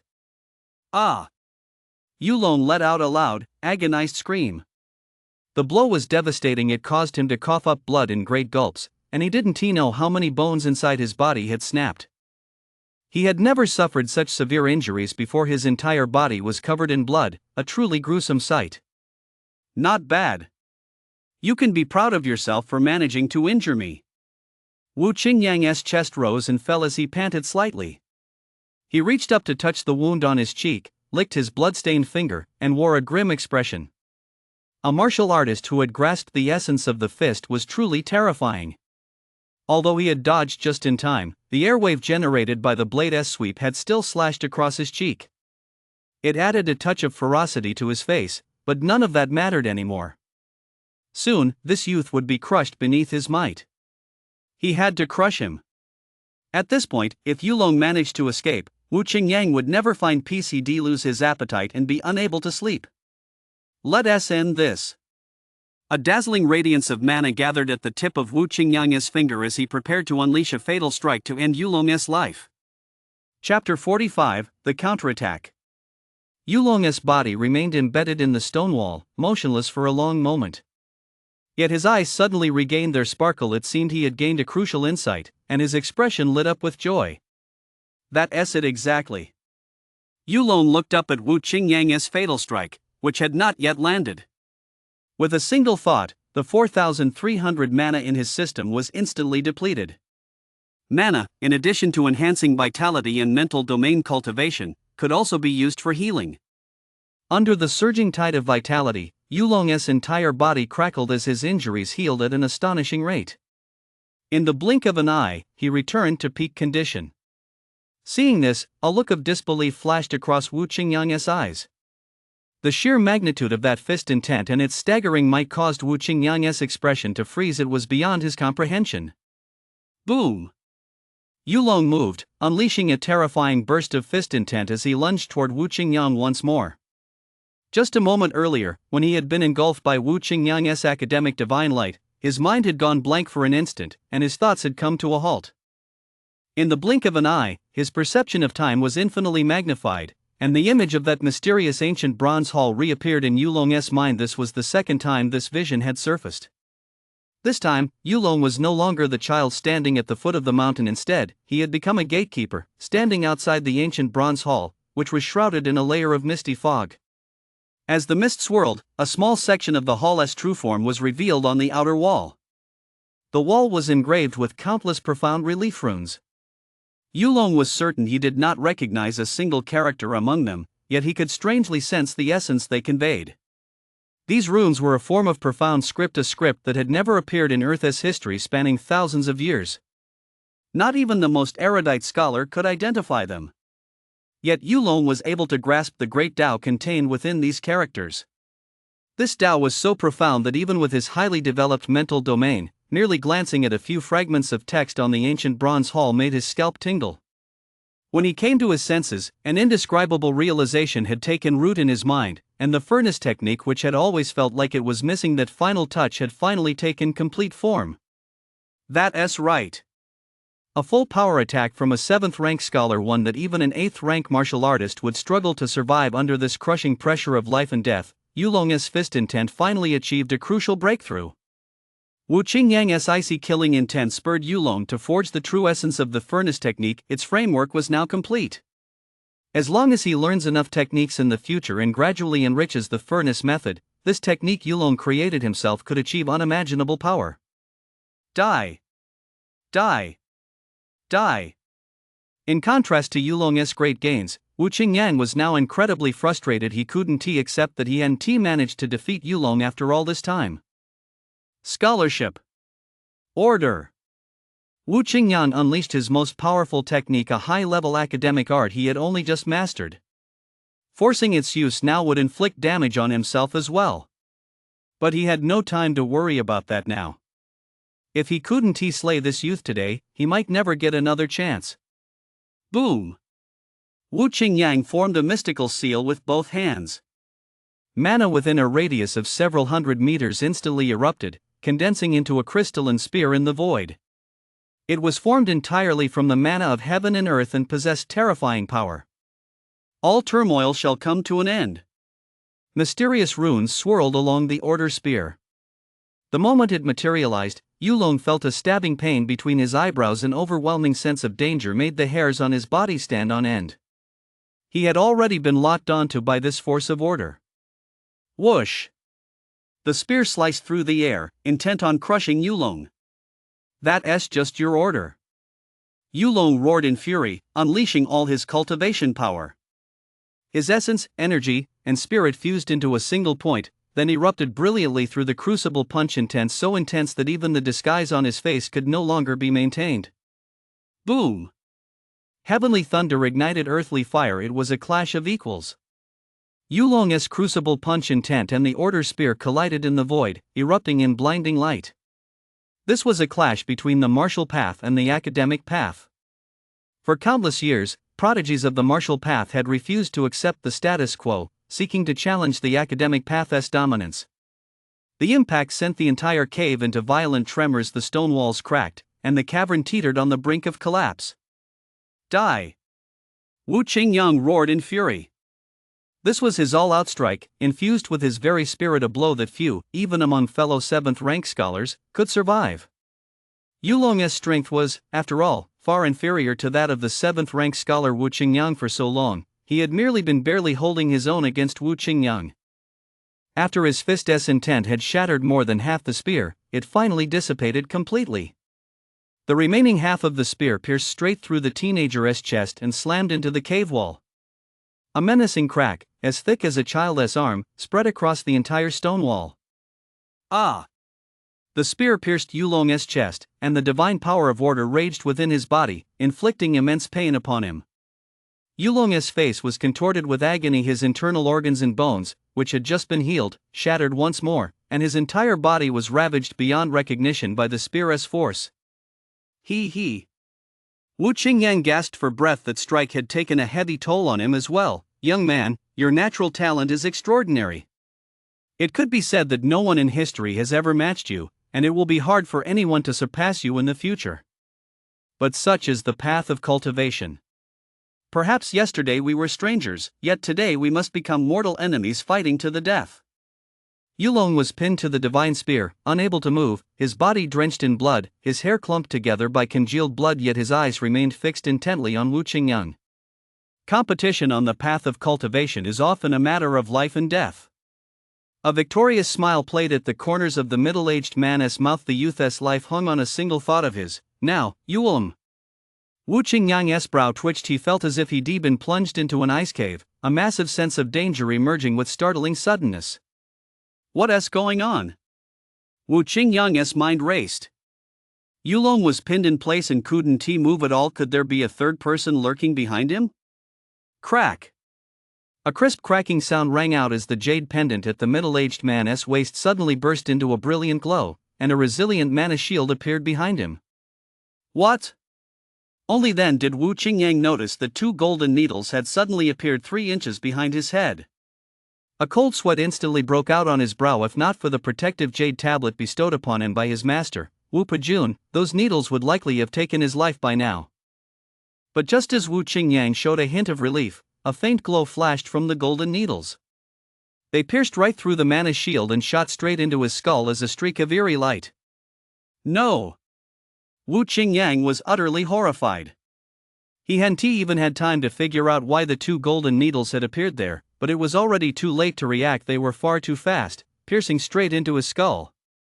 Thud! A low, muffled thud echoed as the 2 golden needles sank deep into his skull. A burst of sharp metallic energy erupted, instantly shattering the insides of Wu Qingyang's skull. Even for someone as powerful as a rank 7 scholar, the inside of the skull is no different from that of an ordinary person. Once shattered, life is instantly extinguished. A comeback against the odds. An extreme counter-kill. The life in Wu Qingyang's eyes vanished instantly, and all vitality was extinguished. The orderly deep spear piercing Yulong's chest lost control and instantly dissipated into a shower of light filling the sky. Boom! Yulong's body plummeted, crashing heavily to the ground. Although the spear had dissipated, the power of order still raged within him. Excruciating pain surged through his entire body in wave after wave, like the tides, preventing him from resting and recovering from his injuries. No, I can't sleep. Yulong's eyelids were heavy. All he wanted was to close his eyes and get some rest. But the fierce battle here had surely drawn the attention of those with ulterior motives, and with his severe injuries, he had almost no strength left to defend himself. Forcing himself to endure the excruciating pain throughout his body, Yulong unleashed the last remnants of vitality within him, blasting another small hole in the cave, one large enough to accommodate 2 bodies. Grabbing Wu Qingyang's corpse, he tossed it into the hole, then lay down inside himself. He unleashed his thought's power, using it to arrange the scattered rubble throughout the cave to cover the entire entrance, making it look indistinguishable from the stone walls elsewhere in the cave. With the weight on his mind finally lifted, Yulong sealed off all traces of his vitality fluctuations to ensure he could not be detected. His mind relaxed, and he fell into a deep sleep. Chapter 46, Scholarship, Order. Pain. Every part of his body ached. When Yulong regained consciousness, he felt excruciating pain in every bone and meridian. Every breath was accompanied by a searing, burning sensation. He scanned his body with his thoughts. His internal organs were damaged, his bones were broken, most of his meridians were withered and cracked, and his once mighty vitality fluctuations had completely dried up. His injuries this time were far too severe. He had come within a hair's breadth of death and the loss of his cultivation. The order spear that Wu Qingyang had unleashed at the very end was a terrifying technique that only high-ranking scholars could master, leaving Yulong completely unable to resist. Had he not seized the moment when Wu Qingyang's guard was at its lowest, Yulong had not suddenly launched a counterattack, playing his ultimate trump card using his thoughts to control the golden needles and finally killed the 7th-rank scholar Wu Qingyang. A 2nd-rank martial artist slaying a 7th-rank scholar. Once this news became public, it would be enough to cause a magnitude 10 earthquake. Not even martial path prodigies as formidable as the Martial King or the Grand Master had achieved such a terrifying feat. Phew! Yulong took a deep breath. He had been slumbering in this cave within a cave for over 10 hours. The transparent blood hole in his chest, pierced by the order spear, was still twitching slightly. His physical body was incredibly resilient. Such a wound could heal on its own, but the dense order divine power raging around the wound was preventing Yulong's body from fully recovering. My injuries are still severe. I can't rush out recklessly. Yulong's survival mode button was glowing brighter than ever right now. Hidden deep within the cave within a cave, he had absolutely no intention of leaving. His system's mana bar was currently empty, a flat zero, which left him feeling extremely insecure. But wait, I've got a massive mannequin right here. Yulong felt a slight surge of excitement. It would likely take more than half a year for such injuries to heal on their own, but as long as the system had enough mana, he could recover instantly. The space inside this cave within a cave was very cramped. Yulong and Wu Qingyang's corpses were almost face to face. Yulong yanked Wu Qingyang's corpse toward him. His eyes were wide open, and all the emotions of shock, fear, and regret from his final moment before death were frozen in that gaze. Having died at Yulong's hands, he could not rest in peace. That bell-like gaze, brimming with venom, looked incredibly sinister, mere inches away from Yulong. Oof! I slew you while you were alive, and now that you're dead, you'll be reduced to nothing more than nourishment for my cultivation path. Yulong snorted coldly. For him, this was indeed a sudden and undeserved calamity. He had merely been meditating peacefully in the cave when this deadly peril came knocking at his door. The youth pressed his palm against Wu Qingyang's dantian. During the dozen or so hours of slumber, his body had cultivated a small amount of vitality, which he unleashed with all his might, barely shattering the dantian. For practitioners of the academic path, the dantian is the sea of qi, the foundation of one's entire cultivation, where all the mana in the body is gathered. At that moment, Wu Qingyang's sea of qi was shattered, and the vast amount of mana stored by a 7th-rank practitioner began to spill out uncontrollably. Deep mana energy is leaking from the surrounding space. Please confirm whether to absorb it? Absorb. Yulong's expression lit up with joy. This confirmed his hypothesis. Since the system within him absorbed the vitality energy leaking from martial artists, it should likewise absorb the energy leaking from academic path cultivators, who possessed an even higher energy tier. Sure enough, the moment Wu Qingyang's mana began to leak out, the system reacted. The mana within a 7th-rank scholar's body is as vast as the sea. This unclaimed mana would normally dissipate into the void, but now, under the system's mysterious and mighty power, it was completely devoured. Vitality, 11,000 do. Mental domain, 4,600 thoughts. Mana, 9,000. This meant that Wu Qingyang's qi actually stored as much as 9,000. Purely in terms of quantity, he had already reached the minimum threshold for a 9th-rank martial artist, not to mention that its essence far surpassed that of vitality. No wonder academic pathmasters can suppress martial artists of the same rank. Yulong murmured under his breath. With a flicker of his thoughts, he instantly channeled mana to heal his severe injuries. But things are different now. With his eyes closed, the youth felt his battered body burst with vibrant vitality as the mana washed over it. His physical form was gradually reviving. The power of order within him was quickly eroded by the surging mana. The bloody hole in his chest slowly healed, and fresh granulation tissue grew rapidly, soon covering the horrific gash in his chest cavity. Though the academic path is powerful, I have the crucible punch intent to match it. Combined with the art of controlling objects with my will, it's more than enough to subdue these practitioners of the academic path who have been arrogant for 1,000 years. Yulong had tested this before. Currently, his thoughts were strong enough to lift an object weighing 10 kilograms, though only with great effort and without much agility. However, the light and nearly imperceptible golden needles could unleash astonishing power under the command of his thoughts. This battle brought about a profound transformation in Yulong's state of mind. He gained a deeper understanding of his own strength, and the heart of an invincible warrior had already taken shape. In just a few moments, all of Yulong's injuries were healed. He glanced at the system interface and saw that he had actually consumed a full 8,000 points of mana. There was no other way. Yulong's injuries this time were too severe. An ordinary martial artist might even have perished outright. Holy crap, that's way too expensive. Yulong couldn't help but inwardly gasp in disbelief. It stung like hell. If those 8,000 mana points had been used to improve his cultivation, they could have directly doubled his strength.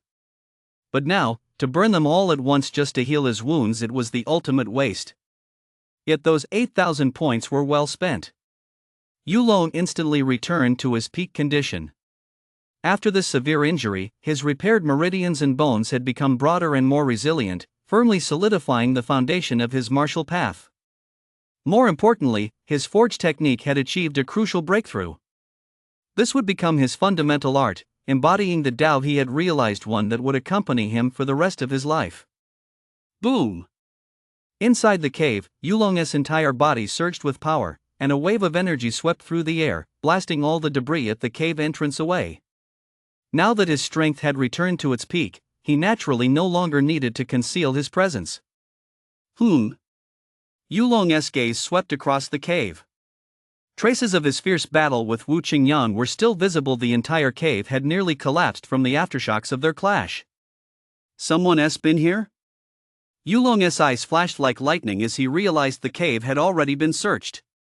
It was likely the energy fluctuations spilling out from his earlier battle with Wu Qingyang that had drawn someone's attention. Fortunately, Yulong had been one step ahead and hidden himself right under the intruder's nose. The most dangerous place was the safest. Had a severely wounded Yulong been discovered, the consequences would have been unpredictable, and his life would have been out of his own hands. Turning to look at Wu Qingyang's corpse, he saw that all of its mana had been absorbed by the system. The body had shrunk significantly, becoming emaciated and skeletal, resembling a mummy buried deep underground for many years. An academic path master. Yulong stared at the desiccated corpse before him, lost in thought. He was bound to encounter academic pathmasters again in the future, and this battle would serve as a valuable lesson. He enveloped Wu Qingyang's corpse with his senses, hoping to find some information related to academic path cultivation. Not a single book on him? Yulong's thoughts scanned Wu Qingyang's body inch by inch, but found no cultivation texts. He was desperate to understand the academic path's cultivation methods, but couldn't find any crucial information online. Refusing to give up, Yulong scanned the body once more. Just as he was about to abandon the search, his divine thoughts detected a faint, obscure fluctuation within a jade pendant hanging from Wu Qingyang's waist. I remember when I launched a surprise attack with the golden needle, it was only after the jade pendant at his waist flickered that the protective mana shield appeared. Yulong quickly recalled that just a few days earlier, when his iron heart technique had been engulfed by the purple strange snake's dying blow, he had also escaped with his life thanks to the radiance emitted by the jade pendant at his waist. Unfortunately, this jade pendant is no longer effective. Yulong shook his head. Wu Qingyang wore 2 jade pendants at his waist. One was already completely cracked and had lost all its power. It must have been a one-time amulet. And the obscure fluctuations Yulong sensed were coming from the other jade pendant. This anomaly made Yulong's heart skip a beat. He felt an inexplicable sense of anticipation, as if he stumbled upon something truly valuable. As his consciousness seeped into the jade pendant, a complex stream of information indeed surged toward him. Guided by his consciousness, it poured into his mind all at once. It was a martial art. High-level academic art order. Chapter 47, A Direct Introduction. The volume of information was far more complex than any martial path technique Yulong had encountered before, drawing upon knowledge from many different fields. Even with the strength of Yulong's mental domain, it took him a full quarter of an hour to fully process and commit the technique to memory. A complete high-level academic art, this was incredibly valuable. In fact, even among high-level academic disciplines, the art of order ranked among the very best. With Wu Qingyang's cultivation at the 7th rank scholar level, he would never have had access to it. However, as the illegitimate son of Wu Pejun, fearing for his son's safety before entering seclusion, had passed this formidable art on to him in advance. Precisely because Wu Qingyang had been cultivating this discipline for very long and couldn't fully commit it to memory, requiring him to revisit it from time to time for deeper comprehension, he carried it with him at all times. Now, it had become a trophy in Yulong's possession. But cultivating this technique requires a cultivation level of at least a rank 7 scholar. I'm just a martial artist, I can't practice it. Yulong now felt like a nouveau riche clutching a gold mine but unable to use it, pacing back and forth in frustration. The young man had already studied this technique. The art of order consists of 3 tiers. The first tier involves condensing heaven and earth mana to form an order spear, which is unmatched in sharpness. When cultivated to a high level, one can condense an endless divine spear with a single thought, summoning the illusory form of an ancient divine spear. Its power is beyond imagination. The second tier involves directly seizing the laws of space to form order chains, harnessing order for one's own purposes to bind any enemy. The third tier allows one to directly manifest the gate of order. All order in the universe flows through this gate. Once this gate of order is manifested, all order can be reshaped in the blink of an eye. Thank goodness, Wu Qingyang has only just mastered the first tier. Yulong felt deeply relieved. Thankfully, Wu Qingyang could only barely condense a single order spear. Otherwise, if he'd been able to condense 2, Yulong would have had absolutely no chance of survival. Beep. Just then, a pop-up window suddenly appeared in the upper right corner of his screen. A cultivation method of value has been detected. Do you wish to expend mana points to analyze it? Ha! Yulong's spirits soared. Had the system launched a new feature? But this was an academic path cultivation method in academic disciplines, so analyzing it wouldn't do him any good.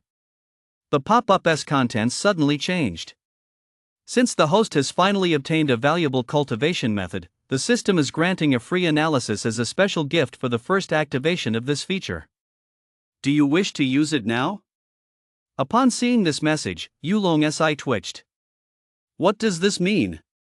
Did the cultivation methods he'd been practicing before not even have any cultivation value? The young man felt as if the system had just dealt him a crushing blow. Use it now. It's a free gift from the system, might as well take it, Yulong said through gritted teeth. He was determined to see how the system would analyze a cultivation method it deemed valuable. Cultivation method, order. Status, not yet initiated. Can be derived, initiation 3000 mana points, first tier perfection 30,000 mana points, second tier perfection 300,000 mana points, third tier perfection 3 million mana points. Oh my god. Seeing the rest of the list, Yulong couldn't help but widen his eyes in shock. Just the introductory stage required 3,000 mana points, and he currently had only 1,000 mana points stored in the system, not even enough to deduce the introductory stage. 3 million mana points, it was simply unimaginable. He doubted he could scrape together that much mana points even if he turned the entire Zhongyun Mountains upside down. Cultivation technique simulation, starting now. Immediately, a progress bar appeared on the system interface. The simulation began advancing slowly from 1, quickly reaching 99, but then stalled there for a full quarter of an hour before finally hitting 100. Holy crap, this system is just like Tencent. Yulong was at a loss for words. In his previous life, he'd been tortured to the point of despair by that final 1% while updating a game. Once the progress bar finished, the system pop-up changed again, cultivation technique simulation complete. Do you wish to practice? What does that mean? Yulong's gaze sharpened. Could it be that, after the System S simulation, the academic path cultivation method could also be practiced by martial artists?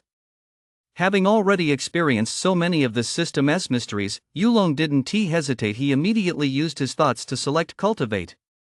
Between heaven and earth, there are countless great das. Mysterious laws crisscross the void, forming this universe. These laws are so profound that ordinary cultivators cannot perceive them even in a lifetime. Only by truly comprehending a single thread of these cosmic laws can one break through to the academic path grandmaster realm. That is why the saying goes, if one hears the Tao in the morning, one may die content in the evening. And as Yulong's intent settled, in the blink of an eye, streams of divine light suddenly surged from the youth's body, as dazzling as a 9-colored rainbow, radiating a mysterious energy. The world before his eyes underwent a sudden, drastic transformation. Those Tao laws once invisible and intangible began to manifest before his eyes, only to vanish just as quickly, leaving behind a single, resplendent principle, order. The principle of order was now laid bare before him, as if a supreme being were dissecting the most mysterious Tao and principles of the universe for him to see. This was a tremendous stroke of fortune. Immediately afterward, a crackling sound emanated from Yulong's physical body, as if his bones and tendons were being reshaped. Under the System's immense power, minute meridians within Yulong's body shifted ever so slightly, eventually forming intricate circulatory pathways. At the same time, the celestial and earthly mana outside his body was drawn toward him, as if manipulated by an invisible giant hand, surging wildly into Yulong's body. Boom! Suddenly, a deep, muffled rumble echoed from within Yulong's body, as if some kind of metamorphosis were taking place. When he snapped out of his contemplation of the rules, he was startled to discover that he had actually mastered the basics of this order discipline, condensing an order spear. No, it shouldn't be called a discipline anymore. Through systematic refinement, Yulong had grasped a sliver of the rules of order, enabling him to use a martial artist's vitality techniques to condense a divine spear, one whose power was in no way inferior. This deduction was totally worth it. Yulong looked utterly astonished. In the blink of an eye, he had saved himself years of arduous labor and directly mastered this profound art. Snap! With a single snap of his fingers, Yulong focused his thoughts, and a crimson spear materialized in the void, radiating terrifying energy fluctuations. This spear was no weaker than the one wielded by Wu Qingyang. This was astonishing. With this technique, even if Wu Qingyang were to return to life, Yulong was confident he could face him head-on. Reaching the perfect stage of the first layer requires 30,000 mana points. A single divine spear was already incredibly powerful. If he could reach the perfect stage of the first tier and, with a single thought, conjure endless divine spears, he could likely slay even a 9th-rank scholar. Mana! I must gather as much mana as possible. Yulong's eyes shone with intensity, and his resolve was unwavering. If one day he could summon the Gate of Order, who on earth could possibly match him? At this thought, the young man's heart surged with excitement. He sprang to his feet with a thunderous roar. The energy fluctuations throughout his body erupted violently before abruptly subsiding. Yulong's outwardly sharp aura instantly dissipated. With just over a month remaining, he would continue searching for opportunities elsewhere in Zhongyun Mountain. Help! Just then, a woman's cry for help suddenly rang out from outside the cave, followed by a woman in tattered clothes, her face filled with panic, who rushed into the cave. Senior, save me! Chapter 48, The Distressed Heiress. Senior! The woman who had rushed into the cave was still shaken, glancing back from time to time as if some great terror were pursuing her. When she finally got a clear look at the figure inside the cave, she was utterly taken aback. How can you be so young? She had been fleeing frantically through the forest when she suddenly sensed a fleeting, terrifying aura emanating from the cave, a glimmer of hope for survival in her desperate situation. Little did she know that upon rushing into the cave, she would find only a young boy. Is there no one else in this cave but you? The woman hesitated for a moment before asking tentatively. Yulong's current appearance was that of his first disguise, an imaginary teenager roughly his own age. In all the days he spent in the Zhongyun Mountains, his true form had only been revealed once, during his life and death battle with Wu Qingyang, when his vitality was completely depleted and he could no longer sustain the illusion of his features. Is it really him? Upon receiving Yulong's affirmative reply, a look of disbelief flashed across the woman's eyes. Although she lacked any talent for cultivation, she had been exposed to it daily in her family's home and knew that a boy of Yulong's age, no matter how extraordinary his natural talent might be, could not possibly have achieved a high level of cultivation. But now, as dusk was falling, the Zhongyun Mountains were even more dangerous at night. Alone as she was, there was no way she could survive until sunrise the next day. Yulong was her only option now. Thoughts surged through the woman's mind.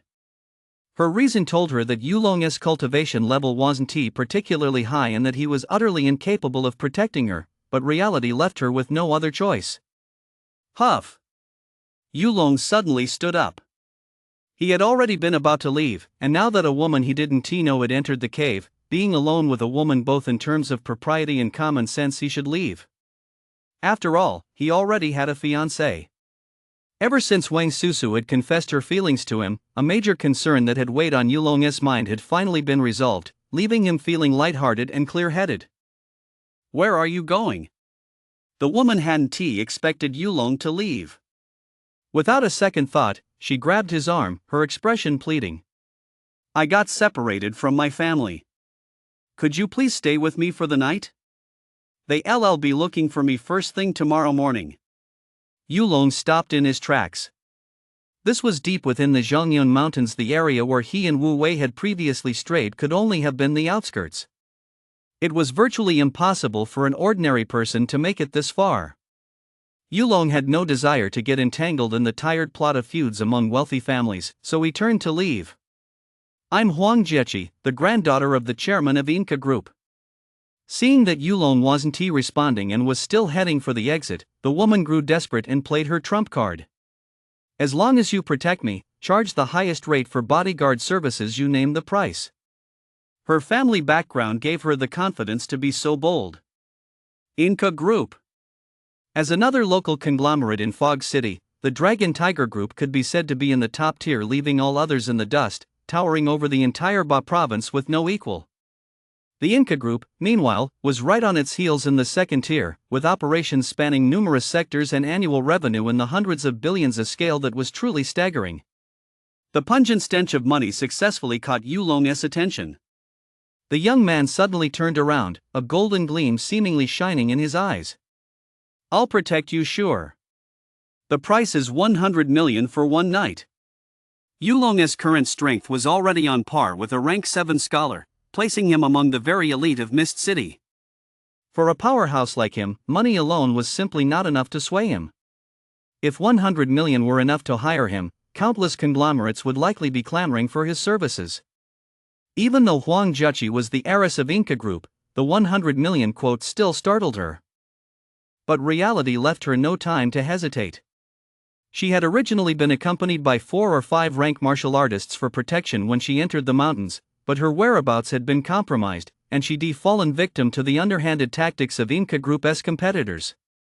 The martial artists protecting her had blocked the enemy's advance to cover her retreat, and most of them had likely already perished. Had it not been for the amulet her grandfather had given her, she never would have made it this far. The demon energy swirling through Zhongyun Mountain blocked cell phone signals, making it impossible to contact the outside world. However, she had already fired a signal flare, so her family would surely come looking for her tomorrow. Fine. I agree. If she could make it back alive, this 100 million wouldn't be such a big deal. How arrogant. Yulong said nothing more and continued walking toward the cave's entrance. Hey! Why are you still leaving? Didn't I just agree to help you? Huang Jiechi was on the verge of tears. What kind of person was he? Since I've taken your money, I'll naturally ensure your safety, Yulong said indifferently. He took a few more steps and sat cross-legged at the cave entrance. You rest inside the cave on your own. Oh. Huang Jiechi paused for a moment. Although she didn't know how strong this young man was, at least she wasn't alone anymore, so she didn't feel quite as panicked. She walked a little way into the cave, hoping to find a comfortable spot to practice, but as soon as she entered, she was startled to discover Wu Qingyang's emaciated corpse. Ah! Huang Jiaqi let out a shriek. Wu Qingyang, drained dry by the system, looked anything but pleasant in death, and at first glance in the dim cave, the sight was downright horrifying. Don't worry. This corpse was already here when I arrived. He can't turn into a zombie, so there rests nothing to fear. Yulong sat at the cave entrance, feigning sleep, and offered a couple of indifferent explanations without even looking up. Ha, ha. Huang Jiaqi gave a couple of dry laughs and said nothing, sensing that the air in the cave had grown a few degrees colder, and that the young man at the entrance was now looking at her with an inscrutable gaze. I'm just a delicate, blossoming young girl, it's not like ID. Huang Jiaqi began to imagine a million-word novel in her head, filled with nothing but unspeakable ordeals. Daring not to think any further, she crouched down at the far end of the cave, away from Wu Qingyang's body, and pulled her clothes tighter around herself, as if that would make her feel safer. After fleeing through the mountains for so long, Huang Jiaqi was finally exhausted and soon fell asleep. Yulong, however, wasn't he the least bit sleepy. As his cultivation deepened, he had reached a point where he could use his practice to replace sleep. He took out the 2 jade pendants he detorn from Wu Qingyang's body. One contained the academic order, which the system had already learned. As long as he had enough mana, Yulong could master it directly. But I might as well keep it. High-level academic knowledge like this is precious, it's probably worth a fortune.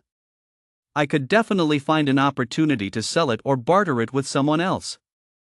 I just wonder if anyone would dare take something of such dubious origin. Yulong carefully stowed this jade pendant away and picked up the other one, which was covered in cracks, the protective amulet that had blocked the golden needleless sneak attack. I just saw that Huang Jiaqi had one of these on her as well, though its energy fluctuations were nowhere near as strong as Wu Qingyang's. It seems this kind of protective amulet is also a must-have for the wealthy and powerful when they travel. The young man felt deeply moved. People like Wu Qingyang and Huang Jiaqi had stood at a pinnacle from the moment they were born, a height most people could never reach in a lifetime. Even an ordinary person like Huang Jiaqi, who lacked any talent for cultivation whatsoever, could still be protected by numerous martial artists and, as a mere mortal, venture into the depths of the peril-ridden Zhongyun Mountains. These were the benefits that came from a family's accumulated legacy. Yulong's senses fully enveloped the jade amulet. He wanted to understand its inner workings so he could replicate it himself and make a whole bunch for his younger sister, Xiaoye, to wear and play with before the university semester began. Combined with the purple snake exotic snake treasure pill he saved earlier, on which he replicated the spirit gathering formation, these were the 2 back-to-school gifts Yulong planned to give his sister. Moonlight filtered through the trees, casting a faint glow on Yulong's face as a sharp smile curled at the corners of his lips.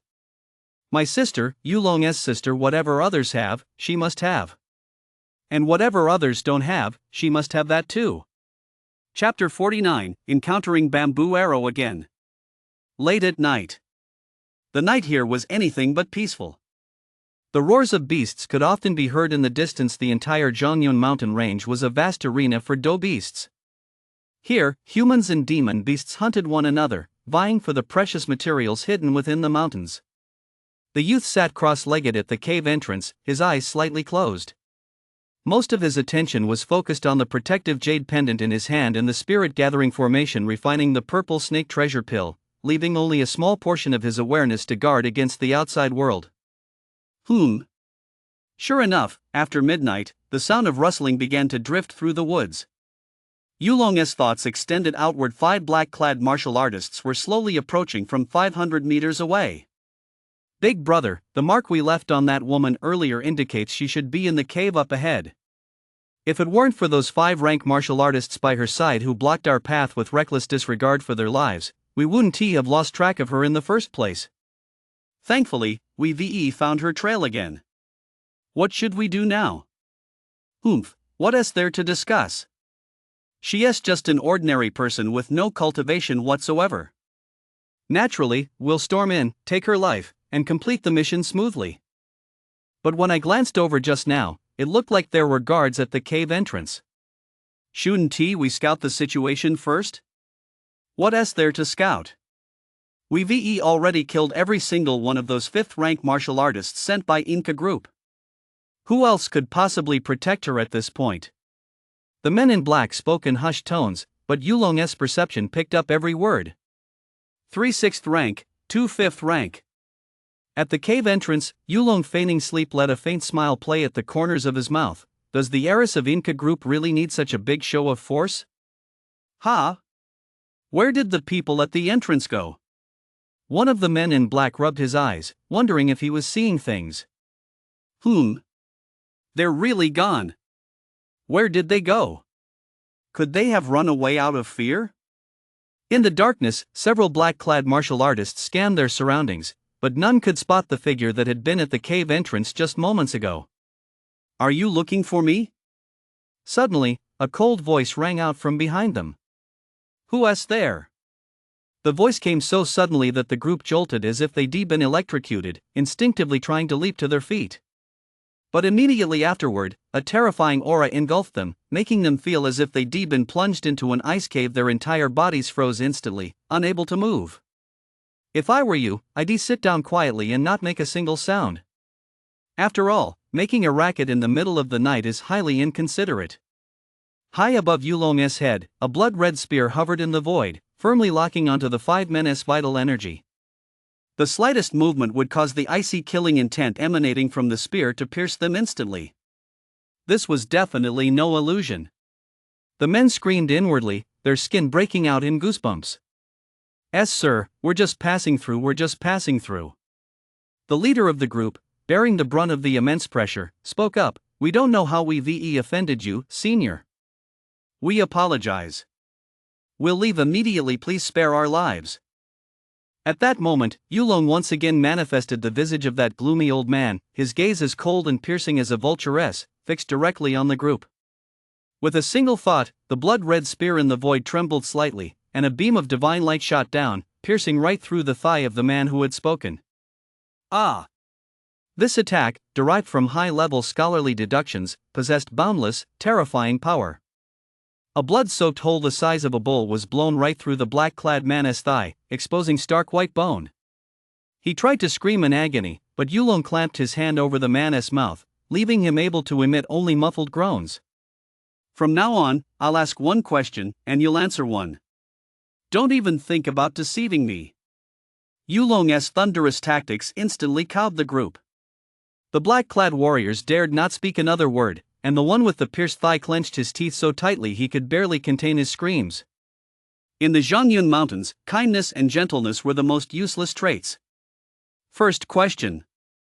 Yulong's expression was as hard as iron, his gaze still icy.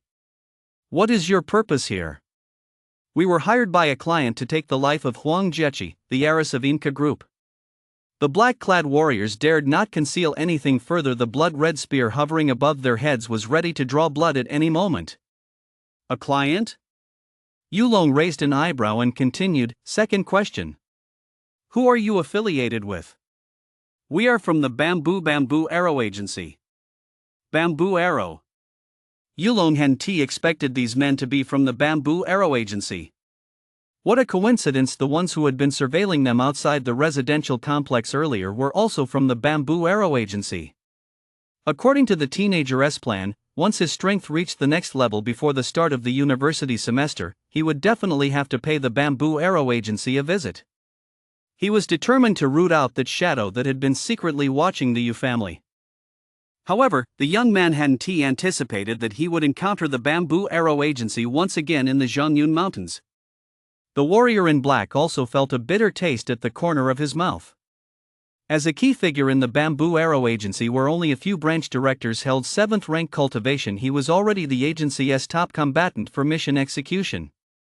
A 6th rank peak warrior was considered to be at the pinnacle of martial prowess in the Fog City region, more than capable of handling most missions. The Bamboo Arrow Agency hadn't been around long, yet its path had been fraught with misfortune. Previously, they'd taken on a major contract to surveil an ordinary person in Mist City, only to accidentally stumble into the forbidden territory of a terrifyingly powerful figure and be immediately warned and expelled. Now another major contract had come in. Just to be on the safe side, he was personally leading the team this time, determined to succeed in one fell swoop and make a name for the Bamboo Arrow Agency. But unexpectedly, they run into Yulong, that terrifying figure, once again. What kind of luck is this? The black-clad martial artist wanted to curse, but dared not make a sound. Yulong's thoughts raced through his mind, his expression as cold as iron as he suddenly spoke. "Where is Bamboo Arrow, the director of your agency?" "The director?" The black-clad martial artist didn't know why he suddenly asked this question, but he didn't dare to conceal anything and hurriedly revealed everything he knew. "I'm not authorized to inquire about the director's whereabouts, but he occasionally goes to the headquarters in the northern part of the city to work." The location of the Bamboo Arrow Agency's headquarters was unknown to ordinary people, but it was no secret within the cultivation world. "In that case, once I leave the mountain, I'll pay a personal visit to the Bamboo Arrow headquarters," Yulong muttered under his breath, a fierce gleam flashing in his eyes. The blood-red spear in the void sensed the killing intent in Yulong's heart and couldn't help but tremble slightly. The spear's sudden movement terrified the black-clad martial artists and their companions. Cold sweat poured down their faces, and one fifth-rank martial artist even wet his pants in panic. "Enough!" With a mere thought, Yulong withdrew the order spear. The group of black-clad warriors immediately felt a huge weight lifted from their shoulders as the oppressive pressure vanished. Caught off guard by the sudden relief, they all collapsed onto the ground. "As for the woman in the cave, you must not touch her tonight." Yulong wasn't one to revel in bloodshed. He waved his hand, signaling for them to leave. "After tomorrow, you may do as you please." Yulong was telling the truth. He and Huang Juqi were not related in any way tonight. Their relationship was purely a monetary employment arrangement. Once the time was up, they would go their separate ways. Whether Huang Juqi was hunted down by these men again was none of his business. Well, if she offered another 100 million, he could still protect her for one more night. Unfortunately, in this day and age, honest words are the least believed. The black-clad warriors hurriedly stood up, supporting the one whose thigh had been pierced. After bowing respectfully, they turned and left. As for continuing to hunt down Huang Juqi? You've got to be kidding. You can earn that kind of money if you're alive, but you won't live long enough to spend it. Chapter 50, Trying to Skimp on the Bill?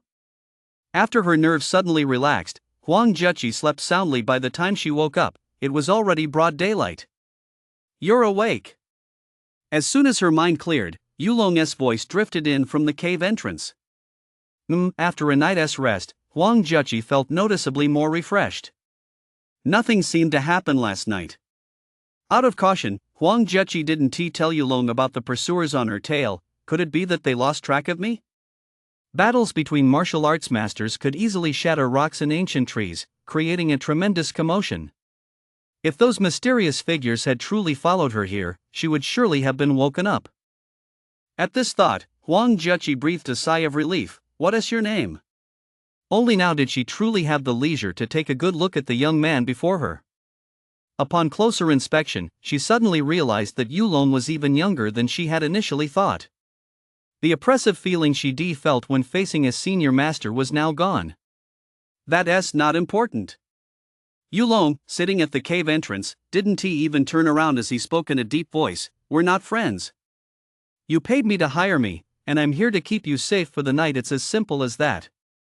Yulong was beginning to understand that feeling. Once one's cultivation reached a certain level, ordinary people, those not on the same level as him, or who weren't even cultivators, were simply from a different world. This wasn't arrogance or contempt, it was simply that those who followed different paths had no business with one another. The young woman's expression hardened slightly. As the daughter of the Silver Science Group, she had never experienced such treatment in her entire life. Wherever she went, she was always the center of attention, the undisputed focal point. Whoosh! Just then, a piercing sound rang out. From the dense forest not far away, a firework shot skyward, reaching its peak before exploding with a thunderous boom visible for over 10 li in every direction. Ah! Huang Juqi was overjoyed. She pulled a palm-sized signal gun from her pocket and fired it straight into the sky. An equally dazzling burst of fireworks lit up the sky. This was the special emblem of the Huang family of Inca group. If they ever got separated, they could locate each other through this signal. Roar! As Huang Jieqi's location was pinpointed, waves of terrifying beastly roars echoed from the dense forest. In just a moment, a large group burst out of the woods and arrived at the cave entrance. The two leaders were rather unusual. They were actually riding two ferocious tiger-like demon beasts, one of 5th rank and the other of 4th rank, and as they charged out, they stirred up a whirlwind of demonic energy. Grandpa! Dad! Recognizing the middle-aged man and the elderly man leading the group, Huang Jieqi shouted with delight and surprise. Seeing her family at this moment was truly a source of immeasurable happiness. Chichi, you really gave Grandpa a heart attack. The elderly man riding the 5th rank demon beast clamped his legs together. The beast, as if responding to a telepathic command, came to an abrupt halt. The old man leaped forward and grabbed Huang Jieqi in his arms. Let Grandpa take a good look. Is my dear granddaughter all right? Although she lacked the aptitude for cultivation, Huang Jieqi was very dear to the old man's heart. Upon learning that someone had suddenly attacked her, causing his beloved granddaughter to lose contact in the Zhongyan Mountains, he was frantic with worry and had rushed straight into the mountains with the chairman of Inca Group, Huang Jieqi's father. Fortunately, they found her now, and she was unharmed. All right, Dad. Just look at that little brat. She is perfectly fine. We'll give her a good scolding once we get back. A look of relief flashed across the middle-aged man's face as he spoke abruptly. Dad, let me tell you. Huang Jieqi recounted yesterday's events from start to finish to her father and grandfather, including the astronomical reward she had promised Yulong. The middle-aged man turned his gaze toward Yulong, who remained seated in the lotus position at the cave entrance, a warm smile on his face. My friend, my daughter's safety this time is largely thanks to your protection. As a father, I'd like to express my gratitude to you. No need to thank me. We were simply helping each other out.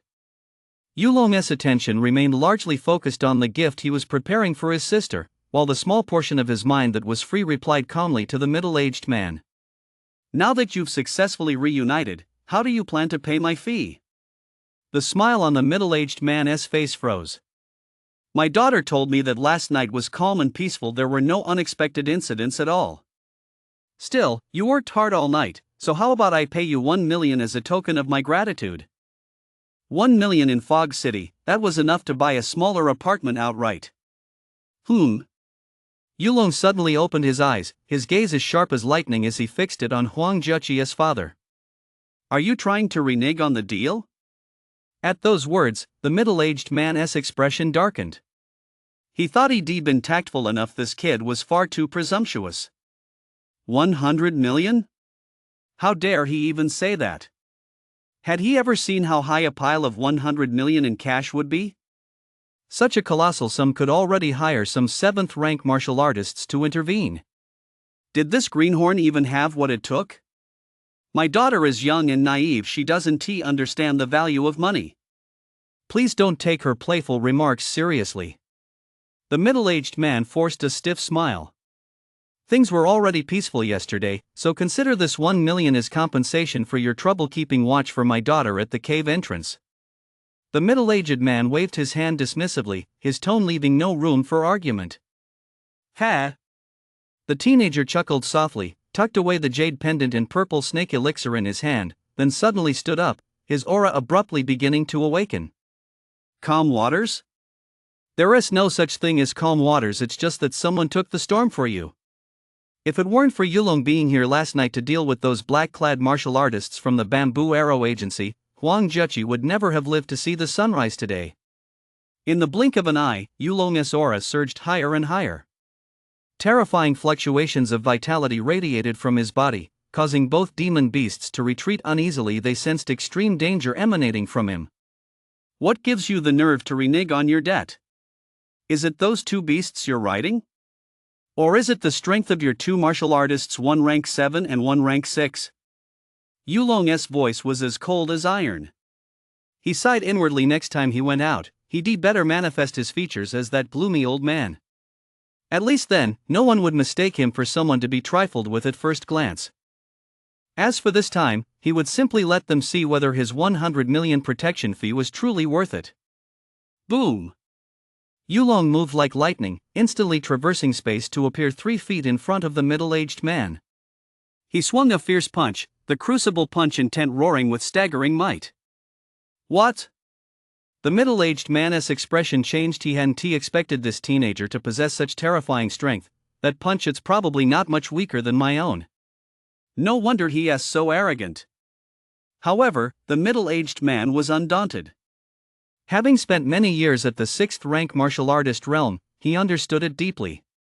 With 20,000 units of Do vitality already accumulated within him, few martial artists of the same rank could match him. The middle-aged man curled his fingers into a claw, a fierce, blood-red glow flickering at his fingertips. This was the Huang family's hereditary eagle claw technique, capable of shattering stone and splitting boulders. He intended to crush this prodigious youth with a single claw strike. Yuan, retreat quickly. The middle-aged man felt no fear. His fighting spirit surged. However, the elderly man standing beside him turned pale with shock and roared sharply. With the keen eyes of a rank 7 martial artist, the old man recognized the terror of Yulong's punch. He recognized this legendary fist intent, the heaven-defying fist intent, mastered by only 2 people, the martial king and Yen Xiaoxiao. Yulong's punch was far too fast. Vitality, 11,000 Do. Vitality in a whirl. Crucible punch intent. Empowered by these 2 heaven-defying skills, Yulong's punch unleashed the combat power of 40,000 Do of vitality. Boom! The force of the punch sent shockwaves through the air. The middle-aged man couldn't possibly withstand it. His internal vitality went haywire with a thunderous roar. He spat out a mouthful of blood and was sent flying by the blow, which was so powerful it snapped an ancient tree that would have taken 3 people to encircle. After landing that single punch, Yulong didn't strike again. He stood as still as a pillar of divine iron, casting a faint glance at the middle-aged man. You can't even take a single punch from me? With strength like that, you actually think you can follow others' example and renege on your debt? Chapter 51, May the Ancestor's Spirit Rest in Peace. In the Zhongyun Mountains, the roar of beasts is always the dominant theme. Roar! Deep within the forest, a crimson figure swept through the gale, letting out a bestial roar as it leaped directly to the summit of the cliff. The crimson figure came to a halt, revealing its true form, a majestic, crimson-hued beast 3 zhang tall. This extraordinary beast possessed extraordinary power. It was a rank 6 demon beast, a rare species even within the Zhongyun Mountains. Quick, get out of the way! That's a hoofwind beast. It's ferocious by nature. A passing cultivator recognized the creature from afar. Ha! There seems to be someone on the beast's back. The hoofwind beast moved with incredible speed. The mane on its neck had flared out during its sprint, forming a shield that firmly protected its rear. It wasn't until the beast came to a halt that people could see the figure on its back. How is that possible? The hoofwind beast roared from the mountaintop, drawing the attention of many nearby cultivators. They all looked on in horror. To subdue even a rank 6 demon beast, what kind of power would that require? Roar! The hoofwind beast roared toward the heavens once more, seemingly struggling with all its might. Humph! A young voice on its back let out a cold snort, and a blood-red spear materialized out of thin air, hovering directly above the hoofwind beast's head. A cold, murderous intent locked onto its target. The slightest movement of its head would send the spear piercing straight through the hoofwind beast's skull. Roar! The hoofwind beast was well aware of the terror posed by the spear above its head, but its bloodline would not allow it to submit even at the cost of its life. Humph! A ragged figure leaped down from the hoofwind beast's back. It was Yulong. From his long period of cultivation in the mountains, a fuzzy ring of stubble had grown around his mouth. His entire being exuded a fierce, rugged aura. The Huang family's beast taming techniques have too many flaws. Unless a beast is raised from a young age, they're simply impossible to control. Yulong's expression darkened. Over the past month, while cultivating, he had been experimenting with the Huang family's beast taming techniques. He could subdue low-tier demon beasts without a shred of doubt, but when faced with mid-tier demon beasts, despite his absolute superiority in strength, he was unable to make them submit. As for rare breeds like the hoofwind beast, their will to resist was exceptionally strong. Yulong had forced it to run 100 li at full speed, yet he couldn't completely subdue it. Do demon beasts also refuse to be enslaved? Yulong pondered for a moment but ultimately decided not to slay the beast. He waved his hand, and the blood-red spear in the void quietly dissipated. "You've served as my mount for a while, I'll let you go." The hoof-winged beast couldn't understand what Yulong was saying, but it could sense the threat hanging over its head quietly dissipating. It hurried off into the mountains. This human-esque power was too terrifying, it dared not linger. Phew! Yulong gazed into the distance. Beneath the clouds and mist, towering skyscrapers rose from the ground. Is that another city up ahead? Having spent nearly 2 months deep in the mountains and ancient forests, he felt a strange sense of familiarity welling up inside him at the sight of the city of steel and concrete skyscrapers. Ha ha ha, I'm practically turning into a wild man. Yulong laughed wildly and leaped straight off the mountaintop, plummeting 100 zhang. What? Is this guy crazy? The crowd in the distance couldn't help but gasp in horror. Falling from 100 zhang up, even a martial artist renowned for their formidable physical prowess would have no chance of survival. Unless you were a martial king or Yin Xiao Xiao. Boom! Under the pull of Earth's gravity, Yulong's body, carrying terrifying gravitational potential energy, plummeted downward. The crowd could almost already envision the gruesome scene of Yulong being smashed into a pulp upon impact. But to everyone's surprise, Yulong's descent wasn't accompanied by a massive crash. Instead, he drifted down like a falling leaf, then leaped up and swiftly vanished. What? Was that some kind of masterful footwork? Bullshit. What kind of footwork could be that masterful? That was clearly his physical body soaring through the air. 9 times out of 10, it's some powerhouse at the Grandmaster level or higher toying with us. Why would such a big shot come here just to mess with us for no reason? You're asking me? Who am I supposed to ask? The physical body soaring through the air, this is the hallmark of breaking through the 9th rank and ascending to the Grandmaster realm. Such a figure is a true powerhouse, capable of dominating a region and dictating the rise and fall of a super conglomerate. For many cultivators, let alone breaking through to such a realm, they've never even laid eyes on such a super powerful being in their entire lives.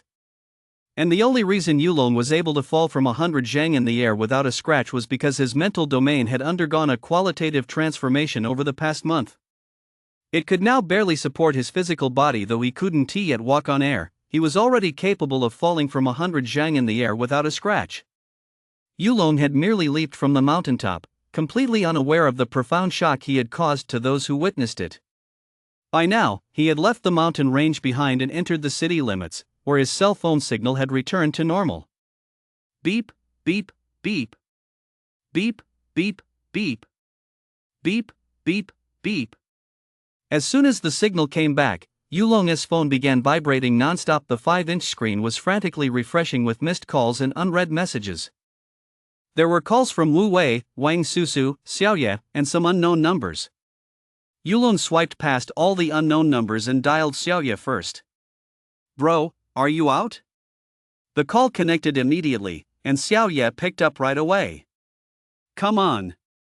Even though Xiaoye couldn't see him, Yulong rolled his eyes. "It's not like your brother's in jail, I've never even been in there. What's there to get out of?" He. Xiaoye gave a silly chuckle. For as long as she could remember, she'd never been apart from Yulong for this long, and he realized he actually missed his older brother quite a bit. "Are you and Mom still at the hospital? Is everything okay?" Yulong was worried that the Longhu group might trace the investigation back to him because of Wu Hai's death. Now that he was so powerful, he wasn't afraid of anyone unless it was Wu Pejun himself, but Xiaoye and Zhou Wan were currently defenseless. That was Yulong's Achilles heel. "We're fine." Xiaoye had been on edge for a few days, but when she realized there was no danger, she relaxed. "Brother, now that you're out of hiding, when are you coming back?" "In a few days." "Have you bought your ticket for the start of the semester?" Since Xiaoye was going to the capital, she had to buy her ticket a few days in advance. "I've got them train tickets for the 30th. I'll check in at Academic Path in the Imperial Capital on the 1st. Airplane tickets existed in this world as well, but unlike ground railways, which could be regularly maintained, flight routes were highly unpredictable due to the presence of flying beasts and monsters. Every aircraft had to be equipped with heavy firepower, making flight costs extremely high and airfare unimaginably expensive. A one-way flight from Fog City to the capital costs $500,000, and the worst part is, there is no guarantee of absolute safety. So Yulong had no objection to his sister taking the train. Safety comes first. I'll be back by the 27th. Now that he knew they were safe, Yulong put his worries aside and glanced at the time on his phone. August 21st, only 10 days until school starts. He decided to take care of a few matters before heading back. The first was Bamboo Arrow. Chapter 53, Paying a Visit. In recent years, Fog City's development had been focused on expanding northward. Vast tracts of wasteland in the northern district had been reclaimed, and skyscrapers and commercial complexes had sprung up, giving the area the feel of a new city. Right in the Aegean Sea area of the North District stood a 55-story skyscraper, the tallest building in this commercial complex. In the martial arts world, this skyscraper was renowned as the headquarters of the Bamboo Arrow Agency. At that moment, on the 55th floor of the building, which consisted entirely of a single massive office, Bamboo Arrow sat behind his desk, quietly listening to reports from several managers. Yet his expression grew increasingly grim. Useless. You're all useless.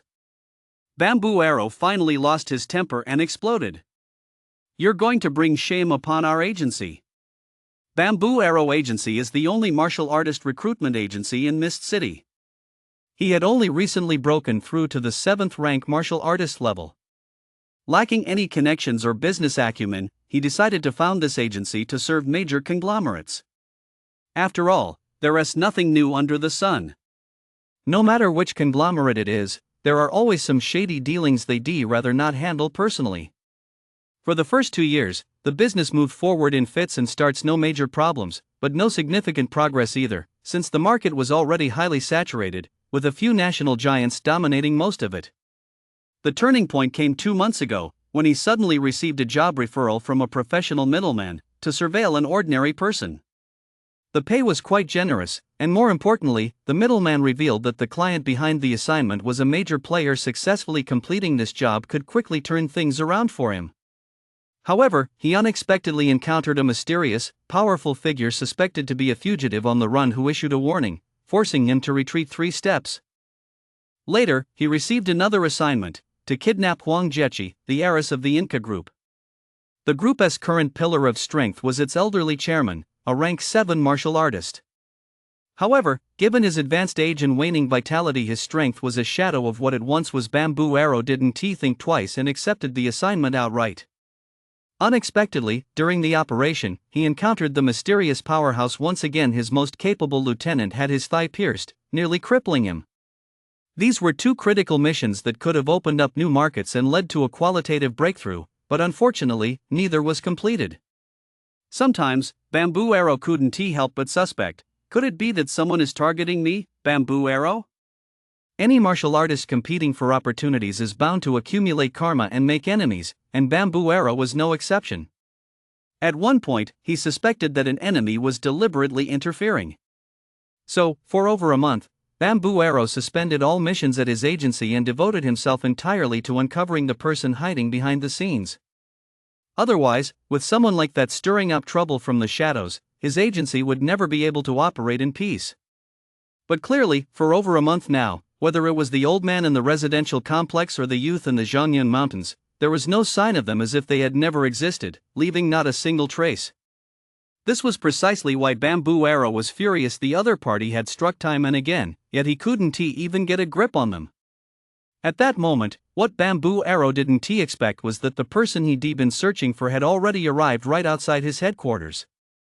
"Hello, sir. May I ask what brings you here?" No sooner had Yulong reached the entrance than he was stopped. At that moment, Yulong's features were those of the somber-looking old man. Although he wasn't emitting any vitality fluctuations, he still exuded an extraordinary aura. "Oh, I'm here to discuss a partnership." The young man, now dressed in a crisp suit, said with a smile. "Then, may I ask if someone will come out to meet me?" The security guard was meticulous and stern-faced. For an ordinary person like him, finding work in this day and age was no easy task. Having finally secured a job, he dared not show the slightest negligence. Yulong pondered for a moment. His senses spread rapidly, and he immediately detected several auras on the 55th floor. One of them was like a blazing furnace, so overwhelming that it left the others gasping for breath. "Looks like I'm in luck," Yulong murmured under his breath.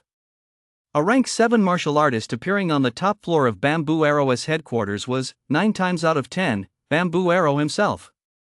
"Didn't you ask who was coming to pick me up?" Yulong smiled at the security guard. He always respected those who took their duties seriously. "That person will be coming down shortly." Boom! Yulong's aura erupted with a thunderous roar, condensing his energy into a single beam and directing it toward the 55th floor. In an instant, the furious curses of Bamboo Arrow on that floor abruptly ceased. The few people present felt as though they were being stared down by an ancient, ferocious beast, and cold sweat instantly broke out on their brows. Even Bamboo Arrow, with his 7th rank strength, abruptly stood up. This aura made him feel immense pressure, and his expression grew grave. When did such a terrifying powerhouse appear in Fog City? Is this a rival from across the river? Bamboo Arrow immediately said to the others, "This person's aura was clearly intended to be detected by us. Let us go downstairs right away and check if there's anyone at the main entrance." This tactic proved effective. Yulong didn't have to wait long downstairs before a man ran toward the main entrance alone. Yulong took one look and chuckled. "Oh, it's an old acquaintance."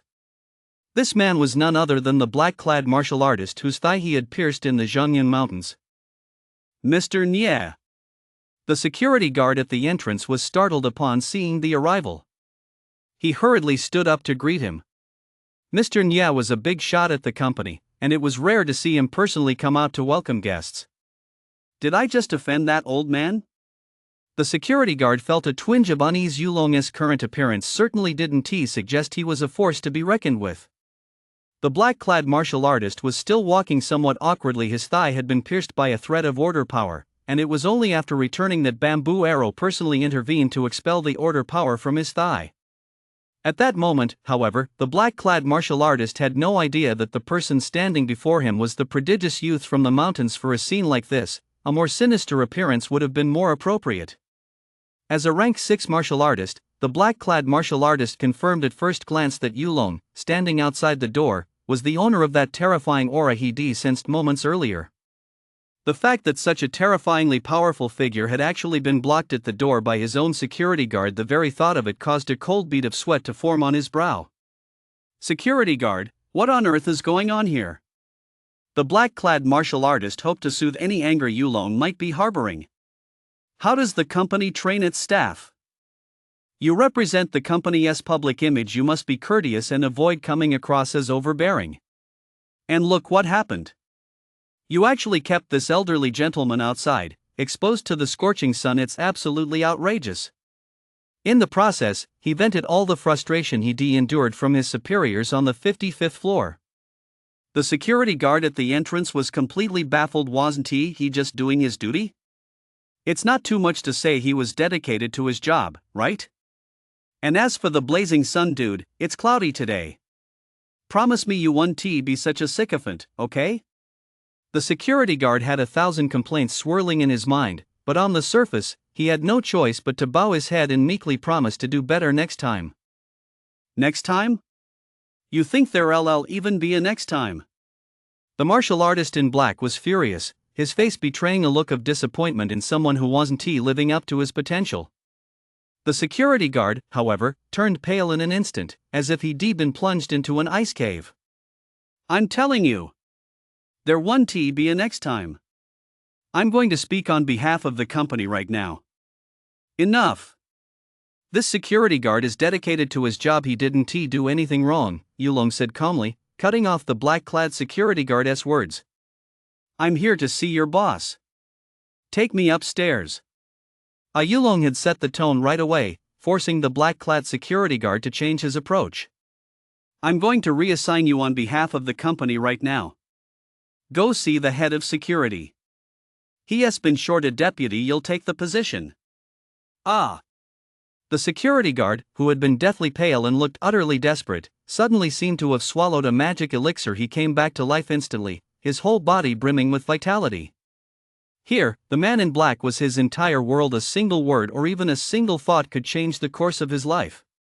The security guard saw it all clearly. The black-clad martial artist had clearly intended to fire him to appease this man's anger, but the old man's single remark had not only changed his mind but even resulted in a pay raise.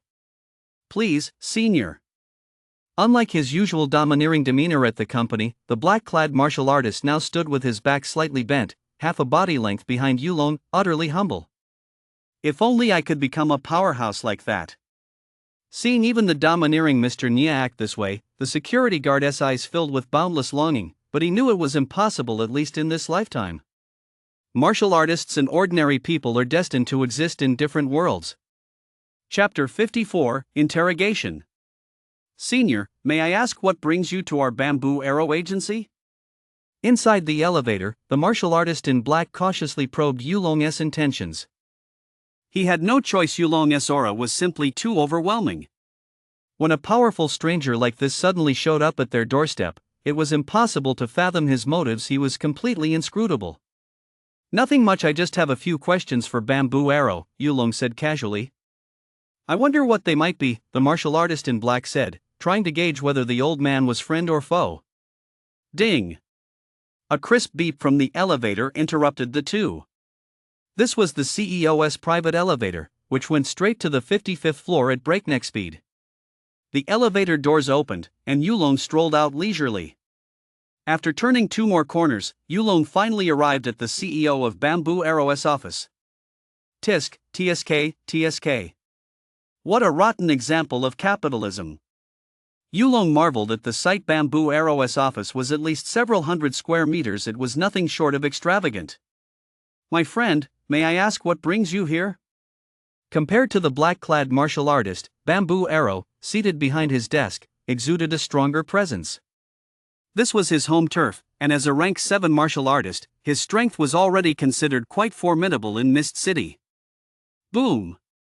Yulong's gaze sharpened as he lunged forward suddenly, darting like lightning to knock all three 6th-rank martial artists in the room unconscious.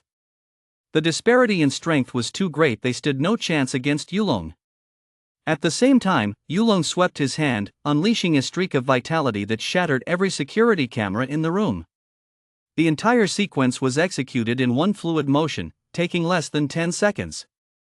"You bastard! What are you doing?" Yulong's sudden attack sent a wave of shock through Bamboo Arrow. He suddenly realized that the gloomy-looking old man before him was far more powerful than he had anticipated. He hadn't even had time to stop the move that had just subdued several of his trusted subordinates. Keeping his full attention fixed on Yulong's every move, Bamboo Arrow channeled all his vitality. Though he was reluctant to admit it, he truly had no confidence in the outcome. "No need to be nervous. They're just unconscious." Yulong spoke calmly, a divine light flickering in his eyes, his aura as majestic as a god. "I have some personal matters I need to discuss with you.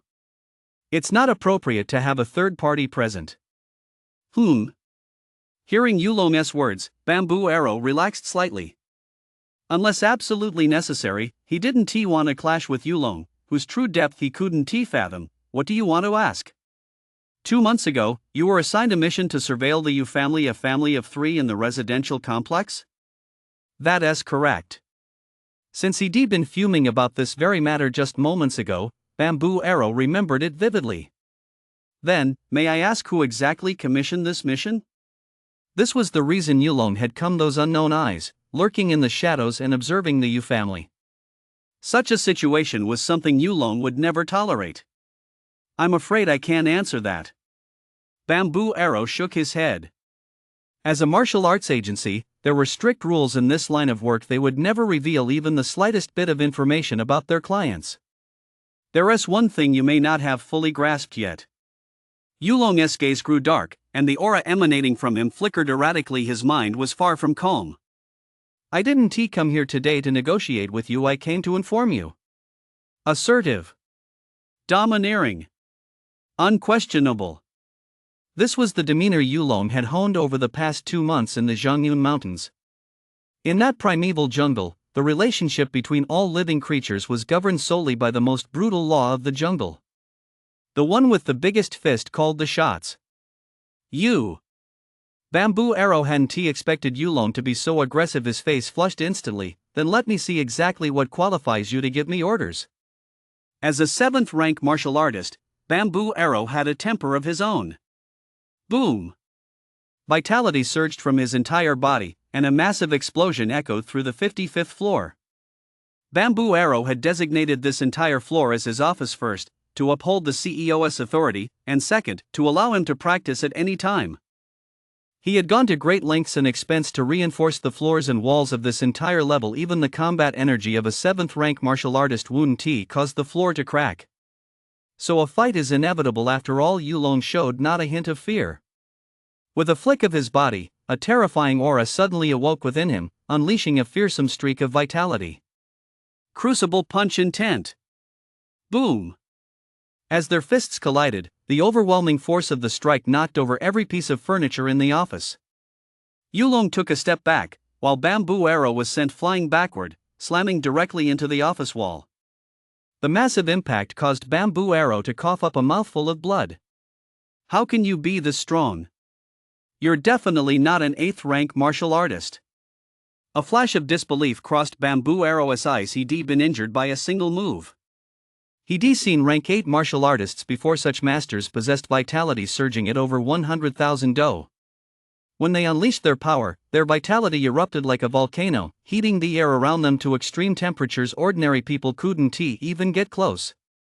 Yulong's vitality clearly hadn't reached that level yet. Do you think you're already the strongest among the 7th rank martial artists? Yulong shook his head. Bamboo Arrow's vitality stood at 50,000 do, slightly stronger than Huang Yuan of the Inca group, but that was by no means a reason for him to be overconfident. Still not going to talk? Yulong spread his large hand wide, his fingers as powerful as a dragon, and lunged toward Bamboo Arrow once more. My time is limited. I don't have time to play games with you. Boom! With the exception of Order Spear and Telekinesis, which he had not yet unleashed, Yulong unleashed his full power. Vitality, 37,000 do. Mental Domain, 14,000 thoughts. Mana, 600. He had already broken through to a rank 3 martial artist just a few days before leaving the mountain. He had broken free from the 3rd shackle, and his life essence had undergone another transformation. Vitality swirls. Crucible punch intent.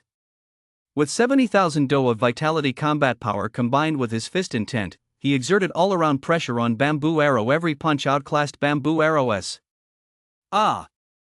Bamboo Arrow let out a wild, loud howl. He was indeed being forced back step by step under Yulong's assault and was simply no match for him. Seizing a moment's opening, Bamboo Arrow drew the treasured sword hanging at his side, his signature weapon. With the sword in hand, his aura surged, and his combat power soared to a new level. His signature martial art was the Thunderbolt Saber skill. The blade flashed back and forth, each strike accompanied by a thunderous roar. Yulong, now unarmed, had no way to block the blade head-on. What a hassle! Yulong's gaze was as sharp as lightning as he scanned Bamboo Arrow's entire body. This Thunderbolt Saber skill was extraordinary. It would be difficult for him to disarm Bamboo Arrow with his bare hands. Stepping back, Yulong drew a high-grade steel staff. Bamboo Arrow's office was practically a large training hall, stocked with all kinds of weapons. Boom! A flurry of staff strikes sliced through the blade's glow. This was the Shingi staff play he'd secretly mastered at the Kunping dojo months ago. Later, he'd fully transformed it into Crucible Punch intent. But now, gripping the long staff, the essence of Shingi staff play came flooding back to him, and with even greater refinement. He could infuse it with Crucible Punch intent as well. Bang! Bang! Bang! What was originally a staff technique practiced by a mere rank 4 martial artist burst with new vitality in Yulong's hands, firmly suppressing Bamboo Arrow's Thunderbolt Saber skill.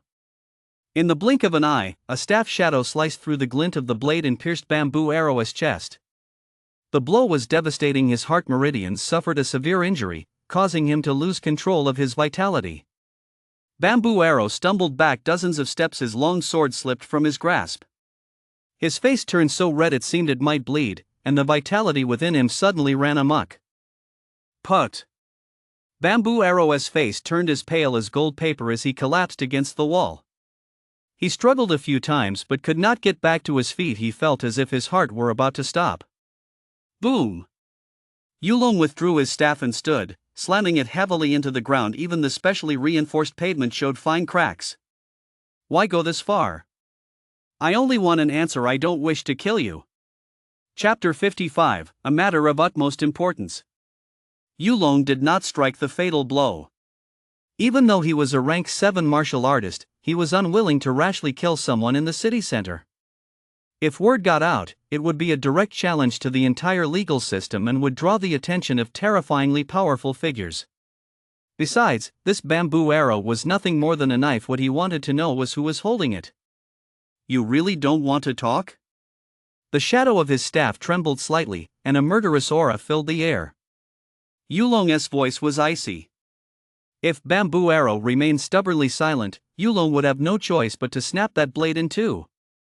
On the 55th floor, the killing intent was almost tangible. With unwavering resolve, Yulong took a slow step forward. He could not allow a shadow to stand behind him, watching over his family. Even if it meant inviting immense trouble down the line. Stop! Just as Yulong's murderous intent reached its peak, a sharp shout rang out. Scorching vitality coalesced into a vortex and surged in from outside the office, shattering Yulong's momentum.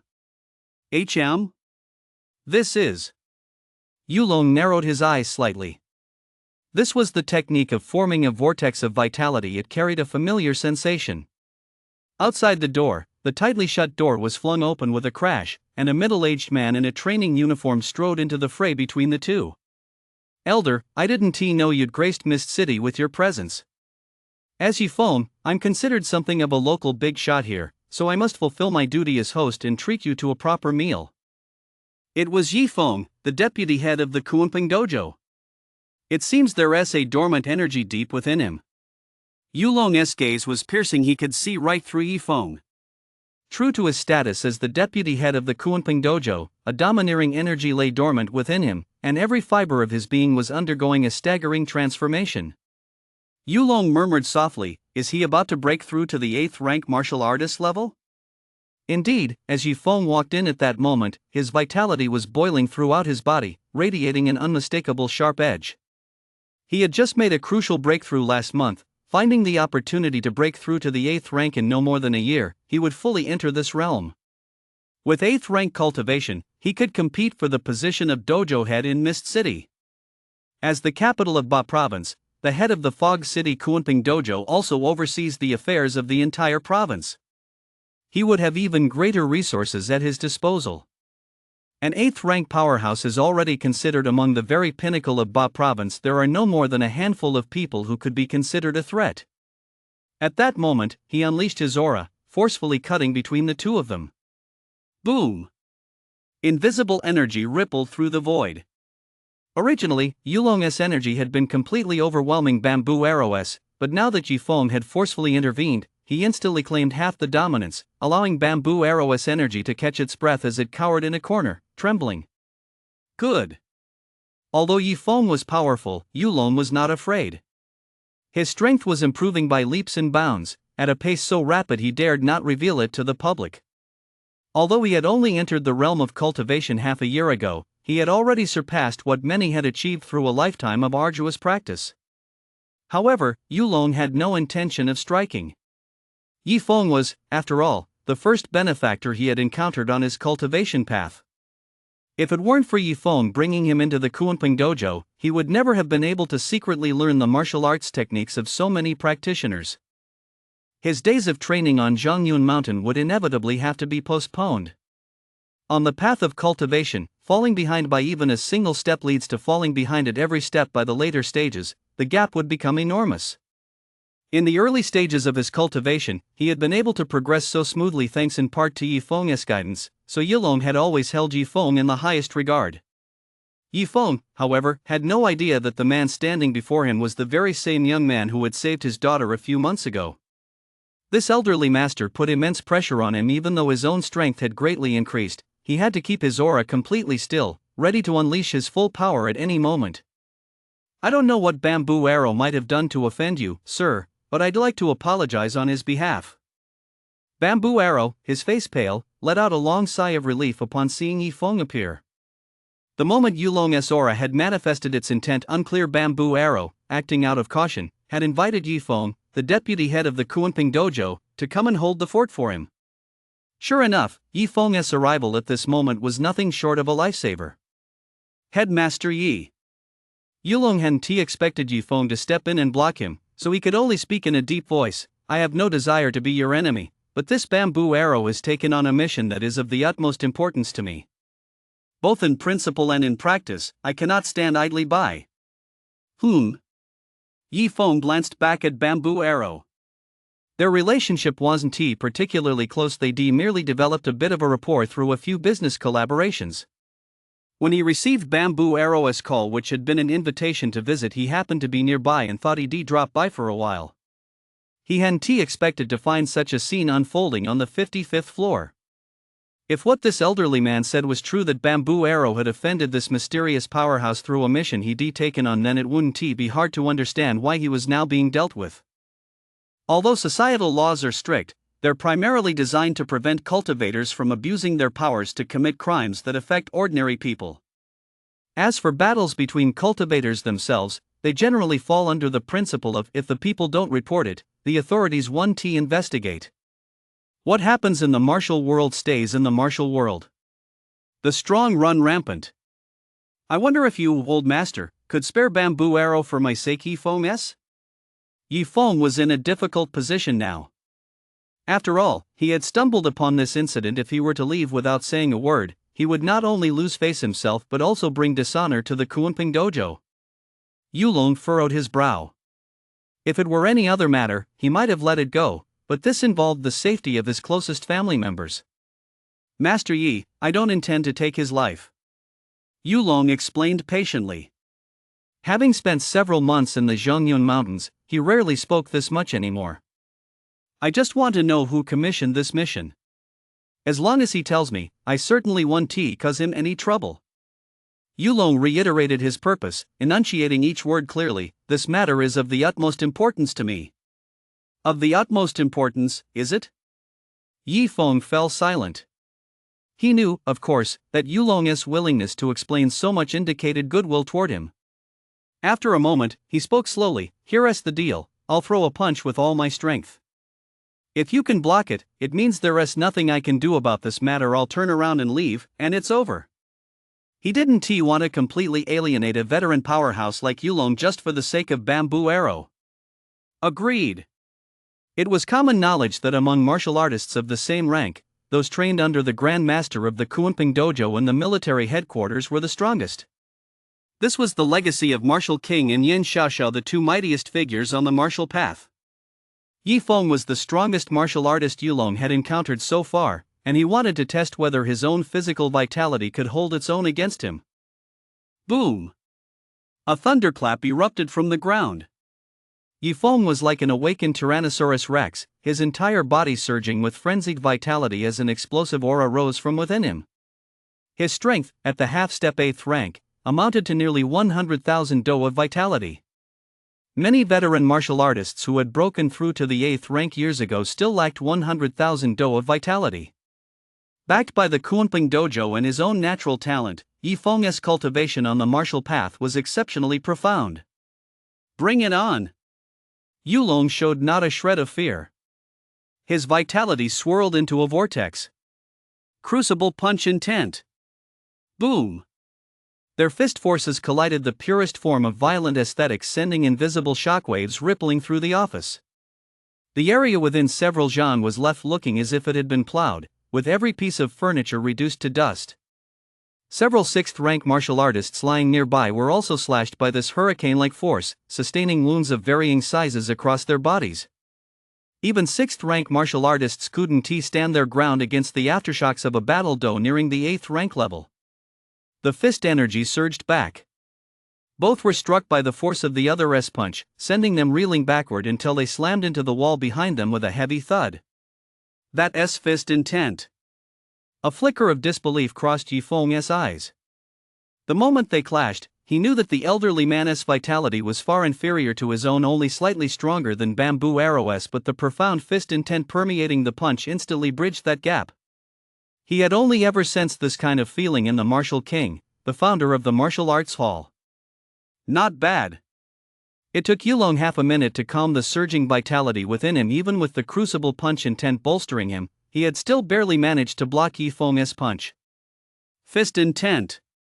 Yifeng felt both envy and jealousy. Even a genius like him had yet to grasp the subtleties of fist intent after all these years. Master Yi, please honor your promise. Of course. Yifeng let out a long breath. That punch had been no walk in the park for him either. Even if he landed it, it was anyone's guess who would have emerged victorious. He hadn't played his trump card yet, but the old man across from him certainly hadn't gone all out either. The wisest course of action right now was to make his escape. Master Yi, you can't do this. Seeing his savior about to leave, Bamboo Arrow's expression changed drastically.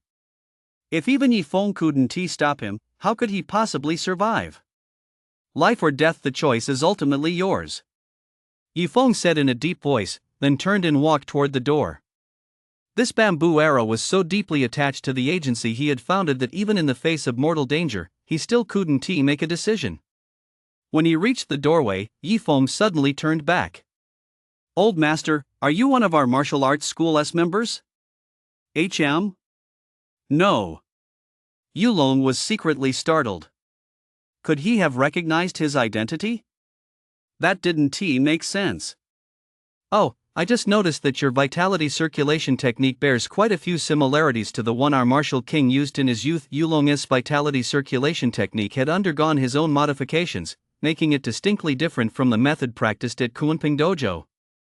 This technique is indeed one I learned at Kunping Dojo in the past, Yulong admitted. But I'm certainly not affiliated with the Kunping Dojo anymore. I haven't been for 2 months, Yulong thought to himself. Indeed, this vitality circulation technique was widely taught. Any student who paid the high tuition fee could learn it. Yifeng gave Yulong a deep, lingering look, as if trying to etch his image into his memory, then turned and walked away. Today isn't the best time, but if you have a free moment in the future, you're welcome to visit Kunping Dojo. I certainly will. Chapter 56, Xiao Yeye. A sudden, thunderous explosion rang out from a suburban villa in the northern part of the city.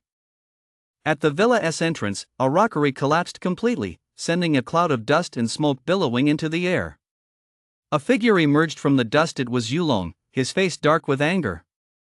After Yifeng left, Bamboo Arrow, his face ashen, revealed the identity of the person behind the mission to surveil the Yu family.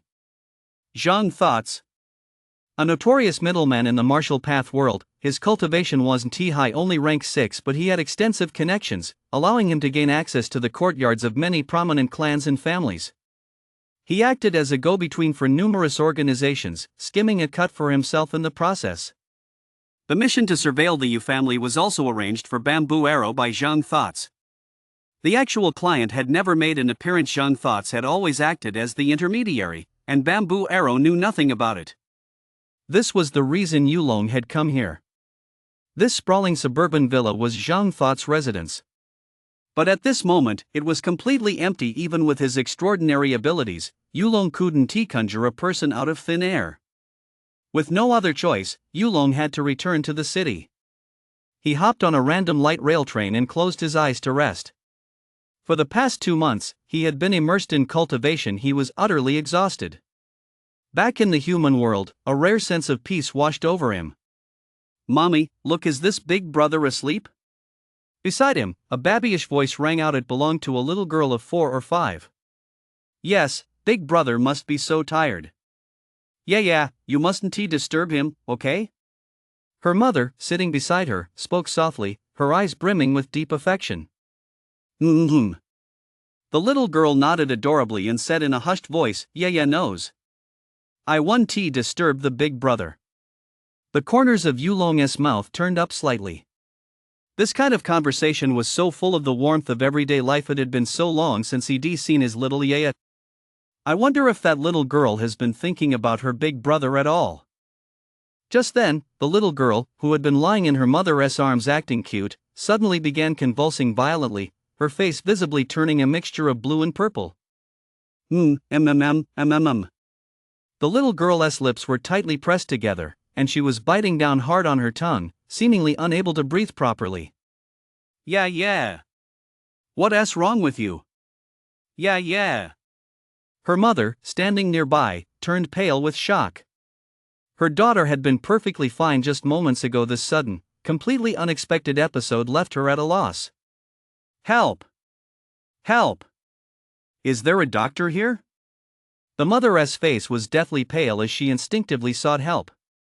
Her daughter had been healthy since birth, yet for some unknown reason, she had suddenly started convulsing today. I'm a student at Wuchang Medical University. Let me take a look. The commotion in the car immediately drew the attention of several young students in the adjacent car. One of them, a young man wearing glasses, looked grave as he watched the little girl convulsing uncontrollably. Zhang Yang, don't be rash. You're not licensed to practice medicine yet. If anything goes wrong, you'll be in big trouble. A friend standing next to him gently tugged at Zhang Yang's sleeve, signaling him to stay calm. After all, there have been far too many cases like this, people who meant well by offering help only to end up being blackmailed. The medical school is the final stop on this light rail line. There must be other medical students on board. Look around, has anyone else stepped forward besides you? Don't try to talk me out of it. I can't just stand by and watch a life slip away right in front of me without doing anything.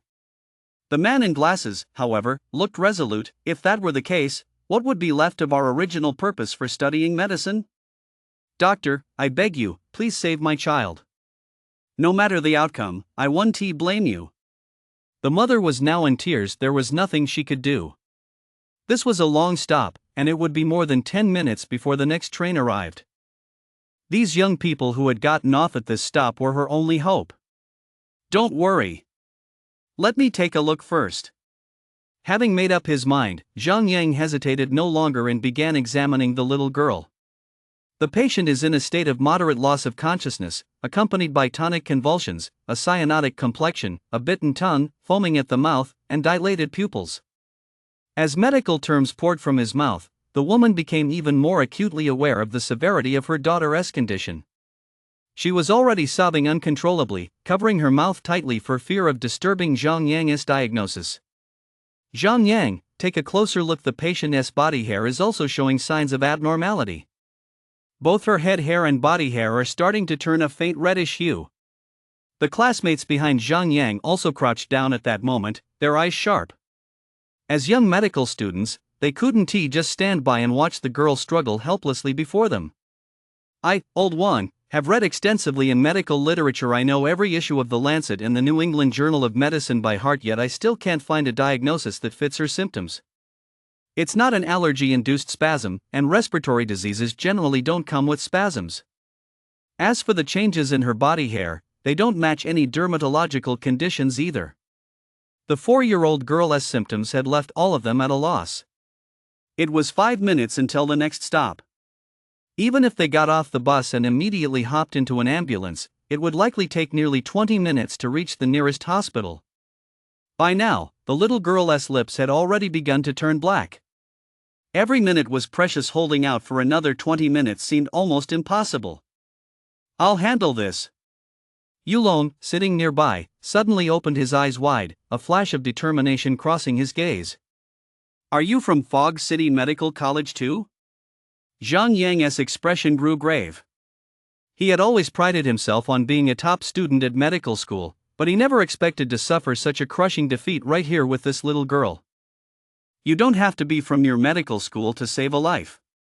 From the moment the little girl suddenly fell ill, Yulong had immediately extended his perception to envelop her entire body. This little girl, who shared the same name as his own sister Yulong, would not let her die. The reason he hadn't intervened for all these minutes was that his senses had detected something peculiar. Deep within the little girl's body lay a cluster of mysterious energy lying dormant. Its fluctuations were so subtle that even Yulong had nearly missed it. Her sudden onset of symptoms moments ago was caused by a faint tremor in that energy. That faint tremor directly disrupted the little girl's entire physiological system. In the blink of an eye, she appeared to be afflicted by 100 ailments. The convulsions and foaming at the mouth were all part of her body's self-protective mechanisms. Essentially, this wasn't an illness. Naturally, this was beyond the comprehension of these medical students. Unless one were a master of the medical path, even a medical titan would be unable to discern the truth. This massive energy lay deeply hidden. Did Yulong sense a trace of consciousness within it?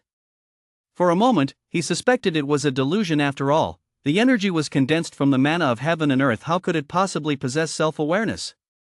So he spent a full 5 minutes repeatedly sensing this massive energy, attempting to understand its essence. But astonishingly, even with Yulong's current terrifying mental domain, he was still unable to fully fathom this massive energy. It's very eerie. The young man murmured softly, so only he could hear it. This energy feels more like an embryo to me, rooted deep within the little girl's body, waiting for the chance to break through. As for what will become of Xiao Yeye then, it's unlikely to end well. Chapter 57, Unknown. Xiao Yeye, you're truly lucky. Looking at this little girl who shared the same name as his own sister, Yulong smiled and shook his head, for this energy was not only disrupting the little girl's entire bodily functions but was also transforming every fiber of her being. This was an unimaginable benefit. If she were to undergo such transformation year after year, by the time she turned 18, the meridians within her body would be incredibly expansive. This could produce a genius of world-shaking caliber. But reality was cruel. Even the slightest fluctuation was more than a 4-year-old girl like Xiao Yeye could bear. If this transformation continued, she would die immediately. Her internal organs would fail, and she would suffocate to death. So the little girl's good fortune lies in the fact that Yulong is by her side today, ensuring her safety. Whoosh! He is about to act. As the teenager's aura shifted, a beam of red light shot out and burrowed directly into the little girl's body. It was a pure stream of vitality energy, capable of nourishing her life force. That's a cultivator. The other passengers in the car were instantly taken aback. They hadn't expected Yulong, sitting right there, to be a cultivator, and judging by the aura emanating from his every movement, he was likely quite powerful. Why would a cultivator be riding the city light rail? Everyone in the car couldn't help but exclaim inwardly. Yulong extended his thoughts, condensing the vitality within his body into a mysterious talisman in the void, which slowly merged into the little girl's body. Pop! Inside the little girl's body, the talisman landed directly on the location of the mysterious symbol, transforming into a subtle, thread-like veil that enveloped the entire cluster of foreign energy, instantly severing its connection to the little girl's body. With the source severed, the rest was a mere matter of thought. Yulong's powerful mental domain instantly quelled the turmoil within the little girl's body. The effect was immediate. The various abnormal symptoms on the little girl rapidly vanished. The woman clutched her daughter tightly, repeatedly thanking Yulong, and didn't forget to turn back and thank Zhang Yang and the others as well. Although their efforts hadn't yielded results, these young people still possessed a genuine kindness in their hearts. As the woman watched her daughter's complexion instantly regain its healthy glow and her lost consciousness slowly return, she was overcome with joy and wept. Just moments ago, she had feared she was about to lose her daughter. Meanwhile, Yulong's expression remained somewhat grave. Before his eyes, the system which had been dormant for over a month suddenly displayed a new prompt. Unidentified entity detected. Absorb? Unidentified? Yulong furrowed his brow. That name certainly suited the strange, malevolent energy within the little girl. Absorb. On one hand, he wanted to completely eradicate this ticking time bomb from the little girl's body. Otherwise, there was no telling when the next outbreak would occur, and unless she encountered another mental domain master as powerful as Yulong who could discern the root cause, her life could end at any moment. On the other hand, based on past experience, anything the system took notice of was bound to be of great benefit to him. Soon, a mysterious, immense power directly sucked the sinister energy out of the little girl's body. Boom! A crimson divine light suddenly filled the entire train car. Everyone inside felt darkness engulf their vision, and a wave of intense nausea and retching surged through them, almost impossible to suppress. But it lasted only 1/1000th of a second. Before the malevolent energy could truly affect them, it was pulled into Yulong's body and completely absorbed by the system. Ugh! The moment the malevolence entered his body, Yulong let out a low, muffled groan. Instantly, his vitality began draining at a frantic rate. The malevolence, seemingly sensing the danger, erupted with energy, fully reviving itself in an attempt to devour Yulong's entire body. Holy shit! Is the system trying to screw me over? This malevolence was far too bizarre. Even with Yulong's strength comparable to that of a 7th rank scholar, he found it difficult to resist. Despite struggling with all his might, his vitality continued to drain away. Kai! Finally, the system suddenly unleashed its power. A shrill, savage roar echoed in Yulong's mind. It was the agonized scream of the malevolent force's latent consciousness as it was obliterated by the system after being absorbed. This eerie malevolence was quickly broken down and absorbed by the system, and then, the system interface suddenly changed. Vitality, 37,000 Do. Mental domain, 14,000 thoughts. Mana, 600. Cultivation techniques, Overlord breathing technique beginner, Crucible punch intent beginner, order beginner, Eye of Ill Omen not yet begun. The newly added cultivation techniques section listed all of Yulong's current techniques provided, of course, that the system deemed them worthy. The Eye of the Unholy was a technique derived from the absorbed malevolence. Just to reach the beginner level required 5,000 mana points. Glancing at his remaining 600 mana points, Yulong felt an even greater sense of urgency. Mommy, why are you crying? At that moment, the little girl who had lost consciousness finally regained her senses. Her eyes slowly opened. Sweat had clumped her long eyelashes together, and her wide eyes, just coming back to life, still looked a bit vacant. You mustn't cry. A crying mommy is even more naughty than yeah. Looking at her tear-streaked mother, the little girl advised her with a serious expression, even reaching out to wipe the tears from her mother's face. The little girl had no idea she'd just had a brush with death. Mommy, be good. Mommy, be good. The woman was crying and laughing at the same time. Between these extreme emotional swings, it was truly a journey from heaven to hell. Hey, big brother, how come you're awake? Did my mom wake you up? The little girl was startled when she saw Yulong beside her. Is your name Xiao Yeye? Hearing the little girl's soft, sweet voice, a gentle smile spread across Yulong's lips. He reached out to ruffle Xiao Ye's hair. It was his favorite thing to do with his little sister. She reminded Yulong of his own sister when she was little. Back then, Xiao Ye hadn't yet developed such a strong sense of pride or a competitive spirit. She'd follow him around all day, calling him big brother. I think I actually found her annoying back then, Yulong mused. Reflecting on it, he realized that little Xiao Ye was indeed cuter. Just as I thought, so-called little fairies lose their charm once they grow up. Hearing Yulong call her by name, Xiao Ye looked very proud, tilting her little head high. That's right. Mom named me. Isn't it a pretty name? It's very pretty. Yulong affectionately ruffled Xiao Ye's hair. Although this ominous aura was a calamity that could take Xiao Ye's life, it was of great use to Yulong. Having gained such a tremendous benefit from a little girl, Yulong felt he had to give something in return. Xiao Ye's been such a good girl. Big brother has decided to give you a present. He reached into his robe and pulled out a jade pendant, placing it in little Ye's lap. It was an amulet he'd crafted over the past month or so to hone his skills, one capable of withstanding a full power strike from a 5th rank martial artist. This item was practically priceless on the open market. It could fetch tens of millions. He had 3 such jade pendants. He didn't reveal the true value of this pendant to Xiao Ye and her mother. It would only bring them misfortune. This is a gift from Big Brother. Take good care of it. It's best to keep it with you at all times. It's so pretty. Xiao Ye will treasure it. Xiao Yuyu was purely captivated by the jade pendant's crystal clear appearance and played with it in her hands. Because it was engraved with a formation, the entire pendant constantly absorbed mana from the heavens and earth. Wearing it over the long term would also be of great benefit to the little girl.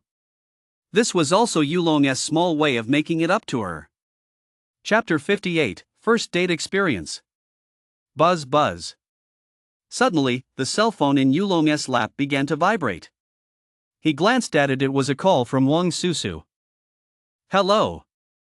A faint smile touched the corner of Yulong's mouth, and even his voice softened. Okay, let us meet at Inca Plaza then. Big brother, you look so handsome when you smile. Xiao Yaya looked at Yulong with adoring eyes, unable to hide the little stars shining in her gaze. In terms of facial features, Yulong wasn't exactly handsome even now. With his face altered to avoid attracting attention, he still had the most ordinary appearance. But the aura of a powerful figure that Yulong unintentionally exuded far surpassed that of any of the trendy young heartthrobs from his past life. It's all about presence. Xiao Yuyu, big brother has to go now. Remember what I told you, keep this gift close to your heart. After hanging up, Yulong ruffled Xiao Yuyu's hair. Xiao Yuyu will definitely do that. The little girl nodded vigorously, clutching the jade slip even tighter. Here's my phone number. Yulong gave his number to Xiao Yuyu's mother. If you run into any problems in the future, you can call me. This premonition was simply too mysterious. He worried that Xiao Yuyu might still be harboring other hidden dangers. Just then, the light rail pulled into the station, and Yulong stepped out of the car. A moment ago, Wang Susu had wanted to invite him to go shopping at the nearby Inca Plaza. Shopping, huh? Yulong looked a bit dazed. Even in his previous life, though they'd been married for years, the number of times they'd actually gone shopping together could be counted on one hand. Back then, he'd been so busy with work that he couldn't even take her shopping more than twice a year. Whenever this happened, Wang Susu would say she felt like a widow, never seeing her husband by her side day after day. Though she said that, whenever Yulong had to go on a business trip, she would always be the first to pack his bags, silently serving as his pillar of support. In this life, I won't make that mistake again. In fact, even now, Yulong still hadn't figured out whether this Wang Susu was actually the same person as the Wang Susu from his past life. But he knew that his feelings for her were just as intense as ever. This woman had been etched by the passage of time into the deepest recesses of his heart, where they could never be erased. Striding out of the light rail station, Inca Plaza was not far away, just a 10-minute walk. The young man's steps were light and brisk as he weaved through the nearby crowd. With every step he took, a barely perceptible vitality surged across his face. After walking a little over 100 meters, Yulong's features silently returned to their original form, and not a single passerby noticed anything out of the ordinary. In Fog City, Inca's business was thriving, and as a long-established shopping district, Inca Plaza remained as bustling as ever. Here. As soon as he arrived at the plaza, Wang Susu's excited voice drifted over. She had been scanning the crowd the whole time and spotted Yulong the moment he appeared. Strictly speaking, this was Yulong and Wang Susu's first date in this lifetime. What's more, it was Wang Susu who had taken the initiative to call. Right now, she felt her pretty face flush bright red, as if it were on fire. Since she was about to leave for the imperial capital to study, and Yulong had previously told her he was going to the mountains for training, Wang Susu had waited until the very last few days to call him, hoping to see Yulong one last time before she left. But now that they were face to face, her tongue felt tied, and she couldn't get a single word out. A few words swirled around in her mouth, and finally, she managed to blurt out, "Are you hot or hungry?" Ha! No sooner had the words left her mouth than both Yulong and Wang Susu burst out laughing. Are you asking if I'm hot, or if I'm hungry? Yulong was laughing so hard he was doubled over. Drawing on his experiences from his past life, he was much more at ease than Wang Susu at that moment. Oomph, and to think I even bought you water. I'm never buying you anything again. After they laughed it off, Wang Susu was clearly less tense. She tossed the bottle of mineral water into Yulong's arms and turned away, huffing as she walked ahead. Hey, Susu, wait for me. Yulong hurriedly took a couple of quick steps to catch up with the feigning anger Wang Susu, and the two walked side by side. Oomph. Wang Susu let out a coy snort and stopped being upset. Walking beside Wang Susu, Yulong felt surprisingly calm inside. All other worries had drifted away, leaving his mind clear and serene, free of any other thoughts. Ah! I want to eat that. Spotting a snack shop, Wang Susu's face lit up with delight. She couldn't help but let out a little squeal, her gaze turning to Yulong with a hint of longing. Buy it!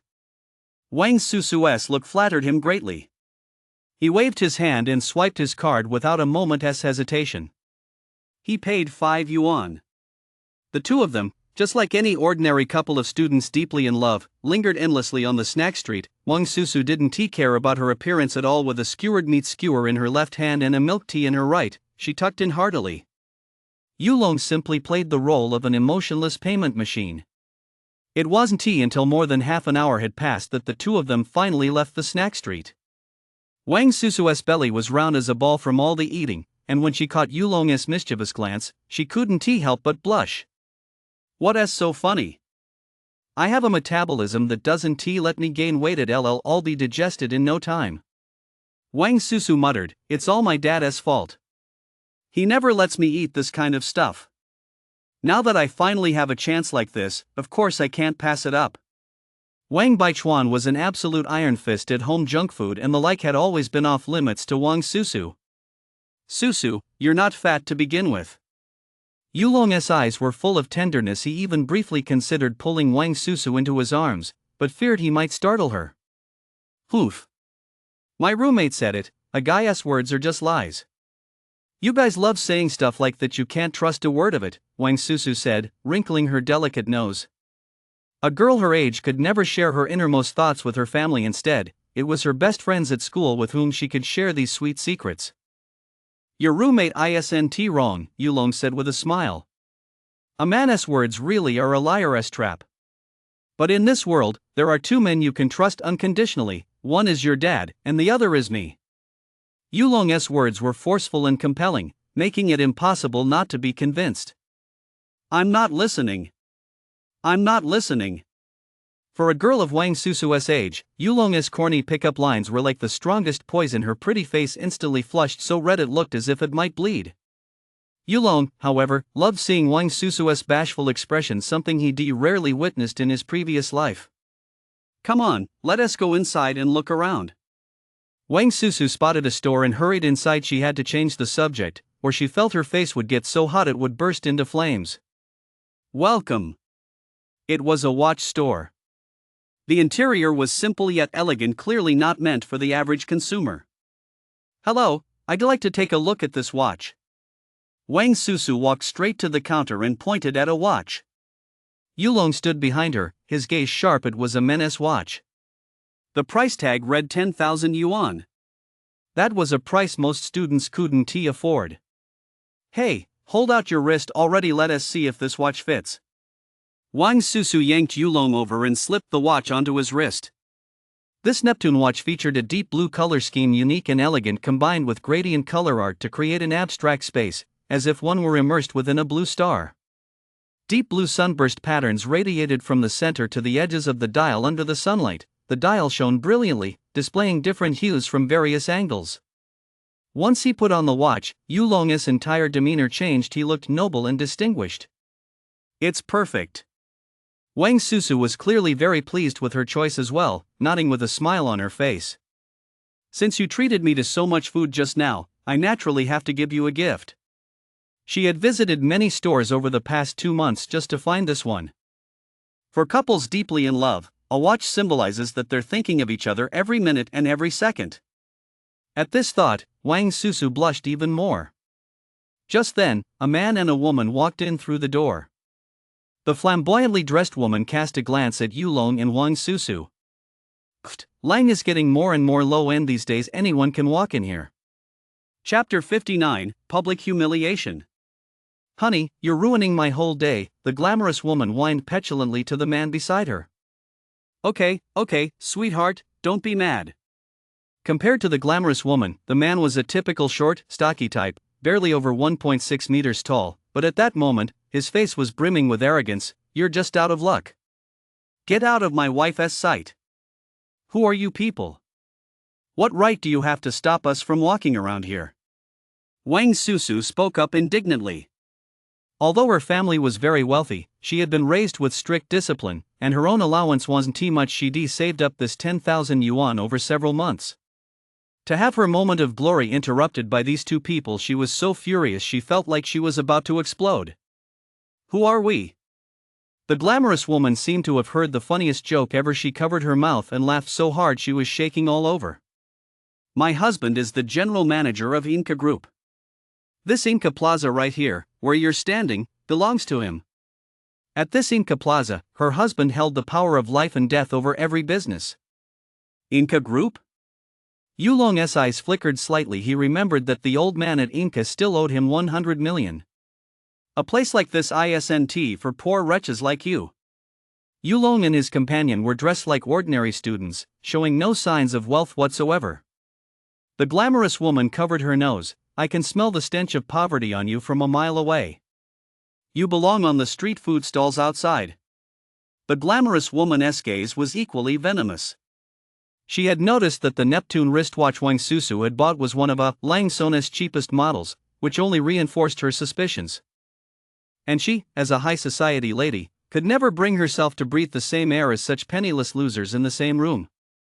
A mocking smile played on her heavily made-up face. This wasn't the first time she'd done this. Every time she saw these people turn pale with anger yet unable to lash out, leaving in disgrace, she felt a sense of satisfaction. You! Wang Susu's face flushed crimson with rage. Having been raised with excellent manners, this was the first time she'd suffered such humiliation.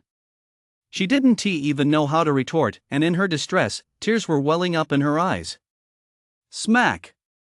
A crisp slap suddenly rang out. The glamorous woman staggered back 2 or 3 steps but couldn't steady herself, plopping down onto the floor. It was Yulong who had struck her.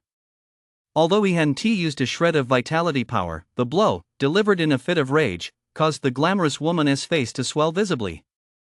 You dare hit me? The beautiful woman clutched her face and screamed frantically, a look of disbelief flashing in her eyes. She never expected this student standing before her to dare strike her. You've got a filthy mouth. Yulong withdrew his hand and wiped it on his shirt, as if he'd gotten it dirty. Honey! Are you even a man? Just standing there watching me get hit by this little bastard. The glamorous woman was on the verge of losing her mind. This was an utter humiliation. Young man! You have a terrible temper. The man's expression darkened. No man could accept seeing his own wife slapped right in front of him. You should thank me, Yulong said coldly. I'm in a good mood today, otherwise, this wouldn't have ended with just a slap. Did you pay? Yulong moved closer to Wang Susu and asked in a low voice. Yulong's breath brushed against her neck, sending a tingling sensation through her whole body. It felt as if all her strength had been drained in an instant, and all she wanted to do was collapse into Yulong's arms. In her eyes, Yulong was nothing short of a legendary hero at that moment. Then let us go. Grabbing Wang Susu's hand, he didn't want to linger here a moment longer. His opinion of that old man had already taken a hit. What kind of people does he hire, anyway? Young man. I'm afraid you can't leave just yet. The short, stocky man suddenly blocked Yulong's path. You hit my woman, Xiao Sa. Thinking you can just walk away like that? I'm afraid that's not going to happen. He had already notified the security department at Inca Plaza, and a large contingent of security guards would be arriving shortly. Are you the general manager of Inca Group? Xiao Sa? Looking at the man blocking his path, a strange smile played on Yulong's lips. That's right. A hint of arrogance flashed across the man's face. As one of Fog City's top financial conglomerates, the title of general manager at Inca Group was enough to intimidate many, a position that left people in awe. Unfortunately, he didn't realize that Yulong was definitely not one of them. Xiao Sa, that name truly embodies his parents' high hopes for him. It's just that, as he grew up, he went off the rails. Are you sure you want to let us leave? Yulong closed in, looking down at him. In a little while, even if you want us to leave, we won't be going anywhere. Although he hadn't given off the slightest hint of vitality, Yulong was now radiating an intense aura of authority. The short, stocky man couldn't help but take a few steps back. President Xiao. Just then, a team of security guards hurried over from a short distance away. These were the guards who had rushed over after receiving a call from Xiao Sa. Their presence emboldened the stocky man. He stopped retreating and waved his hand dramatically. This man attacked me. Surround him immediately. More than 10 security guards sprang into action at the command, immediately encircling Yulong and his companion to prevent their escape. Their coordination made it clear this wasn't their first time handling such a situation. Yulong made no further move, instead watching their actions with a faint smile playing at the corner of his mouth. He had no intention of using his cultivation powers. With Wang Susu shielded behind him, Yulong said mockingly, "These security guards are supposed to maintain order throughout the entire Inca Plaza. Are you now using them as your personal bodyguards? So what? The whole Inca Plaza belongs to my husband." The glamorous woman, who had been sitting on the ground, suddenly stood up, her face brimming with smug arrogance. "Are you scared now? Let me tell you, it's too late. You want to leave now? Fine.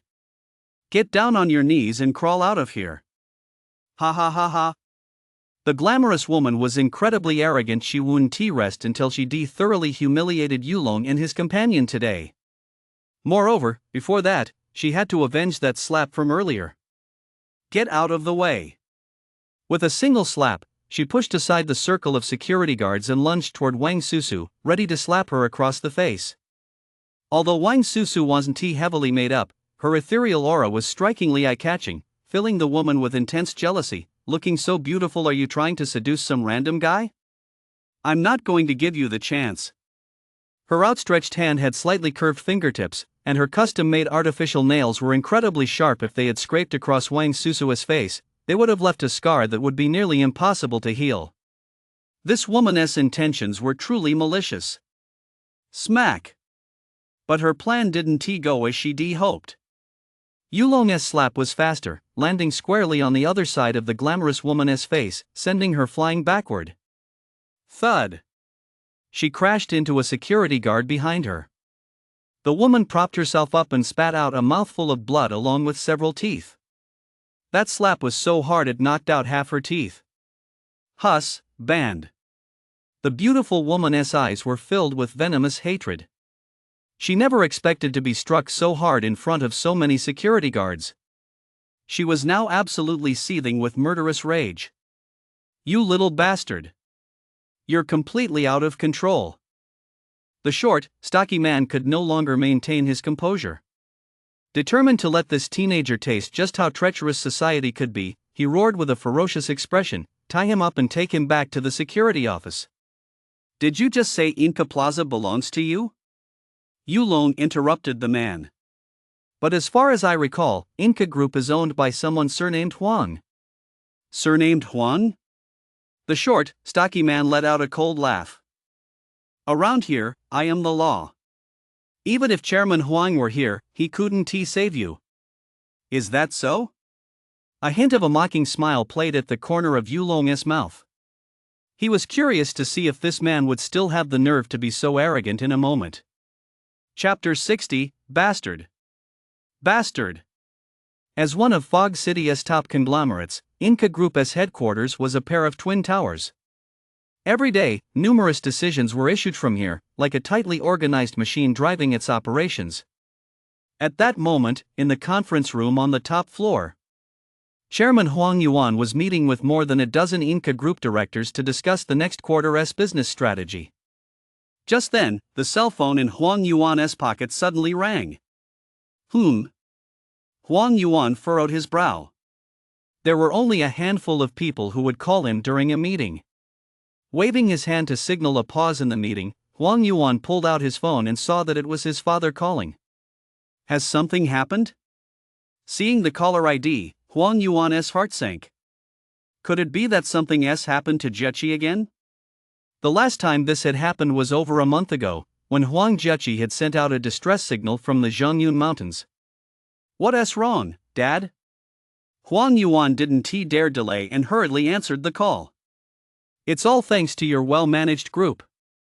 On the other end of the line, Huang Xihai's tone was incredibly agitated. Right now, drop everything you're doing and head to Inca Plaza as fast as you can.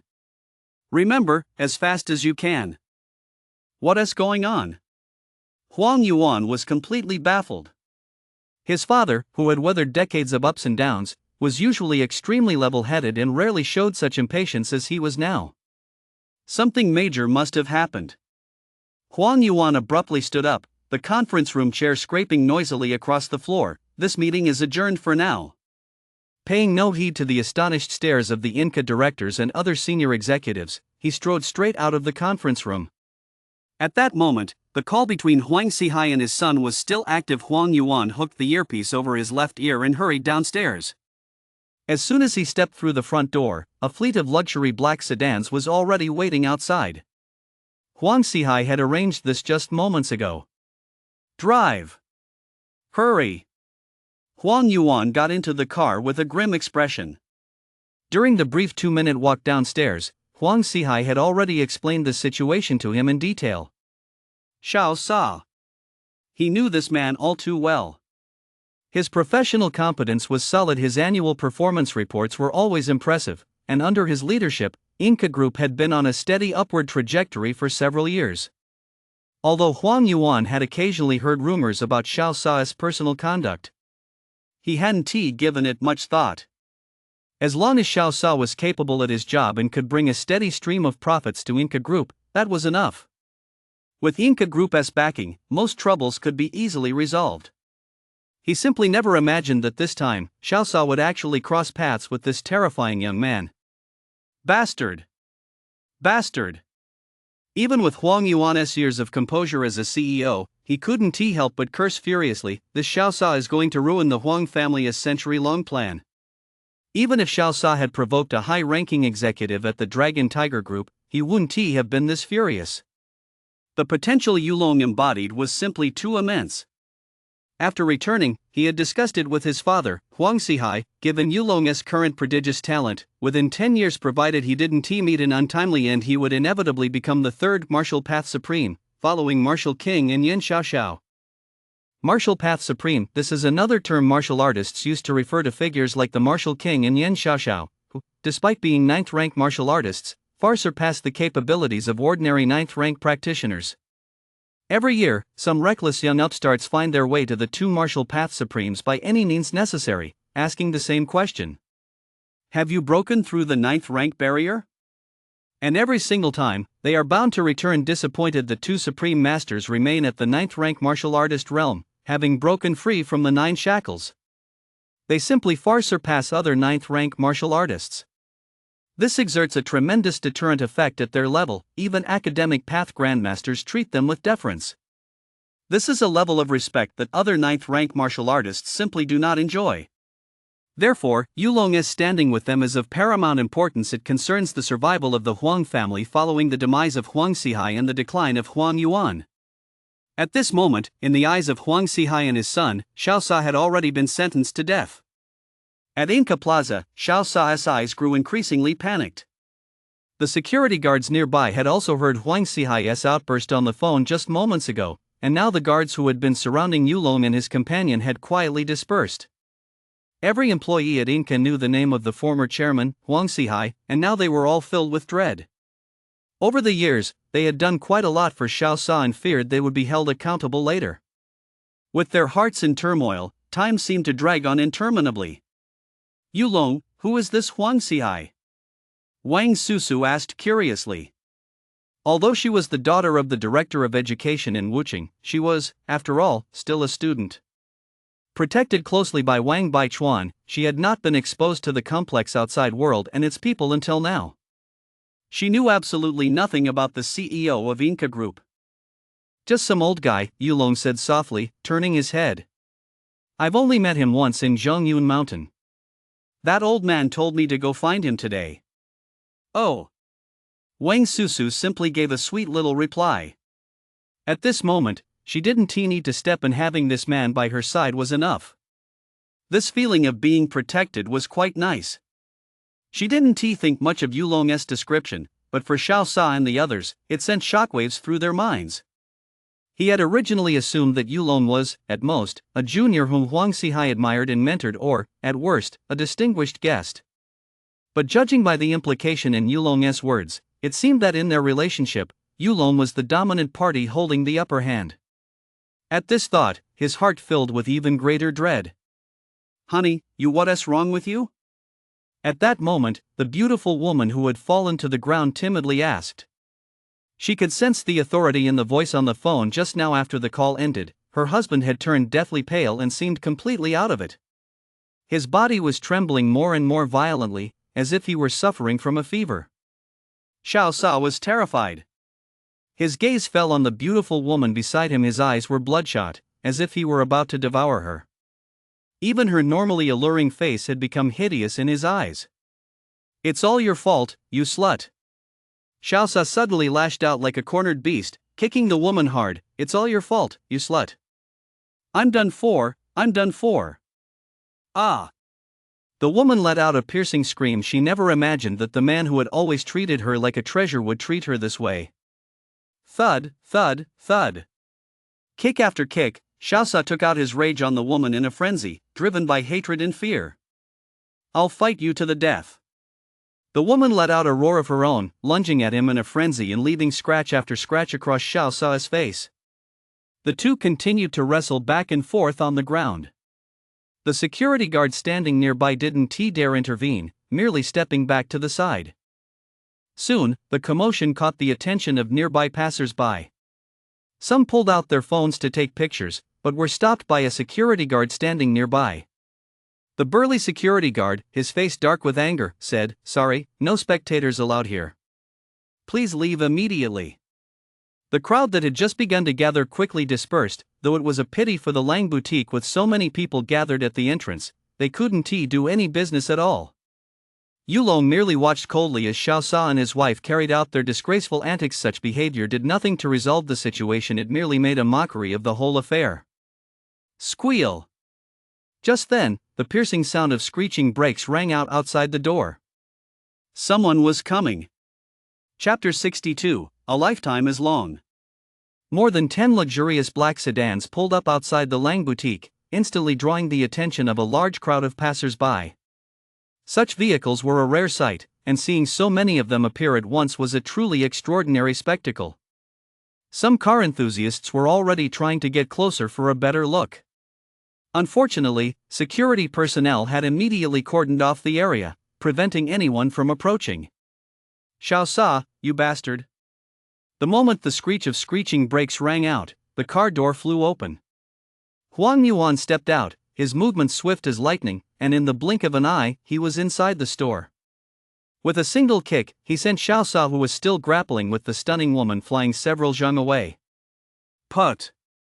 Xiao Sa was just an ordinary person. How could he possibly withstand Huang Yuan's furious blow? He was kicked so hard he spat out a mouthful of blood. The stunning woman, who moments ago had been as fierce as a wildcat, was now so terrified by Huang Yuan's thunderous aura that she dared not move a muscle. Seeing Huang Yuan appear, Xiao Sa's last shred of hope that Yulong had been lying to him was completely shattered, and he was overcome with despair. Mr. Huang, please spare me. I didn't mean to do it." Ignoring the excruciating pain coursing through her body, Xiao Sa crawled across the floor and grabbed the hem of Huang Yuan's pants. "It's all my fault for not recognizing a great man when I saw one. I had no idea this gentleman was your distinguished guest, Mr. Huang." Tears streaming down her face, Xiao Sa clung to the hem of Huang Yuan's pants and wept bitterly. The reputation of the general manager of Inca Plaza? At that moment, he couldn't care less about any of that. "You scoundrel!" Huang Yuan kicked Xiao Sa away, took 2 quick steps toward Yulong, and spoke with a hint of deference. "Sir, the presence of such a black sheep within our Inca group is a failure of our management." "It is my failure, Huang Yuan's."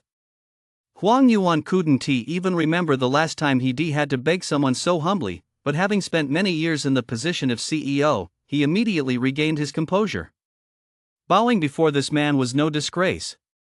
"I will immediately dismiss Xiao Sa from Inca Group. That is the stance my father and I have taken," Huang Yuan said softly.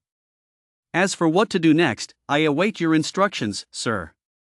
Huang Yuan's words sent Xiao Sa plummeting into hell. That single, offhand remark had already condemned him to a death sentence from which there was no escape. Who on earth is this young man, that he can make Huang Yuan speak in such a fawning tone? Xiao Sa was filled with deep regret. If only he hadn't offended this young man today, but instead struck up a conversation and befriended him, might his fate have been completely different? Unfortunately, not a single person present cared about what was going through Xiao Sa's mind at that moment. Just then, a piercing screech of brakes rang out from outside the door once more, and a powerful voice boomed from beyond the threshold. Huang Yuan! You pig-brained fool! It was Huang Sihai, who had been recuperating at his suburban villa, rushing over. The father and son had been communicating via the earpiece the whole time, so he knew exactly how Huang Yuan had handled the situation. That was precisely why he was berating Huang Yuan. How could you let the boss worry about something like this? Can't you handle it yourself? Huang Sihai roared with a grim expression at that moment. He didn't even notice Xiao Sa, whose face was ashen. Regaining Yulong's favor, that was what mattered most. Father Huang Yuan was berated in public, yet showed not the slightest sign of anger. This man had been scolding him for decades, and he was simply powerless to resist. Mr. Long, I'm afraid I'm late. Huang Sihai bowed slightly to Yulong with solemn respect, expressing his apology. Respect is due to elders. I dare not accept such a gesture. Yulong, with Wang Susu at his side, stepped aside to decline the bow. Huang Sihai did not press the matter.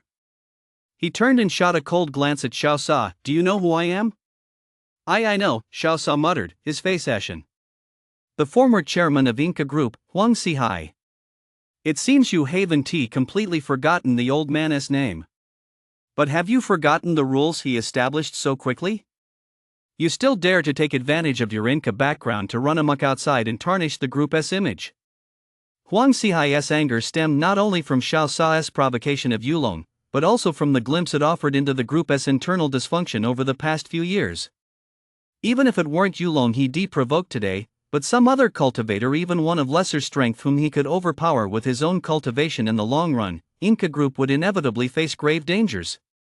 Once they provoked a terrifying enemy like Yulong, or after he and Huang Yuan had fallen, the Inca Group would inevitably be left to face the full force of public condemnation. But collapse would happen in the blink of an eye. Xiao Sa is to be fired immediately. Not only that, but we must contact the police right away to launch a full investigation into him. If any illegal activities such as embezzlement or bribery are discovered during his years of service, he will be severely punished according to the law, with absolutely no leniency. Huang Sihai's move was ruthless, causing Xiao Sa's expression to change drastically. Previously, he had anticipated that the worst that could happen would be losing his golden job at Inca Group, becoming unemployable in the industry, and losing his status. But he never imagined Huang Sihai would seek to destroy him completely. If his conduct over the past few years were investigated, his fate would be sealed. Imprisonment was inevitable. If the homicide case he was involved in were exposed, he might even end up rotting in prison for the rest of his life. And that's not all. Huang Sihai's eyes flashed with intensity. Huang Yuan. As soon as you return, launch a rectification campaign across the entire group to root out the corrupt practices that have taken hold over the past few years. Yes, father. Huang Yuan couldn't help but feel a deep sense of respect.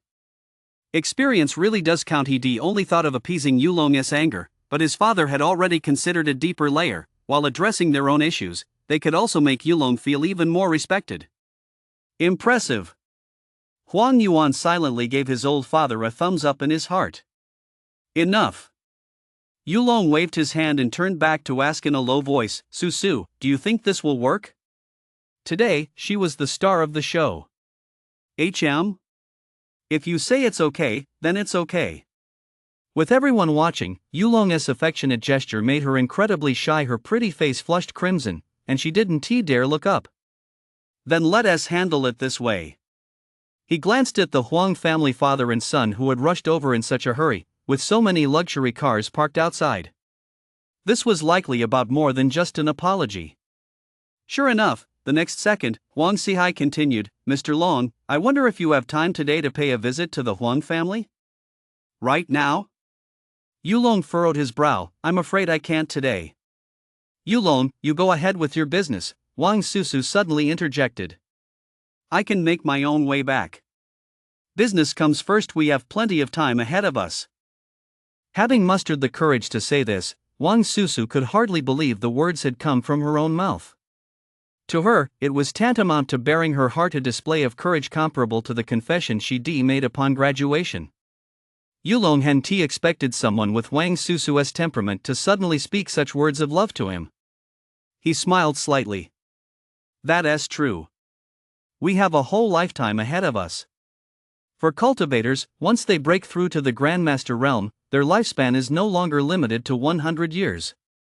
As long as one is strong enough, this lifetime can truly be very long.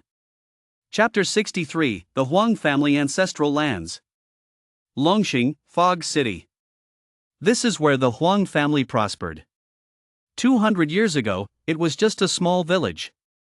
The Huang family's ancestors set out from here, carved out a place for themselves in Ba province, and eventually returned to Fog City to found the Inca group. It wasn't until several decades ago, when the Huang family produced the genius Huang Xihai, a 7th-ranked genius, that the Inca group reached new heights. The Huang family then purchased the entire village outright, enclosing it as their ancestral grounds, where they have held ancestral rites for generations ever since. The Huang family's annual ancestral ceremony is a rare and grand event, celebrated with great pomp and ceremony. At this moment, with more than half a year remaining until the Lunar New Year, the Huang family's ancestral grounds were deserted. Aside from the guard at the gate, there was almost no one else around. Rumble. The afternoon sun was shining brightly, and the guard stationed at the entrance to the ancestral grounds was dozing off when the roar of engines roared in the distance, rapidly drawing closer. Beep, beep, beep. The guard's walkie-talkie, strapped to his waist, transmitted his superior's voice. Open the gate immediately. Open the gate immediately. No sooner had the guard opened the gates than a convoy of more than 10 top-of-the-line luxury cars roared past and drove into the ancestral grounds. Inside one of the cars, Yulong sat with his eyes slightly closed, resting. He was showing his true face at this moment, without any disguise. This wasn't a momentary lapse of judgment. Revealing his true self in front of Huang Xihai and his son was a decision he had made after careful consideration. In the void before everyone, a virtual light screen materialized. It was the system interface within Yulong's body. Vitality, 37,000 Do. Mental domain, 14,000 thoughts. Mana, 37,000. Cultivation techniques, Overlord breathing technique beginner, Crucible punch intent beginner, Order beginner, Eye of the unknown not yet begun. Yulong's mana had skyrocketed, thanks to Huang Xihai's foresight. Huang knew Yulong was a prodigy of astonishing natural talent. Rather than repaying the 100 million debt they owed him with money, they had chosen to provide spiritual herbs suitable for cultivators instead. Over the past period, Huang Xihai and his team had mobilized the full resources of the Inca group to scour the land for spiritual herbs, and had finally spent a fortune to acquire a single Xian tier, 7th-rank spiritual herb. Its value had long since surpassed 100 million. They hoped to forge a closer relationship with Yulong. Yulong, of course, was well aware of their intentions and accepted them openly. This was also one of the reasons he had revealed his true self. His real identity had to gradually align with the cultivation world, and the Inca group served as an excellent stepping stone. Their influence in Fog City was considerable, and his own strength was more than enough to keep them in check. The teenager's mind was far from at peace. 37,000 mana points, that was simply too much. His total vitality currently stood at a mere 37,000 Do. First, I'll master the basics of the Eye of Misfortune. Whoosh! The 5,000 points of mana were instantly depleted. Yulong sensed a mysterious, immense power emerge from the void, stirring his consciousness. In just a moment, his mind felt refreshingly clear, followed by a surge of terrifying, ominous energy that coursed through his meridians like a docile kitten. Yulong instantly mastered the Eye of Ill Omen. Great calamity. Great disaster. The very essence of ill omen. This was the true meaning of omen. Indescribable, untraceable, only infinite terror. Sitting in the car, Huang Xihai and his son suddenly felt a tremendous sense of foreboding well up within them. The hairs on their bodies stood on end as if a massive catastrophe were about to strike. Terrified, they looked around but found nothing out of the ordinary. That sensation was fleeting, vanishing in an instant. The father and son exchanged a glance, then could only suppress their confusion and panic. At this moment, Yulong had 32,000 mana points remaining. Reaching the minor achievement stage of the Eye of Ill Omen required 100,000 mana points. The Order Divine Art required 30,000 mana points, and as for the Crucible Punch intent, Yulong had no intention of using the system as simulation. He intended to create this technique from the ground up, one step at a time. 30,000 mana points just aren't enough, Yulong muttered, smacking his lips. I might as well upgrade the Overlord breathing technique first. This was the first technique he demastered, and while it had been crucial in his early stages, its importance had dwindled as the subtle applications of mana points became more apparent. Simulate. Yulong made his decision, but to his shock, the Overlord breathing technique, which seemed the most basic, actually required a full 200,000 mana points just to reach the minor achievement stage. 200,000. This figure left Yulong speechless, and a storm of emotions raged within him. Does this Overlord breathing technique hold some unknown mystery? It's actually more expensive than the terrifying Eye of Ill Omen. Yulong realized he hadn't taken the Overlord breathing technique seriously enough before. For the same minor achievement level, the Eye of Ill Omen required only 100,000, while the Overlord breathing technique demanded 200,000. It really is overpowered. A sharp gleam flashed in Yulong's eyes. The system never made unfounded claims. This Overlord breathing technique must be even more precious than the Eye of Ill Omen. Deduce the Order Divine Art. At this point, Yulong had no other choice. He had to convert those 32,000 mana points into combat power as quickly as possible. If mana wasn't transformed into strength, it would ultimately be nothing but an illusion. Soon, his mastery of the Order Divine Art reached perfection at the first tier, allowing him to condense an endless divine spear and summon the phantom of an ancient divine spear. However, given Yulong's current level of vitality cultivation, a single casting was likely his limit. This could only serve as a secret, ultimate weapon, much like the mind-controlled Golden Needle, and must not be revealed lightly. Crack! Since the convoy wasn't in a hurry this time, the vehicle came to a smooth stop. At that moment, Yulong suddenly opened his eyes. At this point, he had a mere 2,000 points of mana remaining. Mr. Long. Huang Zihai and his son got out of the car to lead the way, guiding Yulong deeper into the ancestral lands. By this point, there was absolutely no one else around besides the three of them. Don't call me Mr. Long. Yulong looked up at the afternoon sky. Not a cloud in sight. The sun was shining brightly.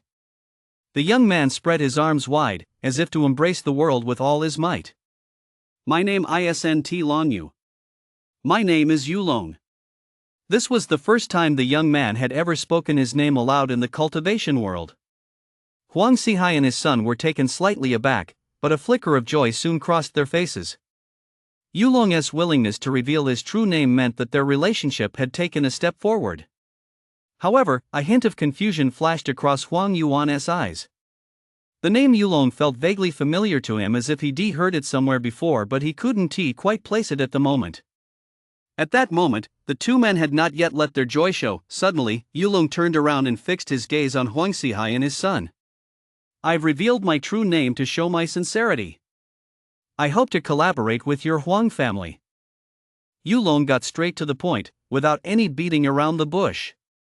You've aided me on my path as a martial artist, and once I've perfected my cultivation, what I'll give back to you will be 1,000 or even 100 times more. The Huang family father and son had not the slightest doubt about this. The natural talent Yulong had just displayed was already utterly terrifying. But Yulong's tone shifted abruptly. My identity. It must not be revealed to the outside world for the time being. Yulong's eyes slowly turned red, and mysterious crimson runes surged from the depths of his pupils. The Eye of Ill Omen. You know my true identity in your hearts, but you must not reveal it to any living being by any means, otherwise, you will surely face calamity. He enunciated each word deliberately, as if uttering the most mysterious of curses. An eerie, ominous power seeped into the bodies of Huang Zihai and his son. Should they ever attempt to disclose Yulong's true identity, they would be struck by misfortune and perish instantly. At that moment, a flash of insight suddenly struck Huang Yuan's mind. He finally recalled the name Yulong. After this year's college entrance exams, One of his senior executives had compiled a list of cultivation prodigies, and among this year's martial path prodigies, Yulong had indeed secured a spot. The report included a photo for identification, so he was certain he hadn't misidentified him. But with such power, how is that possible? Huang Yuan's eyes widened in disbelief. This level of strength is clearly even more formidable than some of the instructors at martial arts academies. Chapter 64, The Slave Scripture. All right. I agree. At that moment, Huang Sihai didn't hesitate for a second. He didn't know Yulong's true identity, but wasn't he establishing a deeper partnership with Yulong exactly the purpose of his visit? As for not revealing his identity? As if. Although he didn't know why Yulong wanted to keep it a secret, a cultivator with Yulong's natural talent would undoubtedly be offered an astronomical sum by major powers if they discovered him leaving the Inca group with little to no competitive edge in recruiting him. Let us go, then.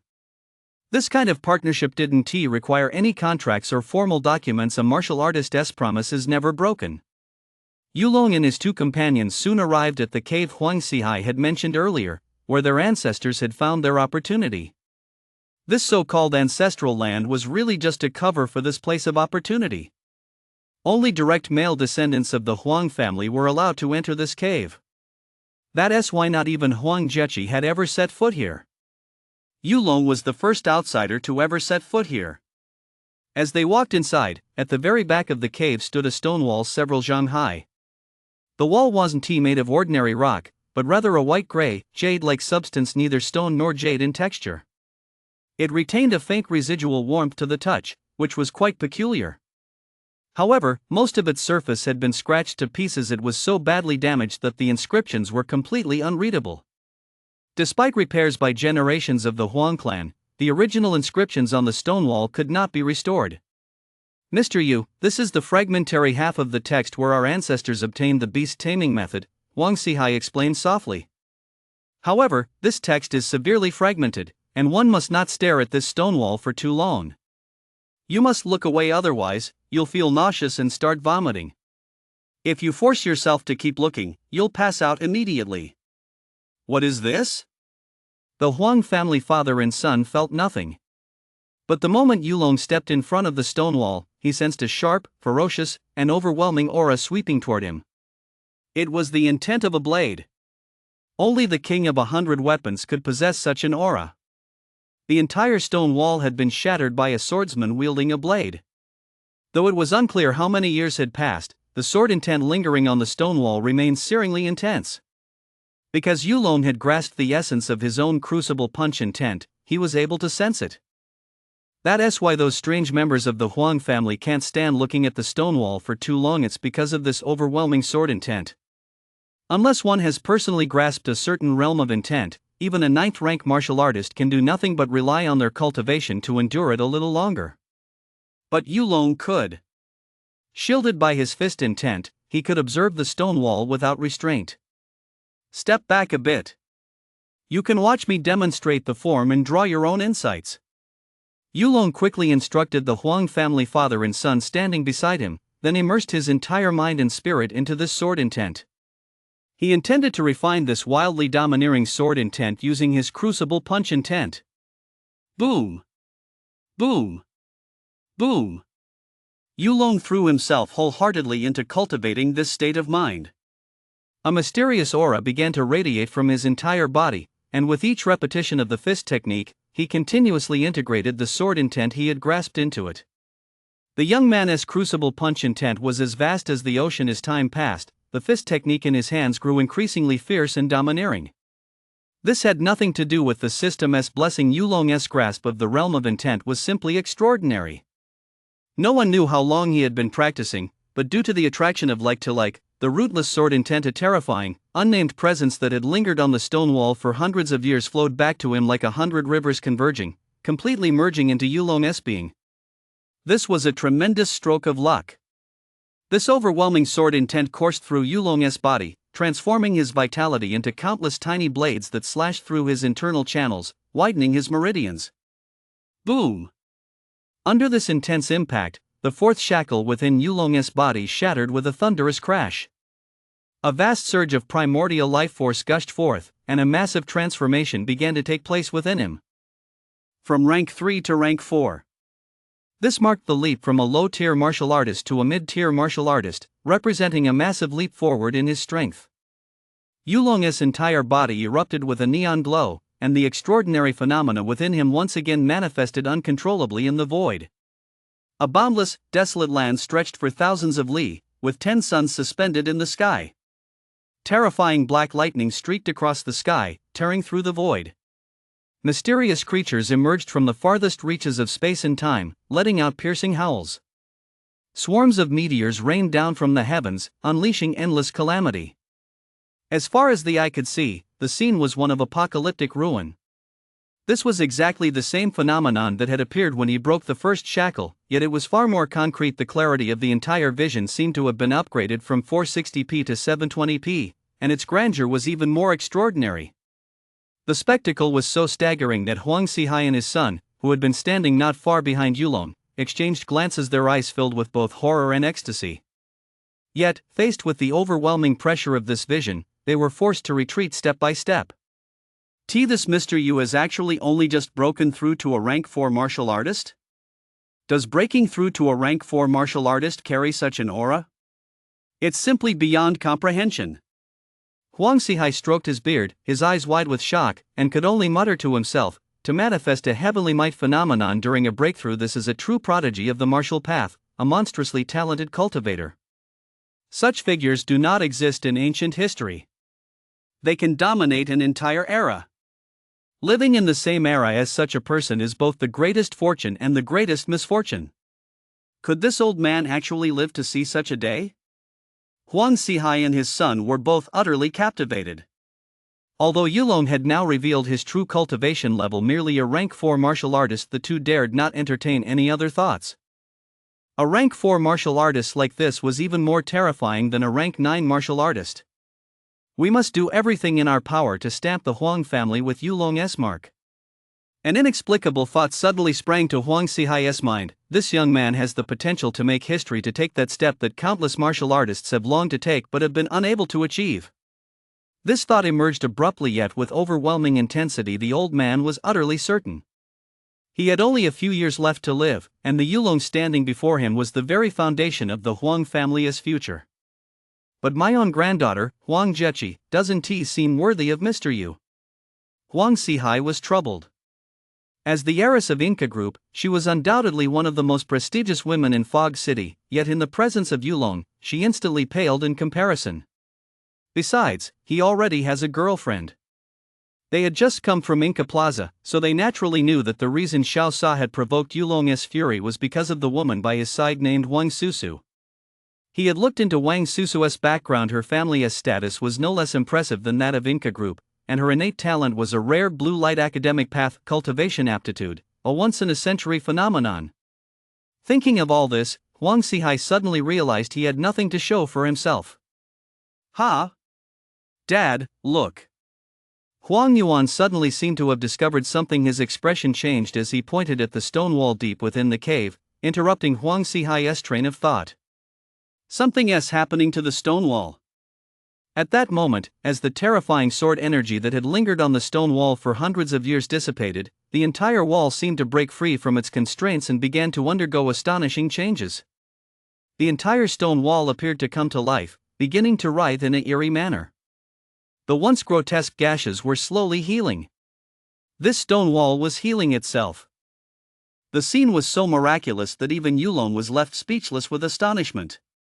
In just a quarter of an hour, the entire stone wall had been restored to its original state, becoming a single, complete piece. The text engraved on the wall also became whole once more. At the beginning of this scripture, two large characters were clearly carved. The Servant's Sutra. Chapter 65, The Freshly Appointed Grand Elder. The complete cultivation technique was now inscribed on the stone wall, which radiated a faint glow as mysterious Tao runes began to emerge. The Slave's Sutra. Yulong murmured softly, extending his perception to envelop the stone wall and instantly imprinting the cultivation technique into his sea of consciousness. This Slave's Sutra was extraordinary. It relied on the suppression of a powerful divine soul to use a mysterious technique to imprint one's own divine soul onto the opponent's, thereby completely enslaving and controlling them. Moreover, it wasn't achieved through coercion or intimidation, but through subconscious obedience, unconditional submission of both body and mind. This tested one's ability to control the divine soul. And this was precisely what Yulong excelled at. Yulong closed his eyes slightly, immersing his senses entirely in this wondrous cultivation technique, oblivious to the passage of time. Mr. Yu?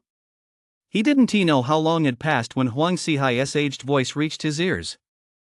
Yulong suddenly opened his eyes. Countless mysterious runes swirled within them, seemingly containing terrifying fluctuations. Behind him, Huang Xihai and his son's faces lit up with joy. Yulong had finally responded to them. They had been standing before the stone wall for an entire day. Yesterday, when the stone wall had just been restored, they had immediately turned their attention to it, hoping to record the complete technique. However, they found they couldn't make out the characters on the wall at all, and even when they took photos with their phones, the images came out blurry. Only Yulong had stood silently before this stone wall for an entire day. If it weren't for the fluctuations emanating from his body constantly shifting in mysterious ways, they would have almost thought Yulong had fallen asleep. Mr. Yu, can you make out the characters on the stone tablet?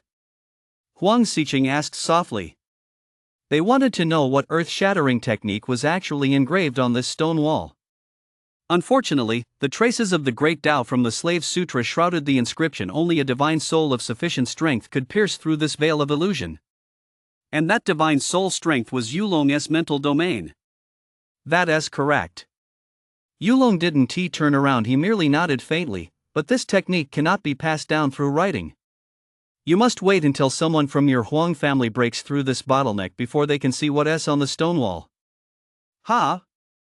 Huang Yuan, are you injured? Yulong raised an eyebrow. Huang Yuan's mental domain wasn't particularly strong, but he had been stubborn earlier and tried to force himself to view the stone wall. As a result, his spiritual soul was injured. His face turned deathly pale, and he instantly coughed up a large mouthful of blood. Mr. Yu, do you happen to have a way to help my son recover? Huang Xihai looked at him expectantly. Injuries to the spiritual soul could easily damage one's cultivation foundation, a lifelong hidden wound that was difficult to heal. It could affect one's entire cultivation journey. Let me take a look. Yulong moved swiftly to Huang Yuan's side and suddenly touched his finger to the mud pellet palace between Huang Yuan's eyebrows. Boom! A vast, ocean-like surge of spiritual soul energy poured in. Huang Yuan felt himself enveloped by a powerful, warm energy. His wounded spiritual soul was nourished by this force, and more than half of the damage was healed in an instant. This. Huang Yuan opened his eyes, his gaze filled with utter astonishment. The manipulation of divine soul energy had already surpassed his current understanding. It was a higher-level form of energy.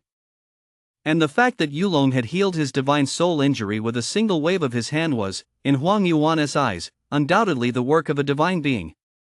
It was simply too extraordinary. Seal off this ancestral land. Mysterious runes flickered in and out of view in Yulong's eyes. He had a feeling that this slave sutra was far too extraordinary, capable of enslaving living beings, and he had never heard of anything like it before. He sensed it was not an ancient sutra native to this place. Very well. Having witnessed Yulong's extraordinary abilities, Huang Xihai had already decided to stake the Huang family's future entirely on Yulong. Mr. Yu, I'd like to apologize first. On my way here, I conducted a brief investigation into your background.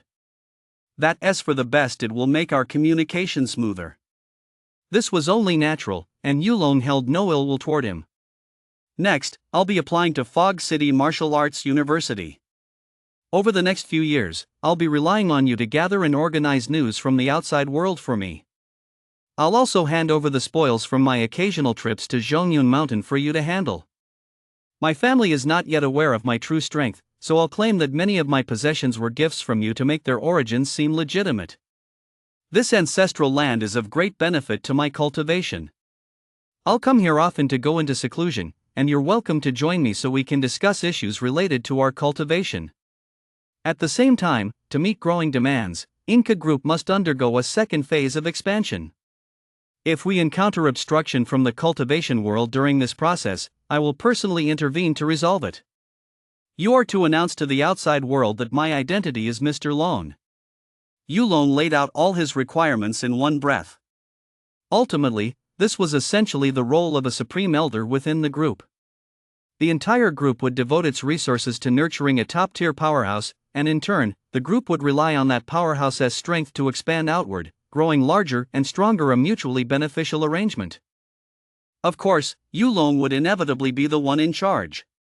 He was also laying the groundwork for his future power base. No matter how powerful he became, he couldn't handle everything alone. There were many matters that required someone else to manage. Inca Group is the first conglomerate he plans to bring under his control. Here is an address. Yulong channeled his energy into a brush and drew a detailed map on the ground. Follow this path into the mountains. Here, I buried the remains of rank 5, 6, and 7 demon beasts along with the essence of heaven and earth. Send people to retrieve them. Over the past 2 months, aside from what the system could absorb, Yulong had buried a vast collection of priceless treasures ones the system had ignored in this location. These were all creatures he'd casually slain while refining his martial arts. Their value amounted to at least several hundred million. Then, help me buy a large house near Fog City Martial Arts University, somewhere quiet, conveniently located, and secure. Yulong realized that once his feud with the Wu family came to light, his family might also face threats. He wasn't worried about his sister. The Wu family's influence wouldn't extend to a place like the Academic Path Institute in the imperial capital, but his mother, Zhou Wan, was merely an ordinary person with no cultivation. If Yulong were to be absent, she would be the most likely to be targeted. Alright. Although he was unaware of the feud between Yulong and the Wu family, Huang Sihai was familiar with Yulong's basic background. From now on, Mr. Long, you are the supreme elder of our Inca group. I'll assign several of my most trusted subordinates to protect your family.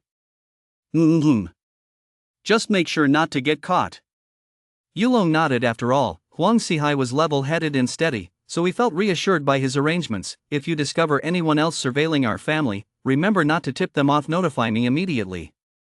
He hadn't forgotten that there was still an unidentified person secretly watching the Yu family. Alright, let us go. Yulong got into the car parked in the distance and closed his eyes to rest.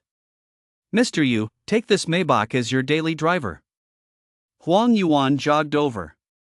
He had already come to genuinely respect the young man before him. His former arrogance was gone.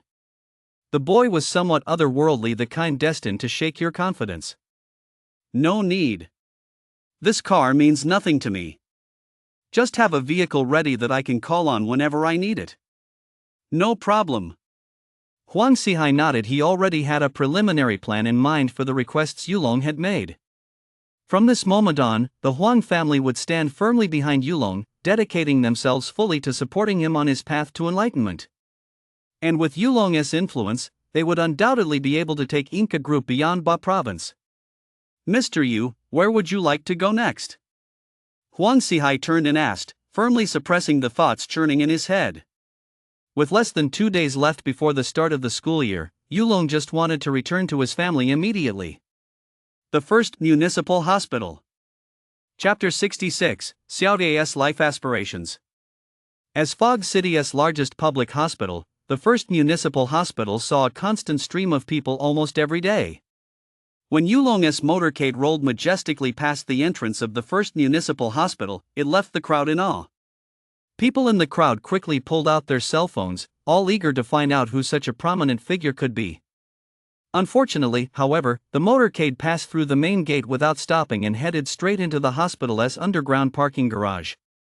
By then, Zhou Wan and Xiaoya, mother and daughter, were already waiting in the underground parking garage. They, too, saw the fleet of luxury cars roaring toward them and instinctively stepped aside. After all, they couldn't afford to pay for any damage caused to such high-end vehicles. To their surprise, however, the lead Maybach in the convoy came to a smooth stop right in front of them. The window rolled down, and Yulong leaned out. "Mom, sis, get in." "Oh, okay." After getting in, both of them were momentarily stunned. The interior of the nearly 10 million yuan luxury car exuded nothing but opulence and prestige. It was a stretch limousine, and besides Yulong, Huang Xihai and his son were also inside. The air of authority that Huang Xihai and his son exuded from their long tenure in high positions made Xiaoye too nervous to speak loudly. Her bright, lively eyes darted back and forth, glancing repeatedly at Yulong.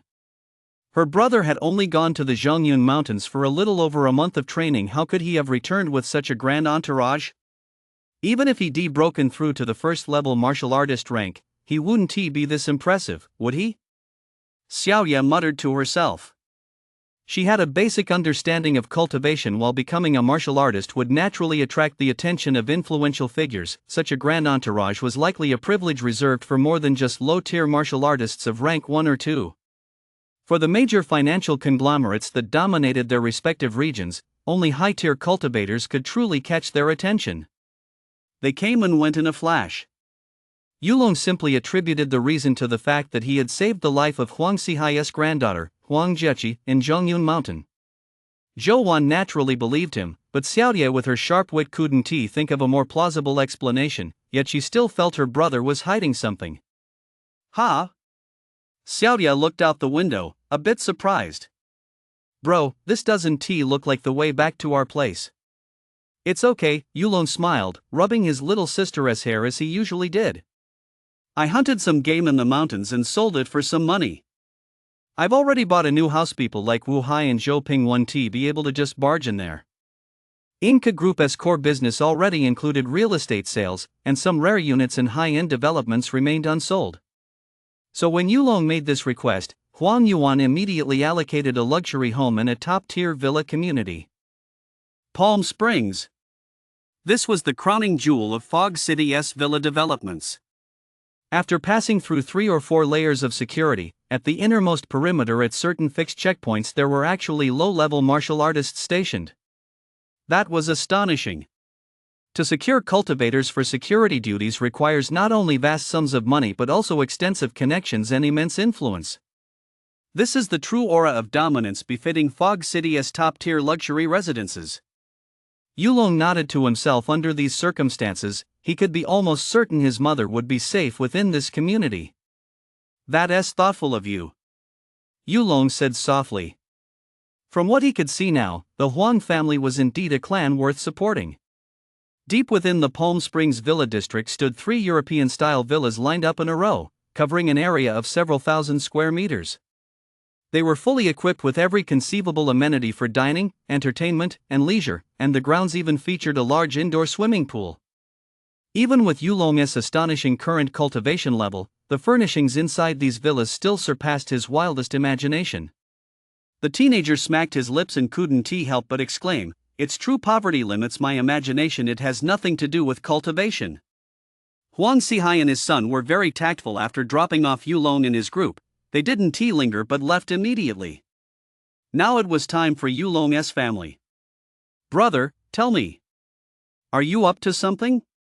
The moment the motorcade drove off, Xiaoye instantly seemed to come alive. She leaped onto Yulong's back and shook him vigorously.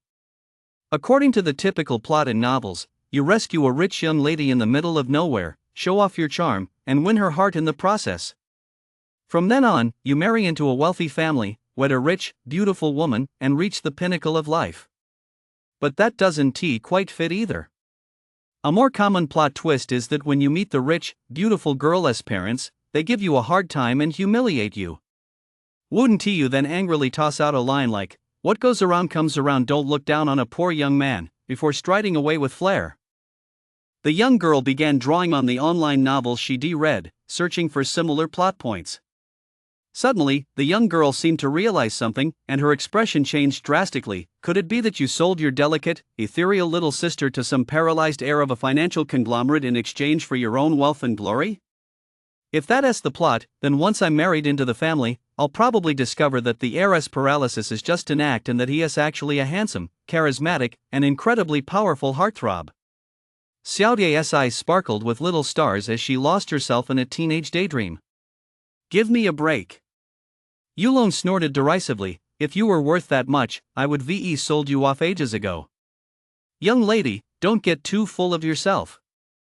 "Ah." You! Long! Xiaoye let out a shriek and angrily shoved Yulong's hand away. Zhou Wan stood behind them, watching the siblings bicker and playfully fight. She simply smiled without saying a word. This was the life she'd always wanted, a family living in peace and harmony. Stepping inside, they found the villa spotless. Inca Group had hired staff to maintain it year-round, making it practically move-in ready. Yulong's divine perception instantly swept over the villa. In the backyard, a 200-square-meter martial arts training ground caught his eye. Here, he could hone his cultivation to his heart's content. Zhou Wan's attention was instantly drawn to the spacious, bright kitchen, a little corner of the world where she could let her culinary creativity run wild. Yulong, a house this big must cost tens of millions, not to mention such high-end finishes. Although real estate prices in Wuchang weren't particularly high compared to the rest of Huaguo, a villa of this size was still worth at least tens of millions. Give or take. Yulong laughed it off. 10 million? That was just the price of an ordinary villa. In Palm Springs, a villa like this would cost over 100 million. He was afraid that if he mentioned the actual price, his mother would faint on the spot. In contrast, Xiaoye was much more carefree. She sank into the soft sofa in the living room, not wanting to move a muscle. The young girl was overjoyed. A villa like this was something she had never even dared to dream of before. This sofa is so comfortable, it's making me not even want to go to the imperial capital. The young girl spoke with a hint of resentment. She wouldn't get to enjoy this villa for more than a few days, but immediately, a surge of defiant pride swept over her. I'm Xiaoye, a practitioner of the academic path, and the smartest person in the Yu family. The young girl sprang up like a coiled spring. She had to train hard. The future of the Yu family rested on her shoulders, and her life's goal was to turn her brother into a playboy who did nothing but eat and wait for death. Yulong, your little sister's got your back. Chapter 67, The Initial Condensation of the Servant Mark. Over the past 2 days, a bombshell had been circulating in Fog City's business circles. Huang Yuan, chairman of Inca Group, had stepped down from his position, with a professional manager taking over as interim chairman, while Huang Zheqi, a third-generation member of the Huang family, had been appointed as the chairman's secretary. The second generation of the Huang family had officially withdrawn from management. This move left many scratching their heads. Most believed the Huang family was beginning to groom Huang Zheqi as their successor. Although it seemed a bit early, it wasn't entirely incomprehensible. Fog City train station. Alright, bro, I get it. Stop nagging me. It was already August 29th, and Xiaoye had to leave for the imperial capital ahead of schedule. At the Fog City train station, Yulong and his family of 3 were waiting at the entrance. Zhou Wan stuffed Xiaoye's hands with plenty of hometown delicacies she'd prepared over the past couple of days. Yulong, too, was tirelessly going over some precautions with Xiaoye. You must keep the 2 items I gave you with you at all times. They'll keep you safe. Yulong's expression was solemn. During his 2 months in Zhongyun Mountain, he had thoroughly refined the purple snake's treasure pill into a semi-natural spirit-gathering array. The mana tempered by the exotic demon pill would be of great benefit to Xiaoye's cultivation. There was also a self-defense jade pendant he had channeled all his energy into creating, capable of both offense and defense. It contained his most powerful attack, a full-force strike at the peak of the first tier of order, and was guarded by a trace of a terrifying, ominous aura. Even in the imperial capital, as long as no earth-shattering cultivator intervened, it could ensure Xiaoye's safety. Such treasures are priceless. Once they come to light, they would spark a fierce competition among cultivators, and they are simply impossible to purchase with mundane money. This was essentially like gaining an extra life. I know. Xiaoye waved her hand impatiently. She didn't realize how precious these items were. In her mind, her brother probably had no idea just how terrifying academic path cultivators could be. How could a trinket made by a low-tier martial artist possibly be enough to protect her? But since it was a gesture of goodwill from her brother, Xiaoye was still very happy. She tucked the 2 treasures, which Yulong had disguised as ordinary rank accessories, into her bosom. She was now incredibly excited about her upcoming college life. Her heart felt as if it were about to fly away. The train is about to leave. I'll be going now. Xiaoye dashed into the train station, leaving only Zhou Wan and her son watching her go. Mr. Long. Just as Xiaoye's figure vanished from sight, a man in black wearing sunglasses jogged over to Yulong and spoke softly, "Mr. Yu, the demon beast you requested is ready." When he took off his sunglasses, the man in black turned out to be none other than Huang Yuan. Due to Yulong's special status, only Huang Yuan could make direct contact. This was the real reason Huang Yuan had stepped down as chairman. Yulong's eyes lit up for the first time. He was experiencing the benefits of having real power. Over the past 2 days, he had been at home with his family, rising early to practice and hone his fist intent. Meanwhile, the massive corporate machine that was Inca Group had been set in motion, gathering demon beasts of every rank from rank 1 to rank 6, all for the sole purpose of allowing Yulong to practice the Slave Sutra. In the past, Yulong would have had to go to the Zhongyun Mountains himself to capture demon beasts one by one for his experiments. Now, however, all he had to do was give the order, and his subordinates would naturally run themselves ragged to fulfill it. "Mom, you should head home first. I have something to take care of and won't be back until later." Zhou Wan now had a dedicated driver and bodyguards whenever she went out, but she had adapted to this lifestyle much faster than Yulong had imagined. He had once asked her curiously why. The reason was simple. When Yulong's father, Yuzhan, was still around, their family's financial situation was no worse than it was now. It was just that, following Yuzhan's disappearance, their family had fallen into decline at an astonishing rate. "All right, don't worry about me," Zhou Wan nodded. "But keep an eye on the time. The semester at Wuchang University of Martial Arts starts the day after tomorrow." "Don't worry, I know." Yulong nodded and quickly got into the car and drove off. Watching her son leave, a look of nostalgia flashed in Zhou Wan's eyes. "Did you see that? The children are all becoming more and more outstanding these days. It's a pity you won't be around to see it."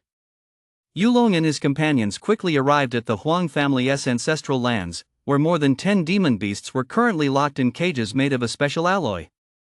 Huang Sihai was sitting cross-legged there, guarding the area. The rank 1 through 4 demon beasts were roaring frantically inside their cages, yet unable to break free, while the rank 5 and 6 demon beasts had been injected with a special drug and were in a deep sleep. "Mr. Yu." As soon as Yulong stepped out of the car, Huang Sihai abruptly stood up. Thank you for your hard work," Yulong nodded. His gaze fixed on the first rank 1 demon beast, his eyes as sharp as lightning. With a sudden flick of his hands, he formed a mysterious hand seal. Mana drifting through the heavens and earth quietly gathered in Yulong's hands, and powerful divine soul energy was infused into it, ultimately forming a delicate, intricate magical seal. This was the bond seal. Once imprinted, the creature's life and death would no longer be in its own hands. It would all be at Yulong's command. Boom! The moment the spell seal took shape, Yulong flicked his finger, and the seal floated lightly toward the rank 1 demon beast before him. Roar! Roar! The demon beast sensed the mysterious energy within the spell seal, which filled it with a bone-chilling sense of danger. It roared frantically but was utterly powerless to stop it. The seal pierced straight through the beast's body and sank into its skull. Thud! In the blink of an eye, a dull thud echoed from within the beast's skull. Its eyes instantly dimmed, and all signs of life were instantly extinguished. Yulong's servitude seal was far too potent. The consciousness of a rank 1 demon beast simply couldn't withstand the impact, and it was instantly obliterated. The beast had been eradicated at the soul level. This scene, Yulong's eyes lit up, and after a moment's contemplation, he mused, "It's quite similar to when Zhang Minglei used his academic techniques to blast the demon bear to pieces. This slave sutra seems capable of developing some extended techniques for attacking the divine soul." Yulong's eyes shone brightly, drawing analogies from this single example. His mind brimmed with ingenious ideas. One more time. Yulong formed hand seals with both hands, once again condensing a slave seal. The essence of the slave seal lies in control and mastery, not destruction. The youth strained to adjust the subjugation seal in his hand, smoothing out its sharp edges and infusing it with a divine soul power as gentle as the sea. Boom! In the blink of an eye, the seal plunged into the skull of a second rank 1 demon beast. This time, the seal successfully fused with the beast's consciousness. Its gaze instantly grew vacant, and the ferocity in its eyes vanished. Controlling its consciousness as subtly as rain nourishing the earth. Lie down. Roar. Stand on your head. Jump through a ring of fire. Yulong issued commands through the mental link, controlling the demon beast much like a circus animal trainer in his previous life. Although he had the beast under his control, his commands lacked precision. Once the instructions became vague, the demon beast struggled to respond accurately. Something's not quite right. Yulong smacked his lips. There were more than 10 demon beasts here, enough for him to test each one individually. With a single thought, the consciousness of this rank 1 demon beast was instantly obliterated. This was the consequence of being controlled by the slave seal. A single thought brought life, and a single thought brought death. Yulong was still not entirely satisfied, but the Huang family father and son standing nearby exchanged glances, their eyes filled with nothing but horror and fear. They dared not even imagine what would happen if such a terrifying technique were ever applied to a human. They had never heard of such a terrifying technique. Chapter 68, I Can Create Great Masters. For 2 full days, Yulong cultivated the slave seal at the Huang family's ancestral lands. His ability to grasp the technique was astonishing, and with demon beasts of various ranks to practice on, the young man mastered it quickly. Roar! Yulong's mental domain was so powerful that even the sole remaining rank 6 demon beast was now under the control of his servitude seal. The ferocity in its eyes had faded, yet its gaze remained alert. Yulong didn't even need to issue a command. A mere flicker of his thoughts was enough for this rank 6 demon beast to act on its own. Its 10 zhang tall body radiated demonic energy skyward, exuding an astonishing aura of might. It was indistinguishable from an ordinary rank 6 demon beast. This enslavement technique is truly extraordinary.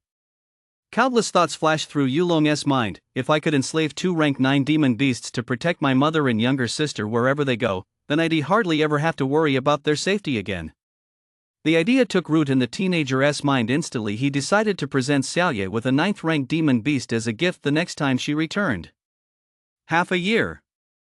Xiaoye had just started her freshman year of college. He still had half a year.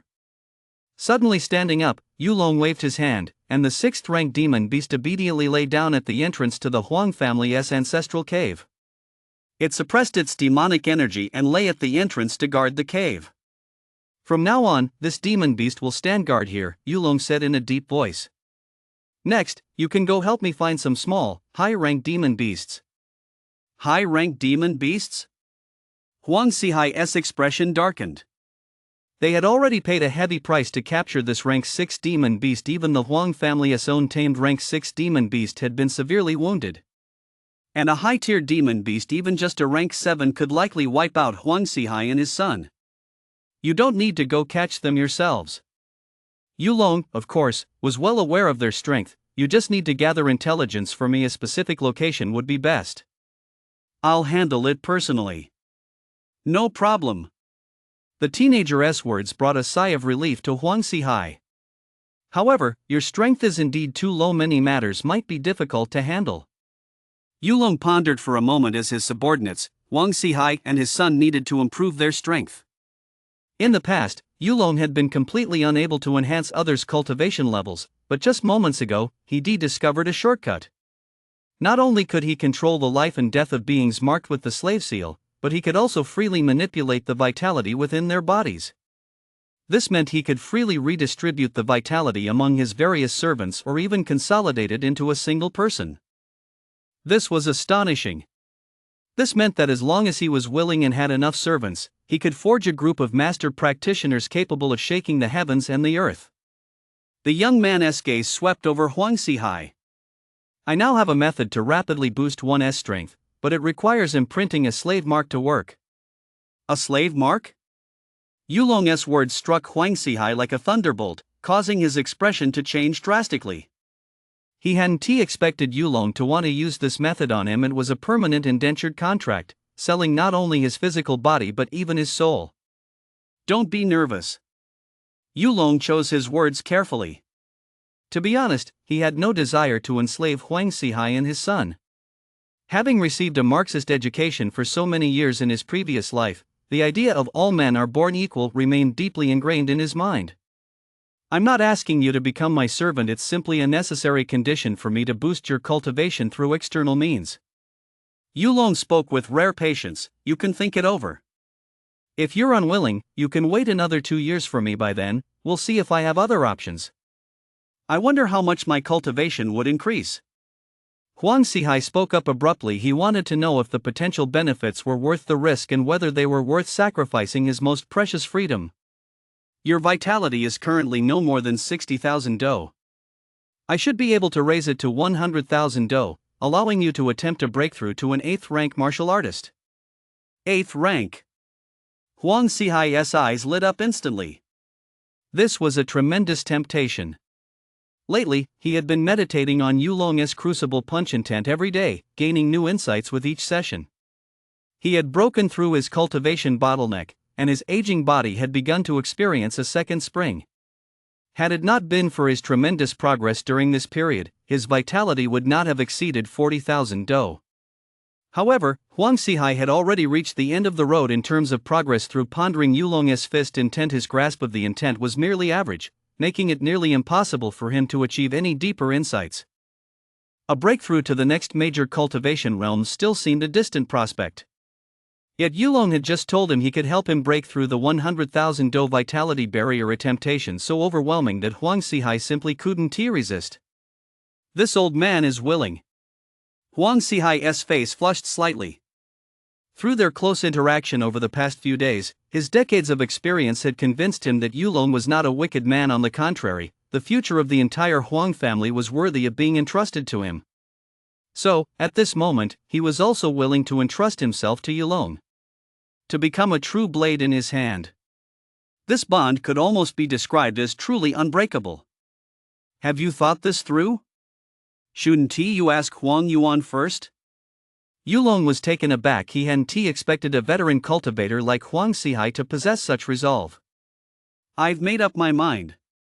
How could a son possibly overrule his father's decision? Huang Xihai's expression was resolute. Huang Yuan had returned to the corporation over the past couple of days to oversee the handover and was not staying at the Huang family South ancestral estate. Very well. Yulong barked in a deep voice. Let go of your mental resistance. Yulong condensed the servitude seal and instantly imprinted it into Huang Xihai's mind. Boom! The moment the slave seal entered Huang Xihai's sea of consciousness, it transformed into a vast net spanning the heavens, reconstructing his entire consciousness network. Yulong felt a sudden heaviness in his head. He had already gradually refined nearly 10 demon beasts of various ranks into servants, yet the burden of those 10 slave seals combined was nowhere near as heavy as this single one from Huang Xihai. This must have something to do with the human race being the rulers of all spirits.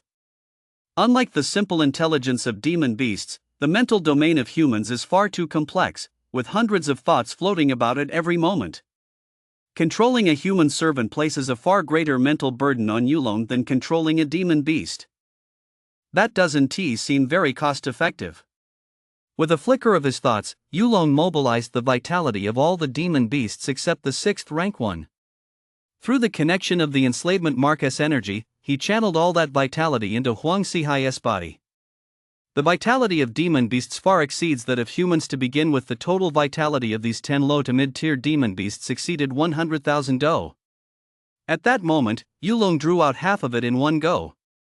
Boom! In the next instant, Huang Xihai's eyes bulged violently. He sensed a vast surge of vitality rushing toward him from some mysterious part of the void. The vitality poured into his body like a tidal wave, sweeping through every meridian and blood vessel like a mighty river. It was like a long dried-up land receiving a timely rain, or withered trees blooming anew in spring. Under such a terrifying infusion of vitality, Huang Xihai's physical body swelled like an inflated balloon, expanding visibly to the naked eye. 60,000 do. 70,000 do. 80,000 do. 90,000 do. 100,000 do. In just a mere quarter of an hour, Huang Xihai's vitality cultivation had surged to 100,000 do, and the 8th shackle within his body shattered instantly. Enveloped in dazzling divine light, the source of life was released from the shattered shackles. By the time the breakthrough was complete, Huang Xihai's vitality had soared to 120,000 do. He had already entered his twilight years. His inner potential was exhausted, and his life essence had dried up, so the leap brought about by shattering the shackles was not significant. Huang Xihai closed his eyes to sense the changes in his body. A smile grew wider and wider at the corners of his mouth. His body trembled, and the aura of an 8th-rank martial artist suddenly erupted, a massive pillar of vitality shooting straight into the heavens. A few of Fog City's top martial artists sensed this change. At the bottom of the Yangtze River, the currents were swift, with hidden reefs and rapids. Countless river creatures formed an ecosystem. At that moment, a rock formation entwined with aquatic plants suddenly shifted, causing the fish and shrimp swimming nearby to scatter in panic. It was a man. No one knew how long he had been sitting cross-legged at the riverbed. His entire body was entangled in aquatic plants, and even fish and shrimp had begun to breed among them. The figure opened his eyes, and a dazzling divine light burst forth from his eye sockets, piercing straight through the center of the river. Is that the direction of the Huang family's ancestral lands? Could it be that even among those two young ones from the Huang family, there is someone capable of breaking through to rank 8? The figure's voice sounded hoarse and raspy, as if he hadn't spoken in ages. The figure said no more. After a single glance, he closed his eyes. The divine light faded, and the world at the river's bottom fell silent once again, with only that final sentence echoing through the depths. Quite interesting. Chapter 69, The First Day of School. September 1st. This was the unified start date for all universities and colleges in Huaguo. Early this morning, Zhou Wan and Yulong made a video call to Xiaoye. It turned out the little girl had made new friends there, and the group was having a great time. When she answered the call from home, Xiaoye mumbled a few words and hung up, leaving Zhou Wan and Yulong staring at each other in silence. That girl, she doesn't miss home at all. Zhou Wan teased with a laugh, though there was a hint of sadness in her eyes. The children had grown up and were living their own lives.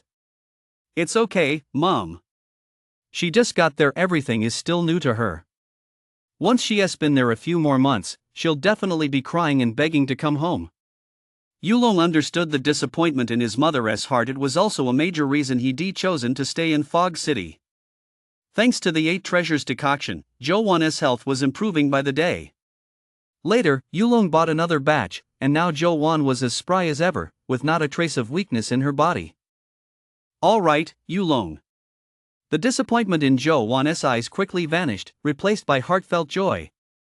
Both of her children possessed the aptitude for cultivation. One had been accepted into the academic path academy in the imperial capital, and the other was attending Fog City Martial Arts University. These were achievements most families could never even dream of in a lifetime. So Zhou Wan felt deeply content. Today you're going to register and start your college life. Zhou Wan carefully straightened her son's collar. Once you get to school, make an effort to get to know your new classmates, okay? Don't go around all by yourself. Yeah, I know. Yulong showed not the slightest impatience. In his previous life, he had also found these trivial reminders quite tedious, but in this life, he could listen to them over and over without ever growing tired of them. Stepping out of the house, Yulong got into the car that had been parked at the entrance for some time, and it drove straight toward Wufeng City's Wuhan University. After a moment's thought, the young man pulled out his cell phone and called Huang Xihai. While I'm living on campus, raise the security level at the villa to the highest level. Yes, Mr. Yu. Over the past few days, Huang Xihai had been secluded on the Huang family South ancestral estate, getting accustomed to his rapidly surging cultivation. The highest security level they had previously agreed upon meant that either he or Huang Yuan must personally protect Zhou Wan. This was a very high level of priority, practically guaranteeing absolute safety in Fog City. After driving for nearly half an hour, they finally arrived at the entrance to Fog City Martial Arts University. Yulong got out of the car a block away from the entrance. He didn't want to draw too much attention. At the entrance stood a stone stele over a zhang tall, inscribed with 2 large characters. Family and Nation. Or rather, the nation. A powerful sense of atmosphere swept over Yulong, striking his consciousness. These 2 characters were personally inscribed by Yan Xiaoxiao, the chief instructor of the military department, and were later engraved onto stone steels and sent to martial arts universities across the country. The true original seems to be right at the entrance of the Imperial Capital Martial Arts Academy. This is merely a rubbing. Even so, the spiritual essence of family, nation, and the world remains intensely powerful. In comparison, the spiritual essence of family, nation, and the world that Yulong had grasped during the beast tide was but a drop in the bucket. Yulong stood dumbfounded before the steel, his eyes vacant, as his senses enveloped the monument from all sides. He sought to grasp the essence Yin Xiaoxiao had imbued within it, cross-referencing it with his own inner world. Another fool trying to achieve enlightenment just by staring at a steel. Some upperclassmen, sophomores and juniors passing by saw Yulong spacing out in front of the steel and couldn't resist mocking him. They, too, had done the same back in their day. Who wasn't like that in their youth? Having stood out among tens of millions of college entrance exam takers, full of vigor and confidence, looking down on their peers, always firmly believing they were the protagonists of the universe destined to soar to the pinnacle of cultivation and dominate an era. Looking back in old age, they realized that while the era stirred up massive waves, after the sand was washed away, they themselves were merely the shifting sand swept aside, not the trailblazers standing at the crest of the tide. This is the path taken by the vast majority. Time and again, society's harsh lessons have forced them to truly see themselves for who they are. Yeah, in all these years, the only one who ever managed to gain any insight from this stone steel was Senior Yen Shi back when he was a freshman. Pfft, do you think martial arts prodigies like Senior Yen Shi are just lying around waiting to be discovered? I bet this little freshman won tea last 5 minutes before he loses face and slinks away. A female student chimed in. He'll definitely realize he can't grasp anything, feel embarrassed, and just stand there staring blankly at the stone steel, trying to save face. Let us bet a vitality pill. I'll put one on the line too. Me too. Several upperclassmen from Fog City Martial Arts University exchanged mischievous glances. They knew just how challenging this steel was. Boom! Just then, Yulong, who had been standing in front of the steel in a daze, suddenly radiated a completely different aura. A majestic, noble energy embodying the spirit of family, nation, and the world surged from his body. It spread outward, affecting even those around him. The third and fourth year students watching nearby were no exception. Their minds were instantly captivated. Fortunately, this aura expanded for only an instant before retracting back into Yulong's body. What? The senior students, now coming to their senses, exchanged glances, their eyes filled with disbelief and horror. That freshman! That's terrifying. Could it be that this year's Wuching Martial Arts University is about to produce another genius like Senior Yen Shi? It seems that even when Senior Yen Shi had his epiphany in front of the stone steel back then, there wasn't a phenomenon like this. As the students buzzed with discussion, Yulong suddenly opened his eyes, and all the energy emanating from his body retreated inward. Who was that just now? Who emitted the nation and family realm of intent? Not far away, an elderly man with snow-white hair and beard sprinted barefoot toward them, his face brimming with excitement. He had just sensed the aura of a realm of intent from his office. This realm of intent is the foundation of fist intent. To comprehend fist intent, one must first grasp this vague realm of intent, which is equivalent to being half a step away from fist intent.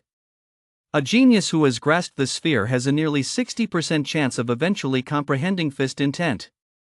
They've already set half a foot on the pedestal of the martial path's greatest masters. This was the reason for the old man's excitement. He hadn't even had time to put on his shoes before rushing straight to the school gate. It's you! The old man's gaze was as sharp as lightning. He spotted Yulong standing before the stone steel immediately. A faint gleam flashed in his eyes, like a cat that had spotted a mouse. Come to my class, I'll take you on as my personal disciple. Though unremarkable in appearance, this old man possessed the cultivation of an 8th-rank peak martial artist. He had been at this level for many years, and his strength was astonishing. The previous prodigy, Yen Shi, had been in his class. On the very first day of school, being actively approached by an 8th-rank martial artist to become his personal disciple was a tremendous honor and a testament to one's competitiveness. Old he! You're breaking the rules again! Before Yulong could even think of a response, an angry roar echoed from the distance. You ought to snatch a genius like this away early, just like you did with Yanxi? Don't even think about it. A red-faced, burly man moved like lightning, charging toward the school gate. Humph, red-faced Shang, if you actually followed the rules, you wouldn't have come running here. The white-haired elder's expression darkened the moment he recognized the intruder. Oh my, we're all colleagues here. Let us mind our conduct. Arguing in front of the kids is so unbecoming. Let us compete fairly. A third, smiling elderly man also walked over from a distance. Their target was all Yulong, which gave Yulong, who had been focusing on quietly leveling up, a headache and left him feeling a bit regretful. The first day of school, and this seems a bit too high profile. Chapter 70, What is it to you? With the start of the new year, tens of thousands of martial path students gathered at Fog City Martial Arts University, bringing fresh energy as freshmen. At that moment, the number of students at the school gate was growing by the minute, and Yulong was beginning to regret his decision. If I'd known, I would have waited a little longer to grasp the essence of this stone steel. Half a year ago, during the Beast Tide, the young man had grasped the essence of family, nation, and the world, which perfectly resonated with the essence within this small stone steel at the school gate. As a result, the crucible punch intent within Yulong was nourished, growing significantly stronger once again. If only I could see the real, original stone steel. Yulong licked his lips. His current strength was nearly enough to look down on 8th-rank martial artists in his mind. Even 9th-rank martial artists were no big deal. Yet Yan Xiaoxiao's stone steel had dealt him a harsh reality check. Yan Xiaoxiao and those at the martial king level were far beyond his imagination. He realized he had previously underestimated the strength of the mightiest figures on the martial path. A strong urge welled up within the youth. He wanted to meet these two current pinnacles of the martial path. Perhaps doing so would bring him new insights and realizations. Young man, what do you say? Think it over. Join my class, and I'll secure you a first-class scholarship every year, plus a monthly supply of 2 vitality pills. The white-haired elder laid out his terms without hesitation. Such an offer immediately drew gasps of astonishment from some of the upperclassmen nearby. Good heavens! How come teacher he is suddenly so generous? A student familiar with the elder's ways stared wide-eyed, wondering if he was dreaming. Yeah, even students in their second or third year rarely get treatment like this. This kid just enrolled and already caught teacher he's attention. I'm so jealous. Yeah, why didn't I linger a little longer in front of that stone steel back then? Maybe I could have gained some insight too. Professor I haven't given it any thought yet. Yulong rejected the white-haired elder's offer almost without hesitation. At the Martial Arts University, there are 2 paths to choose from. One is to study like an ordinary student, learning independently through professors' open lectures and striving for breakthroughs in cultivation. This was the path taken by the vast majority of students at the Martial Arts University. If they could break through to become a rank 1 or rank 2 martial artist by graduation, they would live a life of wealth and prestige. However, there were also a very small number of students who, upon enrollment, revealed astonishing cultivation talent. They were spotted by certain teachers and taken on as direct disciples. Such geniuses received far greater attention from the school and access to far more cultivation resources than their peers. However, Yulong paid no heed to any of this. Such preferential treatment held little significance for him at this stage. What mattered more was the profound heritage of this centuries-old institution, which granted him access to information unavailable elsewhere. Yulong's refusal clearly took the old man by surprise. He hadn't expected the young man to reject him outright without even a moment's consideration. The old man gave Yulong a penetrating look but showed no sign of anger. Although he didn't want to miss out on a genius like Yulong, once his offer had been rejected, he wouldn't press the matter further. That was his pride. In his eyes, his own school already had a genius like Yanxi, who was every bit as talented as Yulong. With careful cultivation, Yanxi was bound to achieve great things in the future. Rejecting him was this young man's loss. Having received his answer, the white-haired old man turned and left without a moment's hesitation. Ah, you're quite something, kid. You managed to stay true to yourself even in the face of such a huge temptation. The red-faced old man roared with laughter and patted Yulong on the shoulder, even if old he doesn't hold it against you, his disciples are sure to give you a hard time. After all, in their eyes, their master has been insulted by you, so as disciples, they simply must take action. As the red-faced old man spoke, his gaze swept over Yulong. He wanted to see if the young man would be taken aback by such news. You must know that among his disciples are geniuses like Yen Shi. He is only a junior-year student, yet his strength has already broken through to the 4th-rank martial artist level. To the red-faced old man's disappointment, he saw not a trace of panic in Yulong's eyes. It seemed this posed no trouble for him at all. Indeed, he has a steadfast mind. The red-faced old man nodded to himself inwardly. To remain unflappable even as a mountain crumbles before him, such mental fortitude marked him as a promising prospect for martial arts cultivation. He didn't know that, in Yulong's eyes, such a challenge was merely a minor gap not worth giving a second thought. That Yen Shi fellow was merely a 4th-rank martial artist. If it really came down to it, Yulong could crush him with a single backhand strike. Only if the white-haired old man intervened personally would Yulong find the situation somewhat tricky. Teacher Li, it's fine. Yulong smiled.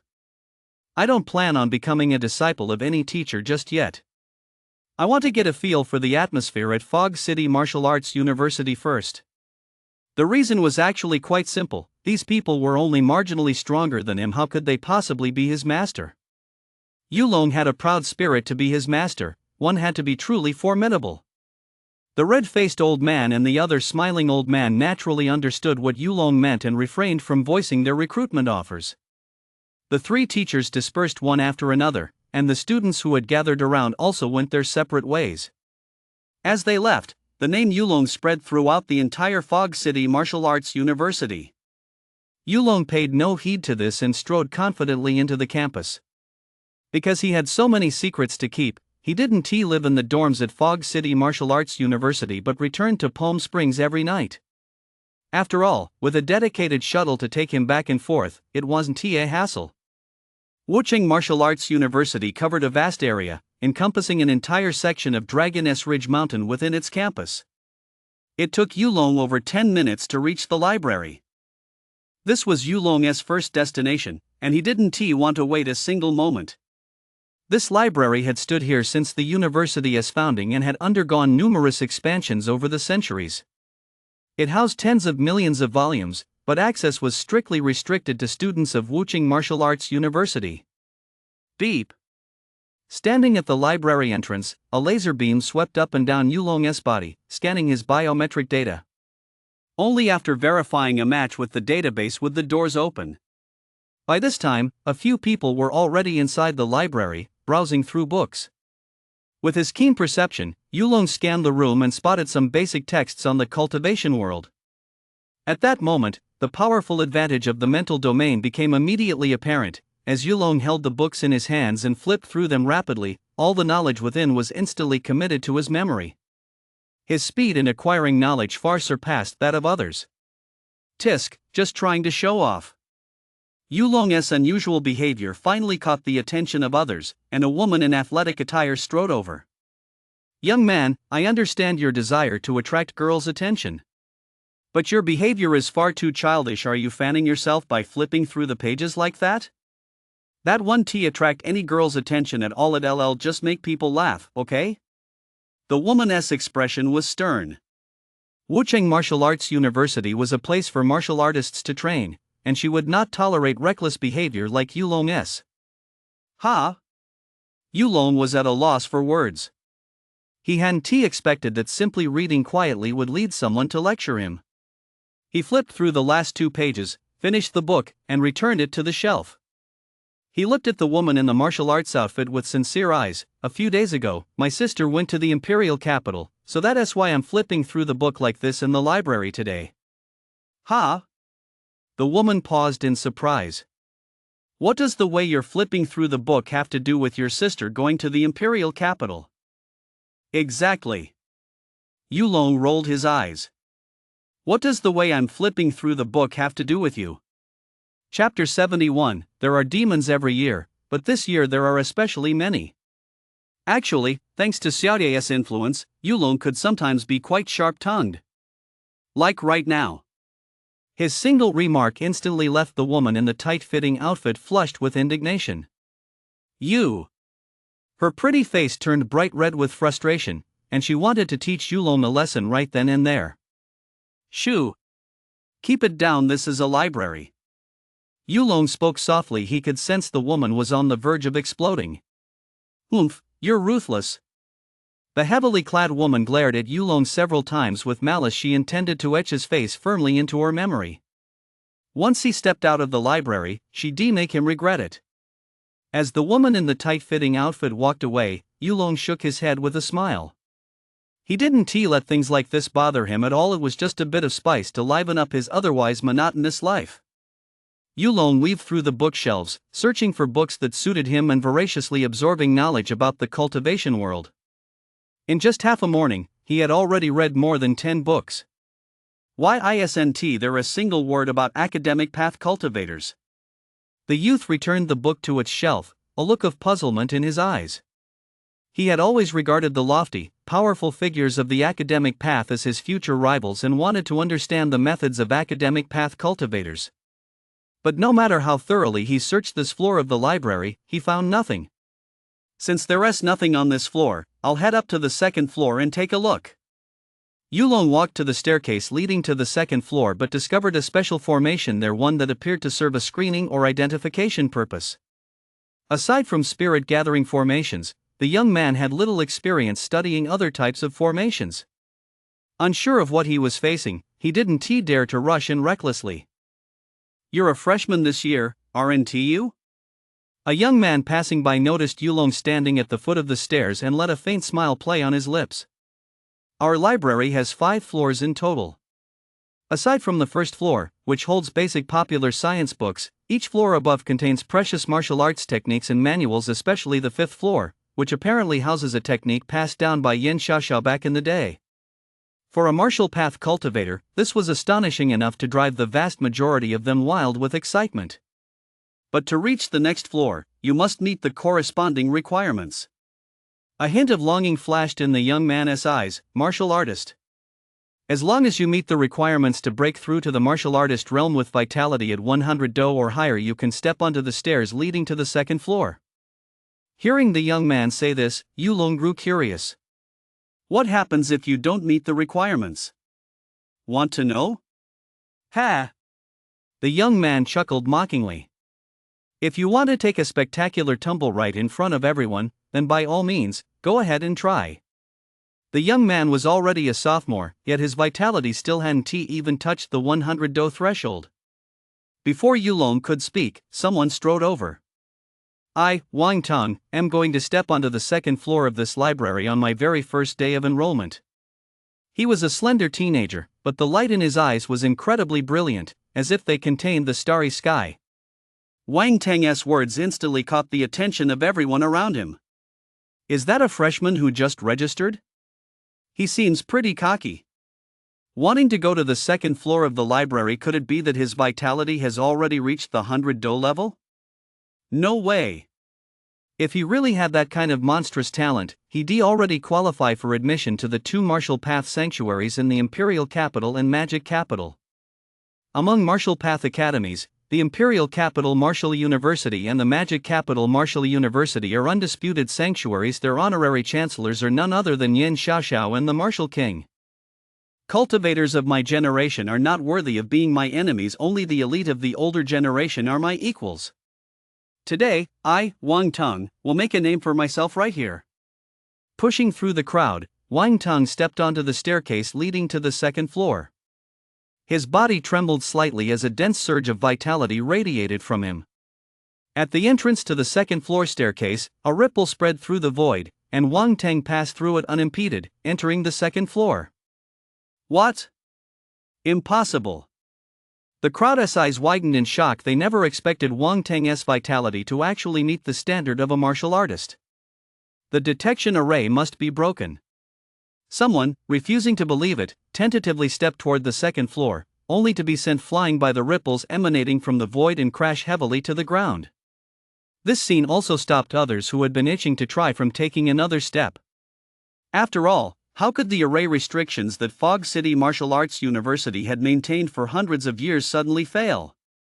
Though unbelievable, everyone had to admit that Wang Tang was simply extraordinary, a freshman who had already reached a level that many seniors in their fourth year hadn't achieved. The path of cultivation is arduous. Every year, thousands of students at Fog City Martial Arts University fail to break through to the first-rank martial artist level and are unable to obtain their official diplomas. It seems that among this year's freshmen, Wang Tang is the standout. The young man standing beside Yulong remarked with a sigh. He himself had yet to reach even 100 Do vitality. His goals were modest. He only hoped to graduate smoothly and return to his hometown to live a life of wealth and comfort. 200 Do vitality. Yulong stood nearby, muttering under his breath. His perception was razor sharp. It seemed Wang Tang had just consumed some rare fruit, for the vitality surging within him was astonishingly robust, and it continued to grow as time passed. With such talent and good fortune, he should rank among the top few in this class. On the way here, most of the martial artists they encountered had vitality levels of no more than 100, and only about a third of them had truly become martial practitioners.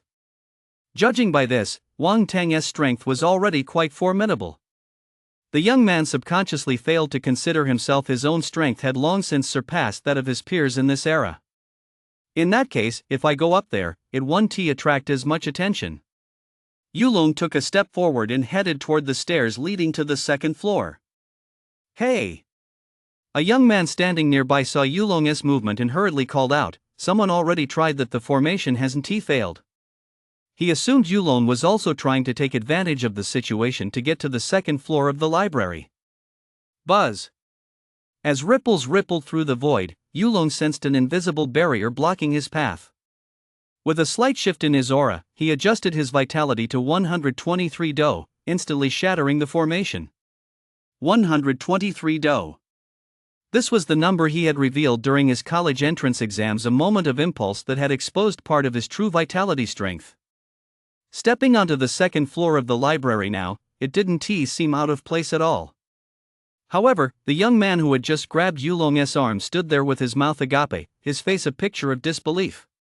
You're actually over 100 Do in vitality too? The young man's voice was hoarse. The shock was simply too much for him. For a moment, the room fell so silent you could hear a pin drop. No one spoke. What's going on this year? Are all the freshmen this formidable?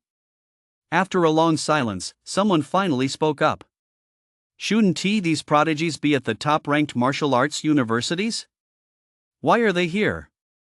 Some of the older sophomores and juniors found it hard to accept this reality. Those two freshmen just now, their prodigious talent seems to rival that of senior Yan Shi, a student under Professor He. Yeah, could this be a sign that Wuching Martial Arts University is about to make a comeback? Some students felt their spirits lift. Wuching Martial Arts University ranked among the top 30 in all of Huagua. For every spot the school climbed in the rankings, more resources would be allocated from the central government, benefiting everyone. This was a great thing. Unfortunately, not everyone could possess such talent and good fortune. The young man who had just been chatting with Yulong could only sigh with mixed emotions. There are prodigies every year. Are there just more of them this year? Chapter 72, How to Get to the Arena. Upon arriving at the second floor of the library, Yulong was disappointed. There were far fewer bookshelves here compared to the first floor, but every book contained orthodox martial path techniques that martial artists could practice. However, every book had a price tag, not in money, but in the school's contribution points. Even a simple martial path manual cost hundreds of contribution points, and since Yulong had just enrolled, he didn't have a single contribution point to his name. Walking into a treasure trove only to leave empty-handed, that feeling was enough to drive anyone crazy. Ha! Wang Tang, who was wandering around the second floor, spotted Yulong. Aren't you the guy who was just at the entrance on the first floor? Wang Tang was surprised. He hadn't expected this person to show up on the second floor as well. You're a freshman this year too, right? Wang Tang's gaze was sharp as he sized Yulong up and down. Kind of interesting. But Yulong had no interest in talking to him. Wang Tang's vitality was formidable, unmatched among his peers, but Yulong was already a generation ahead. His strength had never been measured against those of his own generation. Yulong quickly scanned the second floor. Even the cheapest martial arts techniques cost 100 contribution points, and the problem was, he had no idea how to earn them. During this time, several more people walked up to the second floor, senior students in their second and third years. Most of them were rank 1 martial artists, but one cold-eyed man in black walked straight up to the third floor. Yulong saw it clearly, that cold-eyed man was a rank 2 martial artist. Does each higher rank allow you to go up 1 floor? He murmured to himself. With Yulong's current cultivation level, he could have charged straight to the top of the 5th floor, but if he revealed his identity, his plan to lie low and develop his strength would be ruined. His current strength wasn't enough to weather the storm that would follow if his true power were exposed. Without lingering on the 2nd floor, Yulong turned and headed back down. Since he couldn't take any books, his first priority now was to figure out exactly what contribution points were. Less than 10 minutes later, Yulong reappeared at the 1st floor stairwell. To his surprise, the young man was still standing there, his eyes lit up when he saw Yulong. "What's your name? Let us be friends. I'm Wang Chao, a sophomore." Yulong turned to look at the young man. His meridians were narrow, and his vitality was less than 80 do. No matter how he looked at it, the young man's future achievements on the martial path would be limited. "I'm Yulong, a freshman." But in Wang Chao's eyes, Yulong saw a glimmer of longing, a desire to seize every opportunity to grow stronger. That was why Yulong was willing to exchange names with him. Sensing Yulong's goodwill, Wang Chao's eyes lit up as well. "You just arrived on campus today, right? Let me show you around." Wang Chao and Yulong walked out of the library side by side. Decades later, whenever Wang Chao recalled this moment, his vitality would surge. That single step had changed the course of his life. Just then, as Yulong stepped outside the campus gates, he spotted a woman in athletic attire glaring at him with wide, furious eyes. "You little brat, you're finally out." The woman was grinding her teeth so hard they were about to shatter. She'd been waiting for nearly an hour, her stomach growling with hunger, and Yulong had finally emerged. "Why are you waiting for me?" Yulong was a bit surprised. Wasn't this the same woman he'd briefly crossed paths with in the library just a moment ago? Could it be that she'd been captivated by his handsome looks and had since set her heart on him? As soon as this thought crossed his mind, Yulong's expression immediately turned serious, and he waved his hand to decline.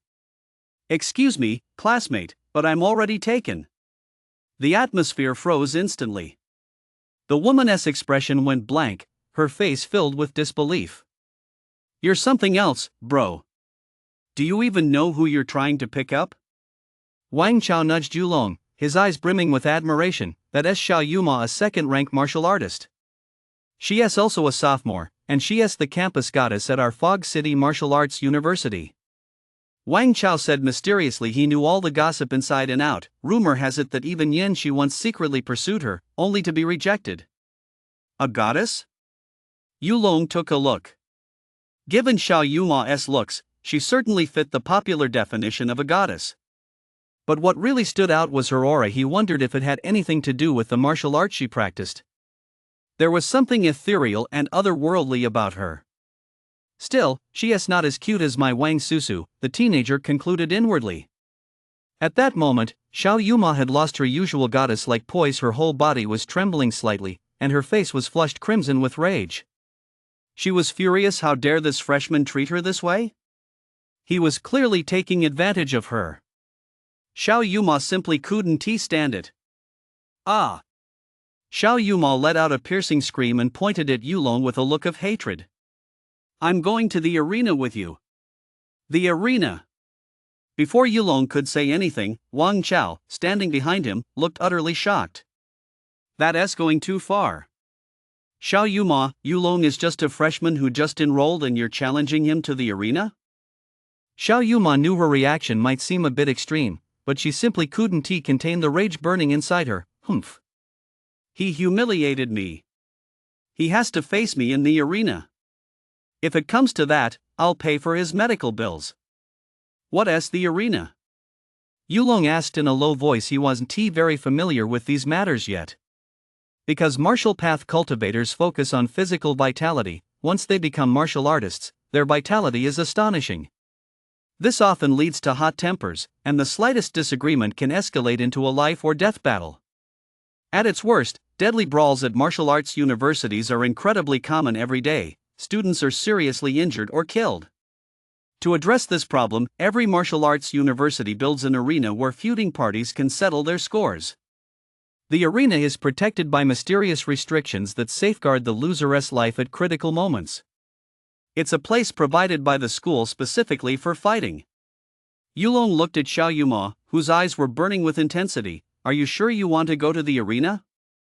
Absolutely. Xiao Yuma's pretty face turned icy as she snapped. I know it's not exactly fair, but don't worry, once I've vented my anger, I'll transfer 100 contribution points to you. Is that good enough? It was clear that Xiao Yuma wasn't a bad person, but Yulong's few words had stirred up a raging fire of anger within her. Heaven help us, Yulong's sharp tongue wasn't even a third as effective as his younger sister Xiaoya's. Can we bet contribution points? Yulong's eyes lit up.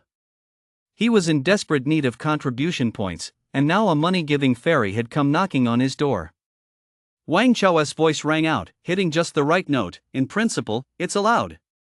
After all, those who make it to the arena either have major grudges or are here for friendly sparring. They want to give it their all, so at times like this, they can negotiate their own stakes. So does this goddess have plenty of contribution points? Yulong was curious. A new idea had formed in his mind. Of course she does. Wang Chao knew the ins and outs of these matters well. She is not only the goddess of Wuda University, but also a prodigy with astonishing talent. Besides the contribution points the school awards to prodigies, she also takes on outside missions from time to time. She already has over 1,000 contribution points. Once one's cultivation reaches the martial artist realm and their strength undergoes a transformation, contribution points become much easier to earn. These points can then be exchanged for martial arts techniques and treasures. This also leads to the strong getting stronger and the weak getting weaker. 300 contribution points. Upon learning the situation, Yulong was utterly stunned and immediately proposed a higher stake. He was determined to take advantage of this opportunity to fleece Xiao Yuma, play the landlord, and divide up the spoils. Let me go up on that so-called arena to fight you deal. Yulong held up 3 fingers and wiggled them. I want 300 contribution points. Xiao Yuma's expression darkened even further. What the hell is this? Paying contribution points just to beg this Yulong to step onto the stage? This wasn't the first time Yulong had pulled a stunt like this. Half a year ago at the Kunping dojo, when he was surrounded and attacked by a group of rank 3 coaches, he used the same tactic to blackmail them into handing over 10 vitality pills. After all, he wasn't about to serve as a sparring partner for free. Fine, I'll agree to it. Xiao Yuma was grinding her teeth so hard they felt like they might shatter. The man in front of her was so despicable that she even began to doubt whether her goddess-like charm still worked. That's great. Yulong chuckled, seemingly oblivious to the murderous glare on Xiao Yuma's face. By the way, how do I get to the arena? Chapter 73, Xiao Yuma's Troubles. Wucheng Martial Arts University covered a vast area, encompassing the entire isolated peak of Longji Mountain within its campus. All the school's buildings were constructed around Longji Mountain. Halfway up the mountain, a circular structure stood tall. This was the gymnasium, surrounded by all kinds of exercise equipment. Many martial artists who hadn't yet broken through to the martial artist realm trained here to cultivate their vitality and temper their physical bodies. Further inside, deep within the gymnasium, there is fitness equipment designed to temper the physiques of martial artists. In addition to this equipment for building physical strength, 1/3 of the gymnasium's space is dedicated to dozens of combat platforms. These platforms are used during some of the school's competitions, but on ordinary days, they primarily serve as places for martial arts students to settle personal disputes. At that moment, Yulong and Xiao Yuma were standing below one of these combat platforms. Ahem, I checked the school's opening ceremony is this afternoon, and it's almost lunchtime. Let us get this over with quickly. Yulong rubbed his nose and strode onto the combat platform. Fighting a rank 2 martial artist didn't exactly get his blood pumping. Don't worry. I won't make you suffer for too long. Across from him, Xiao Yuma spoke through gritted teeth, her fists clenched so tightly they creaked, and her beautiful eyes seemed ready to shoot fire. Ha! Someone has stepped onto the arena. There were many students training in the gym, and as soon as Yulong and Xiao Yuma stepped onto the arena, they immediately caught the attention of a large crowd. I don't recognize the guy, but the other one that seems to be Xiao Yuma, the ethereal goddess. Xiao Yuma was extremely famous at Wucheng Martial Arts University. Almost all the male students knew her. What? The ethereal goddess? No way. Some were surprised. Xiao Yuma was a goddess-level figure at Wucheng Martial Arts University. Why would she step onto the competition stage? Who had angered her? Junior sister Xiao. Why are you on the competition stage? From the audience, a junior suddenly spoke up. Are you here to settle a personal grudge with someone? Does junior brother Yan Shi know about this?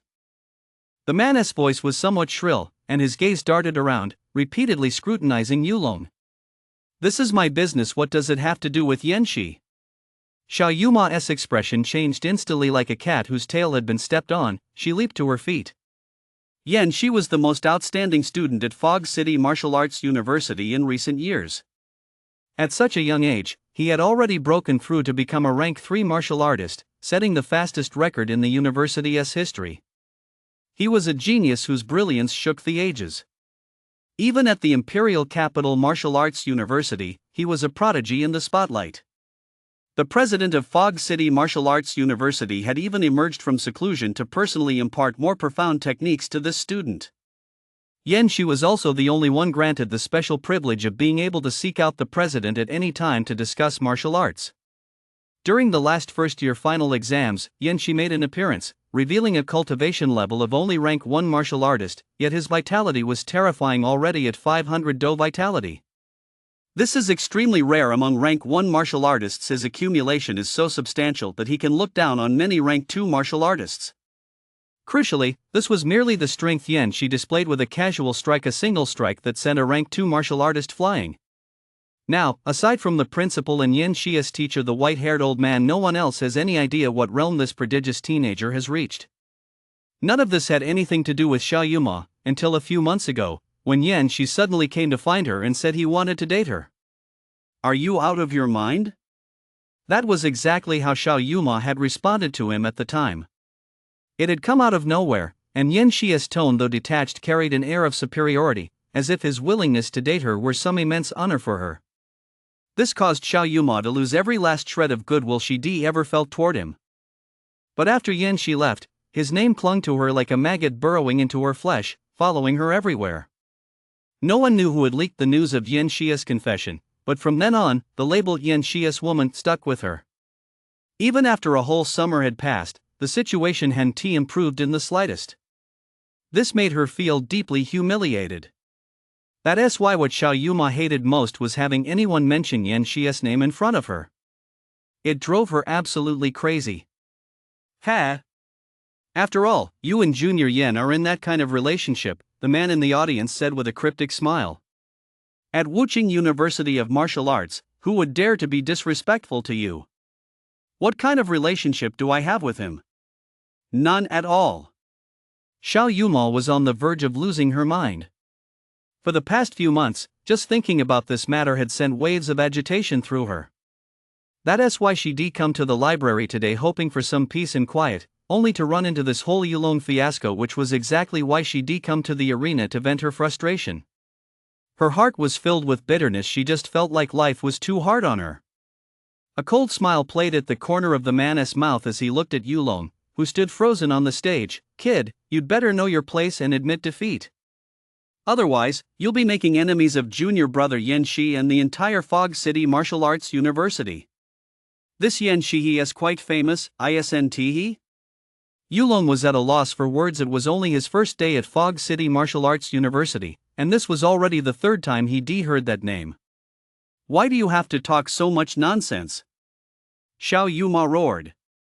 Are we going to fight or not? If not, I'm leaving. No. We'll fight right now. At that moment, in Yulong's eyes, Xiao Yuma was nothing but a walking source of contribution points. He certainly wasn't going to let her get away. Hum. A humming sound filled the air as the arena's magical array activated, enveloping the entire arena in a transparent light barrier. Come on. Xiao Yuma let out a sharp cry as she charged toward Yulong.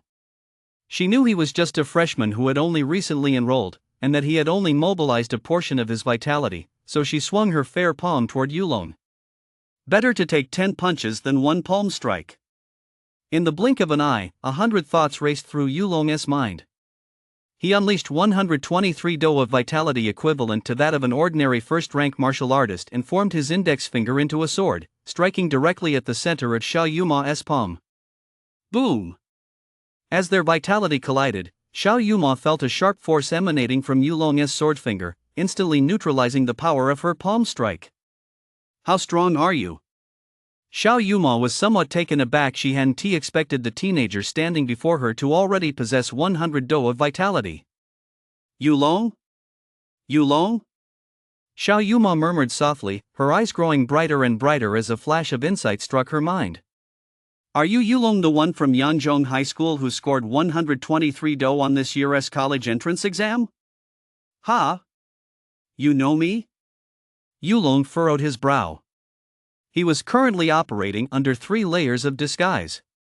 First layer, a martial path prodigy with 123 do vitality, whose strength rivaled that of a first-rank martial artist. Second layer, a second-rank martial artist disguised as a 123 do vitality martial path prodigy. Third, a third-rank martial artist disguised as a second-rank martial artist who was, in turn, disguised as the 123 do vitality martial path prodigy. Behind these 3 layers of disguise lay his true strength.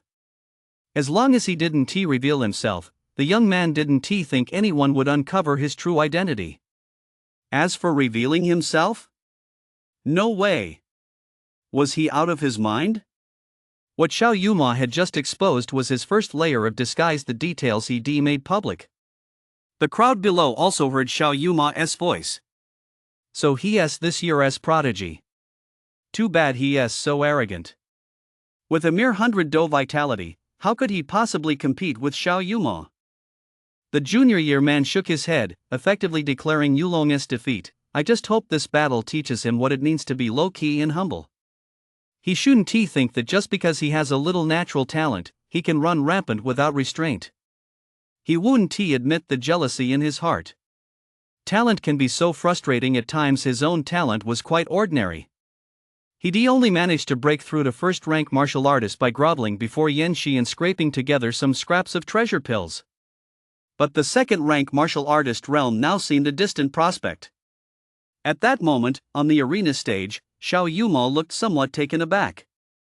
No wonder this teenager had dared to challenge him. For every incoming freshman class, the school compiles an accurate ranking and individual profiles of the top 10 students.